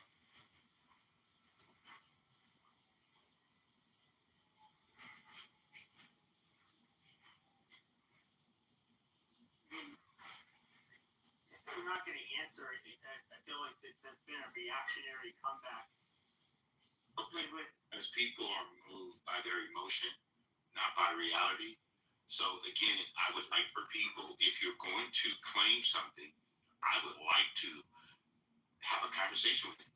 So please explain to me, the person who translated that, calling me a slave. Why am I a slave? Well, I'm a slave to a lay mom. Well, yeah. I mean, that's why I dropped you, because I don't think that you have a right to just go off the hip because you think someone's a slave. But I would like for you, and if Matt wants to bring you up, he can. Lay mama is a white Christian. Okay. It wasn't late mama that said that. It was an old mommy with the anonym wolf that was the two eyes. It's the guy with the 2 eyes, yes. They got the 2 eyes. So, yeah, thanks. So guys, listen. I'm not going to criticize anyone. That's not where I roll. I don't know you, never met you. This is Avatar. This is the real me, the real wife I have. So all I want you guys to do is just be kind to yourself, because when you make those comments, you tell more about who you are, not whoever it is. Okay? So let's just make sure we keep that pretty clear. All right? Because I'm not going to take any offense, because I don't take offense at what people say, because you don't know me. I'm with Edward. I'm 62. I've been with myself all my whole life. So I know who I am. And I don't take any offense of anything you guys say. Okay? Because I know who I am. All right? So who else want to go ahead and speak? You guys are good to speak. Edward's a lot more religious than me, if you can't tell. Oh, we can tell that. Yeah, we can tell. Yeah, it's obvious. Let me make sure you guys get my correction. So Pepe said, number 1, the religion is to visit the orphans in the widows in their distress. I live a principle life. It's a big difference, okay? Principle means I live a base of laws. For like, one law I have is to not commit adultery. Okay, I teach my children who both are married. There's just certain things I look at as principles versus me just saying religious. Because today the word religion has so many different connotations. For me, I look more at behavior versus me claiming something other than if it's not impacting my life, it's not good for me. That's how I see it. I think here's the thing though, is like I do see people who say like, I'll take this shit in the name of Catholicism. I was raised Catholic. But I know people that Catholics that have been religious throughout their lives, and they would never say the stuff I say, or they're nice, gentle people. I'll just say that they're good Christians, and I do think that I was trolling with the Crusade stuff because it's. I forget who the guy was. I don't think I don't see him in here anyway. He had some Arabic name which I couldn't read, and he was being a little bit provocative, and then I ended up inevitably like trolling him and saying like a bunch of stuff. But yeah, I don't. I get what you're saying. Like there I would trust with like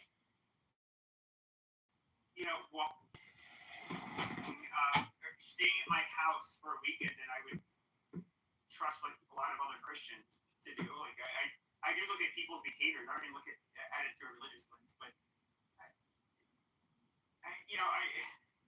however, I'm not gonna. I won't back down. There are obvious differences between how certain people interpret their religion, and Correct. Okay, you're right. And I don't think there are people. Can I too, or am I supposed to say? Okay.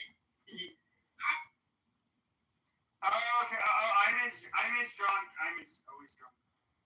But no, I mean there is like I would say at least when it comes to, and I understand between the religions is different. Like for example, with Catholics we have the Vatican, where it's kind of the teachings are handed down. If there's a priest or a bishop or a cardinal that goes against it, they can be excommunicated.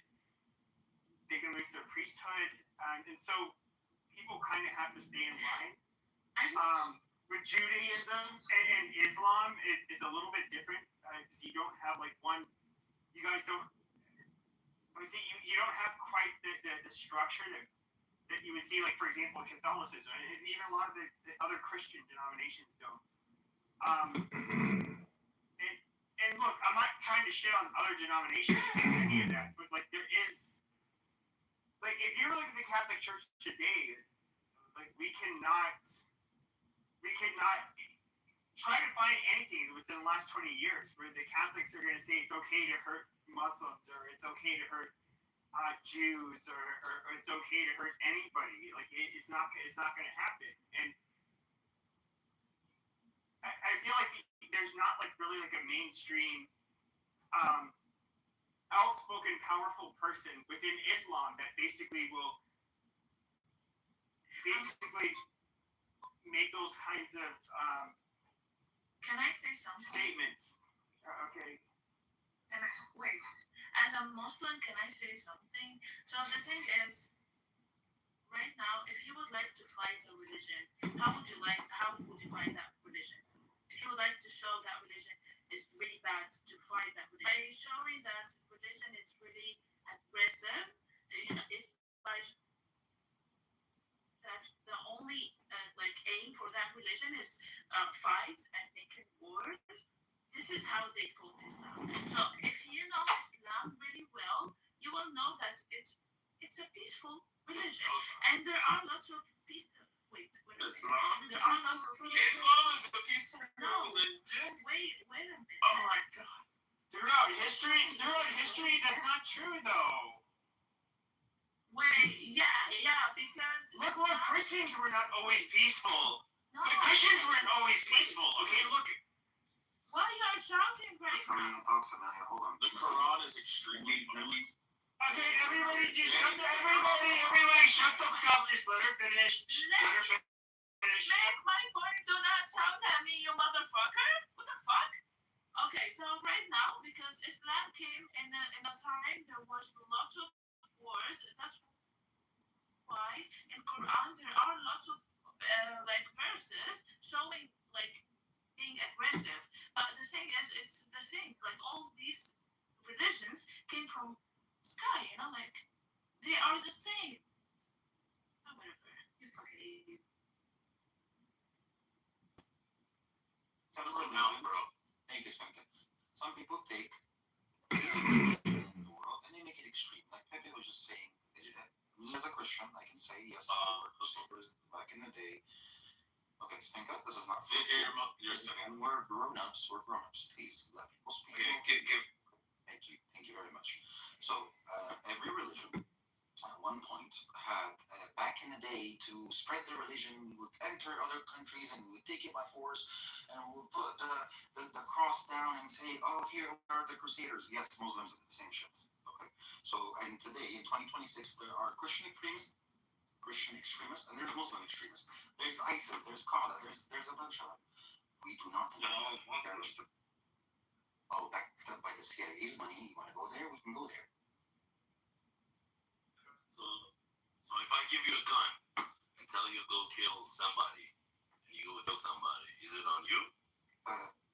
If you give me my 5 Christian friends' guns and say, is it on you or is it somebody else? It's on me, of course. I did that. Then why would you do it? Because you're backed up by the CIA. First of all, it's not even confirmed. It's backed up by CIA. Yes, it's confirmed. It's confirmed, brother.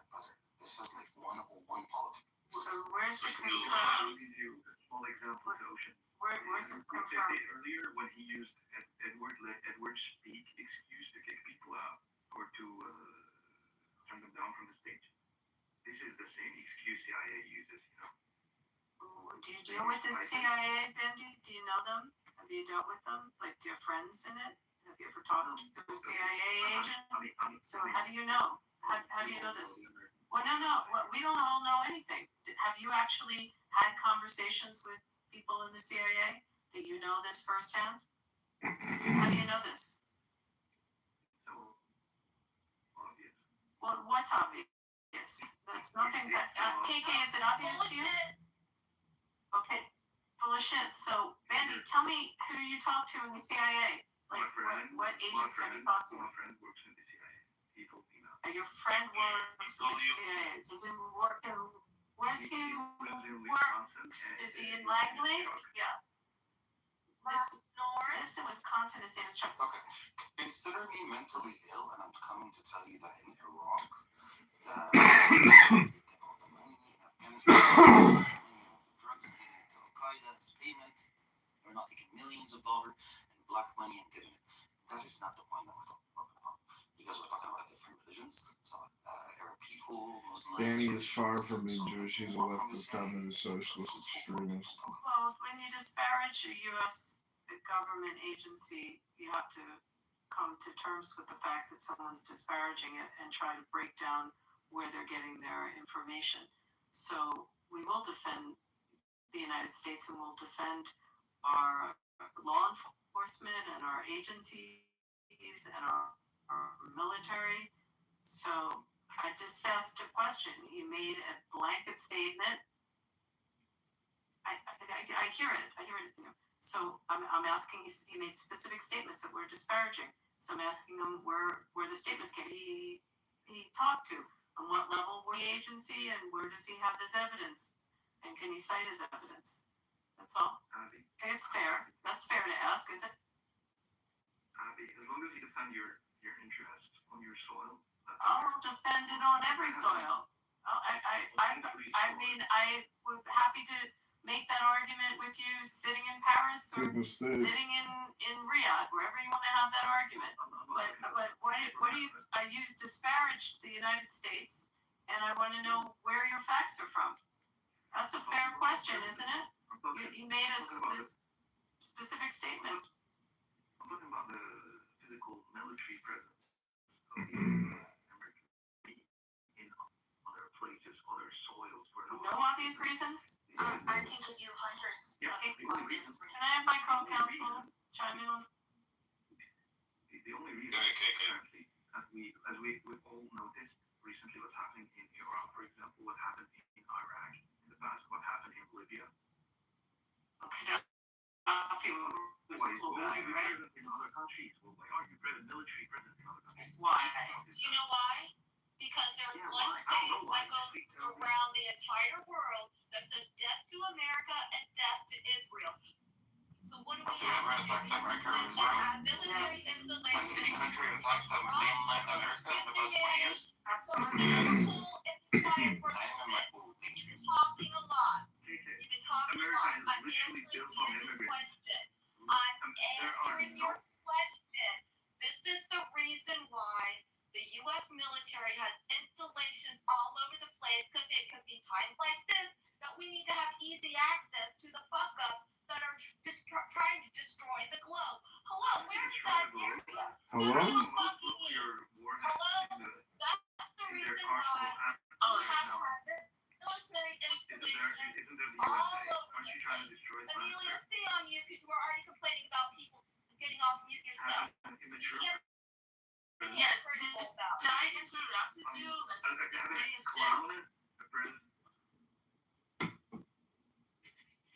I moved him down. You can come back up. And Rich, you need to shut the fuck up. Okay. May I answer Manny directly on his question? Has anything happened on U.S. soil? 150%. So we could talk about the attacks and the plot to assassinate our president. We could talk about the plots to assassinate members of the cabinet, ambassadors. We could talk about what was foiled on U.S. soil. Also the plot to assassinate the ambassador of Saudi Arabia in a restaurant in Georgetown. Last I checked, Georgetown's on U.S. soil. Those are direct from Iran. I haven't even talked about their proxies. So yes, on U.S. soil, to answer you. So none of this that you said answers the question of, did any Muslim country attack the United States mainland? The answer is no Muslim countries ever attacked the United States mainland. What did Iran, isn't that a Muslim, is Iran a Muslim country? Did any country attack the United States? I just said yes. Which country did attack the United States mainland? Iran. When did Iran attack the United States? I just said there was, I'll repeat, we just uncovered a attempt to assassinate our president. That's cute. Yeah. When did any an attempt? Why is an attempt? The answer is No, no. Manny, because they end up foiling the fucking attempts for them to commit an attack does not exonerate those people of basically wanting to do the same thing. Okay, fine. They ended up getting caught beforehand. But that does not exonerate them from being any less evil or having the same fucking intent. We can talk about how evil they are. And they're actually completing a fucking terrorist So attack. wait till bad people come over here and bomb our country. My understanding is self-defense happened after an attack, No, not that's not before. how this country works. That's not how this country works. So we agree that we're digressors at this We point. know it's gonna happen. We know there's plans to assassinate our president. We know it's all death to America. Okay, so we're supposed to just sit here and we have to wait because the rest of the world is going to be pissed off if we go out there and say no. We'd rather fight your battles over there. So we agree. But this is retarded. Is anybody gonna pretend like the IRGC is not openly hostile to the United States or any of our fucking interests? I mean, they overtly fucking say it. And so I don't know, why are you caping for them? I'm not sure what you guys are talking about. America's in control of most of the Arab countries. Hold on, Manny. So John Bolton was supposed to just hang out till they killed him, and Mike Pompeo just supposed to hang out. Why do you think you're the security details? So the fact that our CIA and our intelligence agencies are fucking smarter than the IRGC and they foiled the attempts doesn't stop. Last I checked, and I studied this one in law school, an attempt to murder is still a crime. You go to jail for an attempt of a crime. Last I checked. It is. If nobody Last I checked, it's still a fucking crime. Okay, you need to understand how that works. We already moved on. Hold on. We already moved on from this point. But Manny, Christian. No, I get sure. When it comes to Christian, okay, what is it considered acceptable in Coptic Christianity is not necessarily going to be 100% acceptable when it comes to Christians in the West. And so, if you're making a religious argument, that's fine. But we don't have our argument for what is justified in terms of committing or defending yourself or going to war. It's not going to be quite in line with maybe a lot of Christian denominations. And I don't think he's going to war is always bad. I'm confused. Is this guy saying he's Coptic? Because Coptics don't normally speak like this. He does not sound like a Coptic. Yes, that's what he's been saying, and I was questioning. Okay, he doesn't sound like a Coptic. We have not had Coptics sound like this in rooms at all. And I've been questioning him this whole time. Wait, ask me questions. There's no way I can prove that he is or he isn't. So tell me about how many times you've been to Holy Sepulchre. I'm sorry. Have you been to the Holy Sepulchre? What's your They don't believe that I'm a Christian for some odd reason, which is fine. And Manny, have you been to Holy Sepulchre? Holy Sepulchre is said in Arabic and I'll understand. Okay, so there you go. He's not a Coptic. He's not a You guys Coptic. gotta understand. Totally not a Coptic. You got called out. Rich was right. He called it out, but his style was off. That was easy. Great job. I told you. I told Rich to do in the chat. All you have to listen, Ocean. Hold on, Amelia. I was gonna address the moderator. Ocean, all you have to simply ask him is, do you believe that Jesus is the Son of God? As a Muslim, he's not. He'll say he's a king, he's the Messiah, blah blah. Or like he said, oh, Jesus is a king. He's a king. He spoke English. I asked him about the holiest church that Christian Coptics make hold on, guys. They make freaking pilgrimages to. It's the holiest place for them. And I asked him what it is, if he's been there, and he didn't even know what it was. Okay, there you go. That one didn't take long. My dear, I could ask it in Swahili. It doesn't matter. I said the name of it. No, Amelia, you lose on this one. That one was hanging in a bunch of Coptics that we know that we're in rooms with. Wonderful. Of course they know what it is. It's the holiest place for them. Abby's a Jew and she knows it. I love the Holy Sepulchre. Coptic Christian should definitely know. The Holy Sepulchre is such a beautiful church. Can you guys bring up that? But like, look, okay, you were mad when I was trolling. Shut the fuck up. You were mad when I was trolling. Okay, you stupid bitch. You know what? You filthy fucking sharmuta. Fuck you and fuck all of you dirty goddamn Arab. All of your fucking dirty Arab relatives. Like, I really don't. Fuck you, man. Fuck you, you son of a bitch. No, fuck you. Fuck you to fucking violate us. You bitch. Fuck off, you son of a gun. Fuck off, you bitch. Fuck off, fuck you. Fuck you, son of a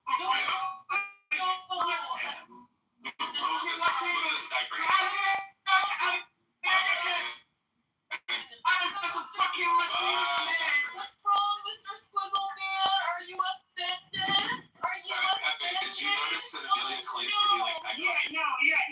And this is the funny part, is that a lot of these are my questions. A lot of these people that, you know, especially after October 7th, I'm somebody who's, I'm not from the Middle East. I'm watching these people, how they operate. You get people on this app, I'm not going to name who they are, but you see it on social media everywhere. And they'll say, you know, you're just trying to have a conversation. And they're obviously incredibly biased. But, you know, you can basically tell who the Muslims are, and you can never have an actual, like, reasonable argument with them. And I would say, like, people like me that are, you know, we are separated from the group. So we look at October 7th and we say, like, oh God, wow, that was so fucking demonic and horrible that we would absolutely, like, holy shit, the response from us, that would been something you wouldn't want to see. But then it's like immediately they play victim, and you know, the sob stories, the fake narratives, all this bullshit. We have to hear from them, and then, you know, what's really funny, though, is every goddamn terrorist attack you've had on American soil after 9/11, where Christians were getting killed, of course, we're the majority in this country. You get groups like CARE. What do they care about? What is the first thing these fucking pieces of shit care about? It is that Islamophobia. And you know, I remember after the San Bernardino shooting, they had kids, the husband and wife were killed. Their number one priority was to make sure that those children ended up going into a Muslim household. Wow, these are such lovely fucking people. It's just like, I try to imagine like some Jews or Christians go into a mosque and they start shooting the fucking place up, killing kids, killing women, killing men, anybody. What would, and I get it, you're gonna have some very fringe people in the Christian and Jewish community. They're always going to exist. That will say, oh yeah, that was good.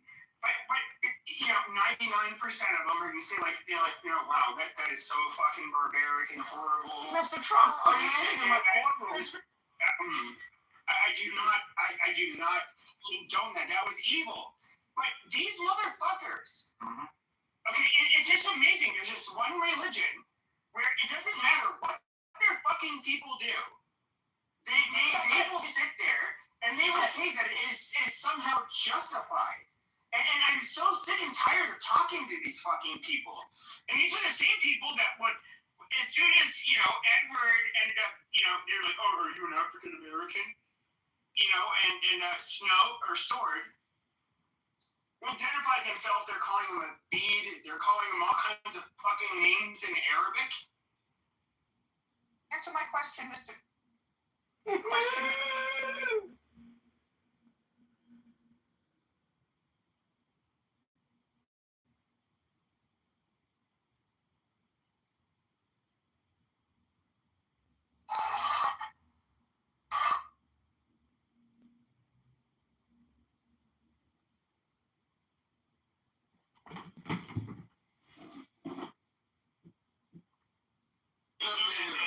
I got kicked.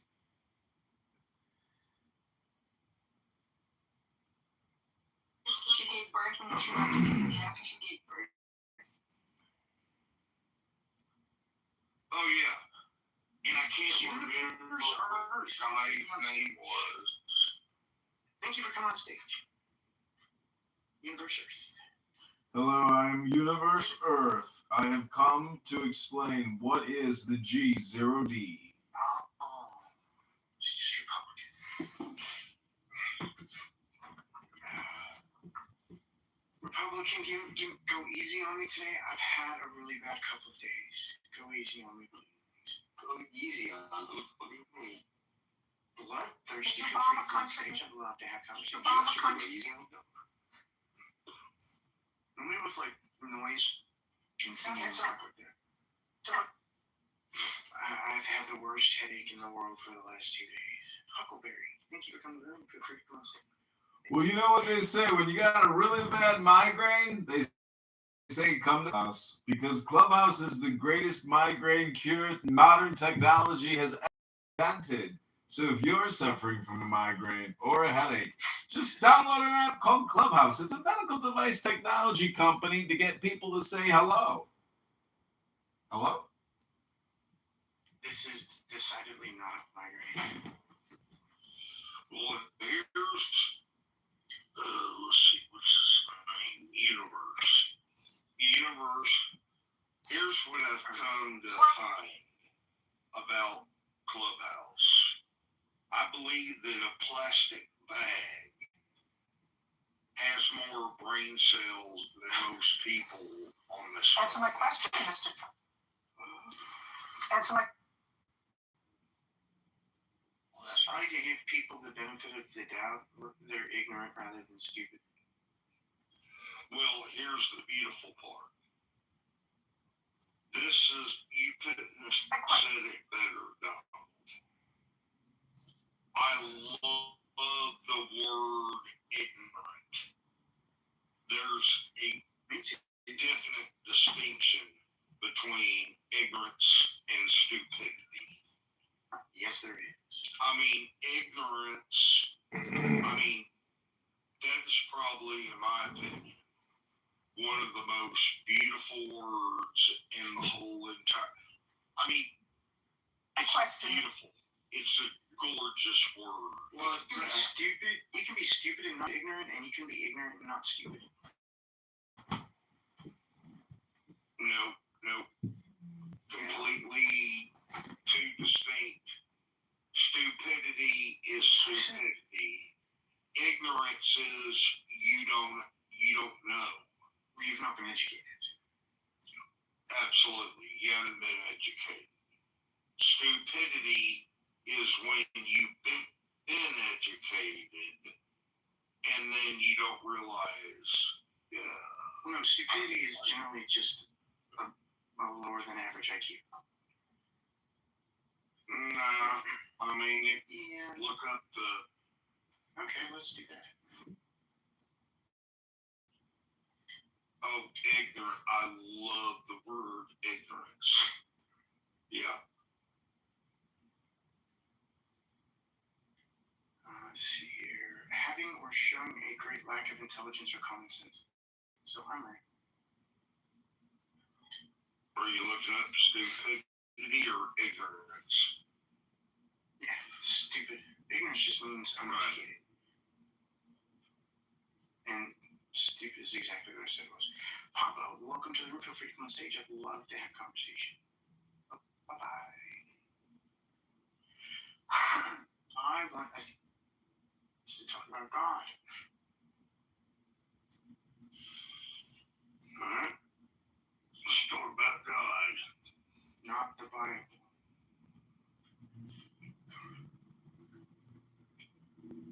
You guys have read the Bible, let's fuck off. It tells you to sell your daughter to a rapist.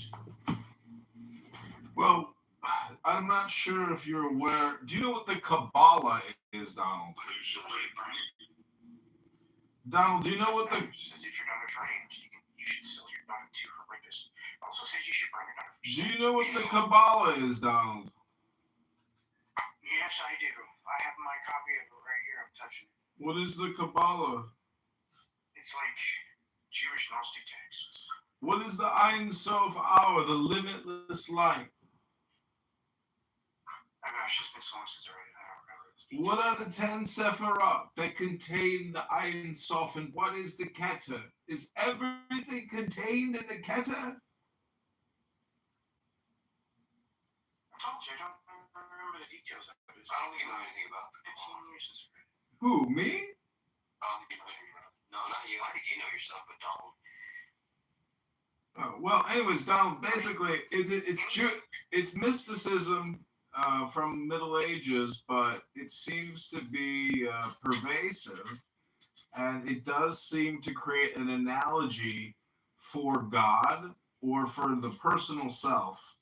So it is essentially a meditation, but it's also like a decision-making tree, and it also resembles medieval conquest or courts or castles or a defensive strategy.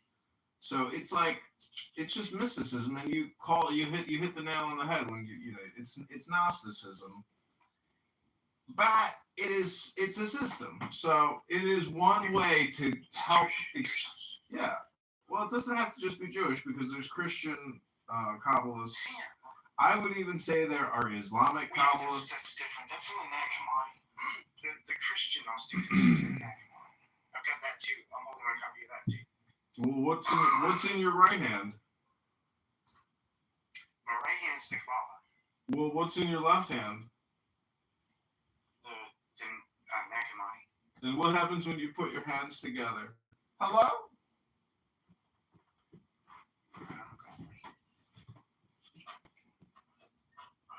Big clap. Oh no.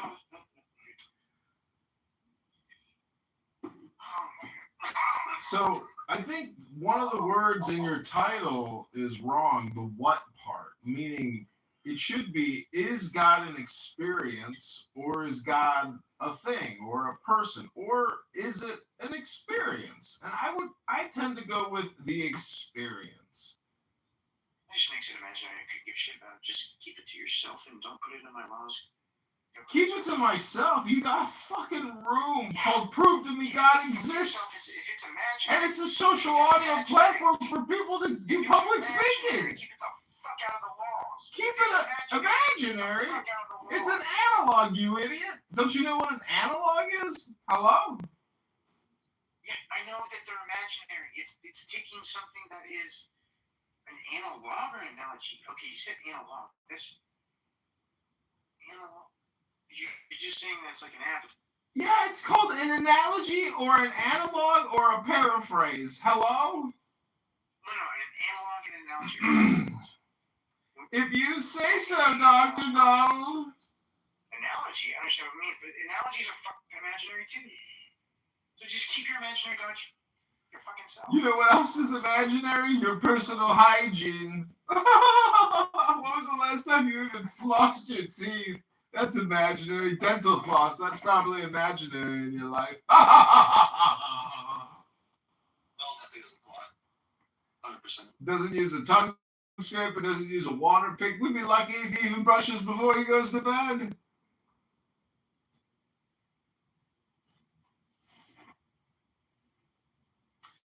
I suppose baby wipes must be imaginary too after you take a big shit. You got shit all over your hand. You got shit stains on your underpants.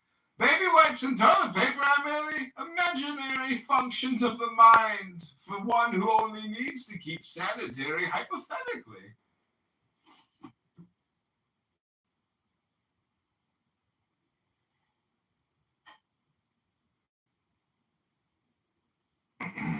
Oh God, I must have been very accurate.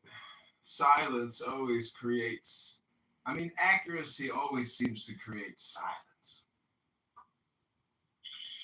Yeah, what was the... He had wealth beyond 10 million before 2025. Donald, what was the big deal a few days ago where somebody brought, I can't remember what the word they brought up. You remember that? Last time we made, I got God with me. You can help cook. Last time we made this, sold out in less than 5 days.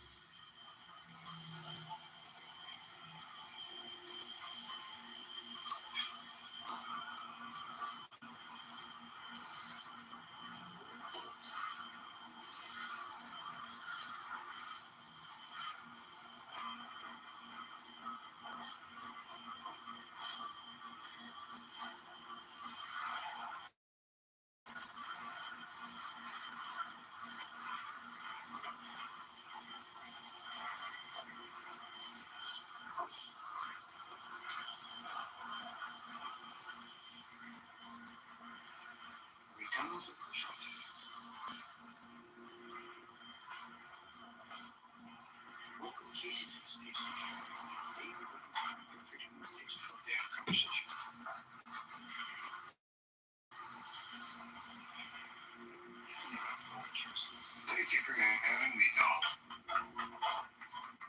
You're always welcome.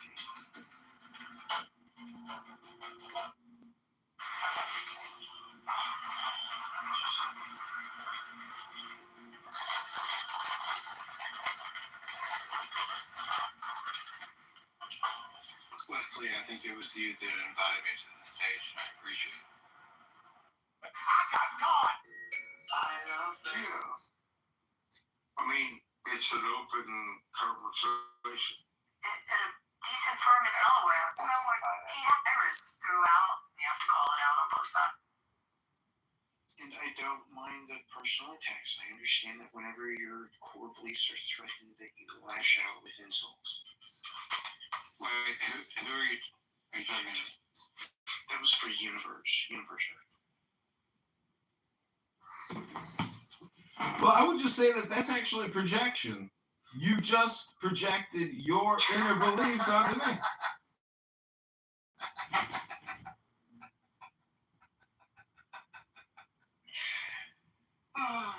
You need to Google what projection actually means. How about, you know what? I'm new to this chat, and I don't have any skin in the game. How about you let me talk to Universe? Universe, what's up, Universe? Well, I'm sitting here updating some things on cell phones. I could LARP as the universe if you want, or do you want to talk to the personal me living in the universe? I wanna. Well, obviously you're a part of this text, this chat room. Like, you made yourself a part of this chat room. So like what are your beliefs, or why did you choose to be a part of this chat room? Oh, because I like to come here and try to get Donald to allow me to convince him that God exists, but then he just cuts me off and screams at me and accuses me that when my fundamental assumptions are challenged, I lash out and get angry, and he projects on me. So I just come here to polish my mirror. Project us to the insult. Donald, calm down. So I'm perfectly calm. Don't do that. Well, so Universe, what does it look like in your view? What does it look like when Donald lashes out and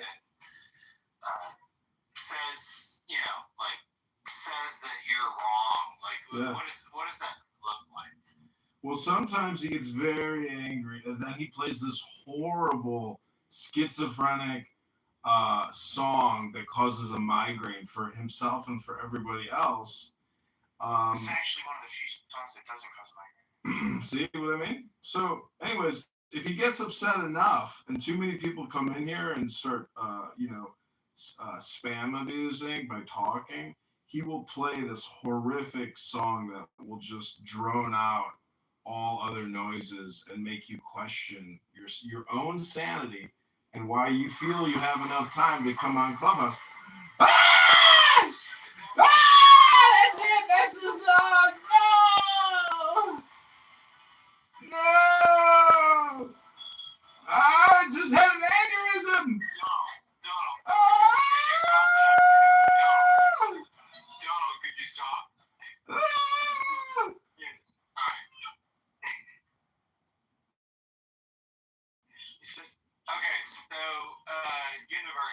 song you were That's the song. He's so cruel.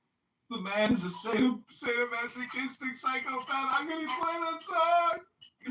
It's horrible. It's the worst choice. Are y'all?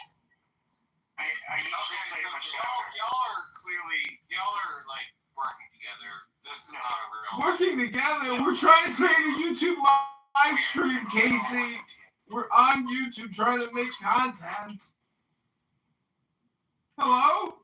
Hello? Okay.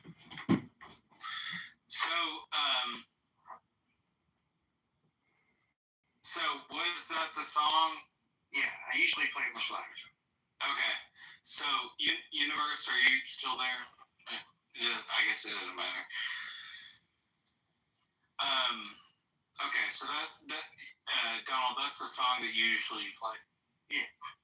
Okay. I do it much louder. It's mostly just to get people to shut up. Well, I mean, I think that if you're trying to control a room, I think that you do need something to just shut people up. I agree. Yeah, but I taught Donald how to say hello. Hello. Beautiful.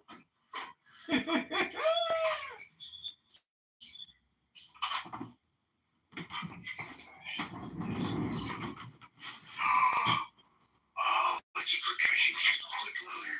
Oh, wow, that is cool. What's happening? Oh, sorry. I got a black powder gun firing kit from a buddy of mine for free. And it's got some badass stuff in it. It's got a whole thing of percussion caps and a percussion cap speed loader. Oh, wow. That's cool. Okay. And it's all in like a handmade leather bag. It's like a more over your strap it on. It's got the powder horn in it, a bunch of patches, percussion caps, nibs for the percussion caps, bunch of lead balls, a little pouch to hold all the lead balls in. Every time you gasp like that, you sound like a little boy on Christmas Eve. Hey, this is cool. I have one of those. I do not have one of these and I have no idea what the fuck this is. Whoa, oh, I know what that is. That's cool. I have one of these, but this one's better than mine.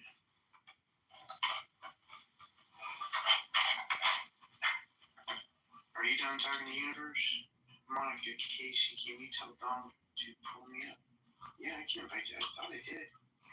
Yeah, I've definitely invited you up already, Monica, but I can do it again. I have no power here. Yeah. I have no power here. Here, how about I give you mods and you invite her up? Just don't in my room randomly.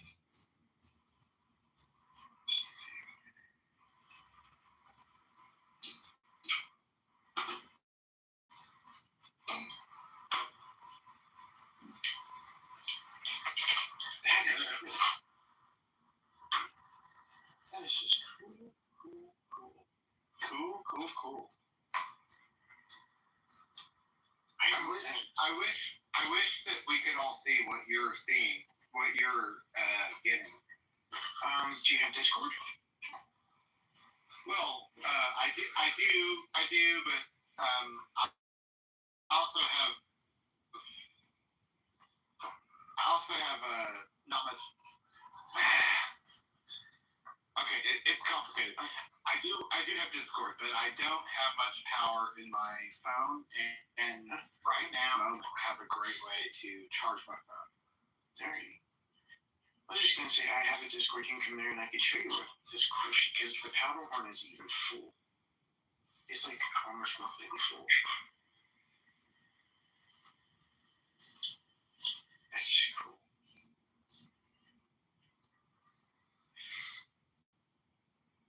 It's got 2 speed loaders, a nib tool, a round remover maneuver tool, a powder measurer,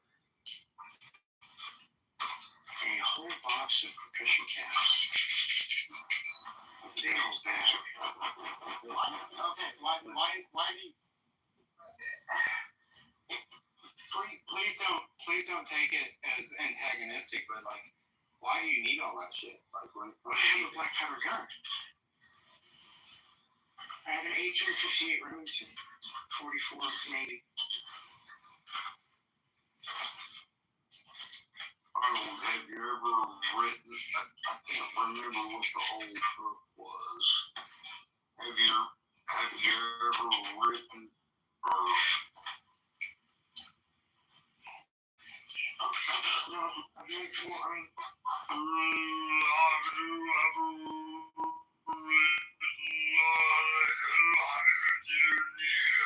no.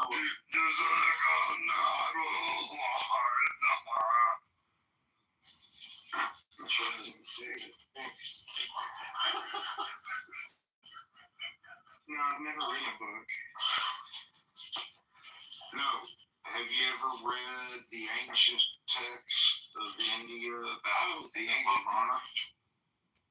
I've read some of the ancient Indian myths, but not many of them. Oh God, this is too cool. Like the Bhagavad Gita? I have read that. I've read a couple. No, it starts with an M.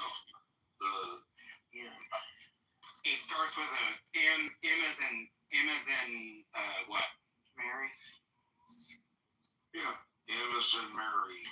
But it talks about the Ramana. I'm trying to find it. It's too cool.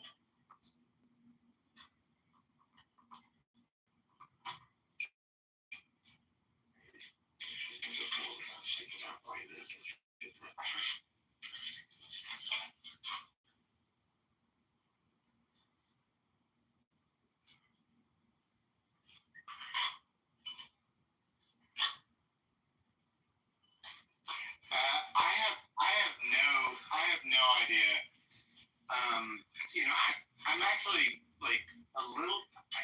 I'm no expert at all in Hindu scripture, but I don't know of any great Hindu scripture that starts with the letter N. Well, I mean, if you look up it's in Evolution. Are you talking about the evolution or something like that?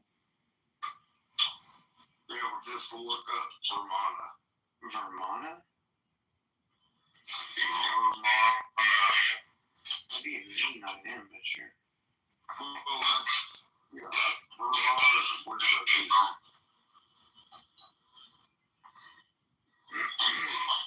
I'm getting out in Orange County, Florida.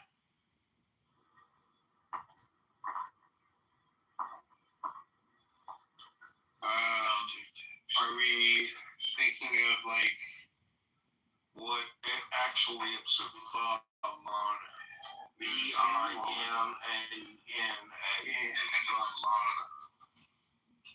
Vans are often divine flying chariots. Yeah, I've heard of this, and I've seen all of the accounts too. There's nothing there. It's on purpose. And you're welcome. Feel free to go on stage.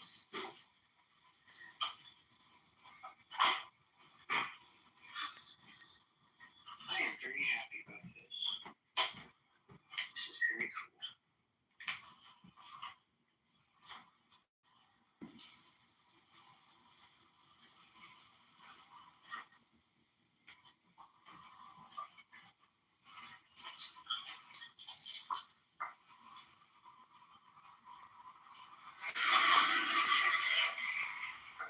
I'm gonna have to alter it slightly.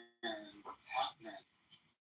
I'm gonna have to alter it slightly because I have a pistol and rifle, so I don't need all of the patches. But I'm very happy about this little kit. Well, that's good. There's a ton of balls in it, of lead balls. And I think they're 44s. Just what I need.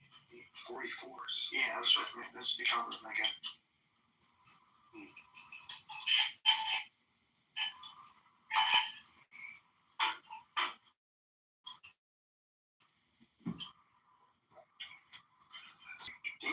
come on stage. I don't know if I will confuse you. I'll get it there. Oh, I'll put it there. Regal, welcome back. Feel free to come on stage.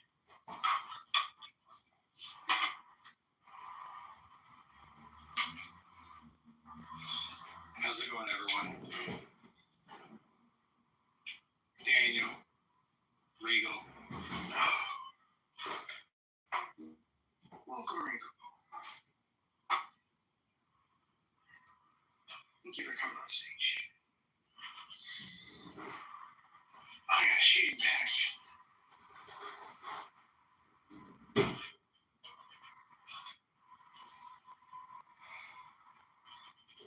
Daniel, Regal, do you have anything to talk about as far as convincing a person that God exists? Pretty sure Daniel is an atheist. I don't remember about Regal. Well, so am I, Yeah. I'm wondering if Regal does. Regal, I can't tell. Oh, yeah, definitely atheist.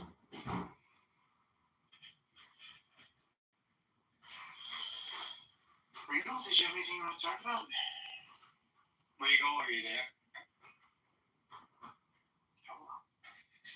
Oh, hey. Oh, didn't hear you. Apparently not. I saw you unmute, but I didn't hear anything you said if you spoke. Baby, put me up here. Regal, we see you unmuting yourself, but it looks like when you unmute yourself, it looks like we cannot hear anything that you're trying to say. Just to let you know. Sometimes you have to leave and then come back. I'll fix it. That's disgusting. Regal? Try again?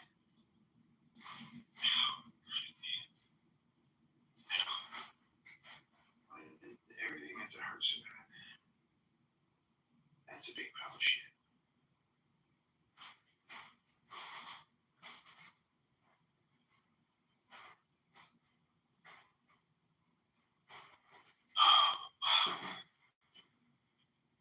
Uncle Touch, feel free to come on stage. That's probably an unfortunate name in this time in history.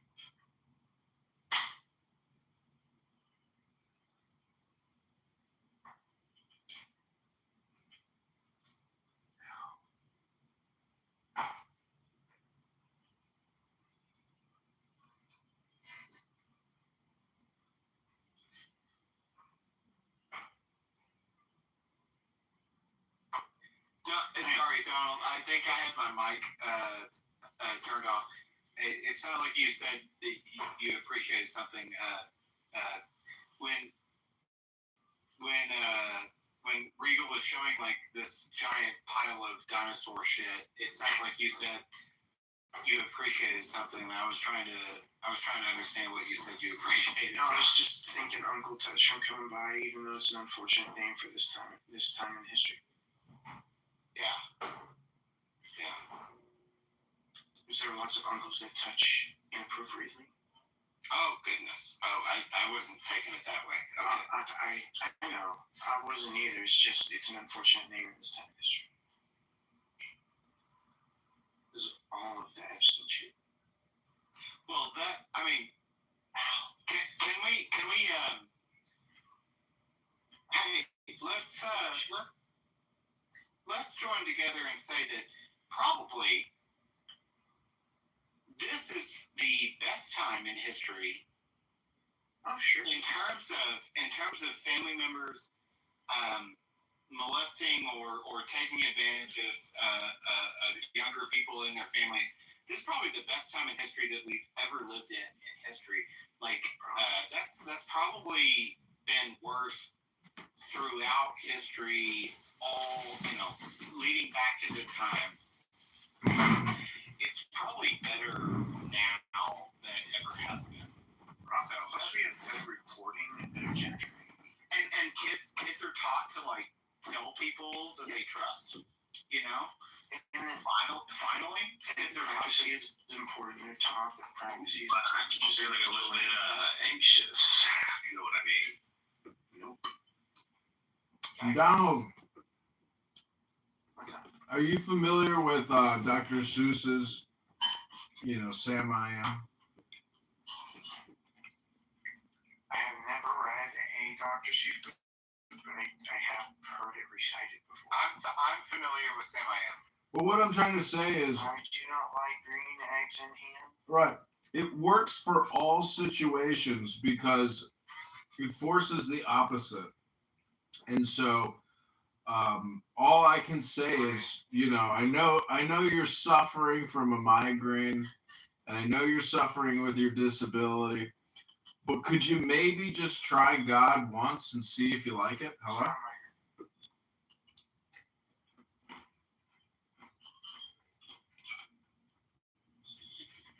I did.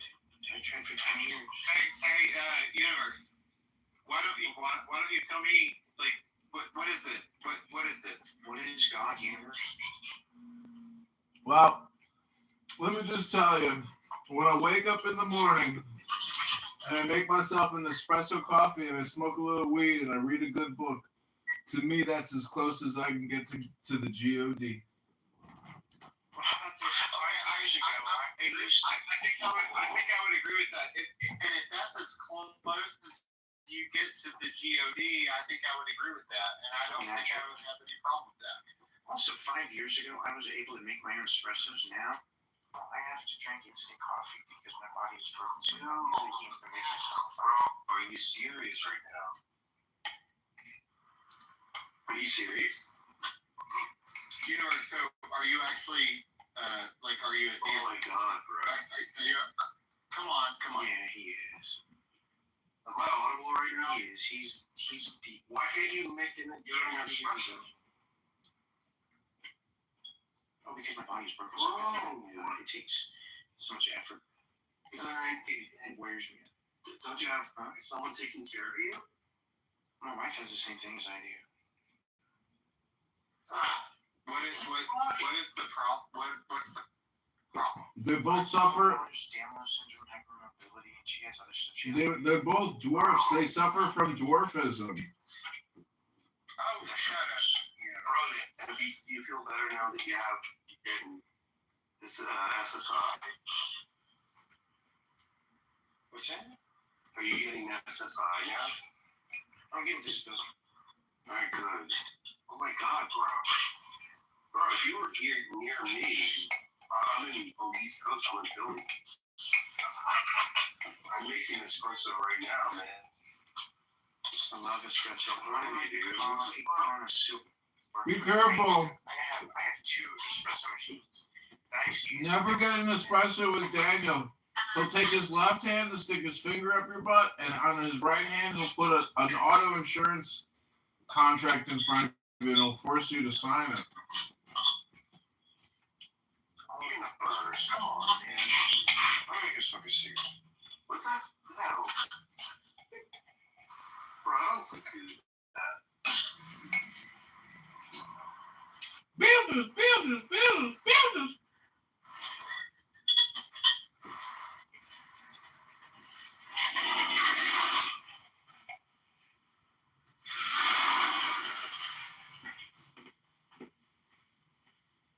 Casey, what the fuck are you doing? What do you mean, what am I doing? You're making this honey of noise. Dingleberry. Okay, well, I've been Giving Daniel the brain. Who's asking me? I'm asking you, Daniel. Daniel? Yeah. Okay, well, I'm sorry. I'm sorry I'm making so much noise, Daniel. Oh, yeah. I'm just doing my thing, okay? What are you doing, though? I should have muted myself. I apologize. Daniel, let me ask you a question, Daniel. Are you having another pizza? No, but I just had some ice cream. Lardass would like to ask you a question. Is cinnamon a pepper or is cinnamon a sugar? Is cinnamon a pepper or is cinnamon a what? Spice? Yeah. Yeah, it's bark. It's bark. It's just ground up bark, but the thing is, there's sugar in it. How else can you get cinnamon to taste like it's so sweet sometimes. It's amazing. I love cinnamon. There's not a scientific definition.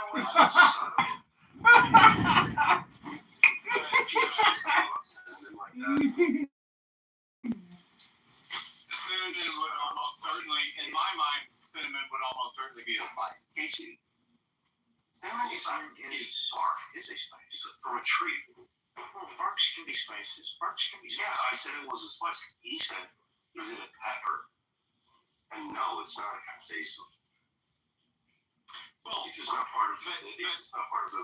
But the definition of capsaicin is not peppers. It's a genus, not a. Okay. I'll look it up. I'll look it up so that, I mean, this doesn't have to be a mystery. We can just look up our question. Yes. Let's do it. You're right. Is cinnamon capsaicin? No, it's not. No, it's not. I don't think it is either. No.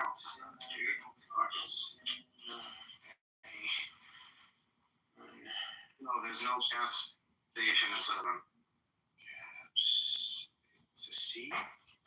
Days you would be making like very good extract with that. Is cinnamon capsaicin? No, natural cinnamon does not contain capsaicin. Damn. Yeah, well, and think about mint, right? Mint has to be kind of similar to. Honey Badger, feel free to come on stage. Thank you for coming to the room, both of you. Mint has to be similar to mint capsaicin. See, I have a question for you. I know this right up your alley. Are you able to feel the question? Casey? Who? I'm sorry, me? Yeah, I have a question. I could. You have a question for me? Well, yeah. Okay, sure. Go ahead. All right. You know, all right. Do you think that mint is not ultra-thin condoms help you to feel your lover's rectum? Does it help you to? Does it increase sensitivity on your penis when you're having sex with your lover? One second. Anybody has a mod? Invite. It is asshole. And it is asshole. I've never used a condom. I'm confused why you're asking me this. Because I want to know what you respond. You want to know?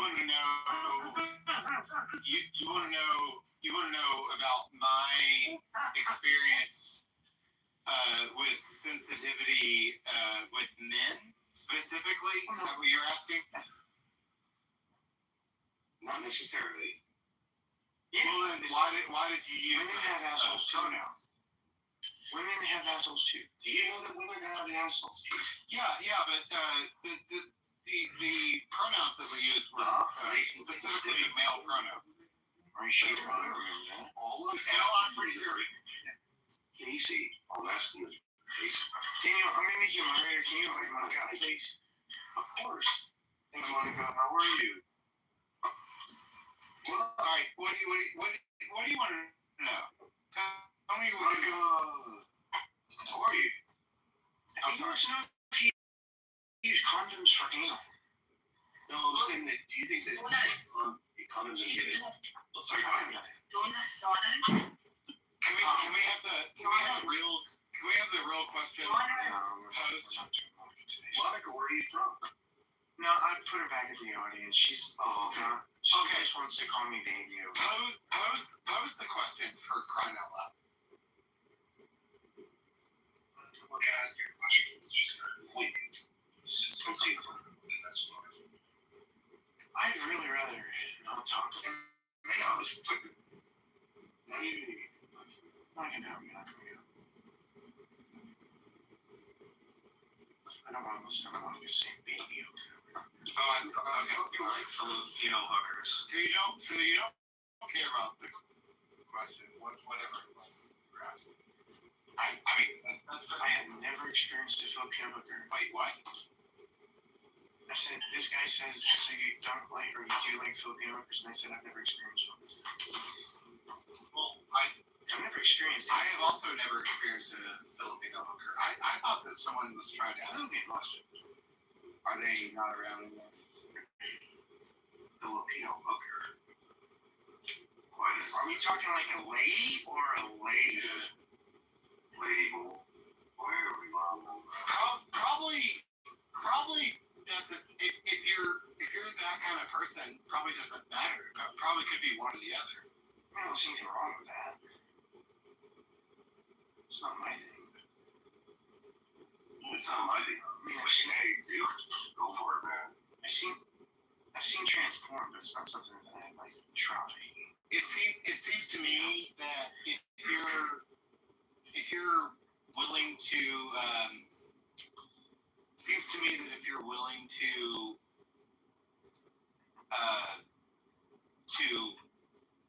pursue prostitution in so nothing wrong with prostitution. Hang on, I didn't say there was. It seems to me that if you're willing to pursue prostitution in a country that is extremely destitute, that you should not be surprised if some of the prostitutes happen to be male. There's nothing wrong with that either. Yeah. No, I'm not saying there is. Casey, why is that a problem for you? It's not a problem for me.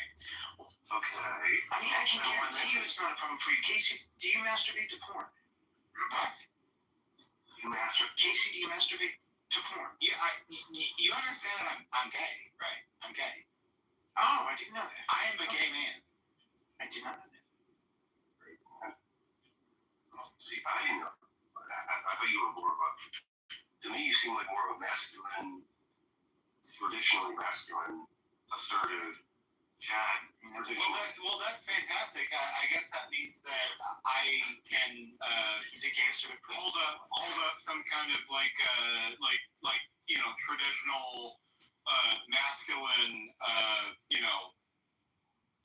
whatever. But yeah, I am a gay man.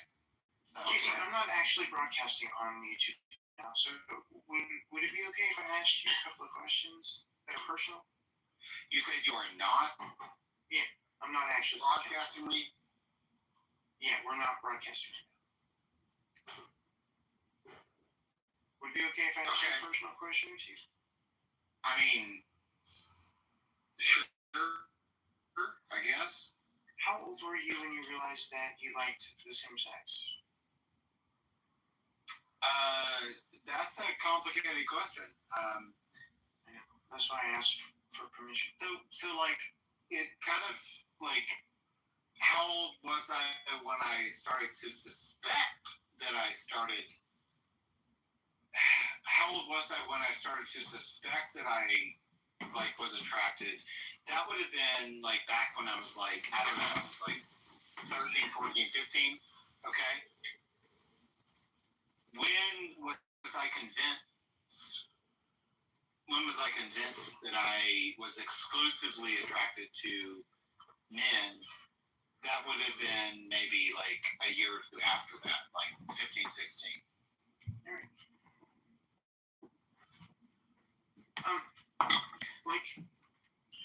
I like vaginas, and there are certain vaginas that I like and certain vaginas that I don't like. Are there certain penises that you like more than other penises? Absolutely. Okay, cool. I was just curious about that. Thank you. Yeah, there are many penises that are absolutely disgusting. But not all of them. No, not all of them. No. See, I'm kind of the other way around. There are many beautiful vaginas, but there are a few that are just not pretty. Well, yeah, okay. Well, I guess penises are almost like kind of like flowers. You know, there are flowers that you can look at a flower and you can be like, I I really don't like that flower. And you can look at flowers and be like, oh yeah, that's a beautiful flower. Whereas I don't know how you compare that to a vagina, but you know, there are ways to express, you know, displeasure towards a penis and also pleasure towards it. No, I shouldn't say displeasure or pleasure, but Can I ask you one more very personal question? yeah, sure. What? Do you go down? Do I go down? Yeah. But what is the purpose of this? I was wondering if different penises have different tastes. Yeah. This is far too vulgar for my taste. Gentlemen, you have broached reasonability. It's simply curiosity, if you don't mind. I will not push you. This is very distasteful. Yes, it's simply curiosity. Like you being my work. Because vaginas have different tastes. Different vaginas taste different. I was curious. Gentlemen, let us move on from this distasteful topic. This is foul and smegma. I can smell the smegma. Jefferson, welcome to the stage. Let me just say one thing. Yeah, sure, Casey.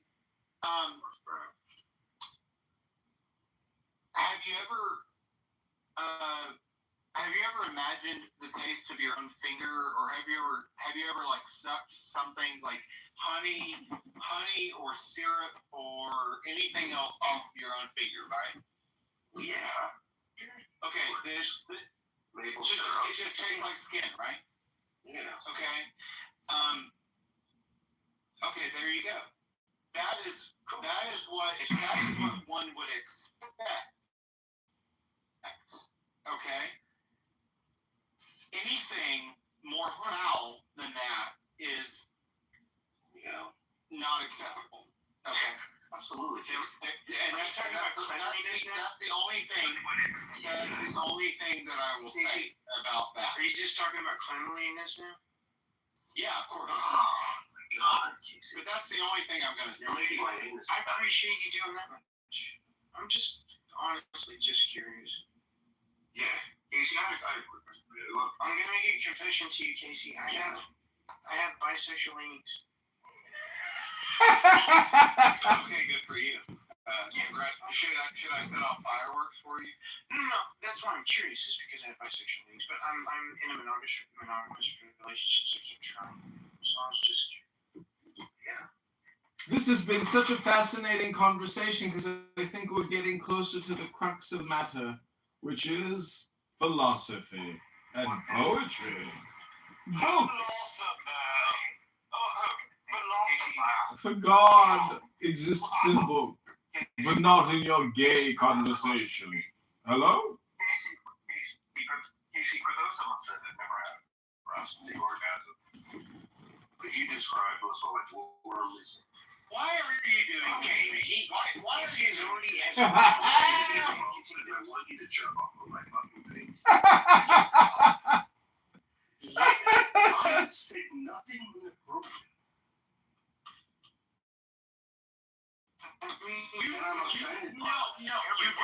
You just said that you want me to jerk off on your face. Well, there's no cookies in the sun. That's a desire. That's not inappropriate.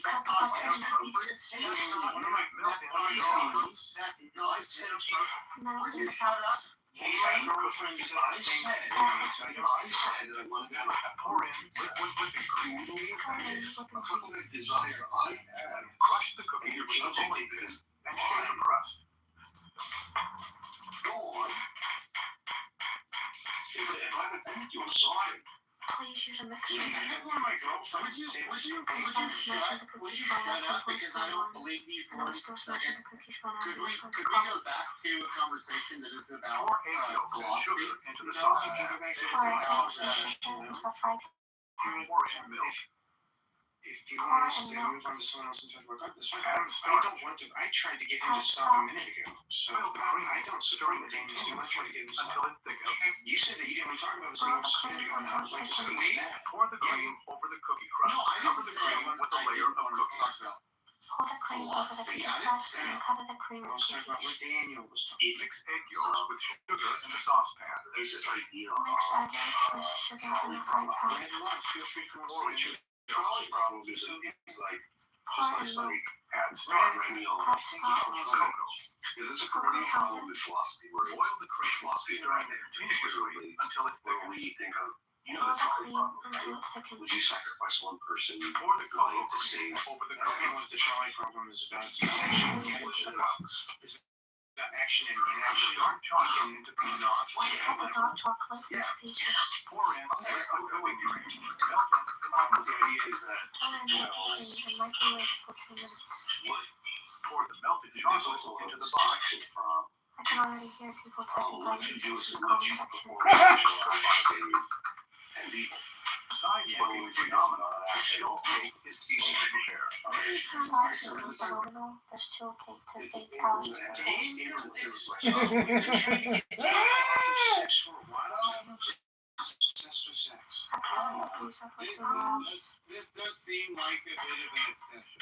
I just looked at the title of the thing and I'm sorry, Which means I wasted 10 hours in total. I asked one person, I asked one person personal questions, and that's it was on. that's a spirit of lust. It's not. I wasn't planning to watch all. I don't really think that's an This issue. is I'll ask one last You question. know what? That's There is beautiful. Everyone will ask for the recipe. Alright, so the question I wanted to ask Casey was that in order to save, would you masturbate? Okay. I'm sorry, what? Do you want me to No, Daniel, do you have the green bean? yeah, you can. You gotta hold it down. Hold them down. Of course I can. Click on them. Here, give me a bean real quick. I'm gonna show you how to do it. Push your conversation, you don't have it. I know you've been Stop pushing the conversation that Casey doesn't know. I don't like that. It's a violation of consent. I don't like it. Whoa, whoa. I don't mind answering it. I just feel like it's just off topic and it's just what is the point of the question? I cannot understand you. I'm sorry. I say, what's the point of the question? How's it gonna benefit this conversation? It doesn't. It was just a tangent that was supposed to end 10 minutes ago. What was the beginning of your question? It does not matter. It does not matter. I wanna know. No, it does not matter. You approached the topic. Donald, do you think that we could reform the question rather than what is, quote, God? Or That's a zero. That's a zero. Wait, I'm actually, okay. First it says, convince me God exists, and then it says, what is God? Well, one's the house name and one's the room name. Okay. The house name is everything falls underneath the questions. Underneath. So, but we have control over the chat name. So, what is God? Could we reform that in your view? So what? I mean, it depends on who is God. River ran through the What city. can we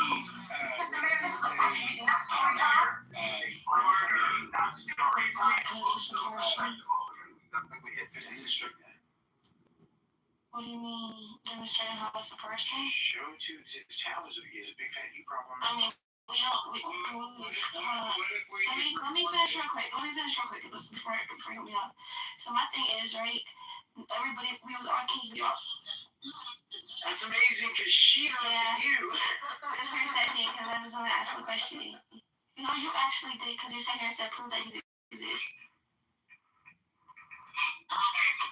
you interrupted Casey, and then I just responded to your interruption. It's okay. It's good. It's okay, Casey. I got short-term memory. I got ADHD, so mine's like a It's okay. But all I'm saying is, we all was kids at one point. We all believed in the tooth fairy. We all believed in Santa Claus. You never believed in Santa Claus? I never believed in Santa Claus either. I recognize my parents' handwriting on that Christmas tag. Check. This one flagged in the X-ray. Okay, so you have a dream that you want to accomplish in life, right? Nope. So you just want to be a mom your whole life? Or you want to... Oh my God. Carlos, welcome. Feel free to come and speak to the conversation. Yeah, I have lived in constant pain and torture every day of my life, and it gets worse and worse every day. I'm like for that to end. I'm sorry to hear that, doll. Thanks, Casey. Have you ever seen Office Space? Wait, Donald, before you think your life ends, do you think you'll have that bisexual experience that you're curious about? It's very much up to my wife. I have seen Office Space. Why do you ask? So do you know how he's... Wait, it's up to your wife whether or not you have an orgasm with a man's dick in your mouth? Yeah, because we're married. The way that I forget that actor's name, but he was also in Judge. He was also in Band of Brothers. But yes, he was. He said, do you ever get that feeling that every day is the worst day of your life? Or no, what he said was, he said that every day is worse than the day before, so every day that you see me, it's on the worst day that I've ever had in my entire life. Right. I have that with pain. So every day, the pain is worse than it was the day before. So every time you talk to me, you're talking to me in the most pain I've ever been in my entire life. Oh, I'm so sorry, Donald. Okay, so Donald, I had no idea. I honestly, honestly, I had no idea. So can you tell me, forget all these other people, can you tell me what you're suffering from? Like what? Don't forget us, Donald. Keep us in your prayers.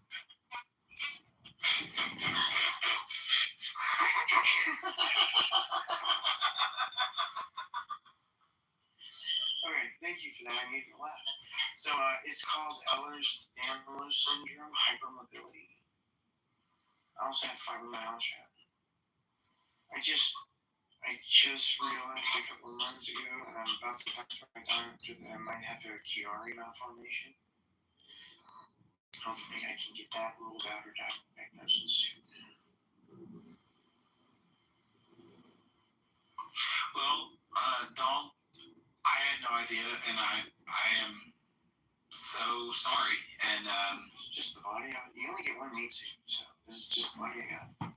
Donald, do you know how long the average human lives on total seconds? 2.5 billion seconds. Will you shut up, universe, for a second? Everyone only has 2.5 billion seconds. We're all born billionaires.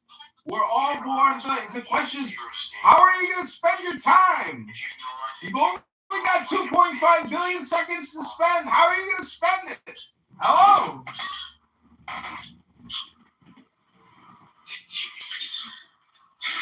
All right. Well, Donald, I really feel bad. You know, it's okay, man. I appreciate it. I'm sorry. I'm going to Switzerland as soon as I can. Well, that's great. That's great. Well, Switzerland is a place where you can end your life. Oh, you're going there for like euthanasia. Oh my God. Oh God. I have to wait though because I'm so sorry. Oh no, thanks. Oh. Donald, do you think you and your wife are going to euthanize yourselves together in Switzerland? The whole reason I'm waiting is to get an inheritance that I'm going to give to her before I go. So it would be very silly of us to go together. No, she's going to live. She doesn't want to die. I want to die. Michael, Thank you for coming by Shit Frequency. Oh, do you ever talk about how you get that your wife? Because it's always been a curiosity. We met as children at church. Christians run around through the city carrying with them the hopes of people. Mr. Mayor, this is a budget Want to meeting. talk a little bit about that? We met as children at church. We grew up in church together, and then we Really? graduated. We started dating, and then we Really? That's really beautiful. You remember that if you ever children or something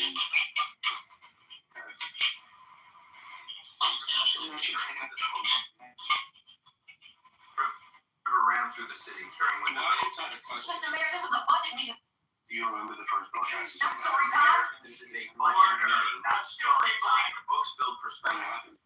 River around through the city. Oh my God, why is that a thing? River around.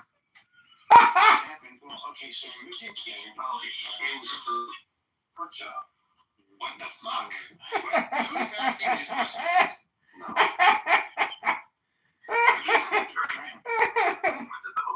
Mr. Mayor. Okay, so dry humping is whenever you have your clothes on, but you're up against each other until you come. That was my first orgasm with Valentine's. It was on Valentine's Day. The first time. My God. Yeah, we went camping at the lake, and we were in a tent. Did you dry hump her rear, like her thigh or her butt? What was it? Well, between her legs, right on top of, she came to. Oh my God. You had to take a little splooge like within in your pants. Yeah. I had a spare. Sounds really messy. It was, but I had a spare. I knew what was happening, so I packed. Wow. So that was the first time. Wow, Donald, thanks for sharing that on my YouTube Live. Before you euthanize yourself in Switzerland, I hope you'll come on my YouTube Live for one last broadcast. Thanks, Donald. I mean, it's going to be a while, probably. My mom's going to live for years. Oh, you're just going to wait until you can get that money. How much money do you think you're going to inherit? Is your mom late? Just like waiting for her to die? That's not what it is. Okay. I just can't die before her. You want her? Yes, sort of. Sort of. Was she? Yes, sort of. I mean, I have feelings Consider her niece and mom. I have feelings about the time she raped me, so there's that. Your mother? Your mother raped you? Yeah. Oh, God. And I was about 3, probably before that too, but I don't remember. You were 3? What did she do? No. You can't say that kind of stuff on YouTube Live. That's illegal. I feel like this is not appropriate for. Did you come? A Filipino censor just told me that this is being flagged. This is being flagged. You're being reported to the FBI Child Endangerment Services. Good Lord. 43. Could we not discuss, like, this is not the appropriate place to talk about. Oh, okay, so let's bring up a new topic. Are you aware that the Supreme Court... Why would you remember such a thing? You can make memories when you're 3. You can make long-term memories when you're 3. It's horrible. I mean, it's Daniel. Your life has been like a genetic already. And then you also have these circumstances. Unbelievable what you've been through. Why was Donald moved out? Why was Donald moved out? Hello? This room has ended. Who from the room?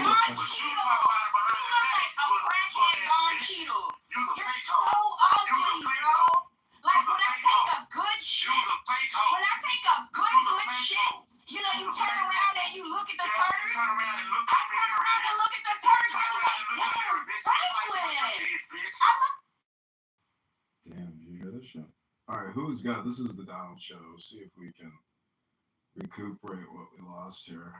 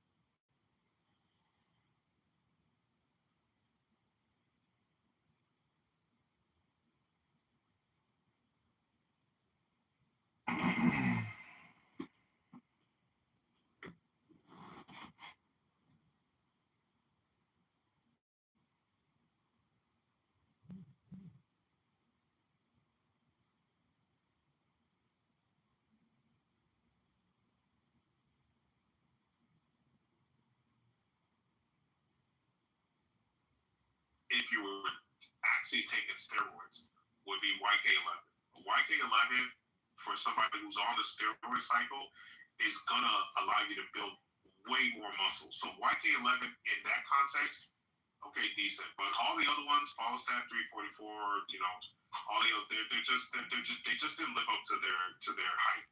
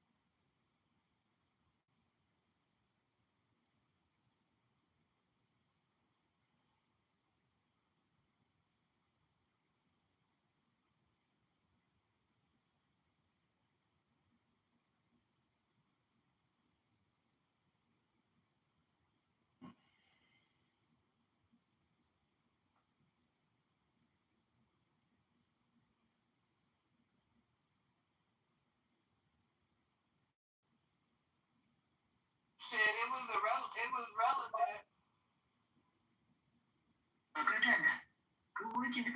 People call me so can you thank you very well?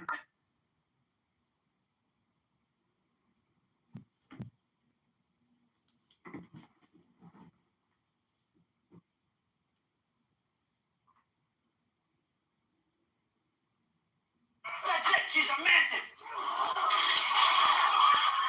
You think you're so smart, don't you? Yeah, because I'm a garden gnome. That's it. She's a mantis.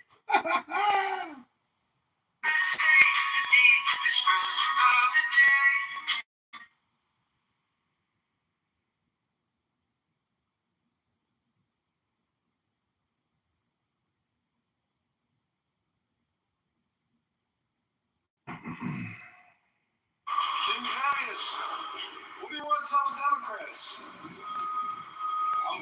I'm gonna help you get that. I'm running for office for you. I'm gonna get you a single room occupancy. All right, God bless. Hey, miss. Do you want some food? Yeah, oh my gosh, yay. Yeah, how many? For him? Yeah. Think of. So my question, Mr. Trump, did you join the Mile High Club with a gray and a mantis the other day? Hit yourself first.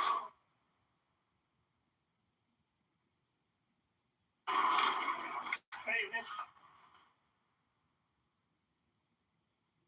So my question, Mr. Trump, did you... Why does everyone judge me? I joined the Mile High Club for America and they still come after me. Mr. Trump, pull yourself together. Oh, that's not good. Somebody. Answer my question. Trump, I've never actually seen... Answer my question, Mr. Trump. That's it. She's a mantis.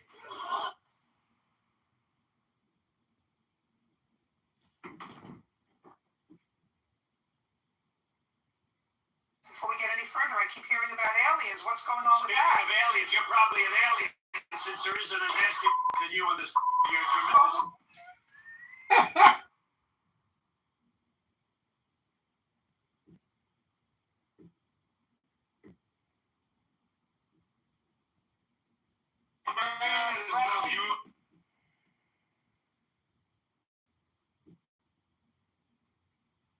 In other nations, it's no shock.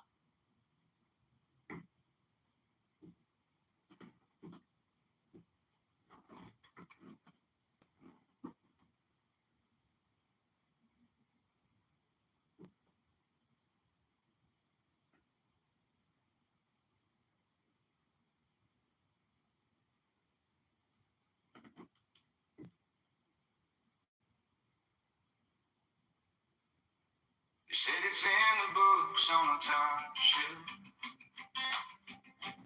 hidden in the codes of the stock belt. I chased every tree, every shortcut, still felt like I was stuck in the mud. And then my granddad laughed, said, boy, lean in. You keep asking what, but not who you've been. Secret wisdom of success ain't a mansion, ain't a check. Showing up when you feel small, making promises and giving all, staying steady in the middle. That's the secret wisdom of success. I learned to shake hands, look 'em straight on. Say I don't know yet and still stay strong. Turn a late night long to a listen again. Count my blessings more than the money I give. 'Cause every heavy door needs 1,000 knocks. Every open night took a lifetime to close. Secret wisdom of success is a word that no one checks. Saying sorry when you're wrong, calling home before you scroll along. It's loving harder when there's less. That's the secret wisdom of success. It's the early rise, the tired eye. Help your friends before you rise. Keeping faith when plans fall through. Not quitting on the truth in you. Secret wisdom of success. More than trophies, more than flex. It's quiet courage in your chest. Doing daily what you do the best. Your heart's the one you impress. That's the secret wisdom of success.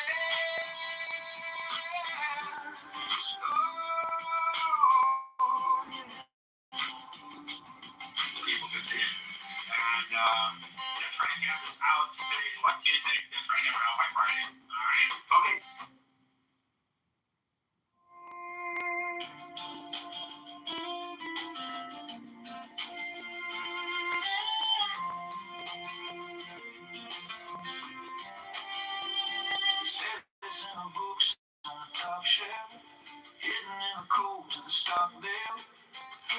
chased every tree, every shortcut, still felt like I was stuck in the mud. Then my granddad laughed, said, boy, you keep asking what, but not who you've been. Secret wisdom of success, ain't a mansion, ain't a check. Showing up when you feel small, making promises, then giving it all. Standing steady. That's the secret wisdom of success.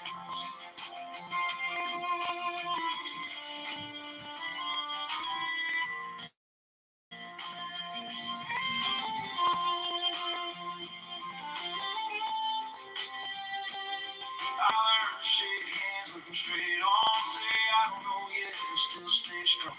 Turn a late night loss to a lesson kept. Count my blessings more than the money I get. 'Cause every heavy door needs 1,000 knocks. And every overnight took a lifetime's call. Secret wisdom of success is the work that no one checks. It's saying sorry when you're wrong. Calling home before you stroll along. It's living harder when there's less. That's the secret wisdom of success. It's the early rise, the tired eyes, helping friends before you rise. I'm quitting on the truth. Secret wisdom of success, more than trophies, more than flexes, quiet courage in your chest. Doing daily what you do the best when your heart's the one you impress. That's the secret wisdom of success.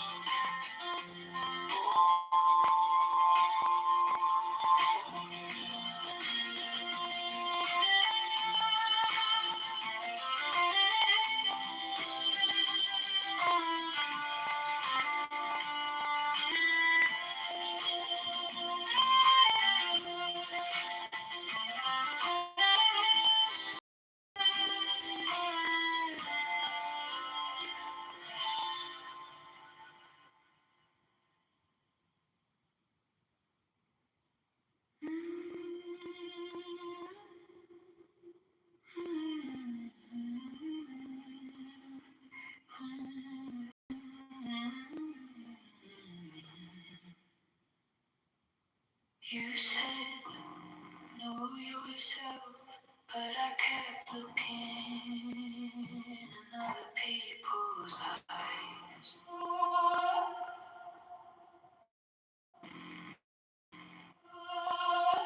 Chasing the halos, wearing their masks, till my own reflection felt like a lie.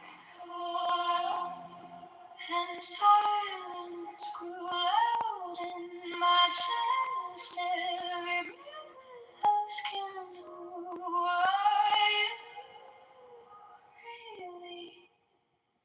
I'm a mirror made of morning, breaking, waking, shining through.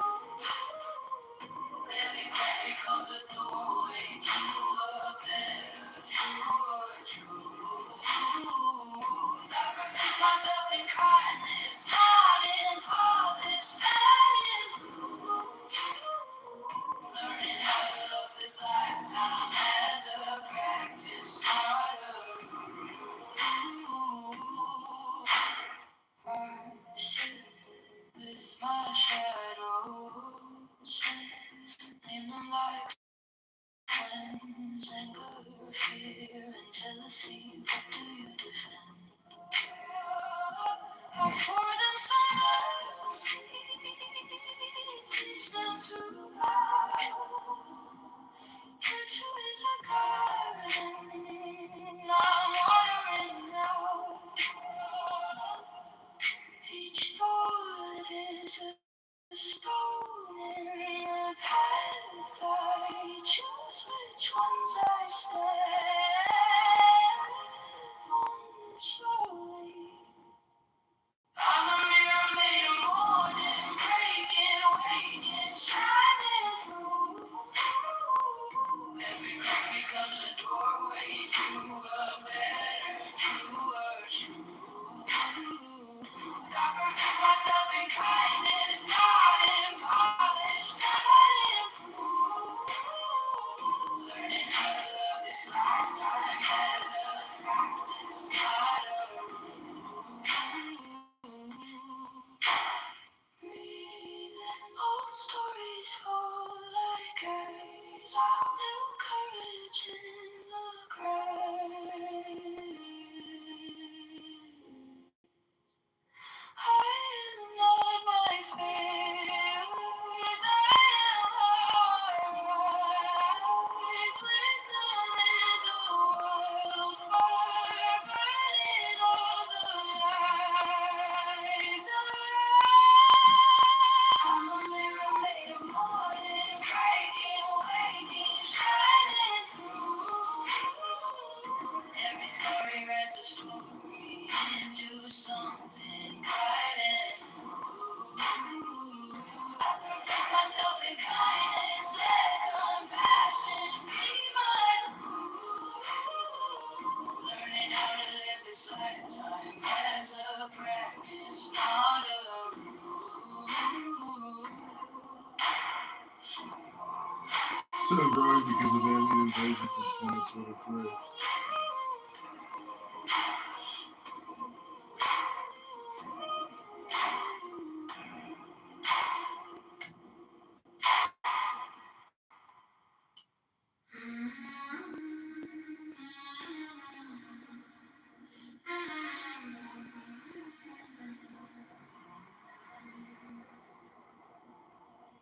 You said, know yourself, but I kept looking in other people's eyes,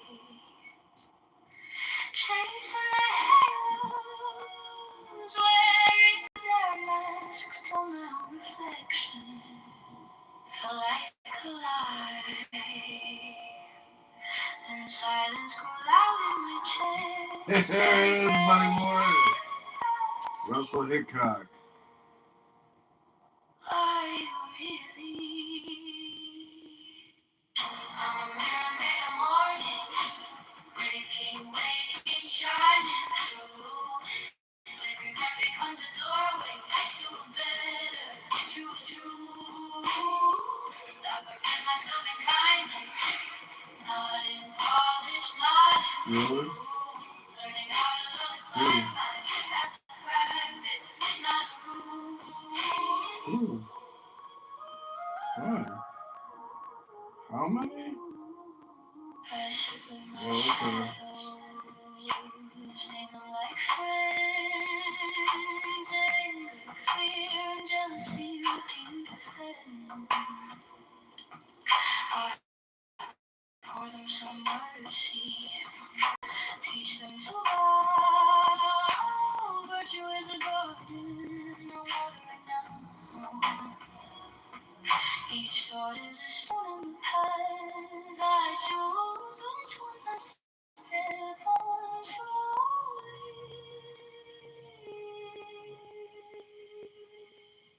I'm a mirror made of morning, breaking, waking, shining through. Every crack becomes a doorway to a better, true. I perfect myself in kindness, not in polish, not in proof. Learning how to live this lifetime as a practice, not a rule.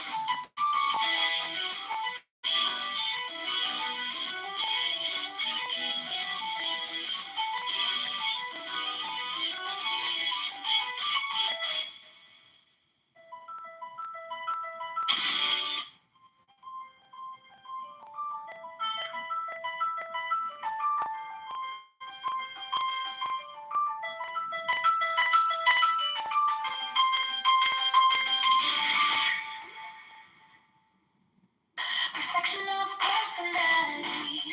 Through the love of wisdom, virtue, character, personality. Courage, meditation.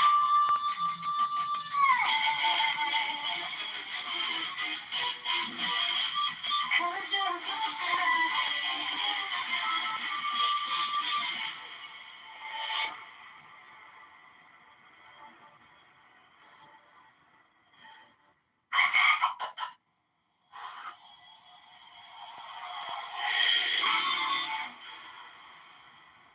A phoenix hath it for its head, below are two prongs. they spear the wicked.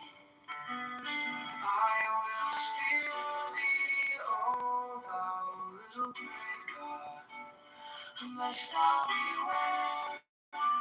From the grey to the gold, from the gold to that which is beyond the gold of all fear. My God, but I love thee. Why hast thou whispered so ambiguously? Wayest thou afraid? O goat with one, O horned one, O pillar of lightning. From the lightning fall pearls, from the pearls black specks of nothing. I based all on one on not a floating ether. Oh my God, oh thou great hooded son of glory, cut off these eyelids. Nature shall die out, she hideth me, closing mine eyelids with fear. She hideth me from my destruction. Oh, thou open eye, oh, ever weeping one.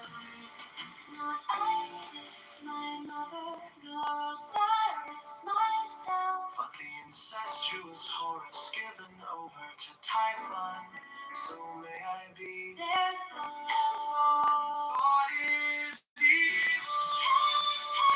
the old banners of love. Fall not into death, oh my soul. Think that death is the bed into which you are falling. Oh, how I love thee. Oh my God. Especially is there a thee, parallel light from infinity, vilely diffracted in the haze of this mind. Yeah, it was okay. Good. Good. Turn on a nice work for you. Like, let your eyes down. What is that? Let your eyes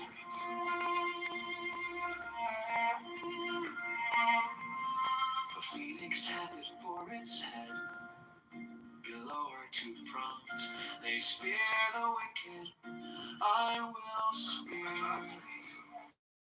O thou hungry God, unless thou beware from the grey to the gold, from the gold to that which is beyond the gold of all fear.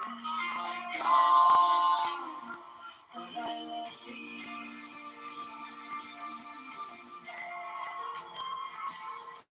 Why hast thou whispered so ambiguously?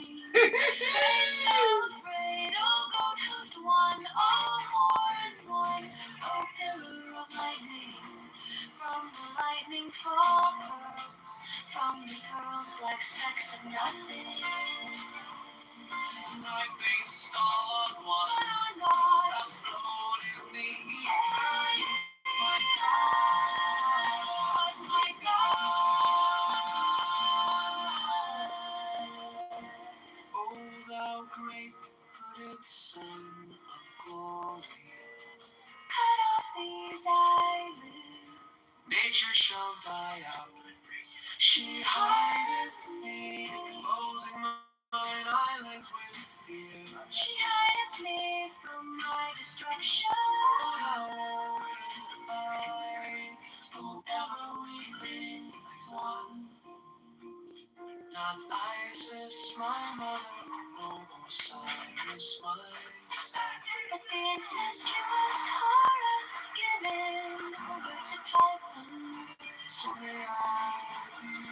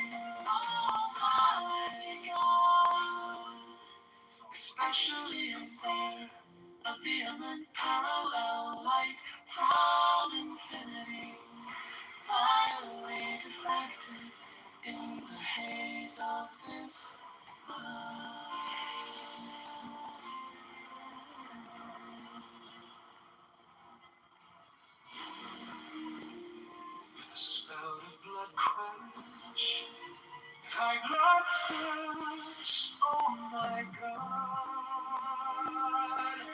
Thou art a little white rabbit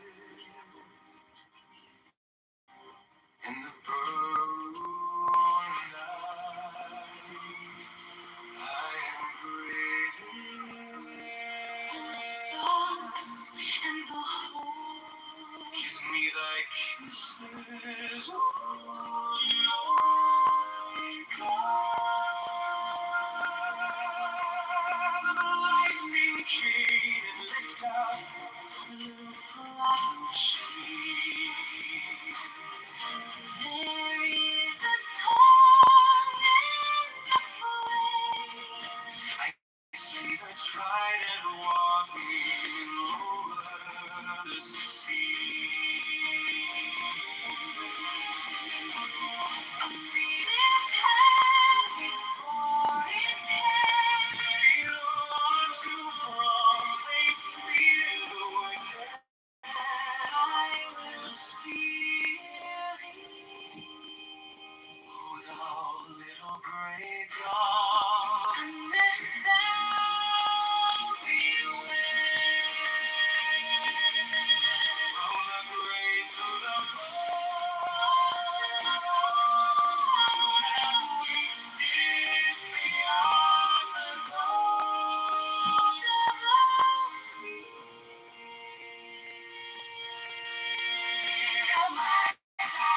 But I love thee. Why hast thou whispered so ambiguously? Wast thou afraid of the wolf, the horn and the killer of lightning, from the lightning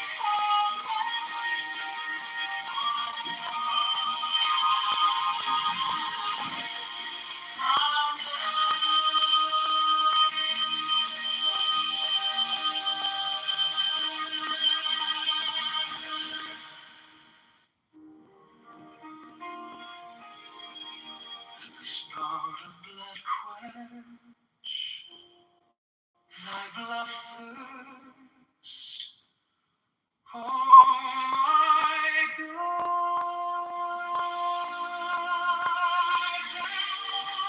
A little white rabbit in the burrow.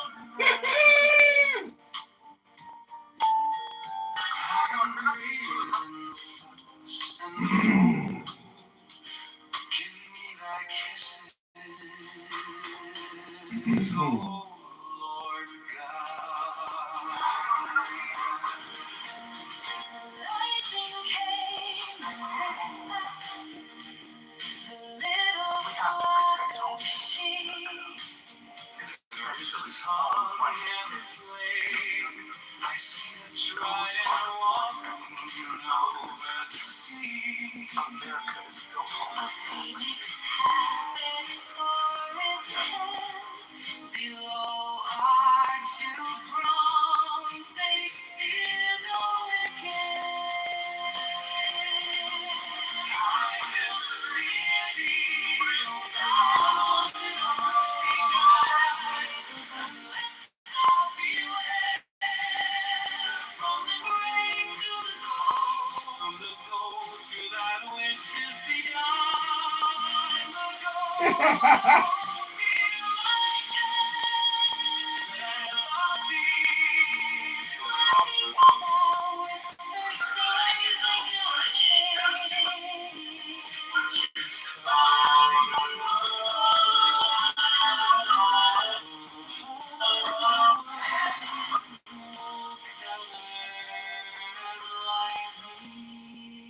From a lightning from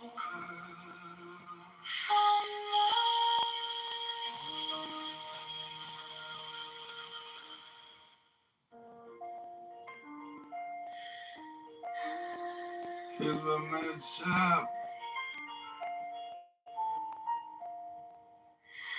my God, how I love thee with a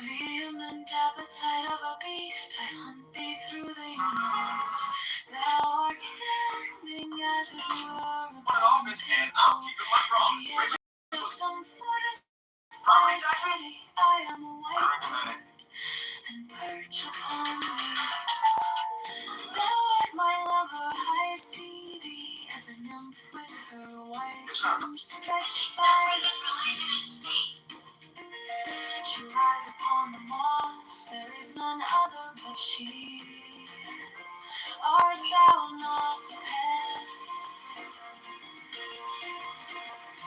I am his, speak not, oh my God. Let the work be accomplished in silence.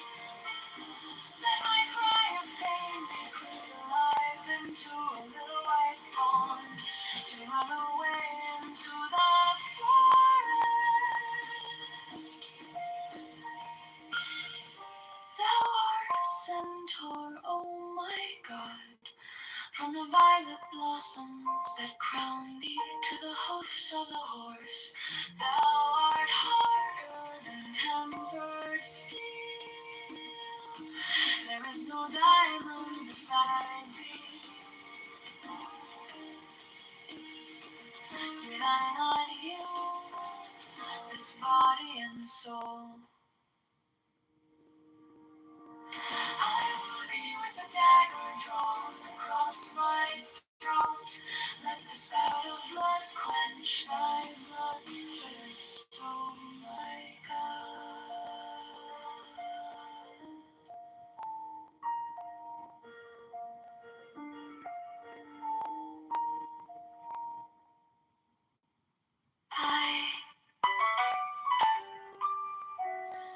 My God, how I love thee, with the vehement appetite of a beast I hunt thee through the universe. Thou art standing, as it were, upon a pinnacle at the edge of some fortified city. I am a white bird and perch upon thee. Thou art my lover, I see thee as a nymph with her white limbs stretched by the spring.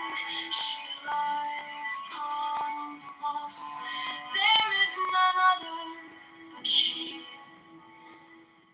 Art thou not Pan? I am he, speak not, oh my God. Let the work be accomplished in silence.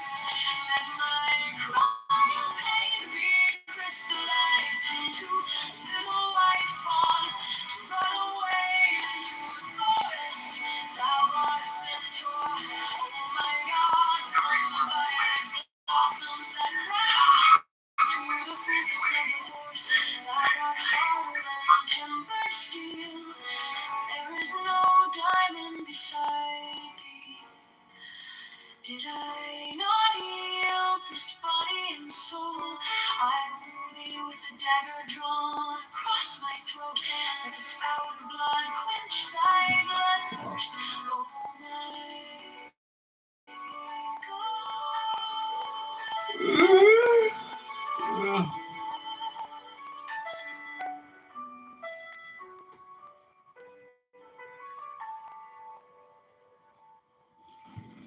Into my loneliness comes the sound of a flute in dim groves that haunt the uttermost hills.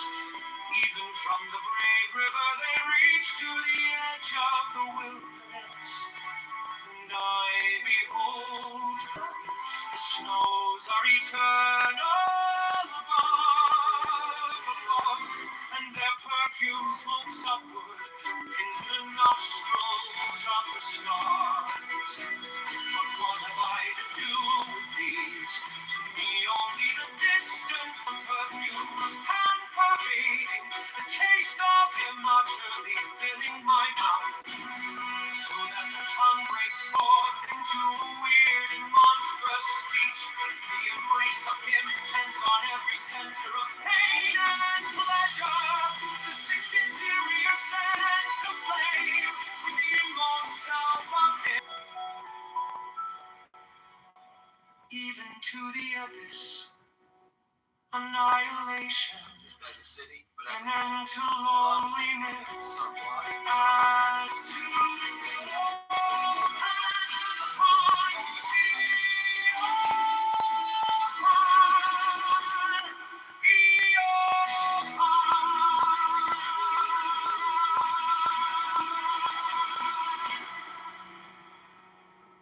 into my loneliness comes the sound of a flute in dim groves that haunt the uttermost hills. Even from the brave river they reach to the edge of the wilderness. And I be the snows are eternal above, and their perfume smokes upward into the nostrils of the stars. But what have I to do with these? To me only the distant flute, the abiding vision of man. On all sides, to the eye, to the ear, the perfume of man pervading, the taste of him utterly filling my mouth, so that the tongue breaks forth into a weird and monstrous speech. The embrace of him intense on every center of pain and pleasure. Sixth interior sense of flame with the inmost self of him, myself flung down the precipice of being, even to the abyss, annihilation, an end to loneliness, has to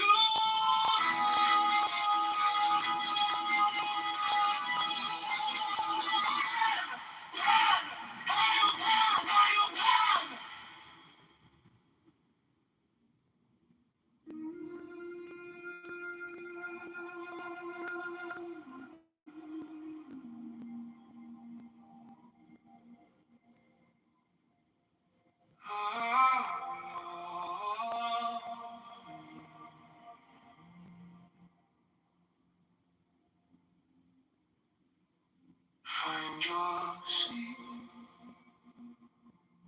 feet on the ground, spine rising like a calm, tall wave. Let your hands rest heavy, jaws come soft, gaze easy behind closed eyes. Notice the noise in your chest, thoughts pacing, racing. You don't have to fix them, just let them pass by.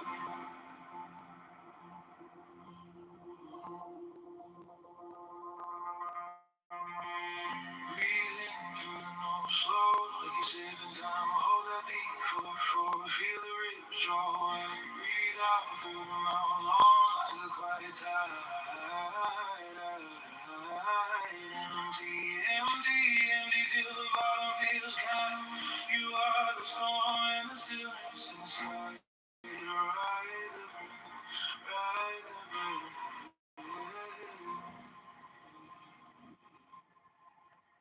Now count with me.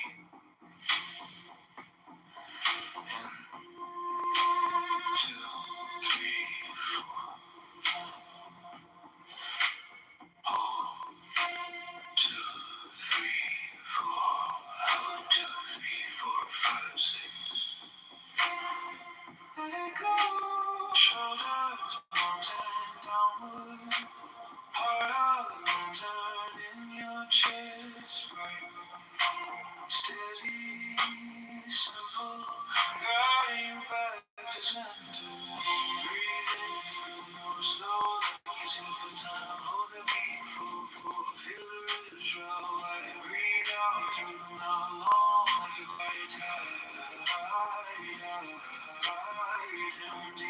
empty till the bottom feels kind. You are the storm and the stillness inside. Ride the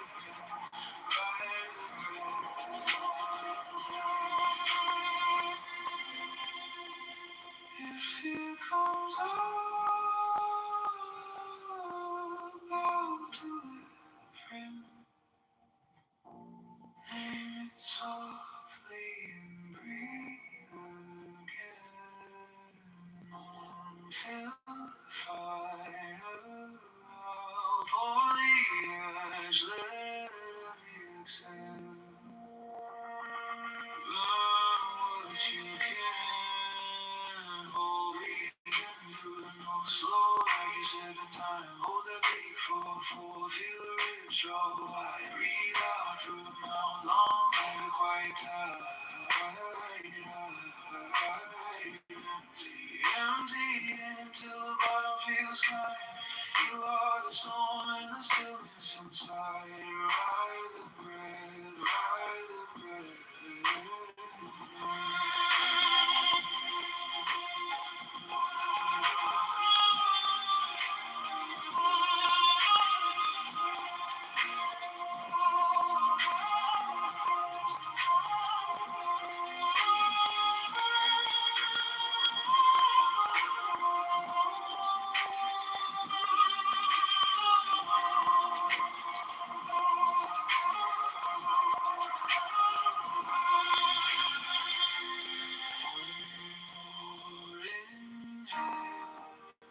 Gentle deep, one long exhale. Feel the ground keep you when you are ready. Open your eyes, but know this calm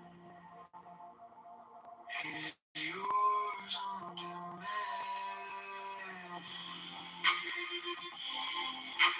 Morning, Chicago. Today, morning, Chicago.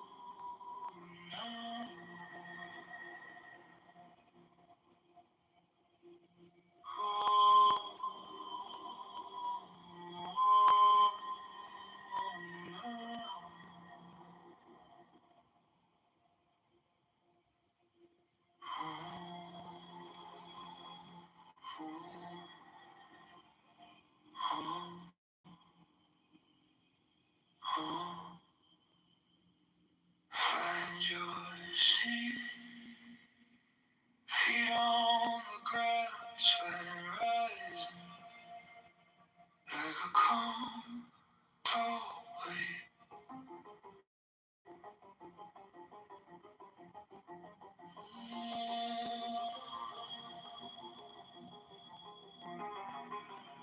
Let your hands rest heavy, jaw loose, tongue soft, gaze easy behind closed eyes.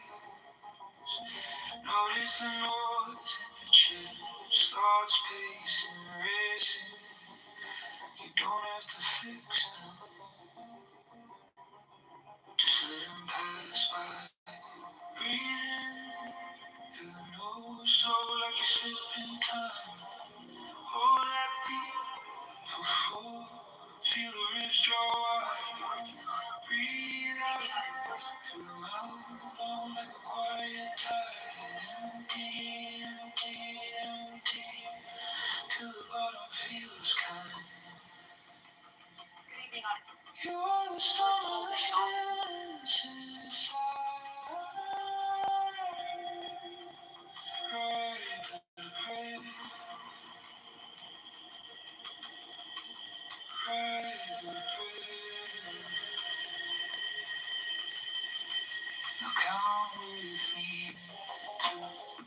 4, 1, 2, 3, 4, 2, 3, 4, 5, 6. Let it go, shoulders melting downward, heart a lantern in your chest. Bright, steady, simple, guiding you back to center.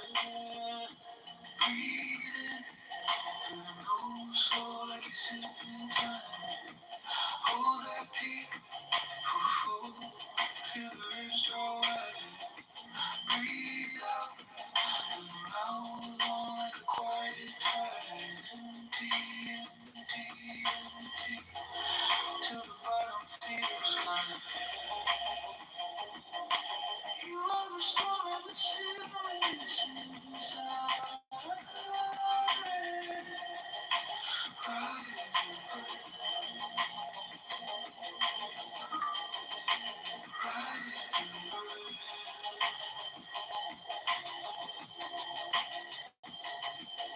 Fear comes up, bow to it.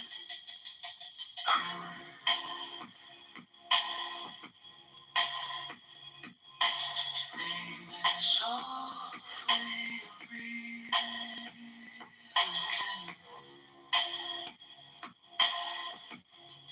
again. The fire out, pull the ash, every exhale. Burn what you can't hold.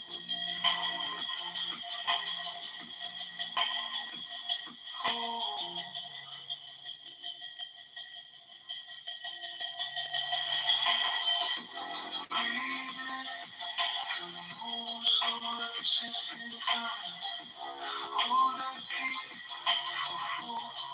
Feel the ribs roll wide.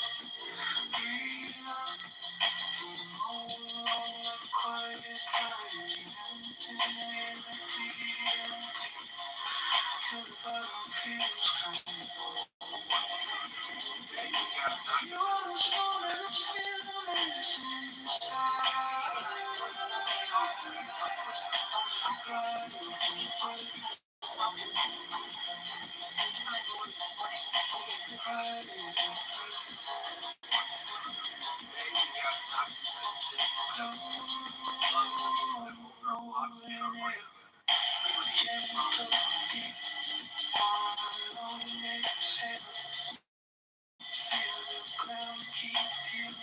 When you're ready, open your eyes. Know this calm is yours on demand.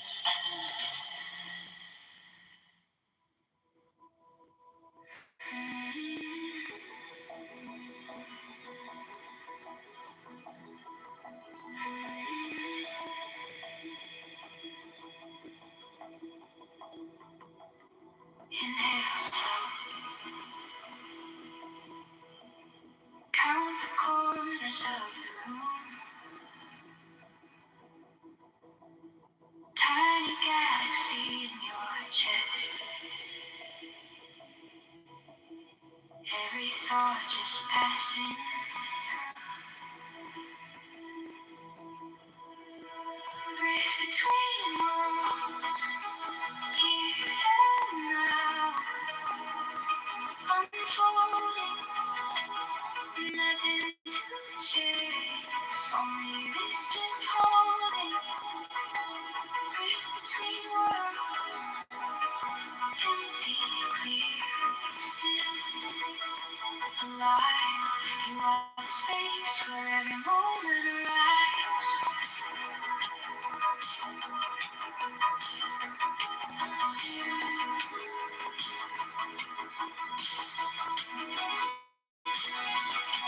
Close your eyes. Watch the quiet rearrange.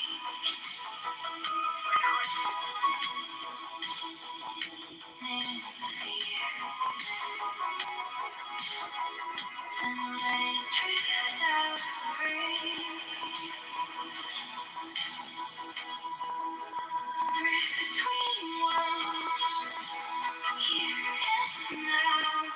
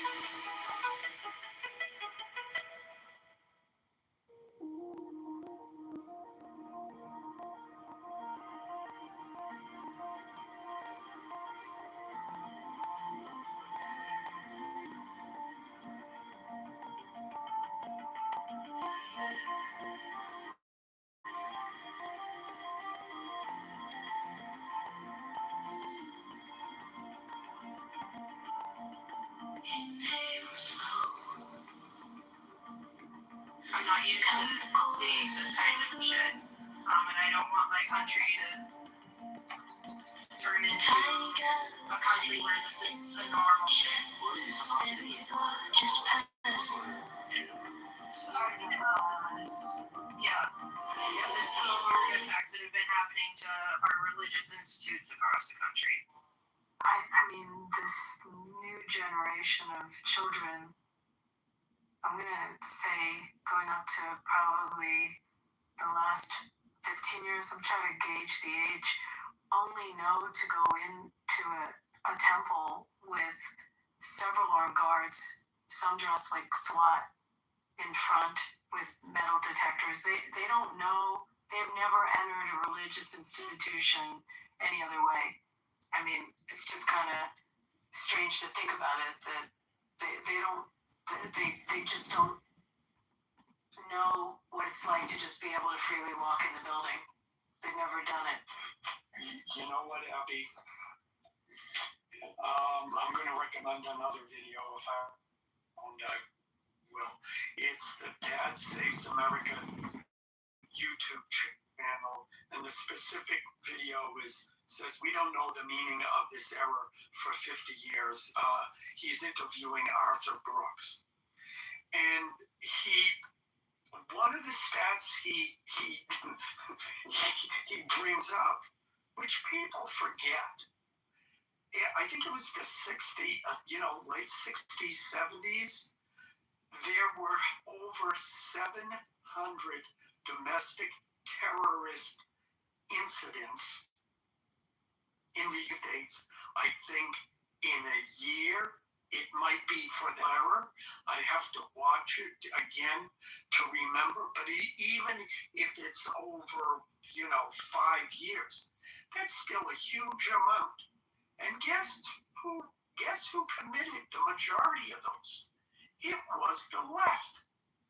So his main point is that these things go in cycles. And what we're seeing is now the pendulum swinging back from the hard left progressive stance. Sadly, I think we're not done with all of this left-wing political violence, which has outpaced right-wing political violence for the first time in a number of years. But yeah, it sucks that this is happening. And Coco, I get it. You don't want to live like this. No one should have to live like this. But these periods of this kind of unrest is not unprecedented, not only in the United States, I think, but throughout the world. And it's something we got to go through. I think what's different now is, actually, I was going to say I think it's different because we have our era of social media. I mean, the visibility of these incidences is greater. I think that's true to some degree. On the other hand, back when before television, families sat down and listened to the radio.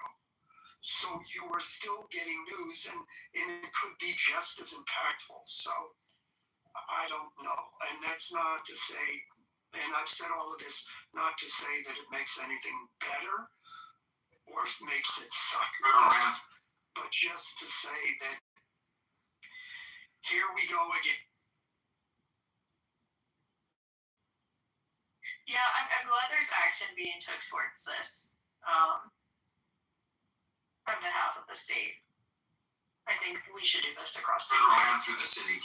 Well, we have, but you have your governor is, proactive about it, which is great. I like her.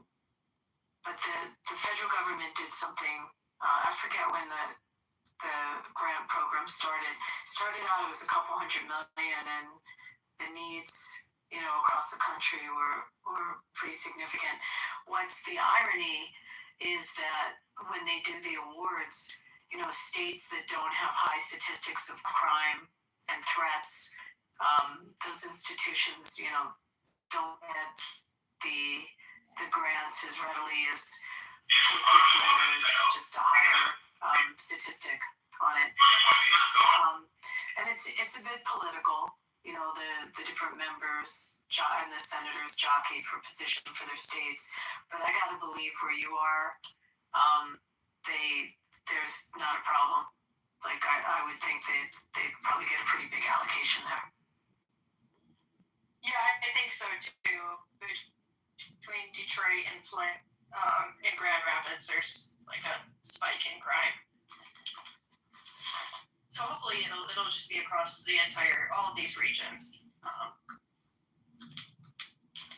People are acting like psychos, and it's not just Americans either. I will say I've noticed, at least in the past couple weeks, there's some people that I'm kind of confused that our system has let slip through the cracks. As far as they're not originally from here, right? And the guy who just shot up the university, I think it was in Pennsylvania, Virginia. High school student Virginia. Virginia. Yeah. So he actually became a citizen in 2016. I was looking into this, and he also committed another terror attack previously, like a year after he became a citizen. They let him out, I believe it was 2021, and now here he is again, committing another fucking terror attack. Why? I'm not sure what's going on there, but if we haven't cracked down on immigration, I think these are when President Trump is saying, we want to get the worst of the worst out, well, that looks like the worst of the worst to me. Well, the question is, what did he get charged with? Did he get charged with domestic terrorism, or did he get charged with something like assault? Pretty sure after this one, it's probably domestic terrorism because it was on a university. Let me check back into it. What his original? Is he alive? Did they? I think I'm not sure now.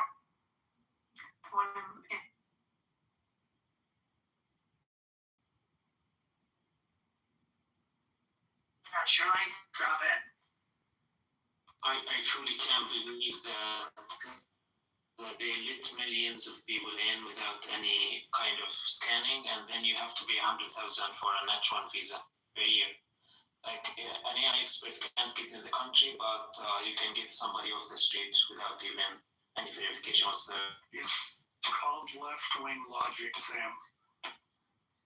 They actually let them in. What's called progressive endorsed foreign policy issued by both parties. Like the reason the Trump wing rose up in part was because the establishment Republicans had failed to enforce immigration law. Right? Like that had been a thing that beat a drum for all of my lifetime, if not longer. I have to disagree. Trump, we clearly, and here's why. And then I'm going to call you a poo-poo face at the end of this, just for good measure. Because Trump, you remember, Trump had the asylum seekers wait at the border, on the other side of the border, which was an effective deterrent to people coming, who wanted to come, cross over, and say, I'm being threatened in my country, and getting lost in the system. Correct. Day one, Joe Biden rescinds it, and everyone got the message. Republicans are harder on immigrants. Tried to use it and got told by the U.S. Supreme Court. Say that. Say what? Who? I didn't hear. The thing you're referring to is something called Title 42. Title 42 was in place under the Trump administration. Biden tried to keep it in place under his administration, And the appellate court said, no, you can't keep Title 40 going. It's not giving it. Why couldn't they keep it going when Trump had it going? Because it wasn't an emergency any longer. That's what the court judge gave me. Would you like me to look up again? So you're saying Biden, it wasn't Biden's fault, it was the court's fault? Yes, there was a judgment made by the court. Yeah, and which court was this? Which we were longer under. Yeah, I think you're trying to pin it on one court ruling. Which it is one court ruling, Alan. Yeah, no, it isn't. Yeah, it is. That's the court ruling. So you don't think the Biden administration willfully wanted these people to come in? You're missing my... And why is it that when Trump retook office... I was making it... Because you're using this obscure thing as if it matters. No, when it doesn't. Day one, Trump shut down in January 20th, 2021. He's sworn into office, and he shuts it down. I'm sorry, the Democrats are not that helpless. I didn't say they were helpless. Then what is your which you're not quoting me correctly, that it came from a U.S. appellate court. If you don't, it came from Biden and the Biden administration. No, and any area to do it that way is a code. I am sorry, you are arguing. You are arguing a court issue when it was a political decision, and you know it. We saw 4 years. In 4 years, Biden couldn't get his shit together to stop those immigrants from coming in. You're going to pin it on one appellate court?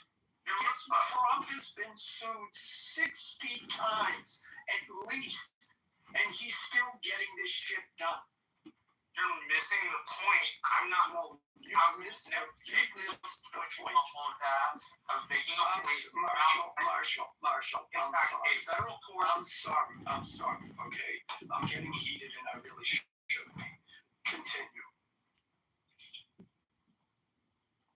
Ellen, so I mean, you don't have to worry about that anymore. But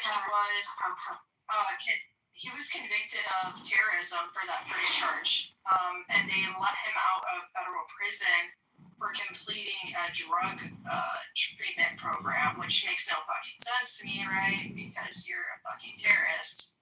And then that's a charging problem. That's like they didn't charge him properly.